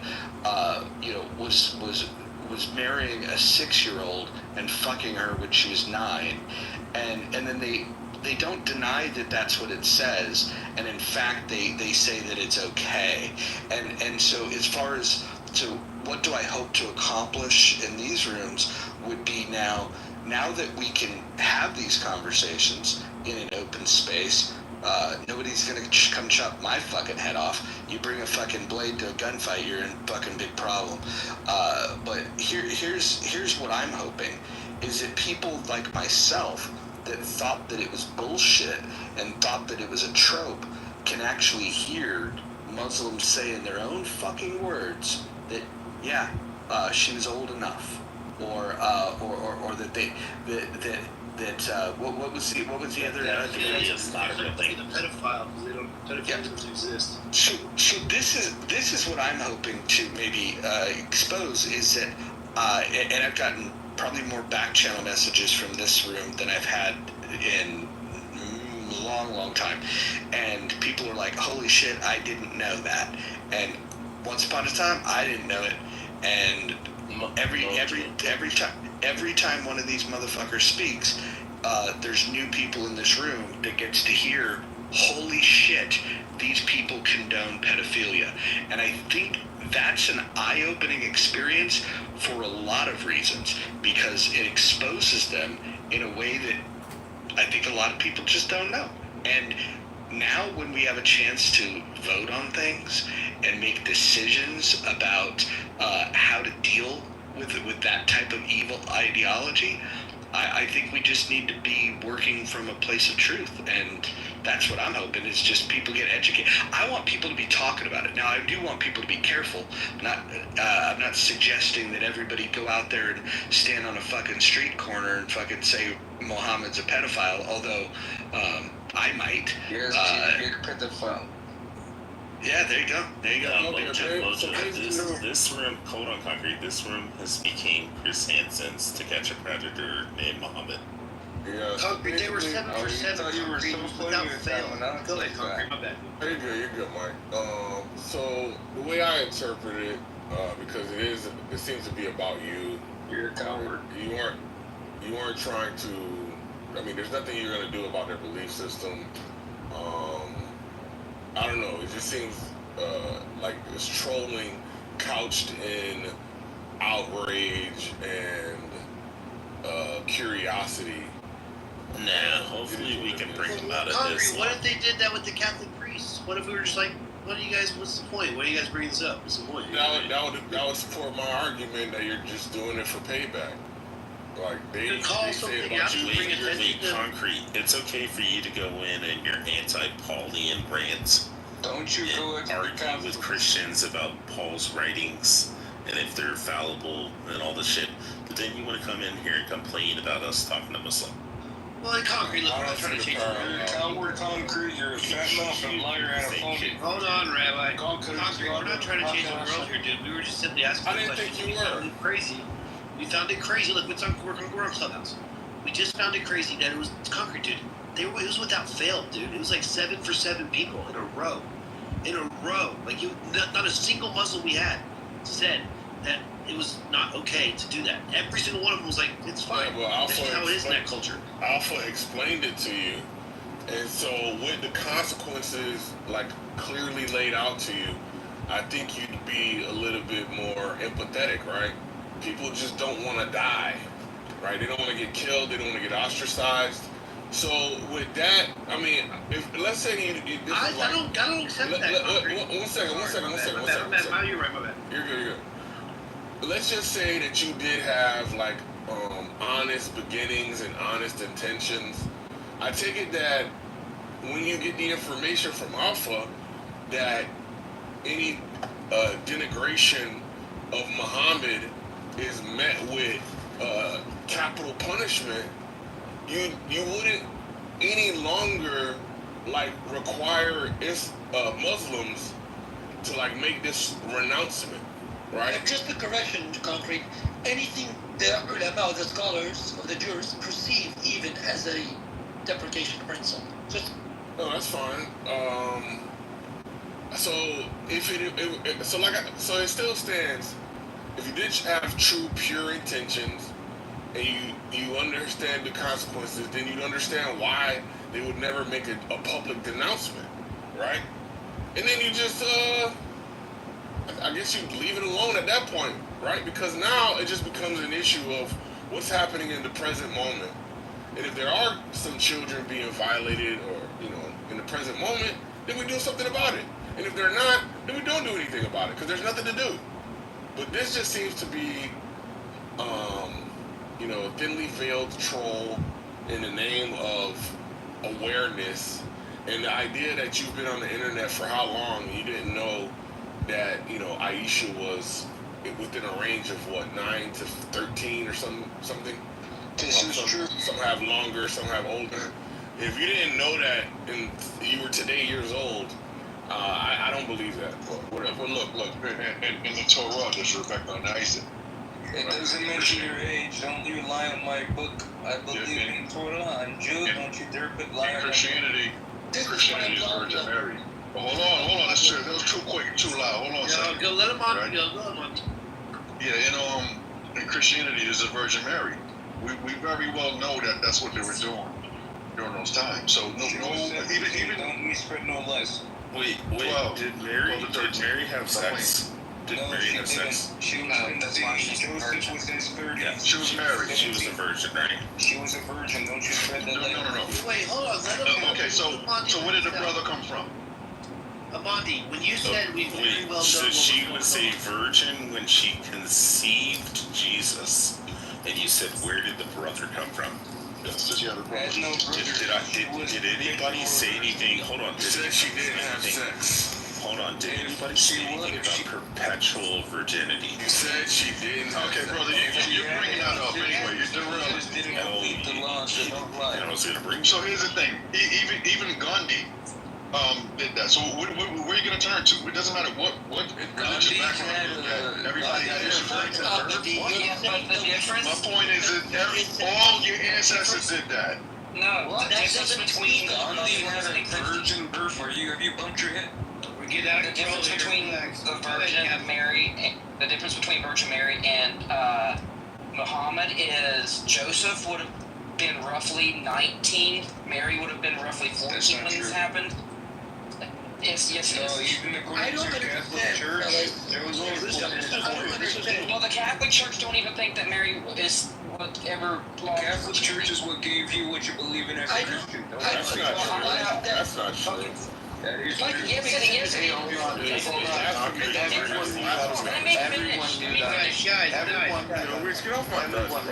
I please finish? No, actually no. When I say everybody mute up, that means you. That means everyone. Okay. I don't know who this fucking piece of shit is, but he's going down. Don't bring that retard back up. It's a horrible thing you do. Yeah, hold on.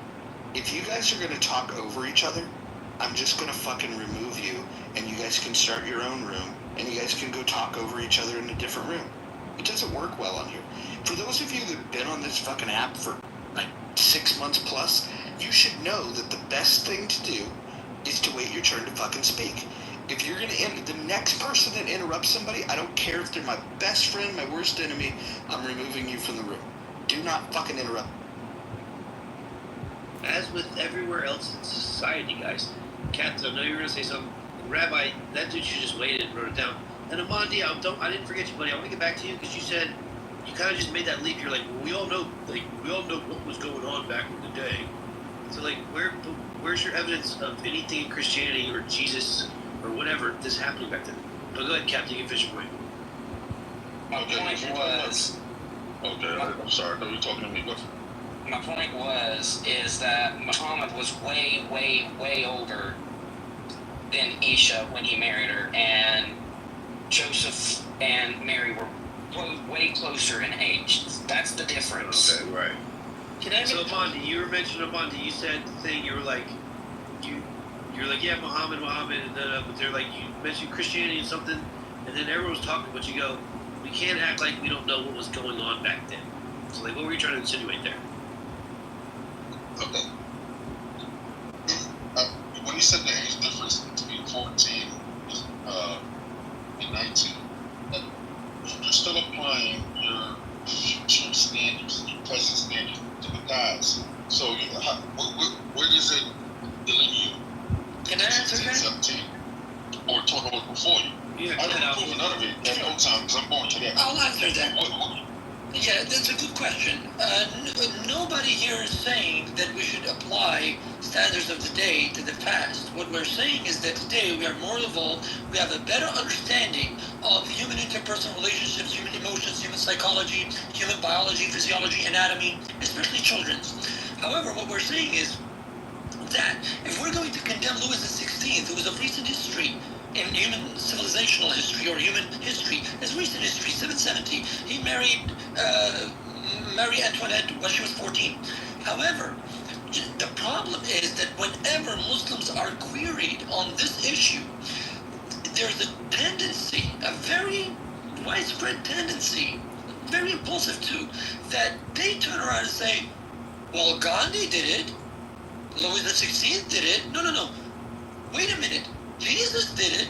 Look, it doesn't matter even if God did it. The point is, in today's world, if you tell me in this modern, quote-unquote, postmodern world, if you tell me that Muhammad did it in the 7th century, we're not going to continue that, that's condemnable today, and we condemn Muhammad for that today by understanding, right?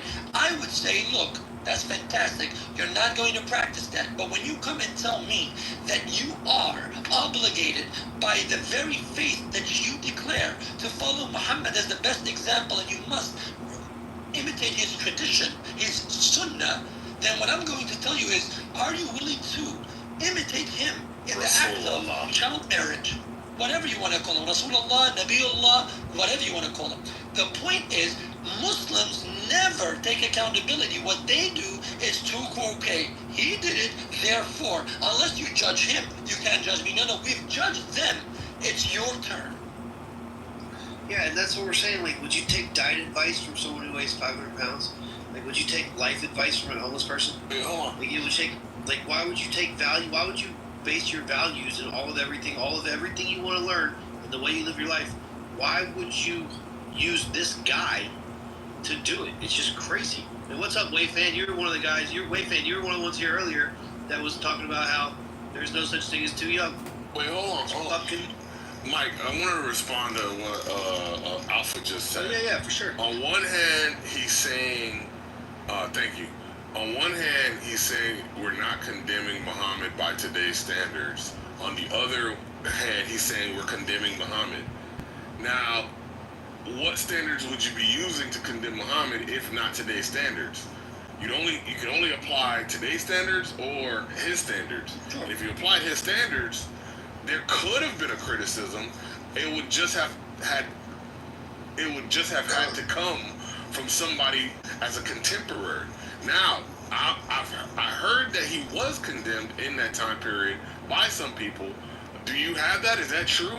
Or because if not, then I just say that you're condemning them by today's standards. Concrete. A 9-year-old is a 9-year-old. Concrete. Come on. Let's not do that, bro. Please. No. Let's do having a discussion. Like, if you want to make emotional appeals, come on, bro. It's not an emotional appeal, bro. This dude had sex with a 9-year-old. Bro, please, man.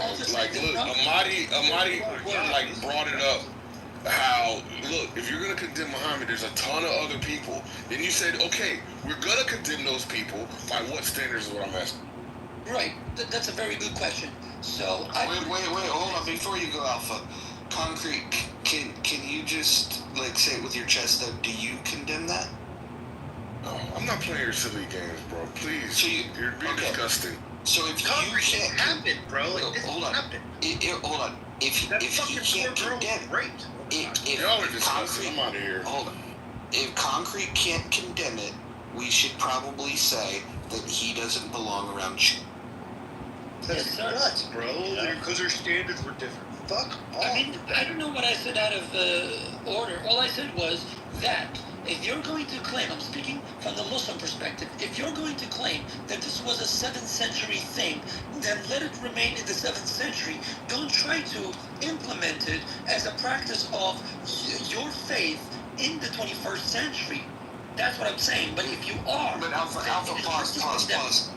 You're making great sense, but I want to make sure we let some of these things breathe first before we just keep going. I want to make it clear. When Concrete had an opportunity to condemn it, instead of condemning it, he said, I'm out of here. He didn't want to go on record to say that he condemns it. And that's exactly what all of the Muslims that have been on this stage have done. And there's a big problem with this. Everyone that was not a Muslim, when this comes up, they're just like, dude, that's fucking heinous. It's crazy. And so, I mean, you gotta listen. When these people tell you who they are, you have to pay attention. Concrete was asked, do you condemn this behavior? He said, I'm not gonna answer that question. I'm out of here, bro. All he had to say, I didn't say he was a fucking Muslim, for whoever the fuck that is in chat. What I'm saying is, he has the same problem that the Muslims on the stage have, which he can't say with his whole chest that pedophilia is wrong. That is a fucking big goddamn problem. And And you shouldn't let people off the hook with that. This should be automatic. It should be auto-fucking-matic. Do you have a problem with adults sleeping with 9-year-olds? The answer should be yes. I have a big fucking problem with that. It's a very easy answer. We're talking about a 54-year-old man having sex with a 4th grader. Like, what the fuck, dude? Like, if you don't think that that's fucking nuts that a dude got physical with a 4th grader, then I don't give a shit. Like, these aren't what standards would apply. How about fucking human ones? Like, this is crazy.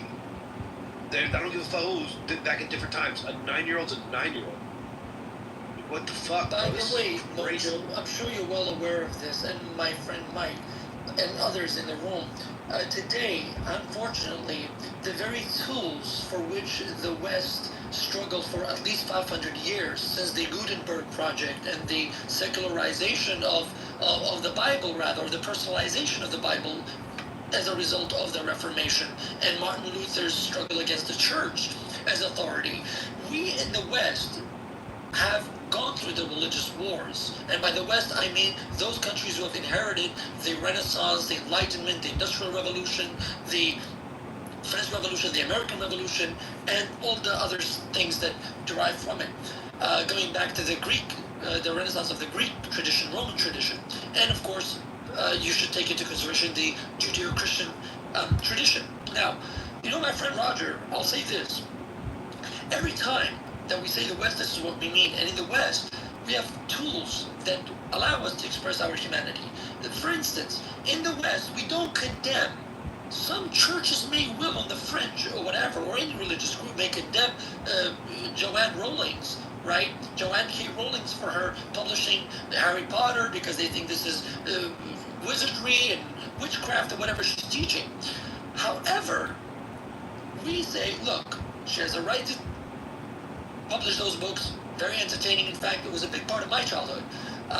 However, my friend, when we look at it, the Muslims have used the very tools for which the West have struggled with blood and soil and toil and sweat to use it against us. For instance, in the UK now, if we speak like this, they say, well, these people are trying to misrepresent Muslims and try to present it to the public as an act of race hatred, when in reality, Muslims are not a race. And Islam is not a race. Islam is an ideology like communism, like fascism, that needs to be criticized, scrutinized, and condemned where it is to be condemned. Now, this is the problem, that every time you confront the Islamists or their Muslim supporters with this, it's the same old dissimulative approach, the same old tactics. While the Christians did it, look, Christianity today, the Vatican Church apologized to, what's his name? Galileo Galilei. When will Al-Azhar, or when will the universities of Qayrawan, or when will the University of Zaytuna in Berkeley, right, or the the International Union of Islamic Scholars in Ankara, in Turkey, come out and apologize for the killings of, let's say, As-Suhrawardi, who was killed for his philosophical inclinations? When would they come out and apologize for Al-Hallaj? Because they killed him, because they could not understand his mysticism and symbolism, and they actually accused him of witchcraft and magic. Oh, Alf, do you see that? That's what I wanted to say to Concrete. They always say the standards of back in the day, or this is how it was back then. This is kind of what it was back then. We earlier that someone said to them, and we were talking to them, we're like, Christianity and Judaism predate Islam. So there's those standards of fucking pedophilia in Christianity, and it came before fucking Islam. So don't give me that bullshit. Can I This is nuts. Can I say something? You see, you're missing the point. The point is, this is happening in UK, right? The Christians are losing, and the Islam are winning. How do you prevent it from coming to US, right? That is the point. Stop talking of you. And then one thing Concrete say, look guys, these are Muslim, right? You know, if they say the truth, they will be killed, right? So please have the empathy toward the Muslim. If they speak the truth, they will be killed. However, the thing is, if they know it's dangerous, why are they going around converting other people to Muslim? The fact that they know it's dangerous. Why are they still keep converting? The fact that they already know you cannot speak the truth. If you speak the truth, you die. That is the problem. Well, Dave, so this is a good point you bring up. And, like, I wanted to talk about this earlier, too. This is actually a good point. And on top of what you said, and look, I don't really agree with the whole, well, you get, I do understand that it's real, but I don't really agree with the whole, well, they're too scary, so we can't stand up to them. But I don't necessarily agree with it. But on top of that, Dave, and I wanted to bring this up earlier, how do you kind of stop something when you have fathers that are, like, they're brainwashed into selling their children? Like, what are we doing here? You know what I'm saying? It's like, you keep trying to help the junkie, but the junkie keeps fucking taking drugs. It's like, exactly. I get it. It's like this shit is ingrained now. But Dave, we gotta start somewhere, buddy. I get it, Dave. We gotta start somewhere, though, buddy. But I'll tell you right now, Dave. But Dave, hear me out. We gotta start somewhere, and I'll tell you right now. The other Muslims in the world, and I know there's a whole bunch of good ones. And like I've always said, it's time for good people to start making some fucking noise. The bad ones make too much noise. There's way more good people than there is bad people. The good people need to start making some noise. But aside from that, I have nothing against the other Muslims or Islamic people that are good and aren't like this, right? I have nothing against them. But Dave, what do you think Americans would do to these people? Do you think Americans would allow just a straight up, like, knowingly pedophilia and shit? Like, this isn't like a fringe stuff. This is a religion. This is knowingly. And, like, it's centuries old. Like, this is, like, been going on forever. What do you think we do? Like, are you kidding me? I'm more pissed off at these fucking terrorist motherfuckers for this shit, because you know the bad ones are probably doing this shit bad. I'll fuck up, dude. I'll need an army to stop me. I'll take out 20 of them. Like, this is nuts. Like, you wouldn't let this shit stand. Now, I know, I get it. They're scary and shit, but bro, you don't fuck with kids. Like, don't fuck with kids. Yeah. Mike, their country know exactly how dangerous it is, and they figure out how to coexist. Country like Singapore, Malaysia, right? They know exactly they are good one, right? And they are probably around 80-85%, and the bad one around 15%. So their country like Malaysia, Singapore, they know how dangerous the other 15%. They also know that the other 85% would try not to speak up publicly, but they have went through a lot of multicultural, that means like interracial killing each other. They went through this, right? The different ethnic group kill each other for 2 weeks. They went through this, and education is the key. In the school, they teach exactly what is Christianity, what is Buddhism, what is Muslim, what is Hinduism, right? Coexist. But the Muslim, the 85% in country like Malaysia and Singapore, they will not tolerate this 15%. They will not tolerate. They immediately stop. They have law and everything to stop. And the Western nation need to learn from this country. There we go. Western nations cannot do anything, because if they see something, Islamophobia, just like UK, right? The West has to learn from country like Malaysia, Singapore, how they deal with it. Yeah, no tolerance. But Dave, how do they deal with it? You get 9 lashes with a split bamboo rod for under an ounce of weed. Over an ounce of weed is hanging in the public gallows in Singapore. If you're preaching any type of Islamic, jihadism in Singapore, they hang you. Not like that. So basically, I lived in Singapore. They do hang people in the public gallows. I'm from that region. So basically, it's not easy. All Muslim country has to face this. Saudi Arabia deal with it differently. Like Jordan recently banned Muslim Brotherhood and things like that. But in Malaysia, basically they make them feel comfortable only in one tiny corner of the entire Malaysia, right? So if you want to be extreme Islamic, you go to that place, right? And then the rest of the people like Indian and Chinese will not dare to go there. If there's any accident, if they knock somebody down, you do not stop. You drive out of that region, and then you report to police. because if you stop, you will be killed. So in that way, if you control in some sense. The rest of the region outside there is democratic, sensible, feel safe. But in that region, you don't feel safe, right? So that is one way to deal with it, okay? So the West has to learn about this. I'll just say my piece. Mike, thanks for the stage time. Roger as well, thanks for the stage time. My other friend, his name I cannot pronounce. The one with the invisible name. Thank you for giving me the stage, guys. I appreciate it. But for everybody else, all together, look, you want to stay sane, you want to evolve, stay away from the virulent cultural meme known as Islam. And the message for Mojo is fight for anyone who's shouting Islamic phobia, right? Anybody shouting Islamic phobia means is helping to bring this religion to US. What do you mean? Like, I think in Senate discussion recently, there was so much talking about anti-Semitism, right?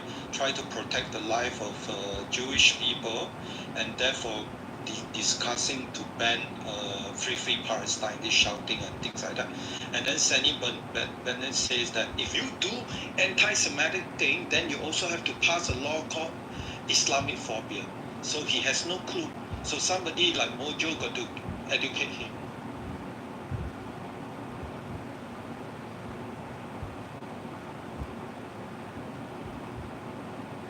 Oh, I see. Okay. Entities be protected. What's that? Why should religious entities? I don't believe in the protection of. I don't believe in anti-Semitism. I don't believe in it. Just like I don't believe in Islamophobia. I don't believe any religion should be protected. Why? You don't believe any religion should be what? Are you Muslim? Are you Muslim? I am. I'm not Muslim. You see, you don't know me very well. Yeah, I don't like this. And you know, we Muslim all the time. Anybody say all religion are equal and all this stuff, you just have to ask, are you Muslim? And that's it. End of story. So I'm not even here. I'm just saying that. Hold in. I have a question. How is Boko Haram in Nigeria?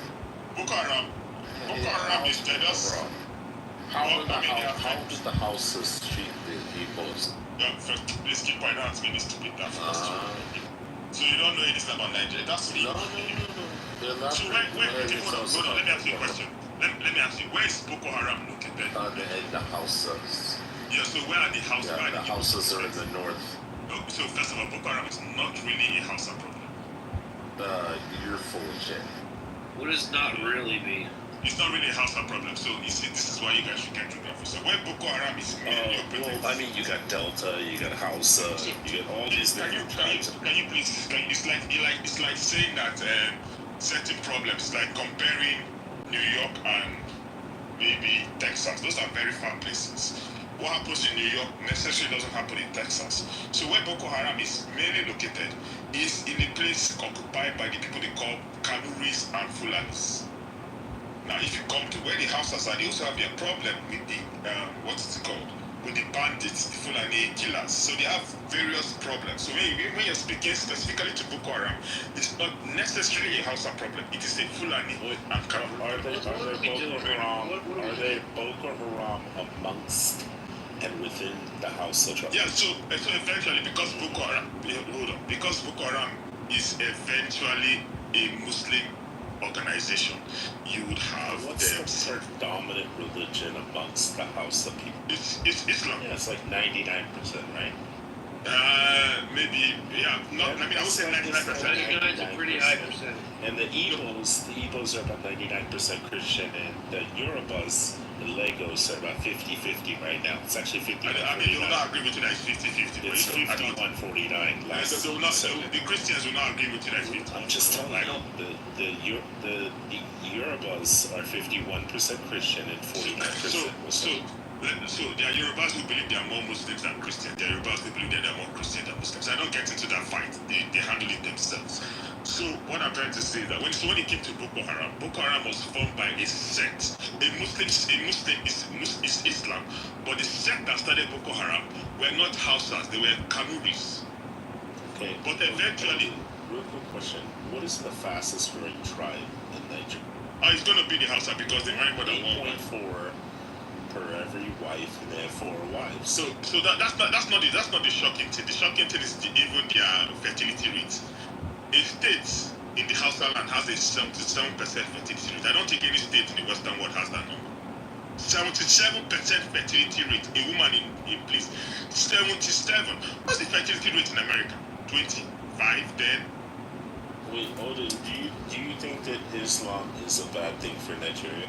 Oh, I think that, well, okay, so this is it. I don't want anything to do with Islam. Okay, then why are you up here bitching? Oh, I'm not bitching about anything. I don't think Christianity. Oh, I'd rather be a Christian than a Muslim. I mean, for you guys that live in very, very strict, I mean, maybe you guys live in a Muslim-dominated country, you have your own opinion. I'd rather be a Christian than a Muslim. And one of the reasons why I thank Queen Elizabeth is that she stopped the inflow. I mean, maybe by now I'll be answering Mujahideen, Abbas. I'll be, I don't know what I'll be. Maybe I'll be on the pro-Palestinian, pro-Gaza, everybody fighting them. So, but this is my own talk. My own talk is very simple. I don't believe in religion protection. I don't believe in it. Maybe because religion itself is fallible. It's not logical. People don't have to believe your delusions. So why, if people don't have to believe your delusions, why do you need protection from people not to sort your delusions? Why? Why do protection? So what I mean is that when people insult you, so Islamophobic. Okay, what does that mean? People don't have to like Islam. When people insult Christians, you stay Christianophobic. Now, if people insult Jews, why do people have to say that? No. Wait, Odin, do you know what phobic means? Phobic is fear. It's an irrational fear. Very important. Irrational fear. So, hold on. But for Islam, if you live in an Islamic country, you cannot tell me who has seen what Islam has done. So, I have a rational fear of Islam. Yeah, that's what I was about to say. It's a rational fear. Yeah, but so if we agree to that, why do people still want religions to be protected? Because religion all over the world, or let me say religion, people I don't want Islam to be protected here in the West. What is I agree with you, but how about other religions? Well, I mean Christianity and Judaism, yeah. I don't believe that they should be protected too. Yeah, they should. No, why? Because they're not murderous heathens who want to go and slaughter the entire world for just believing in their God. All the Abrahamic religions were expansionist religion. Let's not come on, man. Let's Are you one of these people that espouse that Christianity only came through transatlantic chattel slavery? First of all, do you believe that Christianity already existed prior to that? So first of all, I don't espouse that too. Christianity. Okay, you're not. Hold on, but it's whether I don't espouse that or not is that whether we want to agree or not, Christianity and various religions, the Abrahamic came to people. Let me take out the Jews from it. Abrahamic came to a lot of people through various means. And to certain people, Christianity came with violence, and it's understandable. But to me, Christianity didn't come with violence. That said, I still would not downplay people who believe that Christianity did some things bad to them because the documents are there, history is there. Now, if we all agree to that, why do we still need to protect religions? Can I try?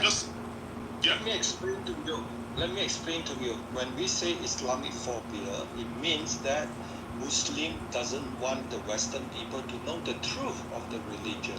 When we say anti-Semitic, we want to prevent Jews being killed. These are two different things you do not understand.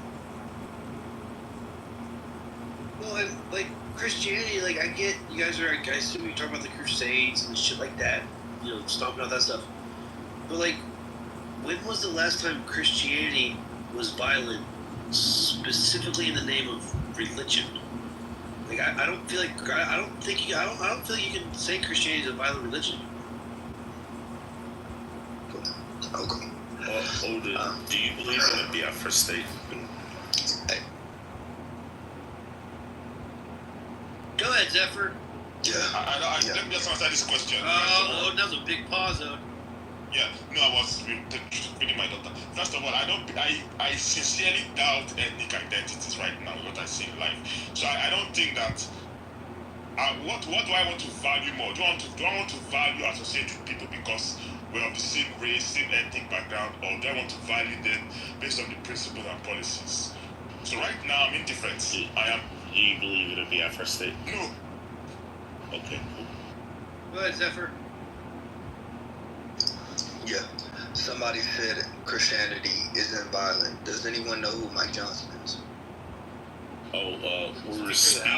We're speaking specifically on the teachings of Christianity and what God condones in the New Testament on the basis of that of Christianity. So can you show us in the New Testament where it says to go out and kill disbelievers? Yeah, did God cause a flood? We're talking New Testament, bro. Can you show us New Testament and Geo? Oh, you're specifically talking about scripture? Yeah, Christianity. That's why we're focusing on Christianity. Yeah, I can get you a few verses. Give me a... Okay. So, where Jesus says, bring them and put them at my feet, and I shall strike them down. Is that one of them? That just shows that God has the ability to strike people down. But what we're specifically looking for is where the Christian scriptures, the New Testament, tells people to go out and kill disbelievers, or slaughter people, rape them, kidnap them. Like his...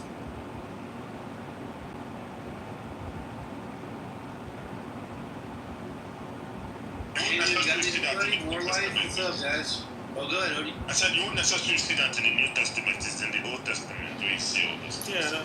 So I mean, but I don't agree with separating the Old Testament from the New Testament. Again, I just think that it's... We're talking about the New Testament commands. We're not talking about things that happened under the first or second temple that were condoned as... So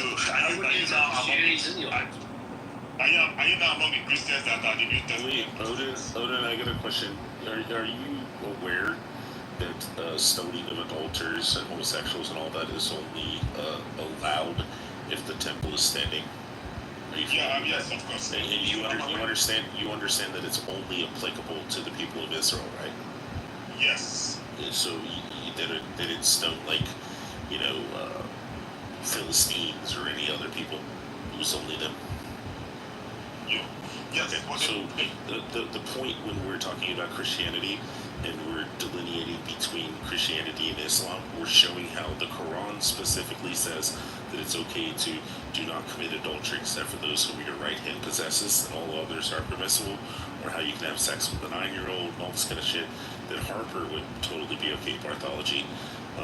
But then when you look to the Christian scriptures, the closest you can get is where Jesus says, bring them to my feet and I shall strike them down. So that's God saying that he's going to strike them down, which anybody in any religion would say, okay, well, that's fine. That's God wanting to strike somebody down. But in Islam, even in the end times, Allah calls upon his Muslims and says, oh, Muslims, my followers, servants of Allah, go and kill the Jews and Christians and kill the ones who disbelieve in Allah. That's what we're delineating between. Does it make sense? Makes sense, but you see, the problem is that what made me to worry about being this specific.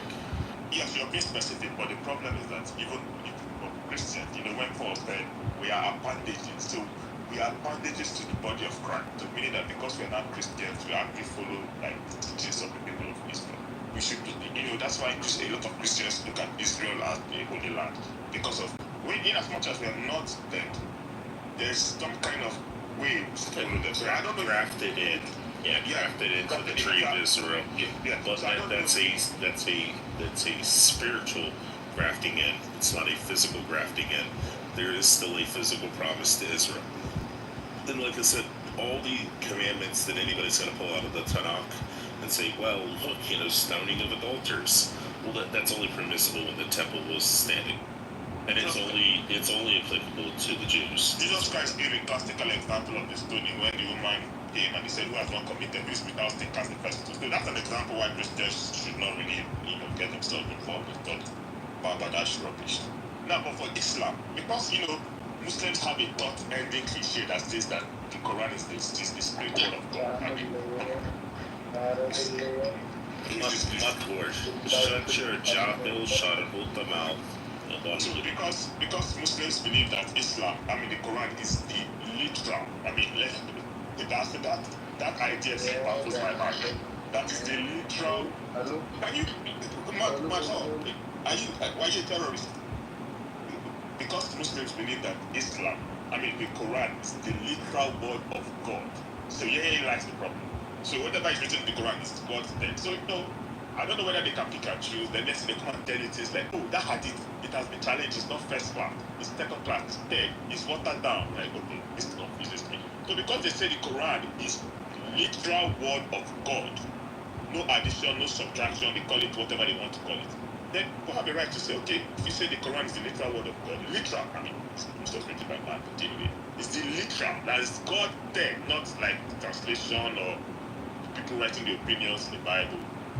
Then people have a right to say that your religion supports the literal word that God spoke to the prophet and the prophet wrote it down. But it's okay. Yeah, I'm with that with the message. I have no fucking clue what you're saying, bro. And I'm trying, I swear to God, I'm trying real hard. It's just tough. Just don't worry about it. You're daft, so it's okay. I expect Americans are daft. Oh, he said he's just wrong. He said you're stupid. I tried, man. Mike, he was saying you're daft, meaning stupid. I didn't know. I didn't understand that part either. He's drunk. No, I think it's easy to understand what he's saying. No, just wait for everybody. Yeah, I could understand what he was saying. He didn't say anything that I even necessarily disagreed with.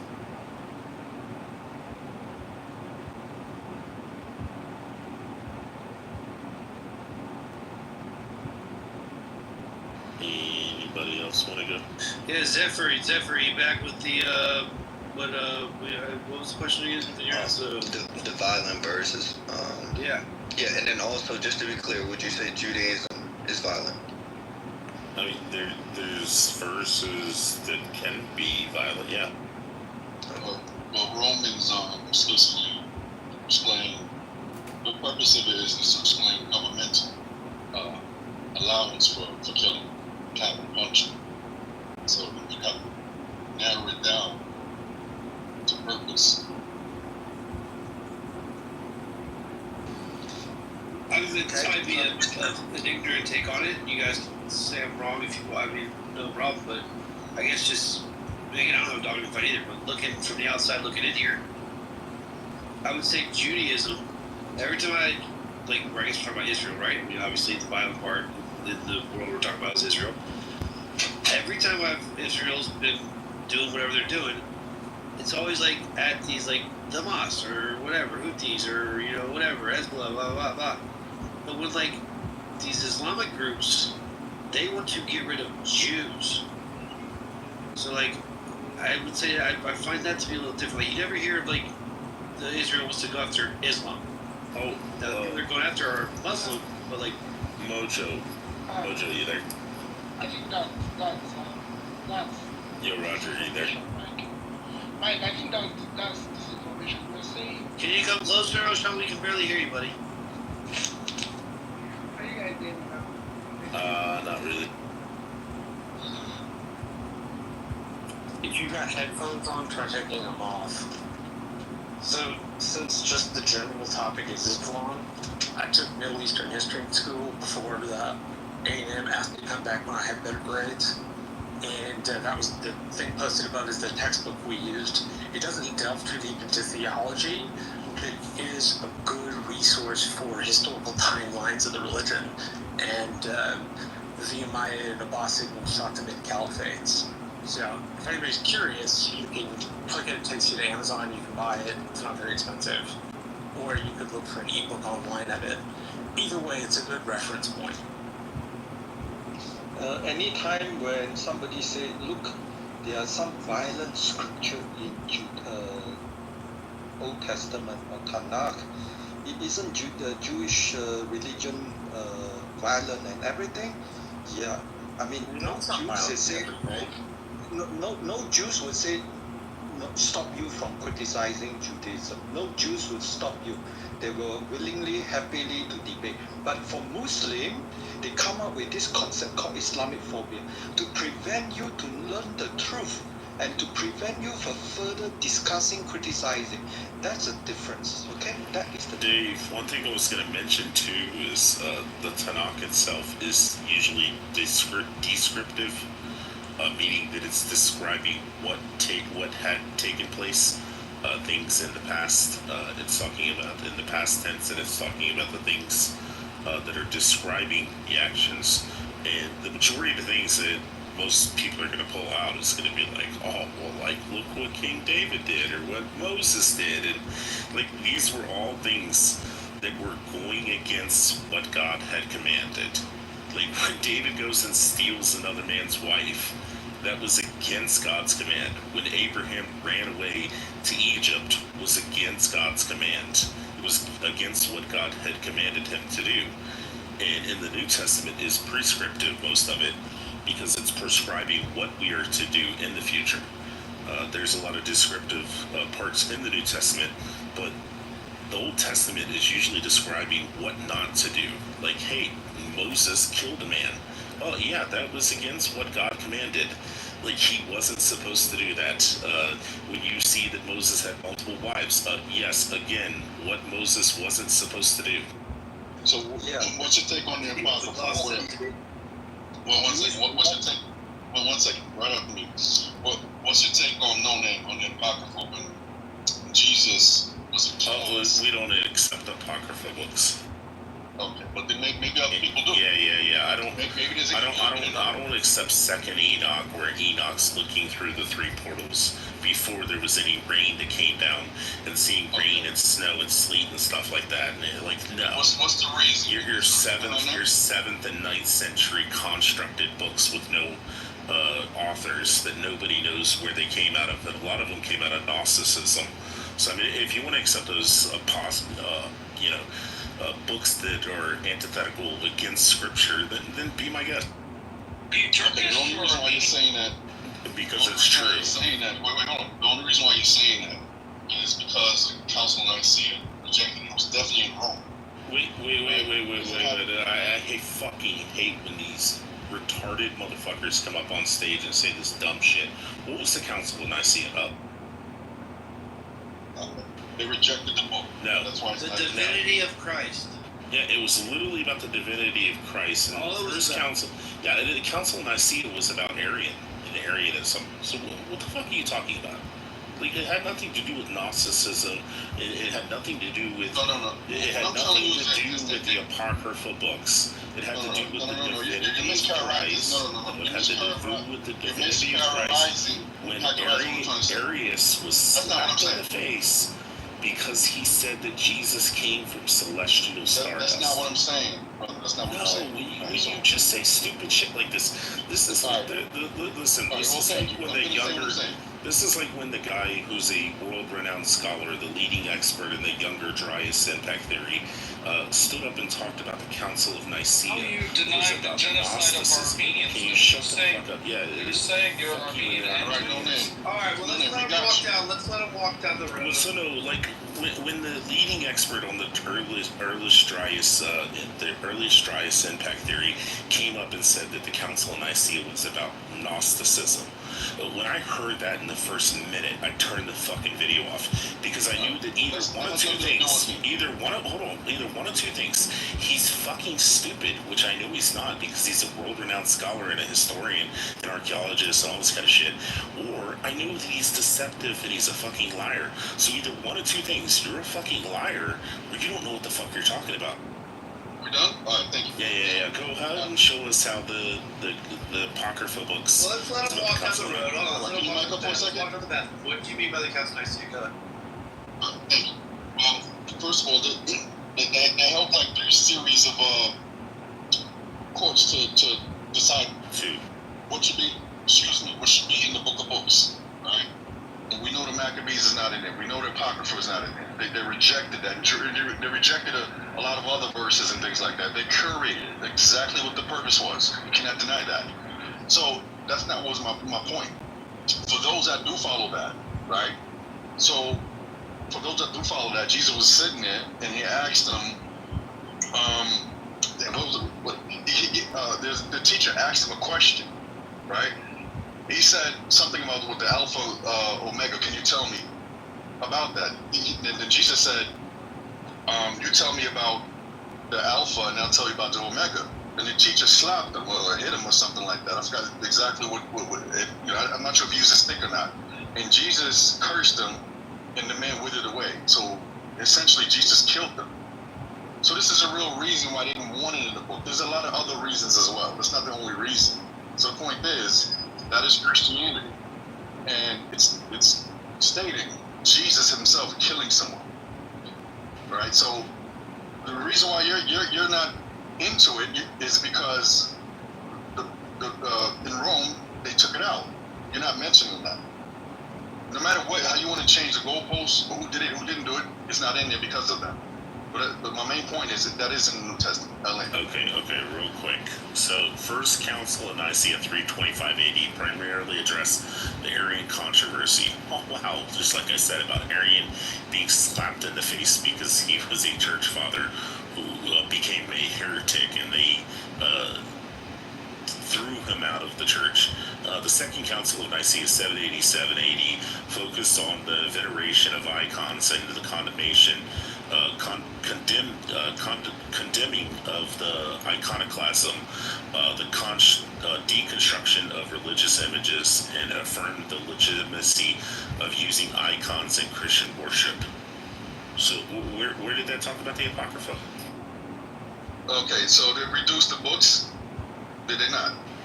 It didn't say anything about books. Okay, brother, there's 88 books. We know in total now 66. Did I just read anything that said anything about the Apocrypha books? Okay, so you tell us when did it? Okay, I'm not going to take up too much time on the stage because I don't want people to get too bored. But you tell me when did they reduce the books from 88 to 66? When did that occur? I sure shit know that it wasn't the First or Second Council of Nicaea, which had nothing to do with those books. Okay. So like I said, either A, you're dishonest and a liar, or second, you don't know what the fuck you're talking about. Guessing the lab. Let's go back to there were three councils, but go ahead. Let's go back to the topic. The topic again is this, okay? You can criticize, you can discuss scripture, Old Testament, New Testament. The point is, the Jews do not force you to become Jewish, right? Do not have to force you to become Judaism. You have to go through an ordeal. You have to go through a very long process to show your sincerity to become a Jewish, right? But for Muslim, right, they have to hide the truth. They have to prevent you to know the truth. Their motive and everything. If you speak the truth, they say you're Islamophobia, because they have the goal to get to convert as many people into Muslim, right? So that's a big difference. And you can criticize the Old Testament as much as you like. The Jews are very particular who can become a Jew. But Muslim, come. And once you want to leave Islam, we kill you. Okay, that's the big difference. Go ahead, Frederick. You want to say something? I am so sad that guy left. Yes, I'd like to say, I can quote you all the sunnahs in the Quran, like Surah 929, where it says you have to go and kill Jews and Christians and other minority groups. And we've had to live through that, for 20 years, bro. Yeah, and also worldwide. Surah 995 and Surah 930. Just shut the fuck up and let me speak. We've had to deal with that in the Philippines, we've had to deal with that in Indonesia, in Aceh Island, in Marawi. I can send you the videos. Door-to-door fighting, you're doing this in fucking Mannheim in Germany, you're forcing 9-year-old girls to get married. You fuckers are such a barbarians, honestly. You're not following basic standards of decency and humanity worldwide. And like, the Quran should be, Surah 929 should be taken out. Your sunnahs are full of bullshit where you have to get on your knees and kiss a black stone called Kaaba in Mecca. And there's a sunnah where a blind man enslaves a woman, rapes her, and all the religious scholars say the hukm is sahih for it in Arabic, meaning it's correct. Meaning that a blind man rapes a woman speaks up and says, I'm not happy with you. The blind man sticks her with a knife in the stomach, kills her and the children, because she is not bowing down to Prophet Muhammad. Man, fuck your religion, honestly. Your religion is full of fucking hatred and murder. Surah 929. Read Surah 929. Hold on. Read Does this Surah Yeah, I know, Mike. 929. Read Does this Surah Jahil, barbarian. understand that we're not Muslims? You are None of us are Muslims. None of us are Muslims. Why are you denying Armenian genocide of Christians and the Jews? In your profile it says Turkish equals Armenian. What the fuck does that mean, motherfucker? Explain to us. Motherfucker, what does that mean? I can tell you what it means. It's specifically reference to a guy named Hagop, which you're probably familiar with him here on Clubhouse. And I was fucking with Hagop and Red Rum. Oh, so but you're making light of a genocide of Yeah, they were talking about the Holocaust. And, so we should laugh about it. We should laugh about Holocaust. Is that Frederick, you're a typical fucking Muslim. Listen, you shot Muta. I'm not Muslim. I'm not a Muslim, you piece of shit. Okay,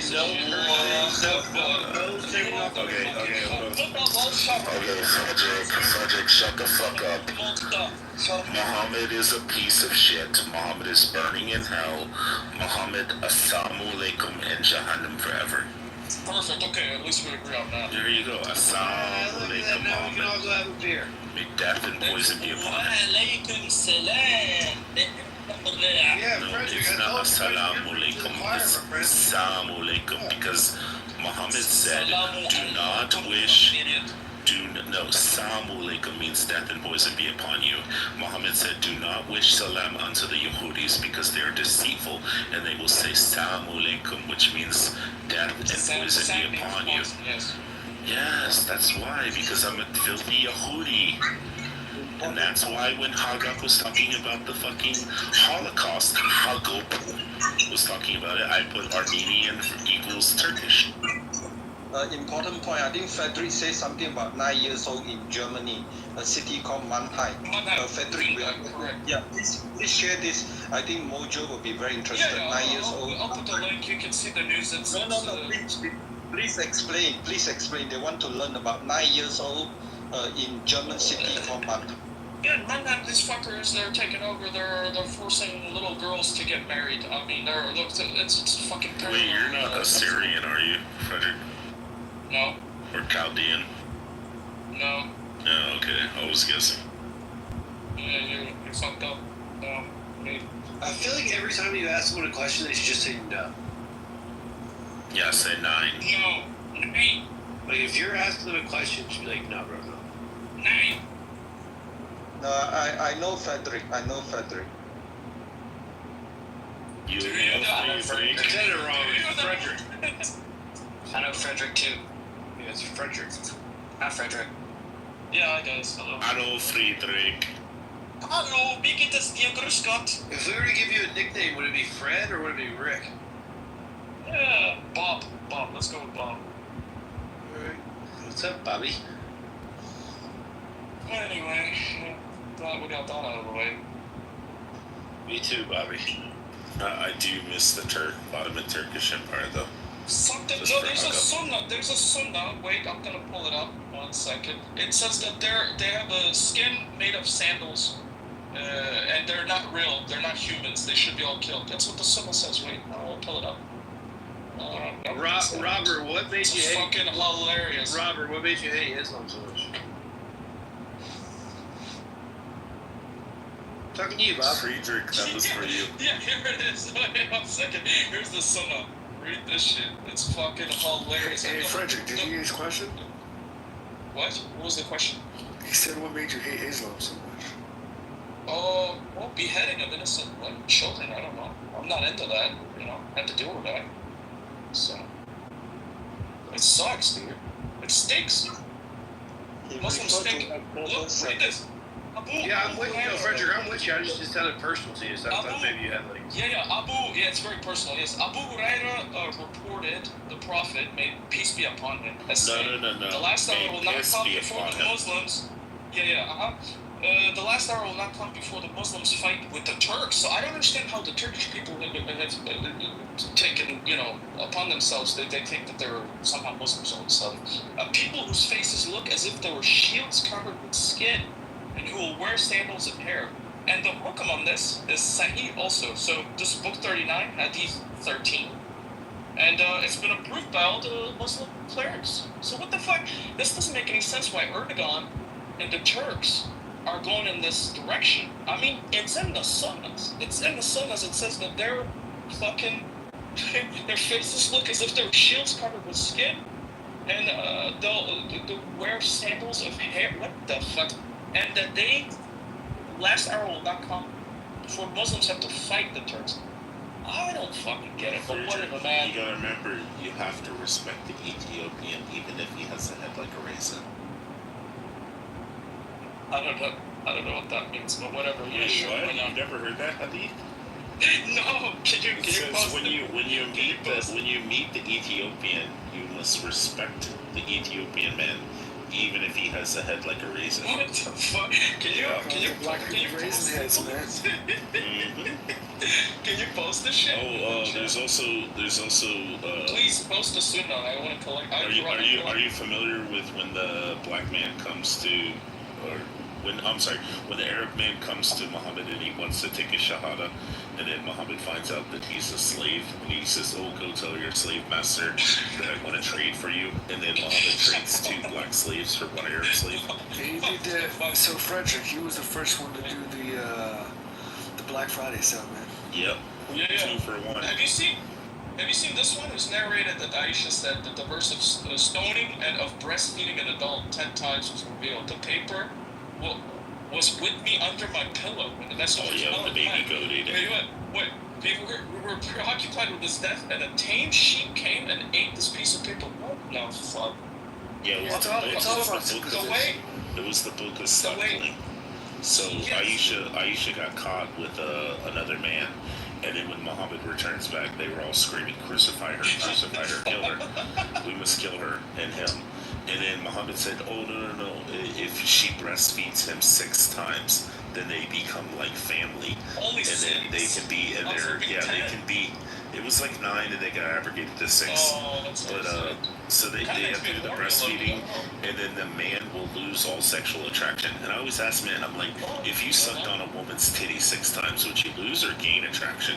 Every guy's like, gain attraction, yeah. Like, I've been drinking my mother's milk since day one. But and then sucking on tits. Does Muhammad have a lineage? No, there's 47 people missing between Muhammad and Ishmael. That proves that he's not from Ishmael. And that's from Islamic scholars. So he didn't have. Wait. He has no evidence that he came from Ishmael. So something didn't have. No. I mean, like, I'm sorry. Does Muhammad have like kids? Oh no, he never had any kids. Not biologically. With Aisha or with Aisha was never able to have kids. Oh, yeah, probably because he fucking destroyed her uterus. That's what I said. Yeah, when Muhammad died, when she was 18, her insides were destroyed so bad that she couldn't have babies. Wait, so this dude doesn't have any. Thank God he doesn't have any biological kids. No. Are you guys familiar with Zayn and Zaynab? So Zayn was his adopted son, and he had married this beautiful chick named Zaynab. And then he comes to Muhammad and he says, "Oh, I'm not happy with her, and she's always arguing and fighting with me." And he says, the next morning he tells Zayn, he says, Allah says that you can go ahead and divorce her. So he goes and divorces her. And then Muhammad says, "Well, I'm going to marry her because she's beautiful." And he says, "Allah commanded it." So then he goes and marries Zaynab. And then he realizes that his new little honeypot, this like smoking hot chick, can't be around her ex-husband. So he goes and abrogates and removes adoption. So now Zayn is no longer related to him. He's no longer his adopted son. And then he tells him to fuck off and never come back or he'll kill him. So that's why Muslims today don't adopt kids. Yep. That's why when those earthquakes happen in Turkey, none of those people can adopt those kids. You can bring them into your house and like treat them like a child, but you can't give them your name. You can't allow them to have any of the inheritance or anything like that. If they don't believe in adopted kids because of what Muhammad did. Yep, because he wanted to steal his son's adopted son's girlfriend away. Saved up. What's the story? I vaguely remember this. This is from, I remember hearing about it, but whatever. I don't fucking tell you. But the story about, like, where there's a split. Is this a Shiite and Sunni story? Like, there's a split, one leader takes them one way, one leader takes them Ali went up into, like, Iran and all that shit, and then he ran north, and then Aisha sent some, like, guys to go and kill Ali, and he started the whole Shia movement. And she sent out some assassins to, like, kill him and shit, and then he, like, started talking a bunch of shit about her, and then they, like, fixed their differences for the most part, and then they just, like, lived separately, and he created Shia Islam, and then she carried on with Sunni Islam. But, yeah, they call her, like, the worst of all creatures, and, like, a whore, and all this kind of shit, and they just talk major shit about Aisha. And then, the Sunnis say the same shit about, Ali. They say that Ali used to beat himself to, like, pay for penance and all that shit. I guess he used to flog himself. Do you also believe that Aisha was the one that poisoned Muhammad instead of the Jew girl? I think, like, that's a Shia interpretation, but the Sunni interpretation's in Sahih Bukhari 4428 narrated Aisha, where it was actually a Jewish woman named Zainab, a different Zainab, not the one he married, but this Jewish woman said that from the Tanakh that if a prophet is to ingest poison, then he will not befall the poison. So she put the poison into the goat, and then she fed it to them, and two of his companions dropped it in front of him, so he spit the food out, and then it cut off his aorta, and for 5 years he sat and suffered every day, crying like a bitch. It actually says, in his ailment, which he died, the prophet used to say, oh, Aisha, I still feel the pain caused by the food. And it feels as if my aorta is being cut off. Yeah, he cried like a bitch, I guess, every day. Yeah, Girl, just imagine those guys having kids. Just imagine.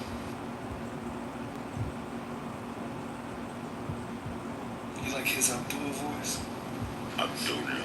Yeah, it's the second time he's busted it out. It's not bad.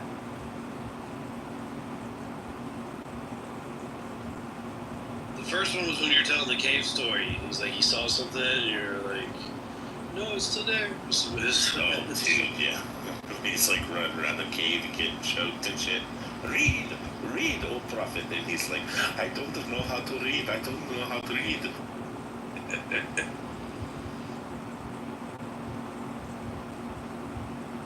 So to understand Middle East conflict, you just have to understand the distribution of Muslim who are Shiite, Muslim who are Sunni, right? And this separation of Muslim into Shia and Sunni is 1,400 years old, right? At the moment Islam is formed, is split into two.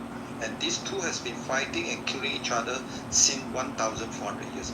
And right now we are in a very critical point in history because the Shia dominant government, which is in Iran, IRGC, has been significantly weakened, and it has so far been a big bully in the Middle East, and now has been significantly weakened, and all the other Sunni who want to have peace is now better chance. So this is a very important time in the history.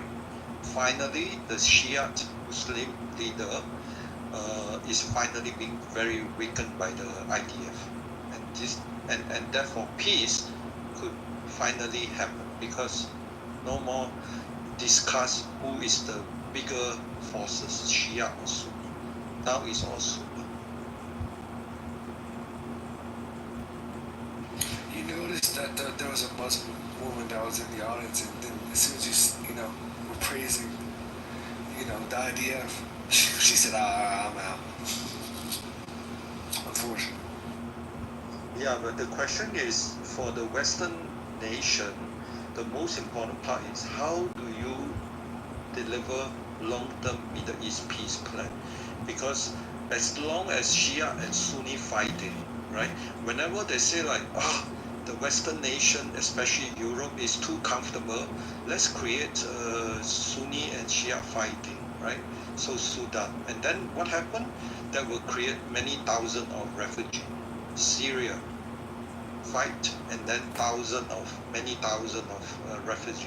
So, and this is a political Islam strategy by putting all these refugees to Europe, and that immediately lay the foundation for slowly modern version of caliphate. I mean, I have a solution, Dave, but most people don't want to hear it. It'd be great to get a woman. No, we don't want to hear it. Go ahead. Oh, just real fast. It involves thermonuclear weapons, but can't use them. There you go. I didn't get it. Try again, please.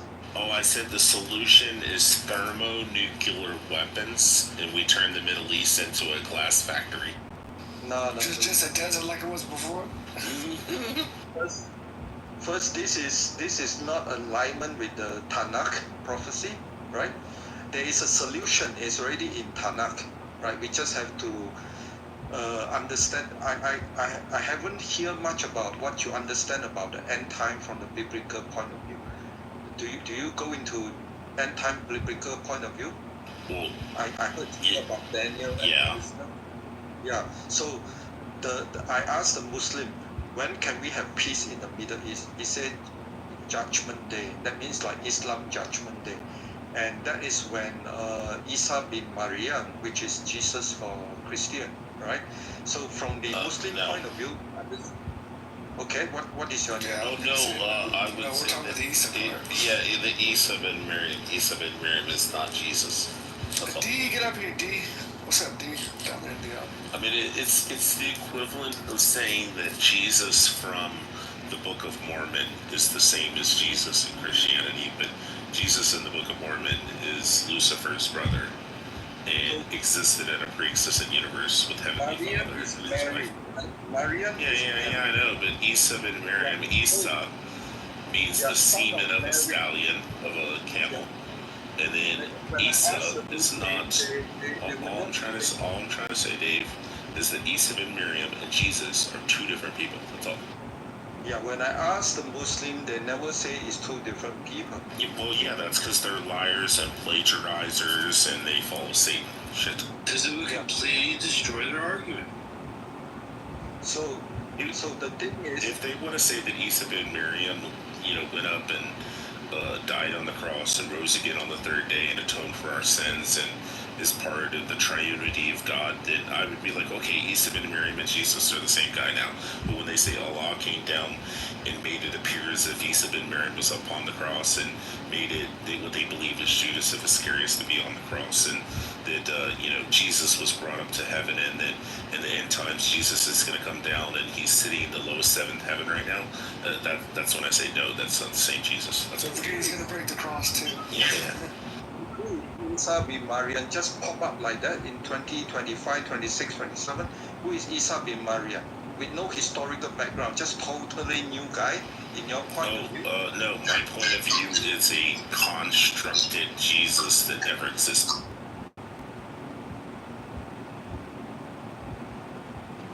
Whoa. I will say this, in Japan... It was part of Muhammad's fanciful ideal of Jesus. Japan claims to have the tomb of Jesus. There's literally a place in Japan you can go, and they say they snuck Jesus out and they crucified his brother, and Jesus went on to live in Japan and died, had a family and everything. It's they say they have his tomb. It's crazy. Look it up. I don't know what kind of drugs the Japanese were on during that time. So Dave, my question to you would be, do you believe that the Jesus who died on the cross and rose from the dead and atoned for our sins in a Christian narrative, or the Jesus who ascended to heaven and never died and will come back in the end times and destroy the cross and all that kind of stuff, do you believe that those are the same people or no? Or they just happen to have the same names? I'm kind of with you on that. I believe it. Well, the Jesus we know of and talk about, I think it's a... I don't know. Yeah, that's why I say, my God is not the same God that Muslims follow, because their God in my religion is Satan. If you take their God and everything that he is described as, he fits the identity of Satan. in the Bible, in the New Testament. Yeah, honestly, so, quite honestly, I don't know if it's God in the Old Testament, God in the New Testament. They just happen to have the same name. I'm trying to get there. You have to do one step at a time. One step at a time. And when Dave says, when Dave says Isa, that's why, my man corrected him, not in a mean way, not in a malicious way, but yeah, it wasn't malicious.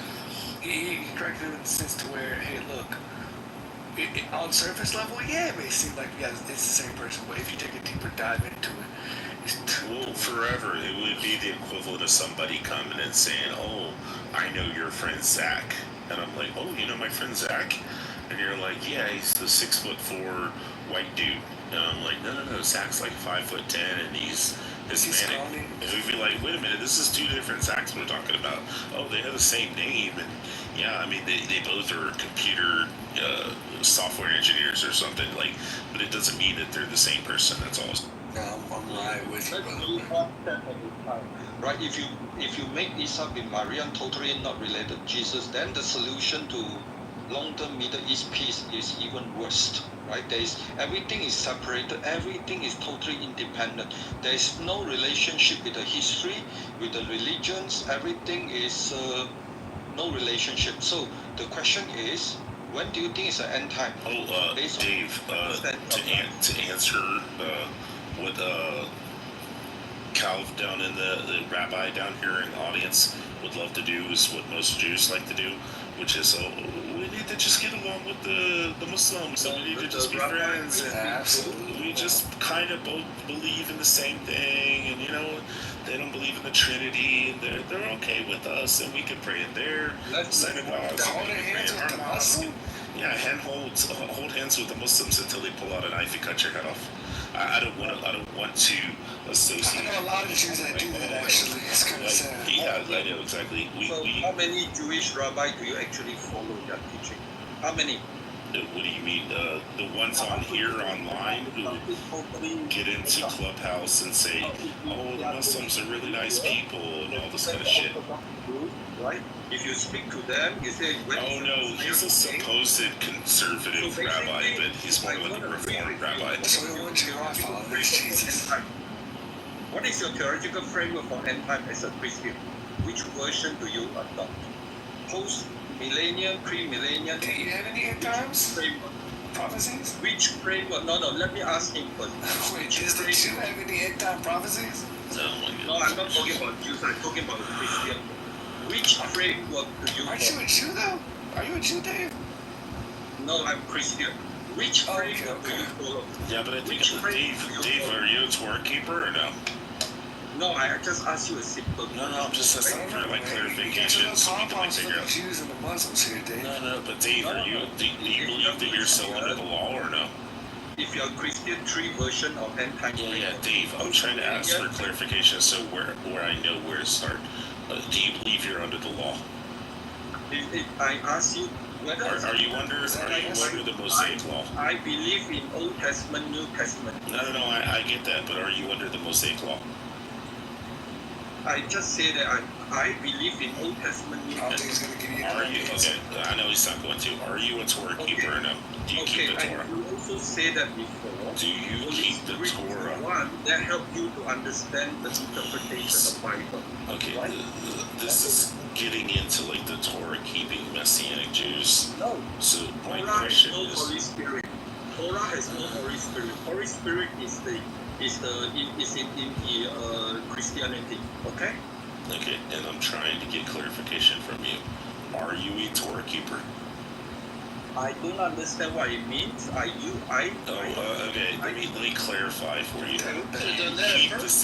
Do you keep the 613 laws? Look. I know a messy Jew. I take that as a yes. I take that as a yes. You can go that direction. There are so many Christians. No, it's not about going that direction. Do you keep we're asking for there you. Are so many Christians do you keep the 613? You know what you're acting. You know who you're acting like right now. You're acting just like the Muslims. See, okay, Dave, what you're missing. Dave, what you're missing here.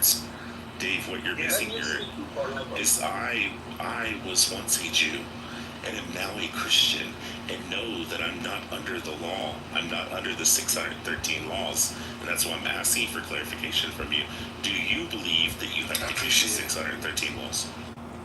Of course. I believe I get the guidance from Holy Spirit to be a correct Christian. That's not my question. Do you have to keep the 613 laws? This is a wash. He's not going to answer something. It's like pulling. I know. Man, I'm telling you, Mike. It's always like this with Twerky. It's like if you can be correct in every there's way. a lot of these in like Indonesia and Malaysia and the Philippines and stuff like that. There's like Iglesia de Cristo in the Philippines and all these groups and Jesus stuff. recognize you or not? You can be perfect. So a lot of these guys come out of Islam and Indonesia and Malaysia and they become Christians and they still stay. Not recognized by Jesus. Dave. And a lot of these guys come out of Indonesia and Malaysia, and they come out of Islam, and then they still believe that it still works righteous. So they still believe they're under the 613 laws, and they have to keep Shabbos, Shabbat, and everything, and all these different laws and stuff. But it's not true. You're not under the law. You are making a wrong assumption. You still do sacrifices, man? I know exactly. 1/3 of them are just by the temple alone. You are seeing the world from a tiny pinhole. From what kind of? You know, I see what you did there. Oh, you guys want to hear something funny? When we talk to the Indonesians about Christianity, the number one contention that they have is whose donkey was that? Whose donkey was it that they go and get? They go and get the donkey who's never.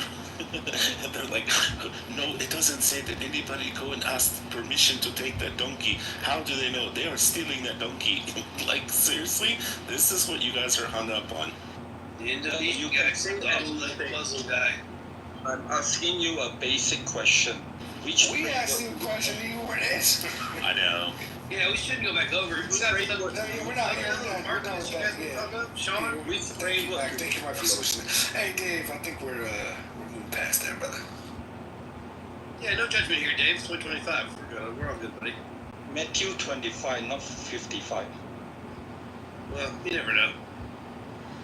What's up, everybody else? What's up to everybody in the audience? Verse 1 to 13, parable of 10 virgins. Okay? If you fail this, Jesus don't recognize you. I go room to room to every Christian. They're all fearful of this verse. Thank you, my friend 3 for us. Yeah. Oh yeah, storekeepers are insufferable. Okay? Next time. We touched a nerve with Dave here. Wait, Dave, are you wearing ZZs right now? Oh, nicer. Do you have your tassels? Do you have your fringes? You wear fringes? He's got fringes. I know he has fringes. He's a little Malaysian man living in Germany, walking around with tassels. Reading all kind of scripture. You got fringes. Dave, you don't have any cotton in your house, do you? I'm very sure Jesus recognized me, and I'm very sure Jesus did not recognize you. Very rock the tassels, Dave. Genesis 12:3. Rock the bedazzle, bro. Dave, I have a mezuzah on all of my doors too. Doesn't matter. Jesus doesn't recognize you.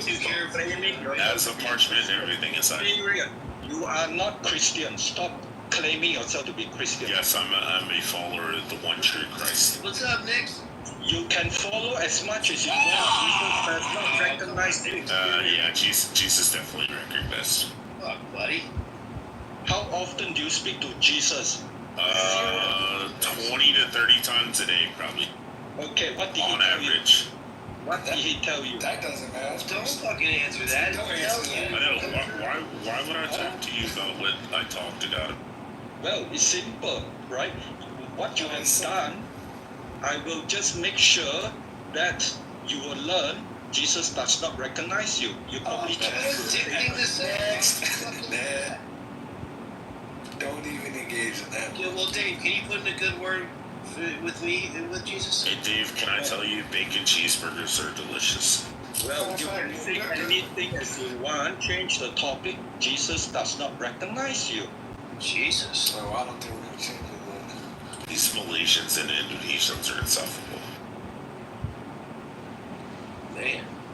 Hey, Dave, I'm done with this conversation, I think. the others are as But well. speaking to a real Christian, Just let me know when your Messiah comes. Doesn't sound very Jesus-like, Dave. Wait. Watch this, guys. So he's a Torah keeper. Dave, do you believe in the Father, the Son, and the Holy Spirit eternally existing as one God, three persons? The hypostatic union. Trinity. Oh, you are. Wow. Because usually the Torah keepers aren't. That's because you have limited brain. I know, limited brain. And when you lose the debate, as Jesus don't recognize you, you don't demonstrate all characteristic of a good Christian. You are not Christian. Yeah, you jerk. Wait, because I'm not a Christian and Jesus doesn't recognize me because I called you out for being a doorkeeper? No, because the way you behave, no Jesus will ever recognize you. By asking if you keep the 613 Mosaic laws. Do you think a fellow Christian will ask another Christian this stupid question? If they keep the laws and that they believe in legalism, what yes. Is Matthew 25 verse 1. Did Paul write about the people who are Judaizers? It doesn't matter, right? Jesus. Wait, so 1 Corinthians doesn't mean anything to you? 10 virgin, right? Wait, the letters to Corinth don't mean anything to you? To the Corinthian church? Let me ask you. No, I'm asking you a simple question, Davey. I'm asking you a simple question. Just say no. Did Paul warn about Judaizers? Look, simple question. A Christian in end time and a Christian in different end time has different responsibility. And if you do not understand this, Jesus will not recognize you, period. Duh. Anything is irrelevant. You are really a lukewarm Christian. Yeah, we're gonna get that on my lukewarm Christian. I promise you, I'm not. I would love for you to expound on that, Dave. A Christian in end times and a Christian in a different end times are different people. Duh. Exactly. Wait, Dave, do you believe that you're saved by faith alone? You know, lukewarm Christian is not a bad fucking. You still don't understand. No, I'm just asking for clarification, Dave. Do you believe that you're saved by faith alone? I don't understand. We are in end time. You are not prepared. Wait, you don't think I know about the kingdom of the north and the kingdom of the south and the war? You don't think I'm familiar with that? Nothing to do with end time. I ask you again. Daniel 9, how is that related to end time? Or you just simply... Wait, are you talking about Daniel 9 and the prophecy of the calculation of when Moshiach has to come? Here we go. You really gonna ask on that? So either Daniel 9's prophecy is wrong and the Messiah never came, or Jesus was the Messiah. That's why I asked a simple question. If you are end-time prepared Christian, according to Matthew 25, verse 2:13, saved and washed in the blood of Christ. Simple question. I am saved and washed in the blood of Christ. Pre-millennial or a-millennial, and that is based on Daniel 9. And if you can't understand this, you are not prepared. Based on Matthew 25, 1-13, Jesus will not recognize you, period. Bro, we're all familiar with Daniel 9's prophecy. We're all familiar with the book of Revelation. We're all familiar with what is going to pass. What is the 70 weeks in Daniel chapter 9? Okay, so you have the first 3.5 years of when the Antichrist is going to show up. He's going to build the third temple. He's going to desecrate and destroy the third temple. He's going to declare himself as God. He's going to die and rise again on the third day. And that's how he's going to declare himself to be God. We are all familiar with this. I don't know why you're pushing this by me simply asking if you were a Torah keeper. Yeah, we all know this. We know about God pouring out his wrath. We know about the plagues. We know about the rivers turning red. We know about the locusts. We know about when God goes. We know when Christ comes down and sets upon the hill. When he splits the mountain. when he splits the mountain in two, we also know that when the 1,000 millennial year reign, we also know that Jesus is going to take Satan and tie him up and throw him into the deepest, darkest pit. And at the very end of Revelation, it also says that he allows him to come back out to tempt the people even after the millennial reign. So what do you want to know? Yeah, what about that? You can quote all these things, but you do not know 2025. Where are we right now in the book of Revelation? I don't know. I would say with the war of the kingdom of the north and the kingdom of the south, which looks like it's very much going on right now. Would you agree, Dave? What is the basic framework of classifying event in Revelation, the last book of New Testament? You have zero understanding. Oh my goodness gracious. No one is going to know the time, the day, or the hour. So if you courtkeepers want to run around and say that you know everything when Jesus is going to come, he is like a thief in the night who is going to come. Jesus said no one except who? His Father. Who is his Father? His Father in heaven, yes. Yeah, who is his Father? Him. Who? It's really God. It's God, the Father. It's really, period. It's you have really the Father, the Son, and the Holy Spirit eternally existing as one God. The hypostasis. You have Christ, who is fully God and fully man manifested to flesh on earth. Hashem, do you understand? Yes, Hashem, the name, Dave. Hashem, the name. Okay? And so if you want to know the end time, who do you ask? Hashem. So you are totally not prepared. And you are cursing Jews. Genesis 12:3. When did I curse Jews, Dave? Wait, Dave, I was born a Jew. When was I cursing Jews? I'm halakhically Jewish. No, Dave, I'm halakhically Jewish. Are you a Messianic Jew? I am a Messianic Jew who believes in the Trinity, but is not a Torah keeper and is not under the law. Oh, yeah. I am under the new covenant. That is fine. That is fine. Okay, so what's your point? You said that, hold on, you said that anyone who curses the Jews shall be accursed, and anyone who blesses the Jews shall be blessed. Yeah, why would you say that? Yes. Yeah, why would you say to a halakhic Jew who's born to two halakhically Jewish parents, who all three of us all believe in Christ, that I'm anti-Semitic and hate Jews? He just found that out. That is better now. Okay. No, I knew he just found it out because he didn't know what he was talking about. So now I understand who are you. You are a Messianic Jew. Next time start with a set. I'm a Messianic Jew. I said I was. I literally said I was. Yeah, last 30 seconds. Now I understand. No, like 10 minutes ago. Yeah, he said he puts the thing on his door and shit, remember? Yeah, I said I have mezuzahs, all kinds of stuff. Wear a kippah, everything. Okay, so... Kippah, yeah, Yarmulke, you know? That's good. We don't have... Yeah, fear and reverence to the king, and the atonement. We need many Messianic Jews here, okay? That is good. If you are Messianic Jews, good. We need many of them. Wait, so is Jesus going to save them now? Well, if he's a Messianic Jews, right, that is a different thing, right? I have more respect, okay? No, it's Jesus, not just a crazy Christian who just go around, speaking down on other people. No, we're doing exactly what Jesus said and commanded of us, to watch out for the ravenous wolves and to protect the flock. And we're being sheepdogs by protecting people and warning them against Islam and telling them about the truth of Christ, because the problem is too many people are lost in the world and too many people are running to this fake religion of Islam and converting to Islam without knowing anything about it. If they want to convert, that's on them. I can't stop a person. Hold on. I can't stop a person from being an atheist. I can't stop them from being a Buddhist or Hindu or Muslim.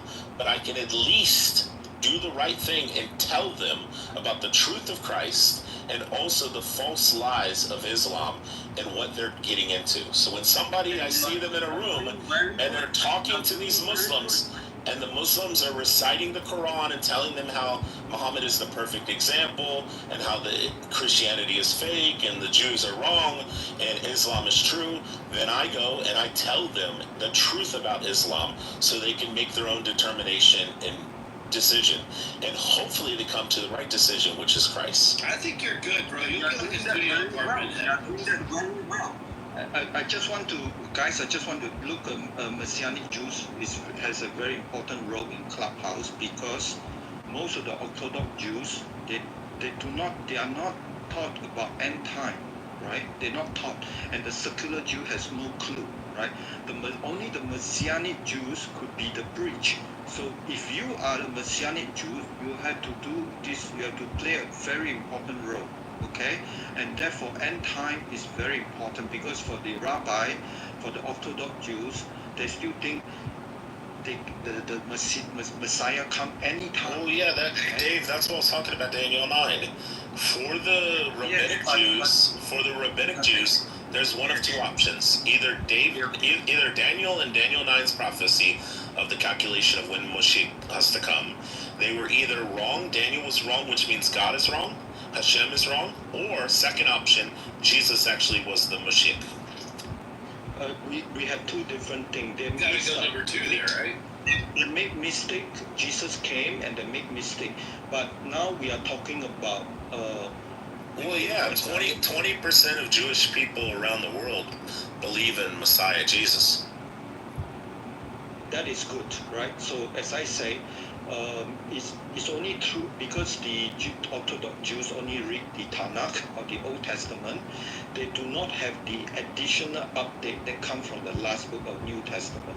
And for the Christian, according to the survey in US, only 30% of the Christian read both books. So I'm part of the 30%. I read both. Exactly. So most of the 70% Christian you meet in Clubhouse are crazy, have no clue at all.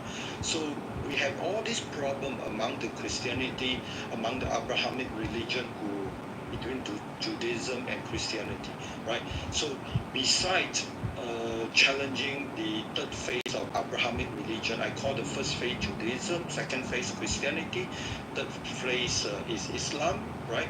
So we also have to figure out how to help among ourselves, right? Christian, and which is 2.5 billion. Many of them are quite lost right now, right?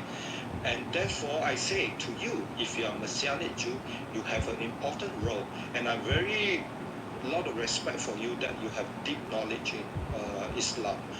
And but in the Clubhouse, we need the Jewish people need help as well, right? Because you speak to them, they say Talmud never teach them about end times.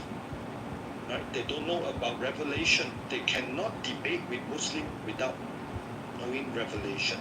They cannot discuss with Christian without knowing Revelation. So you have both, and you need to play an important role. Yeah? Agreed. Agreed. Good. What if they don't die? What if they are the stewards of eternal life? What if they're retarded and their name is Lucifer? Yeah, but I'm just saying you don't think that the Jewish hold the chosen ones hold the information to eternal life and go beyond death? The information is in Hashem. Hashem is shared by Christian. Hashem is shared by Jewish people. No conflict. Right. And Hashem, well, it lives forever. Correct. And the only people who interested to divide the people are Muslim. The moment Muslim is formed, divide to Shia and Sunni, and they have been going around division by deception. So we already learned today they are allowed to deceive, and their goal of deceive is to divide. And they come to US, they look for people who are like them, always claiming victimhood, and they try to preach to them, look, you are being subjugated, you are being suppressed, you have to uprise, you have to fight the white people and all these people. Right. And division through deception is their business model. Okay? So you are here characteristic of a person promoting division by speaking nonsense. But but could they also be the ultimate test for the individual that's supposed to know better? You understand what I'm saying, Dave? I zero understand. There's zero information in what you said. There's a typical Muslim. Talk, no content at all. Okay. What Christian teaches? Not a big deal. What Christian Dave teaches that you're supposed to fight a white person or a person from a different race? Yeah, you zero understand. You have no listening skill. Moju keeps saying, learn the listening skill. He was talking about Muslims. Well, maybe I had a hard time understanding his language. You can say you don't understand, and I get another friend here to say that in an accent that you understand. That's why I asked the question. I didn't assume. So is it fair to say? Are you Christian or not? Are you Christian?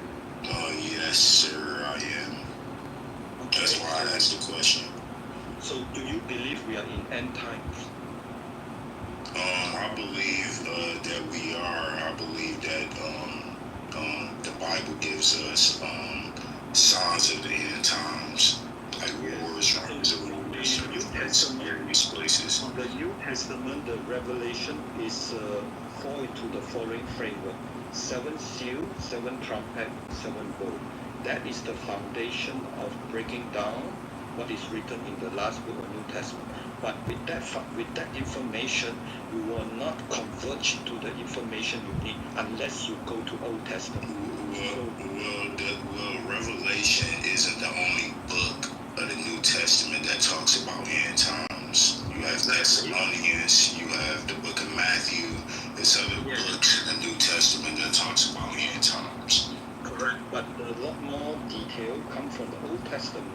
Just New Testament. If you look at New Testament, if you look at the whole Bible, New Testament in content is about 18% of the entire Bible. So why would you want to be a Christian that only understand 18% of the entire Bible? I knew because I heard you say something earlier that you said that it's not a lot of Christians, or you gave some type of random percentage of Christians not accepting the Old Testament. Well, you're not a Christian if you don't accept both the Old and the New Testament. Correct. So, why do you want to be a Christian when you are like a 20% Christian, when you are given the entire Bible for you to cross-referencing? Like if you take out all the references in the New Testament if you take out Old Testament references in New Testament, the New Testament is not readable. So I think the survey was done. What he was talking about was a survey taken amongst Christian people, asking, what percentage of people, finding out what percentage of people just read the New Testament alone and don't really go into the Old Testament, and what people read the entirety of the scriptures, which, I've been in churches where they stick 90% of the time in the New Testament, and like 10% of the time they'll jump back to be like, oh, well, this is how it ties back in the Old Testament, but like they don't start from Genesis through Revelation. There's a lot of churches I've been to that have done this, where they'll stick all the way through the Gospels, but they'll be like, oh, well, this was what Jesus was saying, and then they'll point back to the Old Testament as like a reference point, but they don't like. It's sad. I've been in churches like that. Yeah, well, I understand that, but if you're a true Christian, you hold to both books. It's just important. Yeah, both books are, the Old and New Testament are just as important as each other, so I wouldn't pick and choose. I think that you should understand the Old Testament as well as the New. Yep. So, to be fair, though, when whoever was talking about the church, most of the time that you'll see the church resembling the New Testament, because the New Testament is the resembling of the covenant that we're under. So most churches in modern day are trying to teach the covenant that we're currently under. And that's why you'll see a lot of churches reference the Old Testament, because the Old Testament points to the new covenant. But the majority of churches are going to stay within the new covenant. They're going to want to teach the covenant we're currently in. Yeah, I think that's wrong. It's a divine parody. It's not necessarily. I don't think it's necessarily wrong. I think that when you like go to the Bible studies within these churches, and it definitely depends because there's sects of Christianity that I don't think preach anything close to what they should. But Lucifer, you're in the Matrix. But I think that if you like go to the Bible studies and if you really want to know about the Old Testament, church would not be the place to go for that. Like you would want to do your own personal research for that. Same for the New Testament. Church is like preaching, and it's not like it's not a school. It's not for you to learn the entirety of the Bible. Well, that's not true. I think that's an assertion. Because you can't speak for every single church. I said that. Yeah, well, the church I attend teaches the Old and New Testament. I didn't say they didn't teach the Old Testament. Did you listen to anything I said? No, I did, but it's kind of like you're making the assertion. You said that you can't be, church is not a place where you go and be taught. It's like That's preaching. Not right. That's what you said. I didn't say it's not a place that you're taught. I didn't say it's not a place where you're taught. I said it's not a place that you're going to learn the entirety of the Bible. You're not going to learn. That's not true. Oh my God. Can I get a sentence out? You're not going to learn theological perspectives that you would learn like if you go home and do your research. You're not going to learn theological positions that this church doesn't even hold to. Specific churches are going to speak to only what they believe in. Therefore, you're not going to learn the entirety unless you go out on your own. If you go to another church and you attend two churches on 2 different Sundays, there's a very good chance you're going to walk away with 2 completely theological understandings that you didn't even know before because this church teaches something that they didn't at yours. So you're not going to learn the entirety of the Old Testament unless you attend church for your entire life at the same church. Then I would say you probably will. But you're not just going to go to a Sunday service for an hour and learn the whole Bible. It's just not going to happen. Well, I think you should study to show yourself approved. So I don't disagree that you should be studying the Bible, God's Word on your own. But there are churches, because Sunday service isn't the only thing that people go to church for. There's churches that have Bible study groups. Yeah. One second. There's churches that have. Yeah, let me finish. I'm about to land right here. There's churches that have Bible study groups. Now, I do agree with you that you should study the Bible on your own, but there are churches out there who dedicate time to Bible studies and different things like that. And that's a different story. And that's why I brought that up in like a little bit of context. If you're attending Bible study and you're attending the same church repetitively and consistently, it is more likely the case that you're going to learn things without doing your own study at home. What I'm specifically pointing to is just going and attending to a Sunday service. There's 2 things. One, it's more likely you're not going to learn theological perspectives. You're going to learn like a preacher's version. You're going to learn this. You're going to read the scriptures. You're not going to theologically go into depth with it. And secondly, you're probably not going to be in the Old Testament nearly as much because that's the Old Covenant. And those were the 2 points that I was making. What do you mean by theological perspectives? Yeah, so for example, when people believe that like baptism is sacrificial, or they believe like the Eucharist is transubstantial, or they believe in real presence, right? Like you're probably not going to hear the words of this. You're just going to learn what the Bible says. You're just going to learn that Jesus said, "Take this bread and wine, for it is my body and blood." Yeah. Well, that's a Roman Catholic doctrine. It was just an example. I'm not but even the example that you gave, which I don't agree with Roman Catholicism, so even the example that you gave is not biblical, because every time I speak to a Roman Catholic, that's why I said theological. No problem. Every time I speak to a Roman Catholic or anything like that, and I ask them questions or just show me what they believe in the Bible, they can't do it. I think that's just an assumption depending on what Catholic you're talking to and what. Oh no, I'm talking to. Well, they will have to show me transubstantiation in the Bible. Yeah, I don't think they can. But I know they can. I'm specifically talking about just random like even if we adhere to the specific church that you attend, and we talk about a theological understanding that that church confesses to on their website, okay, that doesn't necessarily mean that when you go to Sunday service, this is what the preacher's going to preach. And then specifically leave out these terms because the majority of Christians in the United States are called cultural Christians, and they don't actually know a lot of these meanings. If you look at the statistics within Christianity, the majority of Christians don't even adhere or know what the Trinity is. So, I mean, like that's a huge problem. That goes to show you that a lot of these churches are not speaking in depth. They're just reading. They're just reading the word and telling you their exegesis almost.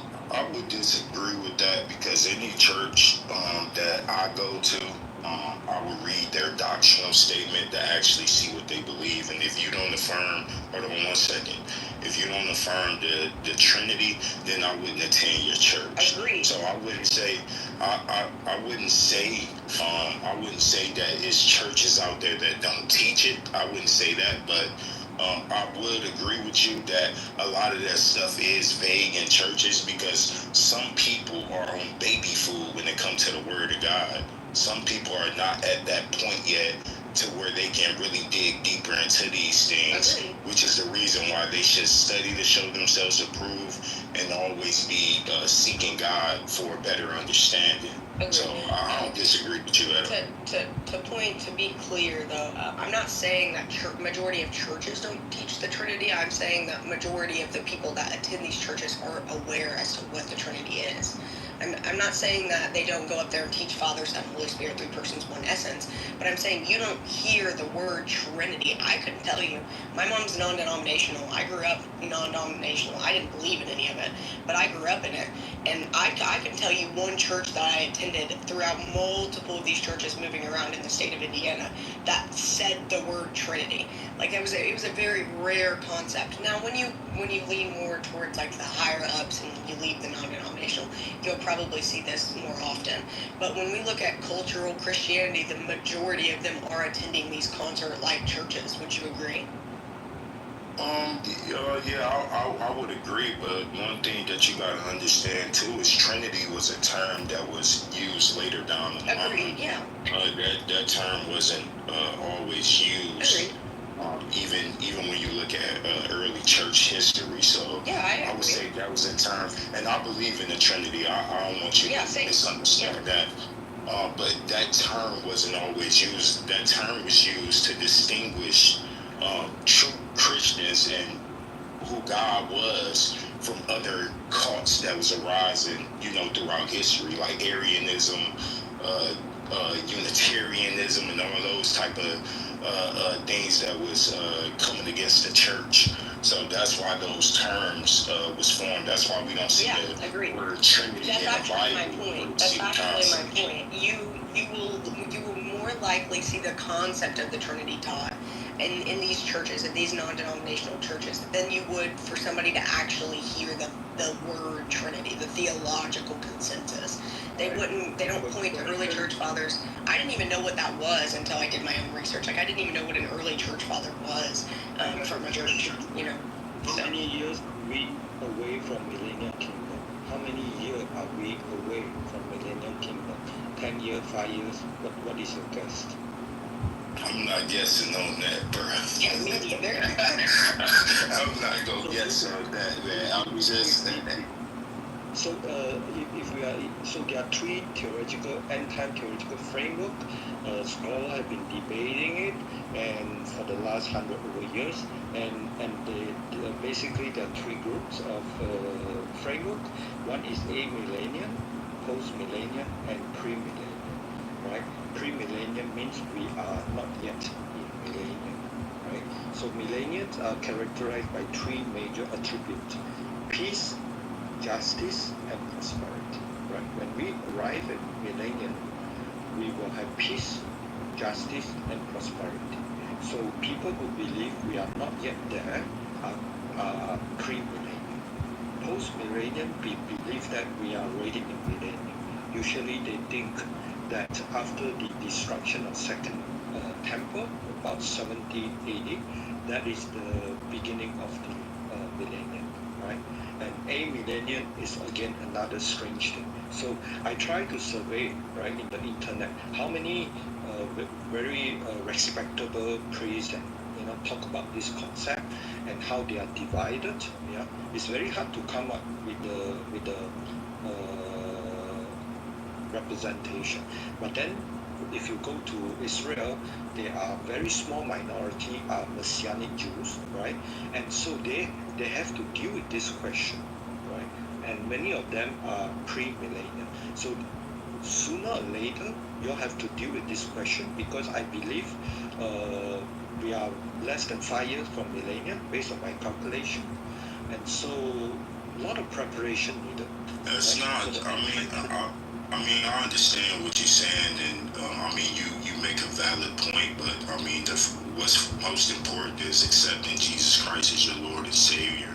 I mean, to try to make a guess about certain things, especially about end time prophecies, I think that's a huge mistake that people make, especially when they try to predict these things. Now, if you're saying that this is just my hypothesis, like an educated guess, then that's fine. But to really say that this is where we at right now, we're in a this is it. This is the Antichrist right here. Like to do all that, like I think that that's a huge mistake. So I wouldn't go. That's why I said I wouldn't take a guess on that.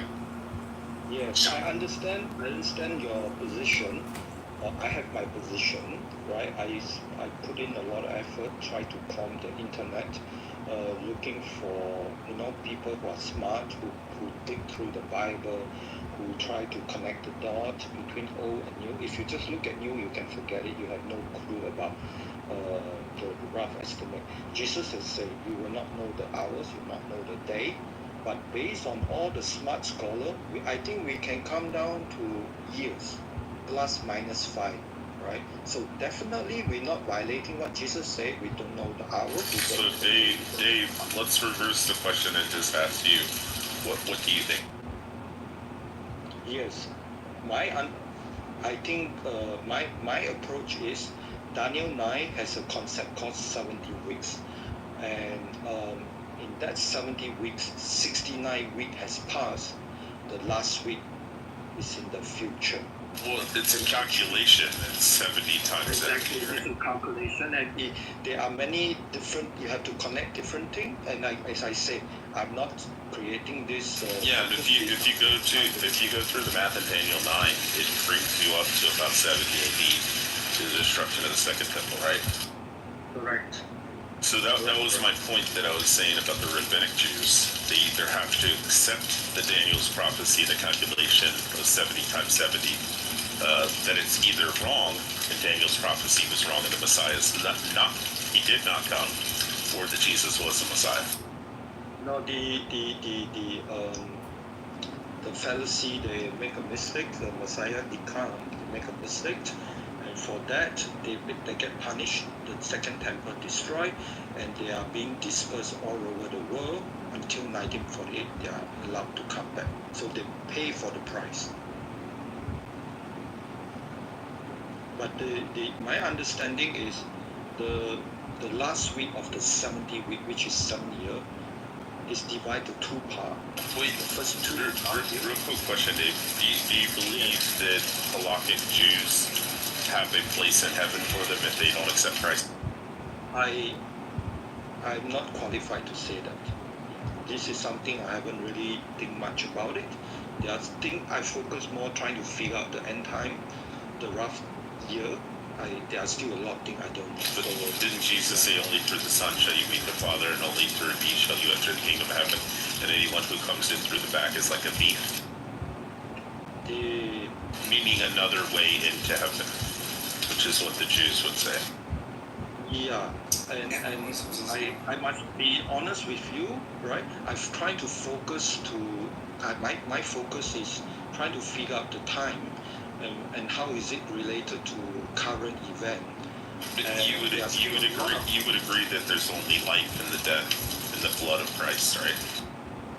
Yeah, my motivation being a Christian, not so much of going to heaven, which I know is very important. My motivation of being a Christian is every day I get the right guidance from Holy Spirit. And that's how my life being transformed. And if I do my job right, you do believe, Dave, that heaven is not the final destination, right? As I say, I focus day to day how my life being transformed by Holy Spirit. Right? So I haven't think much about the what will happen after that, but I'm focused day to day, how I could transform my life through the guidance of through the Holy Spirit. So I think this is the biggest gift we receive as a Christian, but most people misunderstood that. Always talk about go to heaven, not go to heaven, but every day, if you doing it correctly, Holy Spirit will guide you, and it's totally free. It is more effective than many atheists would spend many 10,000, 20,000 going to those wellness program, New Age, and hopefully try to be a better person and everything. And in the end, it's still searching, right? So if you do it right, Holy Spirit transform you, and all the baggages in your past, you left it, and you become a new person. You start to walk, and you start to learn what it means to be in alignment with God, right? So I haven't think very far, but I'm just every day focused. How can I make the communication more effective? How can I make the communication more reliable, right? Because the better communication, the better chance that I know how to step left or step right or stay or avoid and things like that. And if we are in the end time, the challenge of making that decision is much harder than before the end time. Because during the end time, the forces of principality is very active. It's a last chance to destroy as many Christians as possible. Your life will be more challenging than before you enter the end time. That's why when you enter the end time, you have to be a lot more prepared. And that's why in Matthew 25, verse 1 to 3, the 10th parable of virgin, right? And also this is how Jesus said that. When Jesus came, he very careful, he very particular about any lost sheep. But in the end time, Jesus only care about one thing. He come with a sword. He don't care about any lost sheep. He just want to separate your sheep and your God. And most of us, if you are not careful, do not understand Matthew 25, 1 to 13, you become the God, and Jesus will not recognize you just as the 5 virgins who are totally not prepared.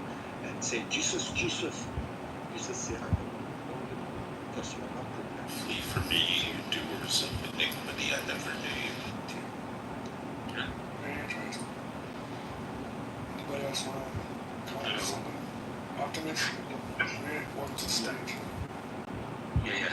Thank you very much. I've been waiting for the past 40 minutes just to interject to throw some light on the Islamic concept of death on the cross, death of normal human beings, and the crucifixion. Because you see, you have to first understand the Islamic concept of death is not the same as for Christians. I'm a Syrian Catholic, staying in Kerala, India, the southern tip of India. Now, I shall deal first with the concept of death for a Muslim from the Quran. Okay, I have given references in the chat box about 40 minutes back.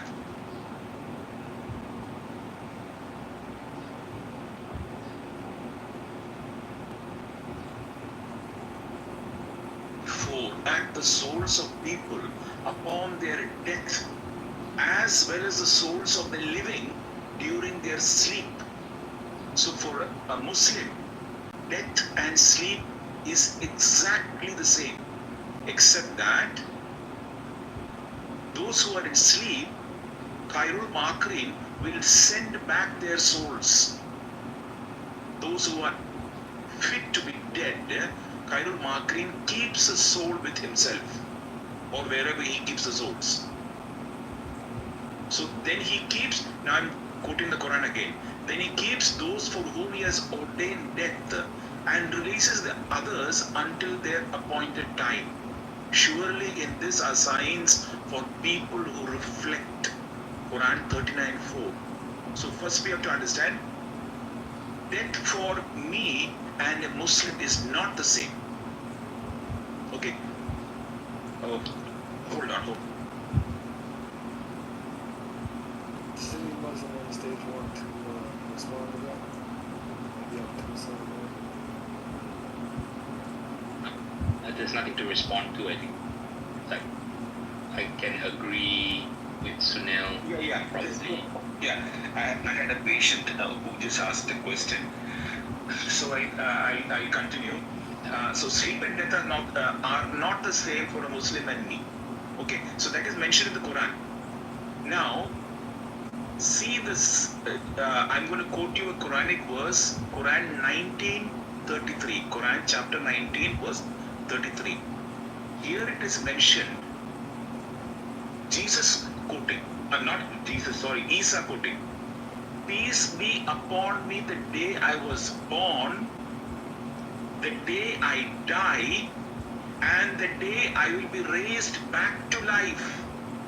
So remember the concept of sleep and death. And here Isa says, in sequence, the day I was born. So he was already born. And the day I will be raised back to life. Now for the raising back to life, he has to die. That is what is mentioned in the Quran 19:33, the day I die. So that is regarding the death.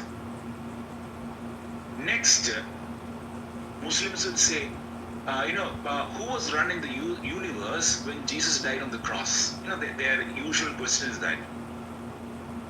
For that, Surah 2, verse 154. Surah 2, verse 154. Never say that those martyred in the cause of Khairul Makrin are dead. In fact, they are alive, but you do not perceive it. You got the point. So any person who is martyred in the cause of Khairul Makrin on the battlefield for jihad, he is not dead, he is actually alive.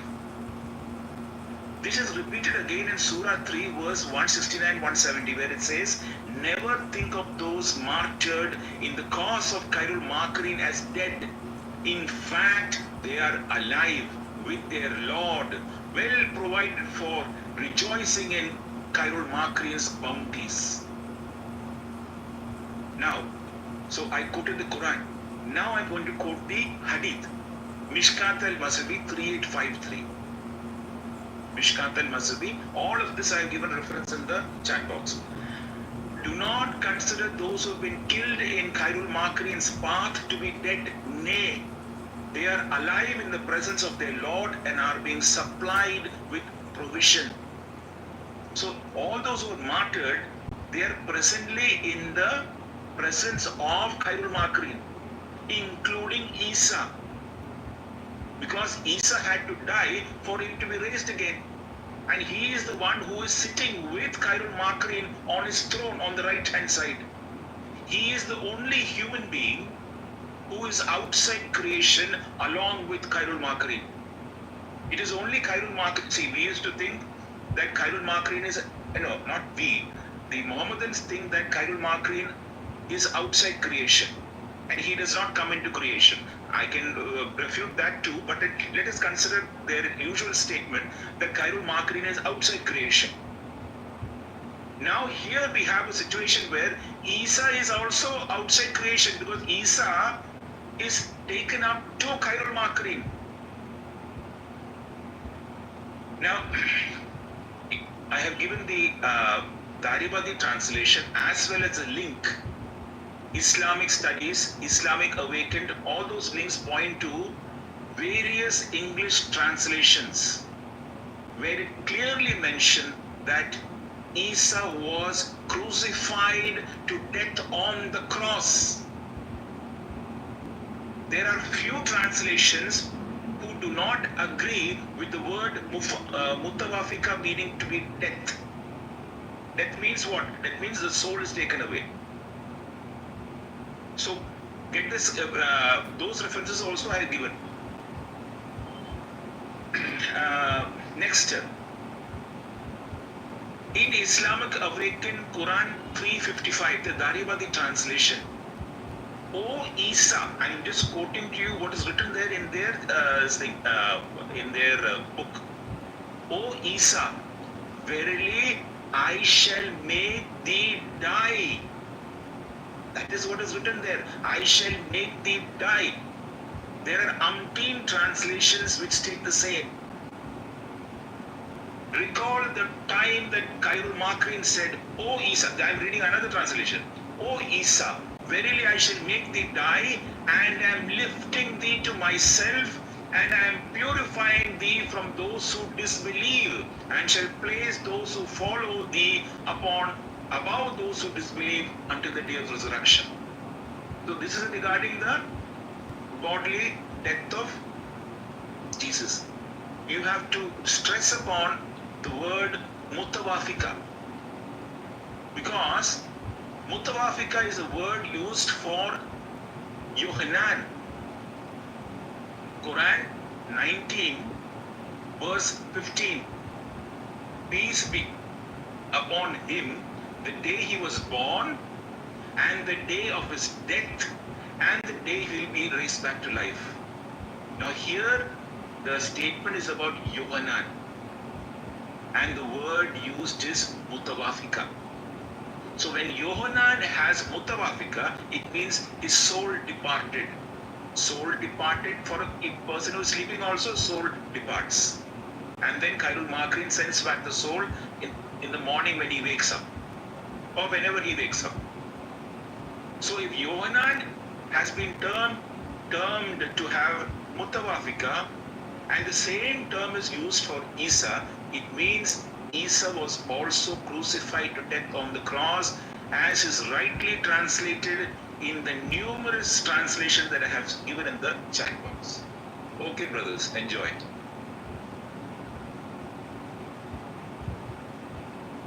Okay, before I go, the 7th year, the last week of the 70th week, Daniel chapter 5, Daniel chapter 9. And it's divided to two halves, the first 3.5 years and the second 3.5 years. The second 3.5 years represent, and they all got to do with people in Israel. And it's already after 1948. And so the second 3.5 years is called Jacob Big Trouble. That means more tribulation. The second 3.5 years, more tribulation than the first 3.5 years. So based on the scholar I follow, the middle point is October 7, 2023. So we just have to calculate 3.5 years plus October 7, 2023. That will be the time Jesus is coming back second time. And that will also be the time, the beginning of the millennium. And that's why it's so important you understand this, and you can decide to believe or not believe, but you need to understand the extra preparation needed prior to Jesus coming back. And he will need people step forward to fight the army of darkness. And he will need people step forward to help him prepare the building of the millennium. If you're still thinking every day, the next day is the same as the day before, then you will be totally unprepared. You will miss the Matthew 25 verse 1 to 13. You will be unprepared, and you will not be recognized. But that's how serious it is. And most Christian room I went, most people are lost.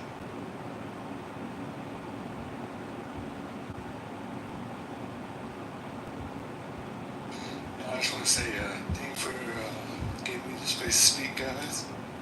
I definitely think I'm going to enjoy this house. This is a really good house. Thank you for the stage, but I got to get groceries. God bless you guys. Yep, me too, going. Good day to you all.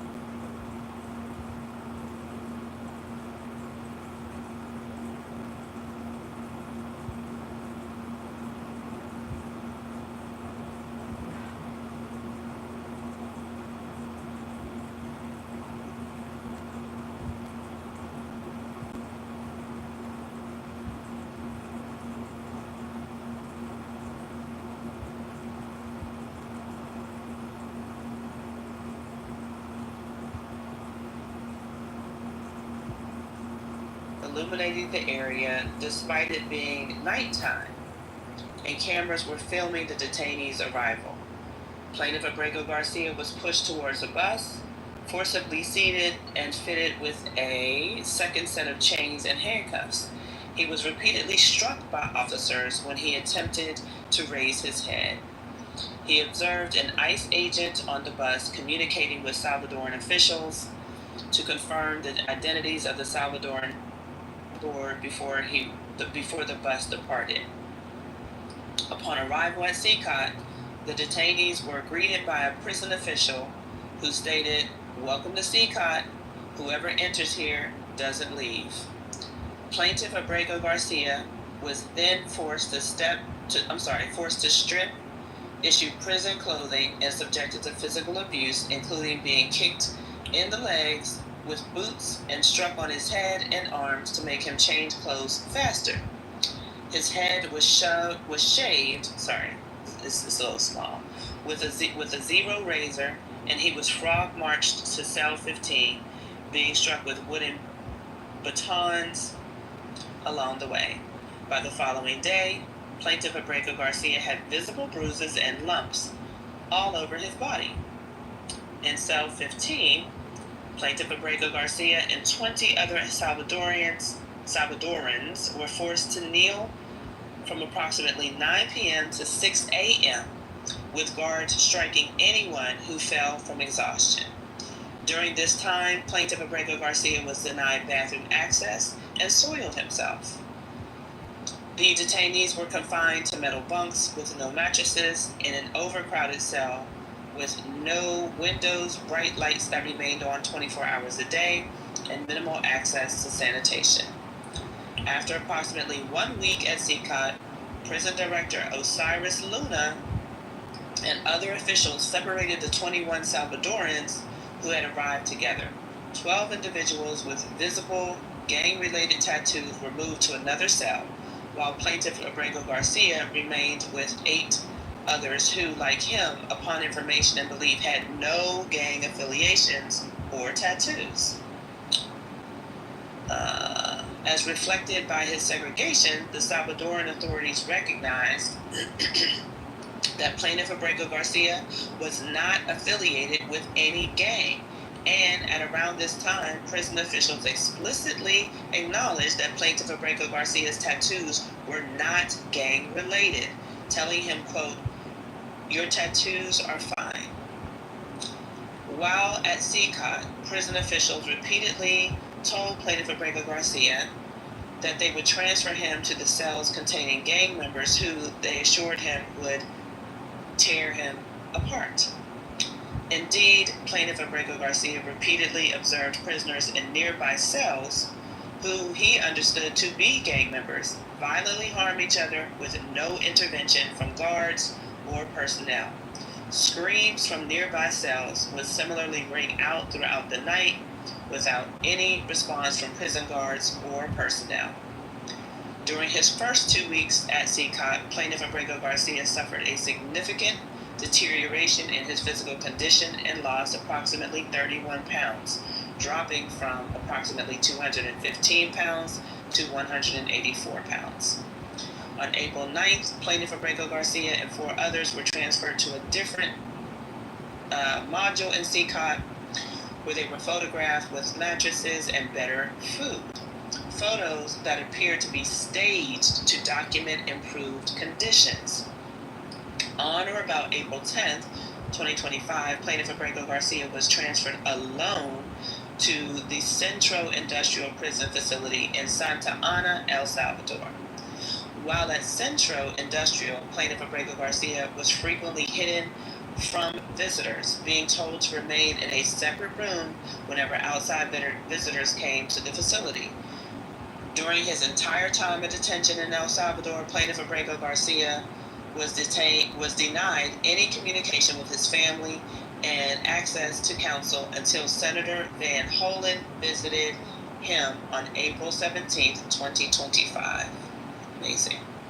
Next section. Everybody all right? Ooh, yeah. No. All right, so this next section is called Statements Refusing Return of Abrego Garcia to the United States. Oh, well, I guess we know about that, right? So by way of example, there's like a list of things. So they say on April 16th, Attorney General Pam Bondi stated he is not coming back to our country. President Bukele said he was not sending him back. That's the end of the story. If he wanted to send him back, we would give him a plane ride back. But he's from El Salvador. He's in El Salvador, and that's where the president plans on keeping him. Remember, we saw all these things. We heard these things. So she could be. You can skip to page 27. All right, thank you so much. Thank you. All right, we are going to page 27. All right, the whistleblower disclosure. On June 24th, 2025, Erez Ruveni, the former acting deputy director for the Office of Immigration Litigation, otherwise known as OIL, at the Department of Justice, submitted a protected whistleblower disclosure to Congress. The Department of Justice Inspector General and the Office of Special Counsel. Mr. Ruveni's disclosure detailed violation of law and abuse of authority by the Department of Justice and White House personnel in connection with several cases, including that of plaintiff Abrego Garcia. The whistleblower disclosure details how after Mr. Ruveni truthfully informed this court at the April 4th, 2025 hearing that plaintiff Abrego Garcia's removal was an error, he was instructed to, among other things, file an appeal brief making arguments he believed were unsupported by evidence and law.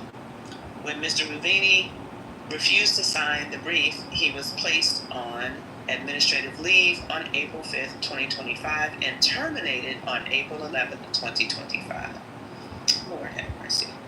All right, so the next part is causes of action. They're talking about the withholding of removal statute. Is there any defendant's violation of law?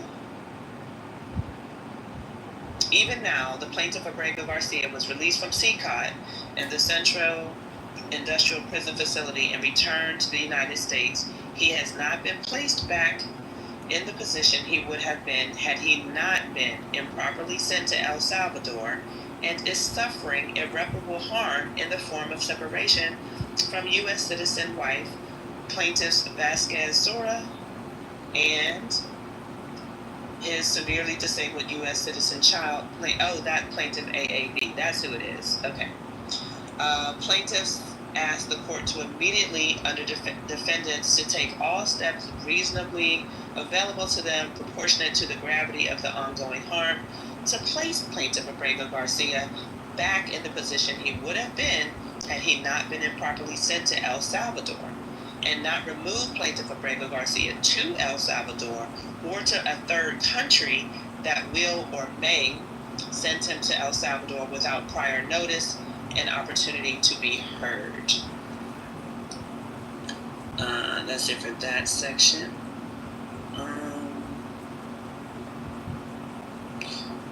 They're talking about due process, his lack of due process. Basically how they violated his rights, defendant's violation of law. It's repeated that he hasn't been placed back in the initial position had he not been improperly removed. Third cause of action. Plaintiff Abrego Garcia has a substantive due process right under the Fifth Amendment to the United States Constitution not to be subjected to government conduct that shocks the conscience. Defendant's conduct as set forth above violates that right. His family, though, just repeated that he hasn't been restored to the place where he had been if he had been improperly removed. Fourth cause of action.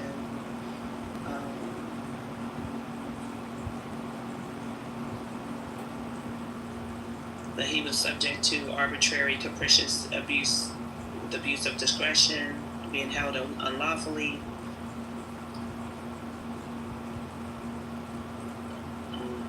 Sort of repeated, this is like repeated statements about not being restored to where he was before he was improperly removed.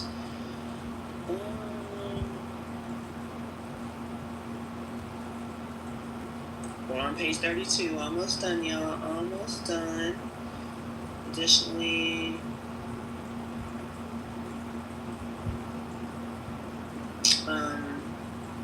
a warrant is required.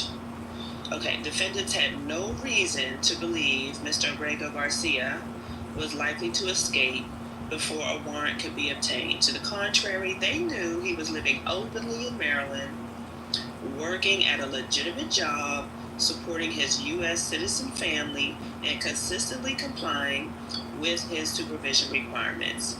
Yet, defendants deliberately bypassed the warrant requirement, ambushing Mr. Abrego Garcia while he was driving with his disabled 5-year-old child.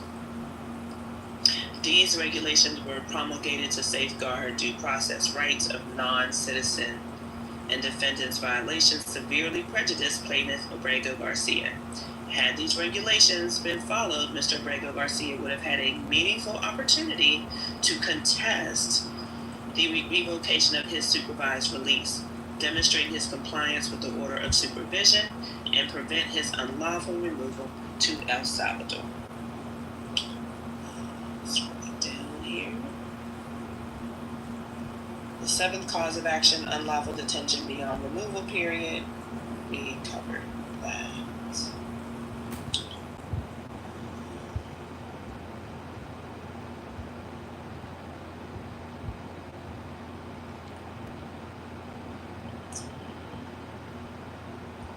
Defendants cannot detain Mr. Abrego Garcia indefinitely while they search for a country that might accept him, or while they pursue lengthy legal proceedings to try to overcome his withholding protection. Such detention violates both the statutory limitations of USC 1231A6 and his constitutional due process rights. 8th cause of action, third country removal without opportunity for protection, and the Convention Against Torture. Lord have mercy. Let's see. The Convention Against Torture, as implemented in U.S. law, prohibits defendants from removing an individual to any country where such individual is more likely than not to face torture by or at the acquiescence of the government. See Foreign Affairs Reform and Restructuring, a bunch of numbers and statutes, y'all. This prohibition extends to chain refoulement, the practice of deporting someone to a country, which will in turn deport that person to be tortured elsewhere.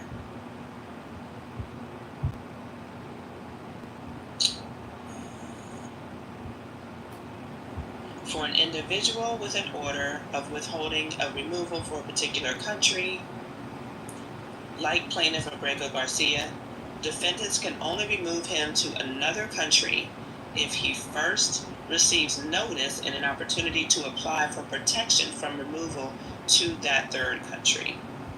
Scrolling down. Plaintiff Abrego Garcia has no claim to citizenship or permanent residence in any country other than El Salvador. Accordingly, any third country to which he might be deported would in turn likely deport him to El Salvador, where he has already been held, that he faces a substantial risk of torture at the hands of or with the acquiescence of the Salvadoran government. Defendants have repeatedly stated that their intent to remove Mr. Abrego Garcia to a third country. However, they have refused to identify which country they propose to remove him to, thereby denying him the opportunity to seek protection from removal to that country as required by law. Plaintiff Abrego Garcia could face persecution or torture if removed directly to various other countries, including but not limited to countries with notorious human rights abuses, such as, like Libya, South Sudan, and Eritrea. Without knowing which country defendants intend to try to remove him to, plaintiff Abrego Garcia cannot prepare or file an application for protection. As relief, plaintiffs request an order from the court that defendants may not remove Mr. Abrego Garcia from the continental United States without first providing him and his counsel with written notice of the specific country they intend to remove him to, in a reasonable period of time, which plaintiffs respectfully suggest is 10 days, to file an application for relief under, among other things, the withholding of removal statute and the Convention Against Torture with respect to such a country. The last section here is request for relief. Let's see if there's any. Basically, it's another appeal to the Fifth Amendment of the U.S. Constitution. Just a repeat of kind of what happened to Abrego Garcia relative to his capture, habeas corpus hearing, blah, blah, blah, blah, blah. Okay, that's all technical stuff. Oh, okay, so I guess the last sentences, for the last few, I guess, are order that defendants return Abrego Garcia. Okay, well, I'm sorry, let me back up. Plaintiffs pray for judgment against defendants and respectfully request that the court enters an order for A, declaring that defendants' actions as set forth herein violated the laws of the United States and the Fifth Amendment of the U.S. Constitution.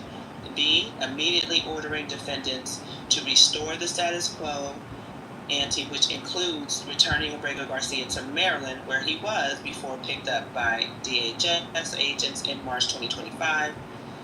C, issue a writ of habeas corpus and testificandum. Okay. Ordering that plaintiff Abrego Garcia be brought before this court for a habeas corpus hearing. At the habeas corpus hearing, this court should order defendants to show cause why continued detention is lawfully permissible, and if they cannot meet their burden of so showing, issue a writ of habeas corpus and order plaintiff Abrego Garcia's immediate release from custody.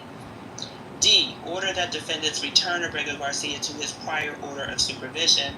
C, goes back. Okay, they messed up here. It does say C, which probably should be E. Granting plaintiffs costs and fees under the Equal Access to Justice Act. And lastly, granting such other relief at law and in equity as justice may require. It is then signed by, dated July 2nd, 2025, by all of his legal representatives. Jonathan Cooper, Murray Osorio, Simon Y. Sandoval Mosenberg. Anyway, and yeah, it's all his legal counsel. And that is it. Ooh, that was a journey. Yeah, well.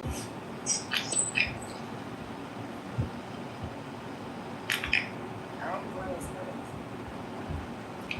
Get your money and go find another country. It's worth it.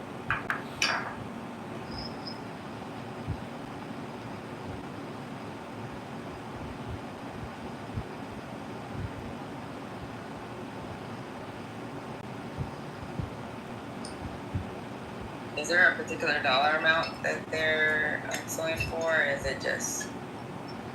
It wasn't listed in there. At least not that we saw. We did skip around a little bit, but I didn't even see a dollar amount.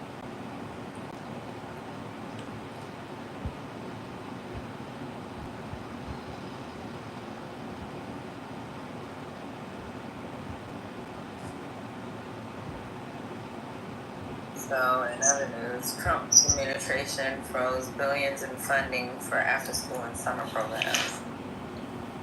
I think we have a.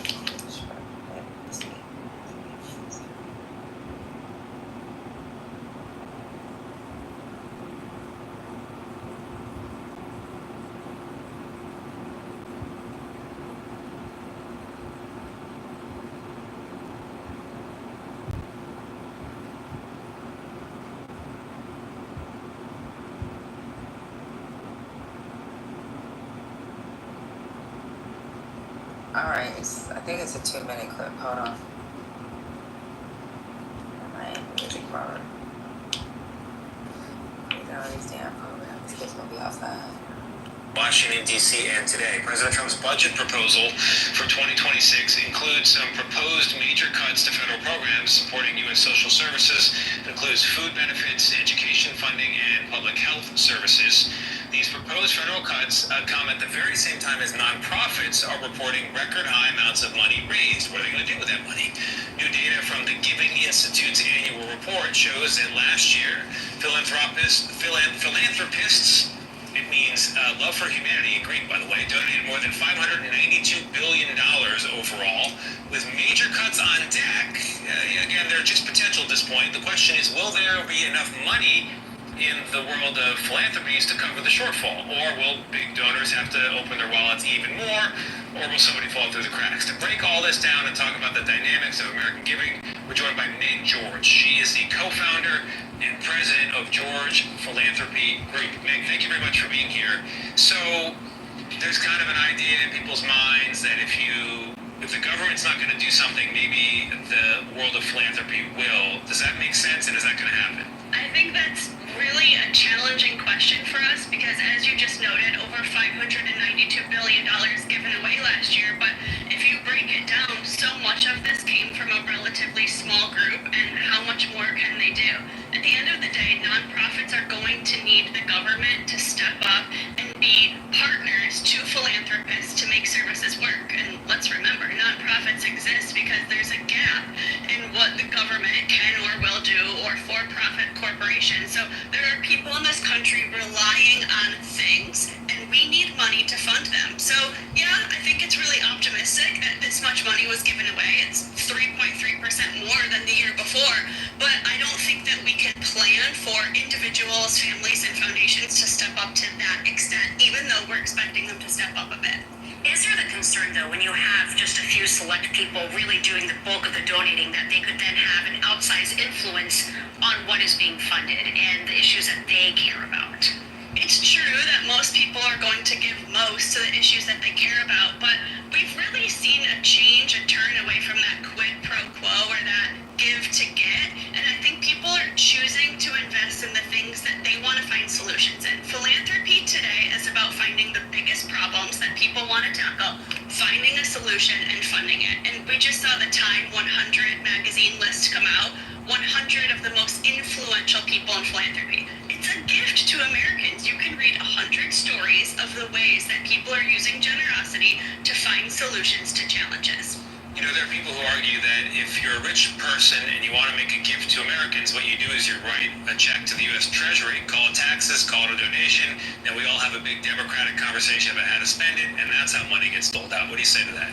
I would say that no one has to give, and people who are choosing to give based on the tax benefits are normal American people. That is a real motivator for giving. But in 2025, we're seeing that people are asking advisors like me a lot less about taxes and a lot more about the impact they can have.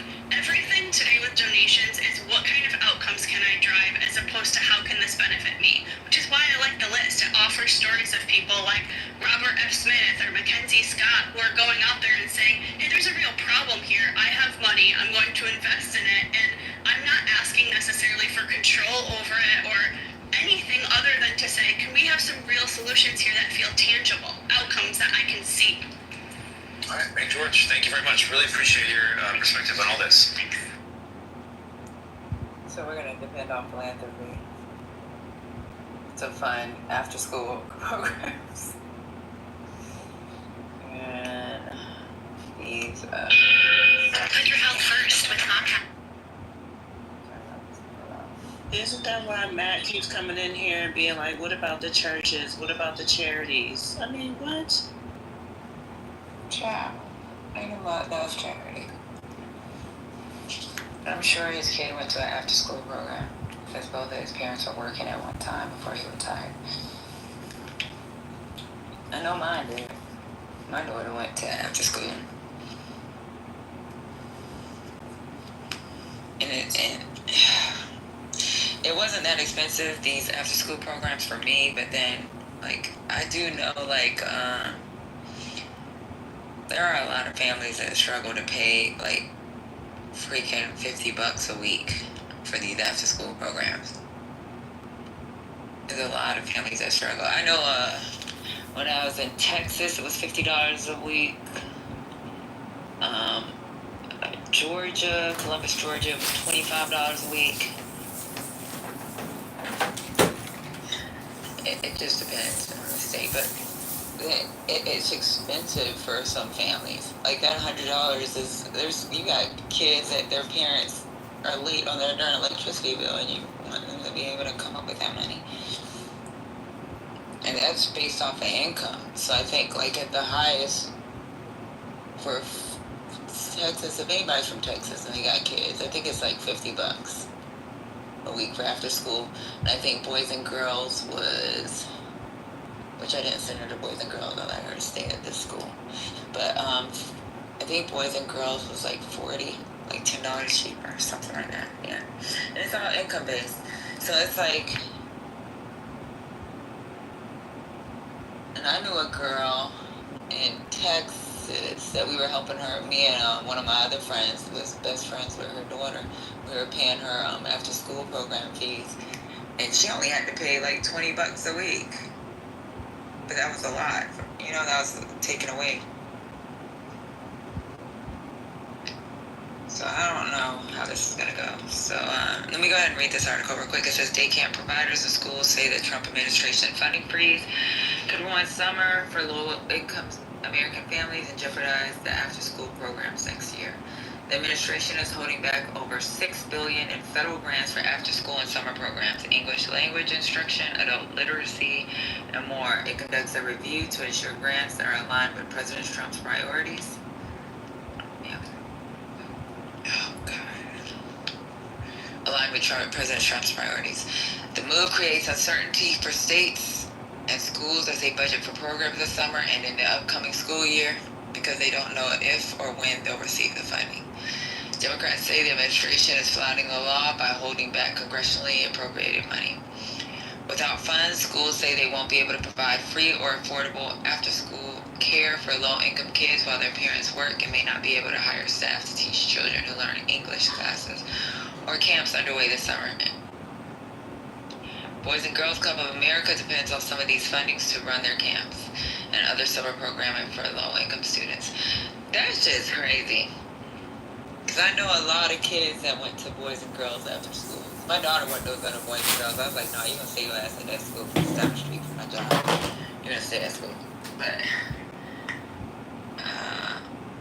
they're going to take money away from Boys and Girls.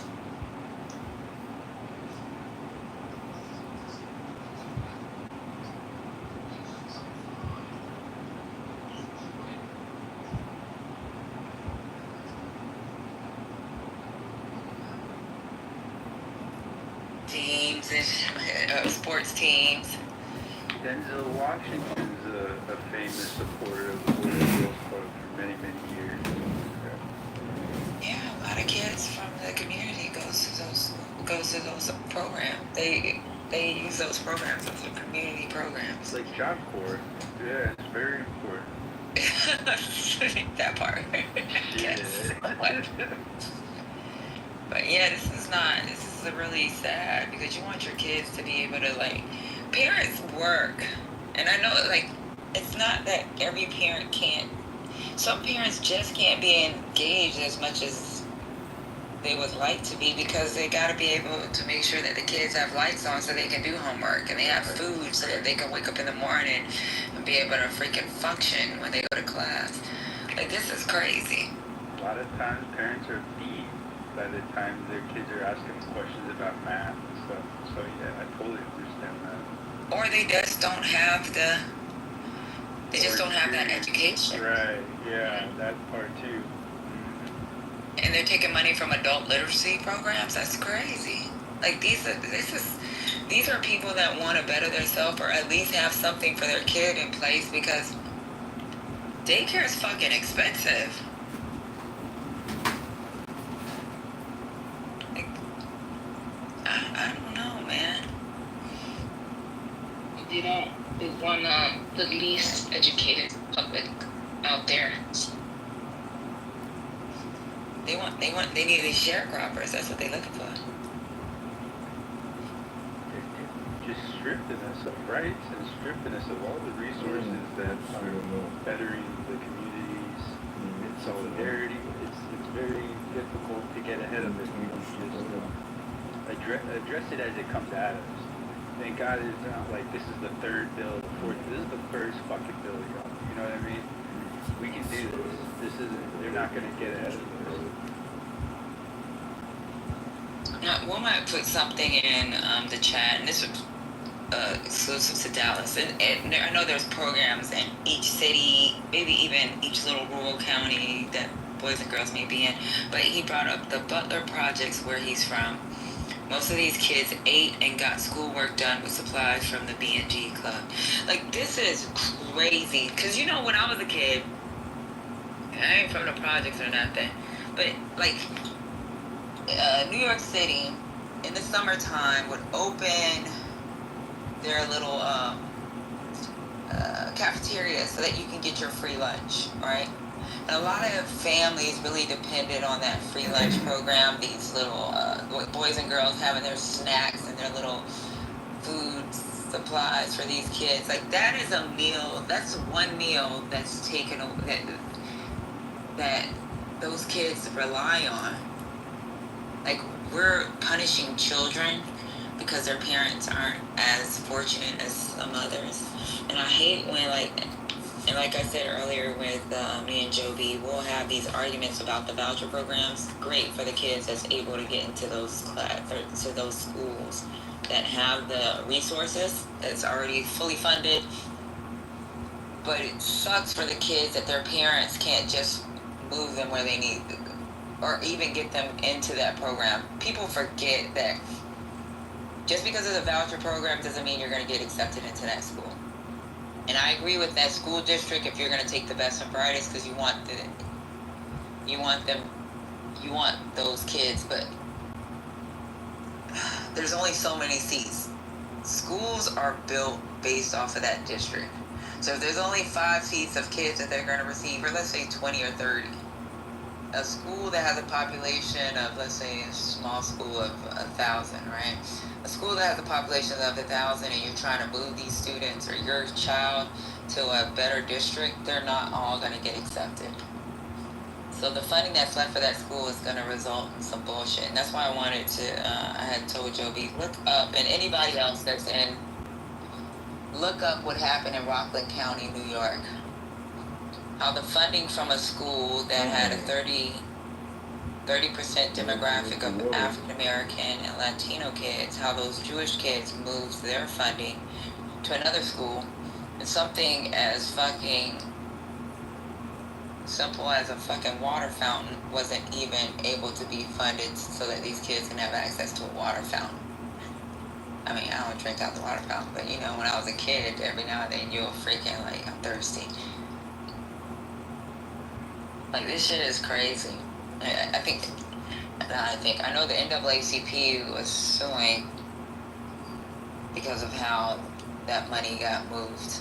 Not only did the money get moved, the freaking community took over that board. So it made it easier for a lot of these kids to be transferred to these private schools and these other public schools that they needed their kids to be in, leaving behind these Black and Latino kids in a dilapidated school setting with not enough teachers and even less resources for them to get a better education. It's just really fucked up. Like, I don't understand how y'all think this makes sense for kids.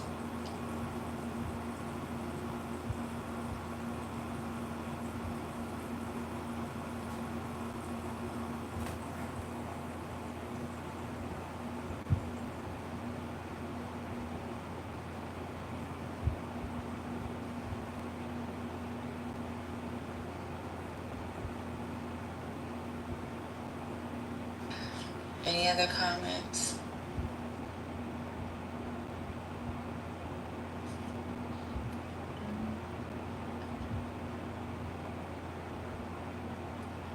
just can't wait for this war to end. I can't stand my feed right now, my algorithm. So we got 2 comments, one from Kish and another one from Womack. Hey Kish, how you doing, babe? She said her mom worked at the YMCA in the early 80s. They were the lifeline of the community, from food, nature support, and family resources. You know what, I usually try to join the YMCA because they have great facilities for working out. They have sports programs that your kids can get involved with. And it's really, shit, it's pennies to the dollar if you try to do cost comparison to your local gyms. So, like, 100% Kish. I love the YMCA. I love it. I love it. If you look at the YMCA in Hawaii, that shit is like a fucking resort. It's really, really nice. Really inexpensive. And a lot of the locals use the YMCA for their sports programs. And they have tutoring programs. They have the YMCA in Hawaii had after school. I didn't even know YMCA, so I guess they might have them in a lot of other states as well. But they have after school programs for kids and really good summer camps. I did send my daughter to a lot of the YMCA summer camps too. So, and then Womack put, as a kid, you don't understand why the spot that gave you security closed down. You just know you don't have breakfast or a safe place to go after school anymore. And it's really sad. It is sad. It's sad. Good morning, Thomas. Oh, damn. You alive? I came in your room last night and, yeah, I kind of had to clean house. Sorry about that. I just wanted to apologize to you personally about that, so. What'd you do? Infinity. Do I need to explain more? Oh, never mind. You did a great job, Thomas. No need to apologize. No apology. Man. Do we have any thoughts and feelings on this 5-hour magic minute that Jeffries is doing right now to stop this big, ugly-ass bill? You didn't write I love how Jeffries is like, and if we pass this bill, children suffer. I'm like, yo, son. It took him a good 15 minutes to get one sentence out. And he normally, and like, he's known for speaking fast and in rhythm, right? Like, that's hilarious. That's a genius tactic. Oh no. I woke up and he was like, I have more stories from 50 other states about how this bill is going to hurt Americans. And I guess we'll just go right through it. I was like, God. Yeah. We sat here for like 10 minutes listening to a speech he gave, and he only gave one story. And I swear that story had to be maybe 5 sentences in one paragraph. But I get it, bruh. Guess he don't know what to say. But he knows what to say. He knows what to say. He's just trying to leave these motherfuckers on hold so they can think about what they got. Mm-hmm. And that's the other thing too is that I think what was it? MSNBC was asking like he's literally asking the senators, what did you promise? What did you get promised? You know, or how did you get strong armed to change your vote? You know, at this point, because I think what was it last night they had, was it 5 no's to shoot that bill down, and now all of a sudden they have all the votes to the go. I mean, shit, bro. I just saw right now where Trump's taking a victory lap talking about this is going to be the beautifulest country ever, and I'm just like, bro, you an embarrassment to this entire nation, my guy. Like, I don't even know how to go anymore with this. So let's do a comparison to him and Buchanan. Oh damn, what's his name last? Marshall. Let me go ahead and do this damn Gronk Buchanan versus Trump. Who's the worst? Because I know in one poll they have him as number 45 behind Buchanan. Number 45 behind Buchanan. And the CNN, they got him at number 41. I think it's 41, something like that, as the worst president. But I swear this dude he has to be 45. But I got to do a Bronx, y'all call it GT chat or whatever else. I'm not paying fucking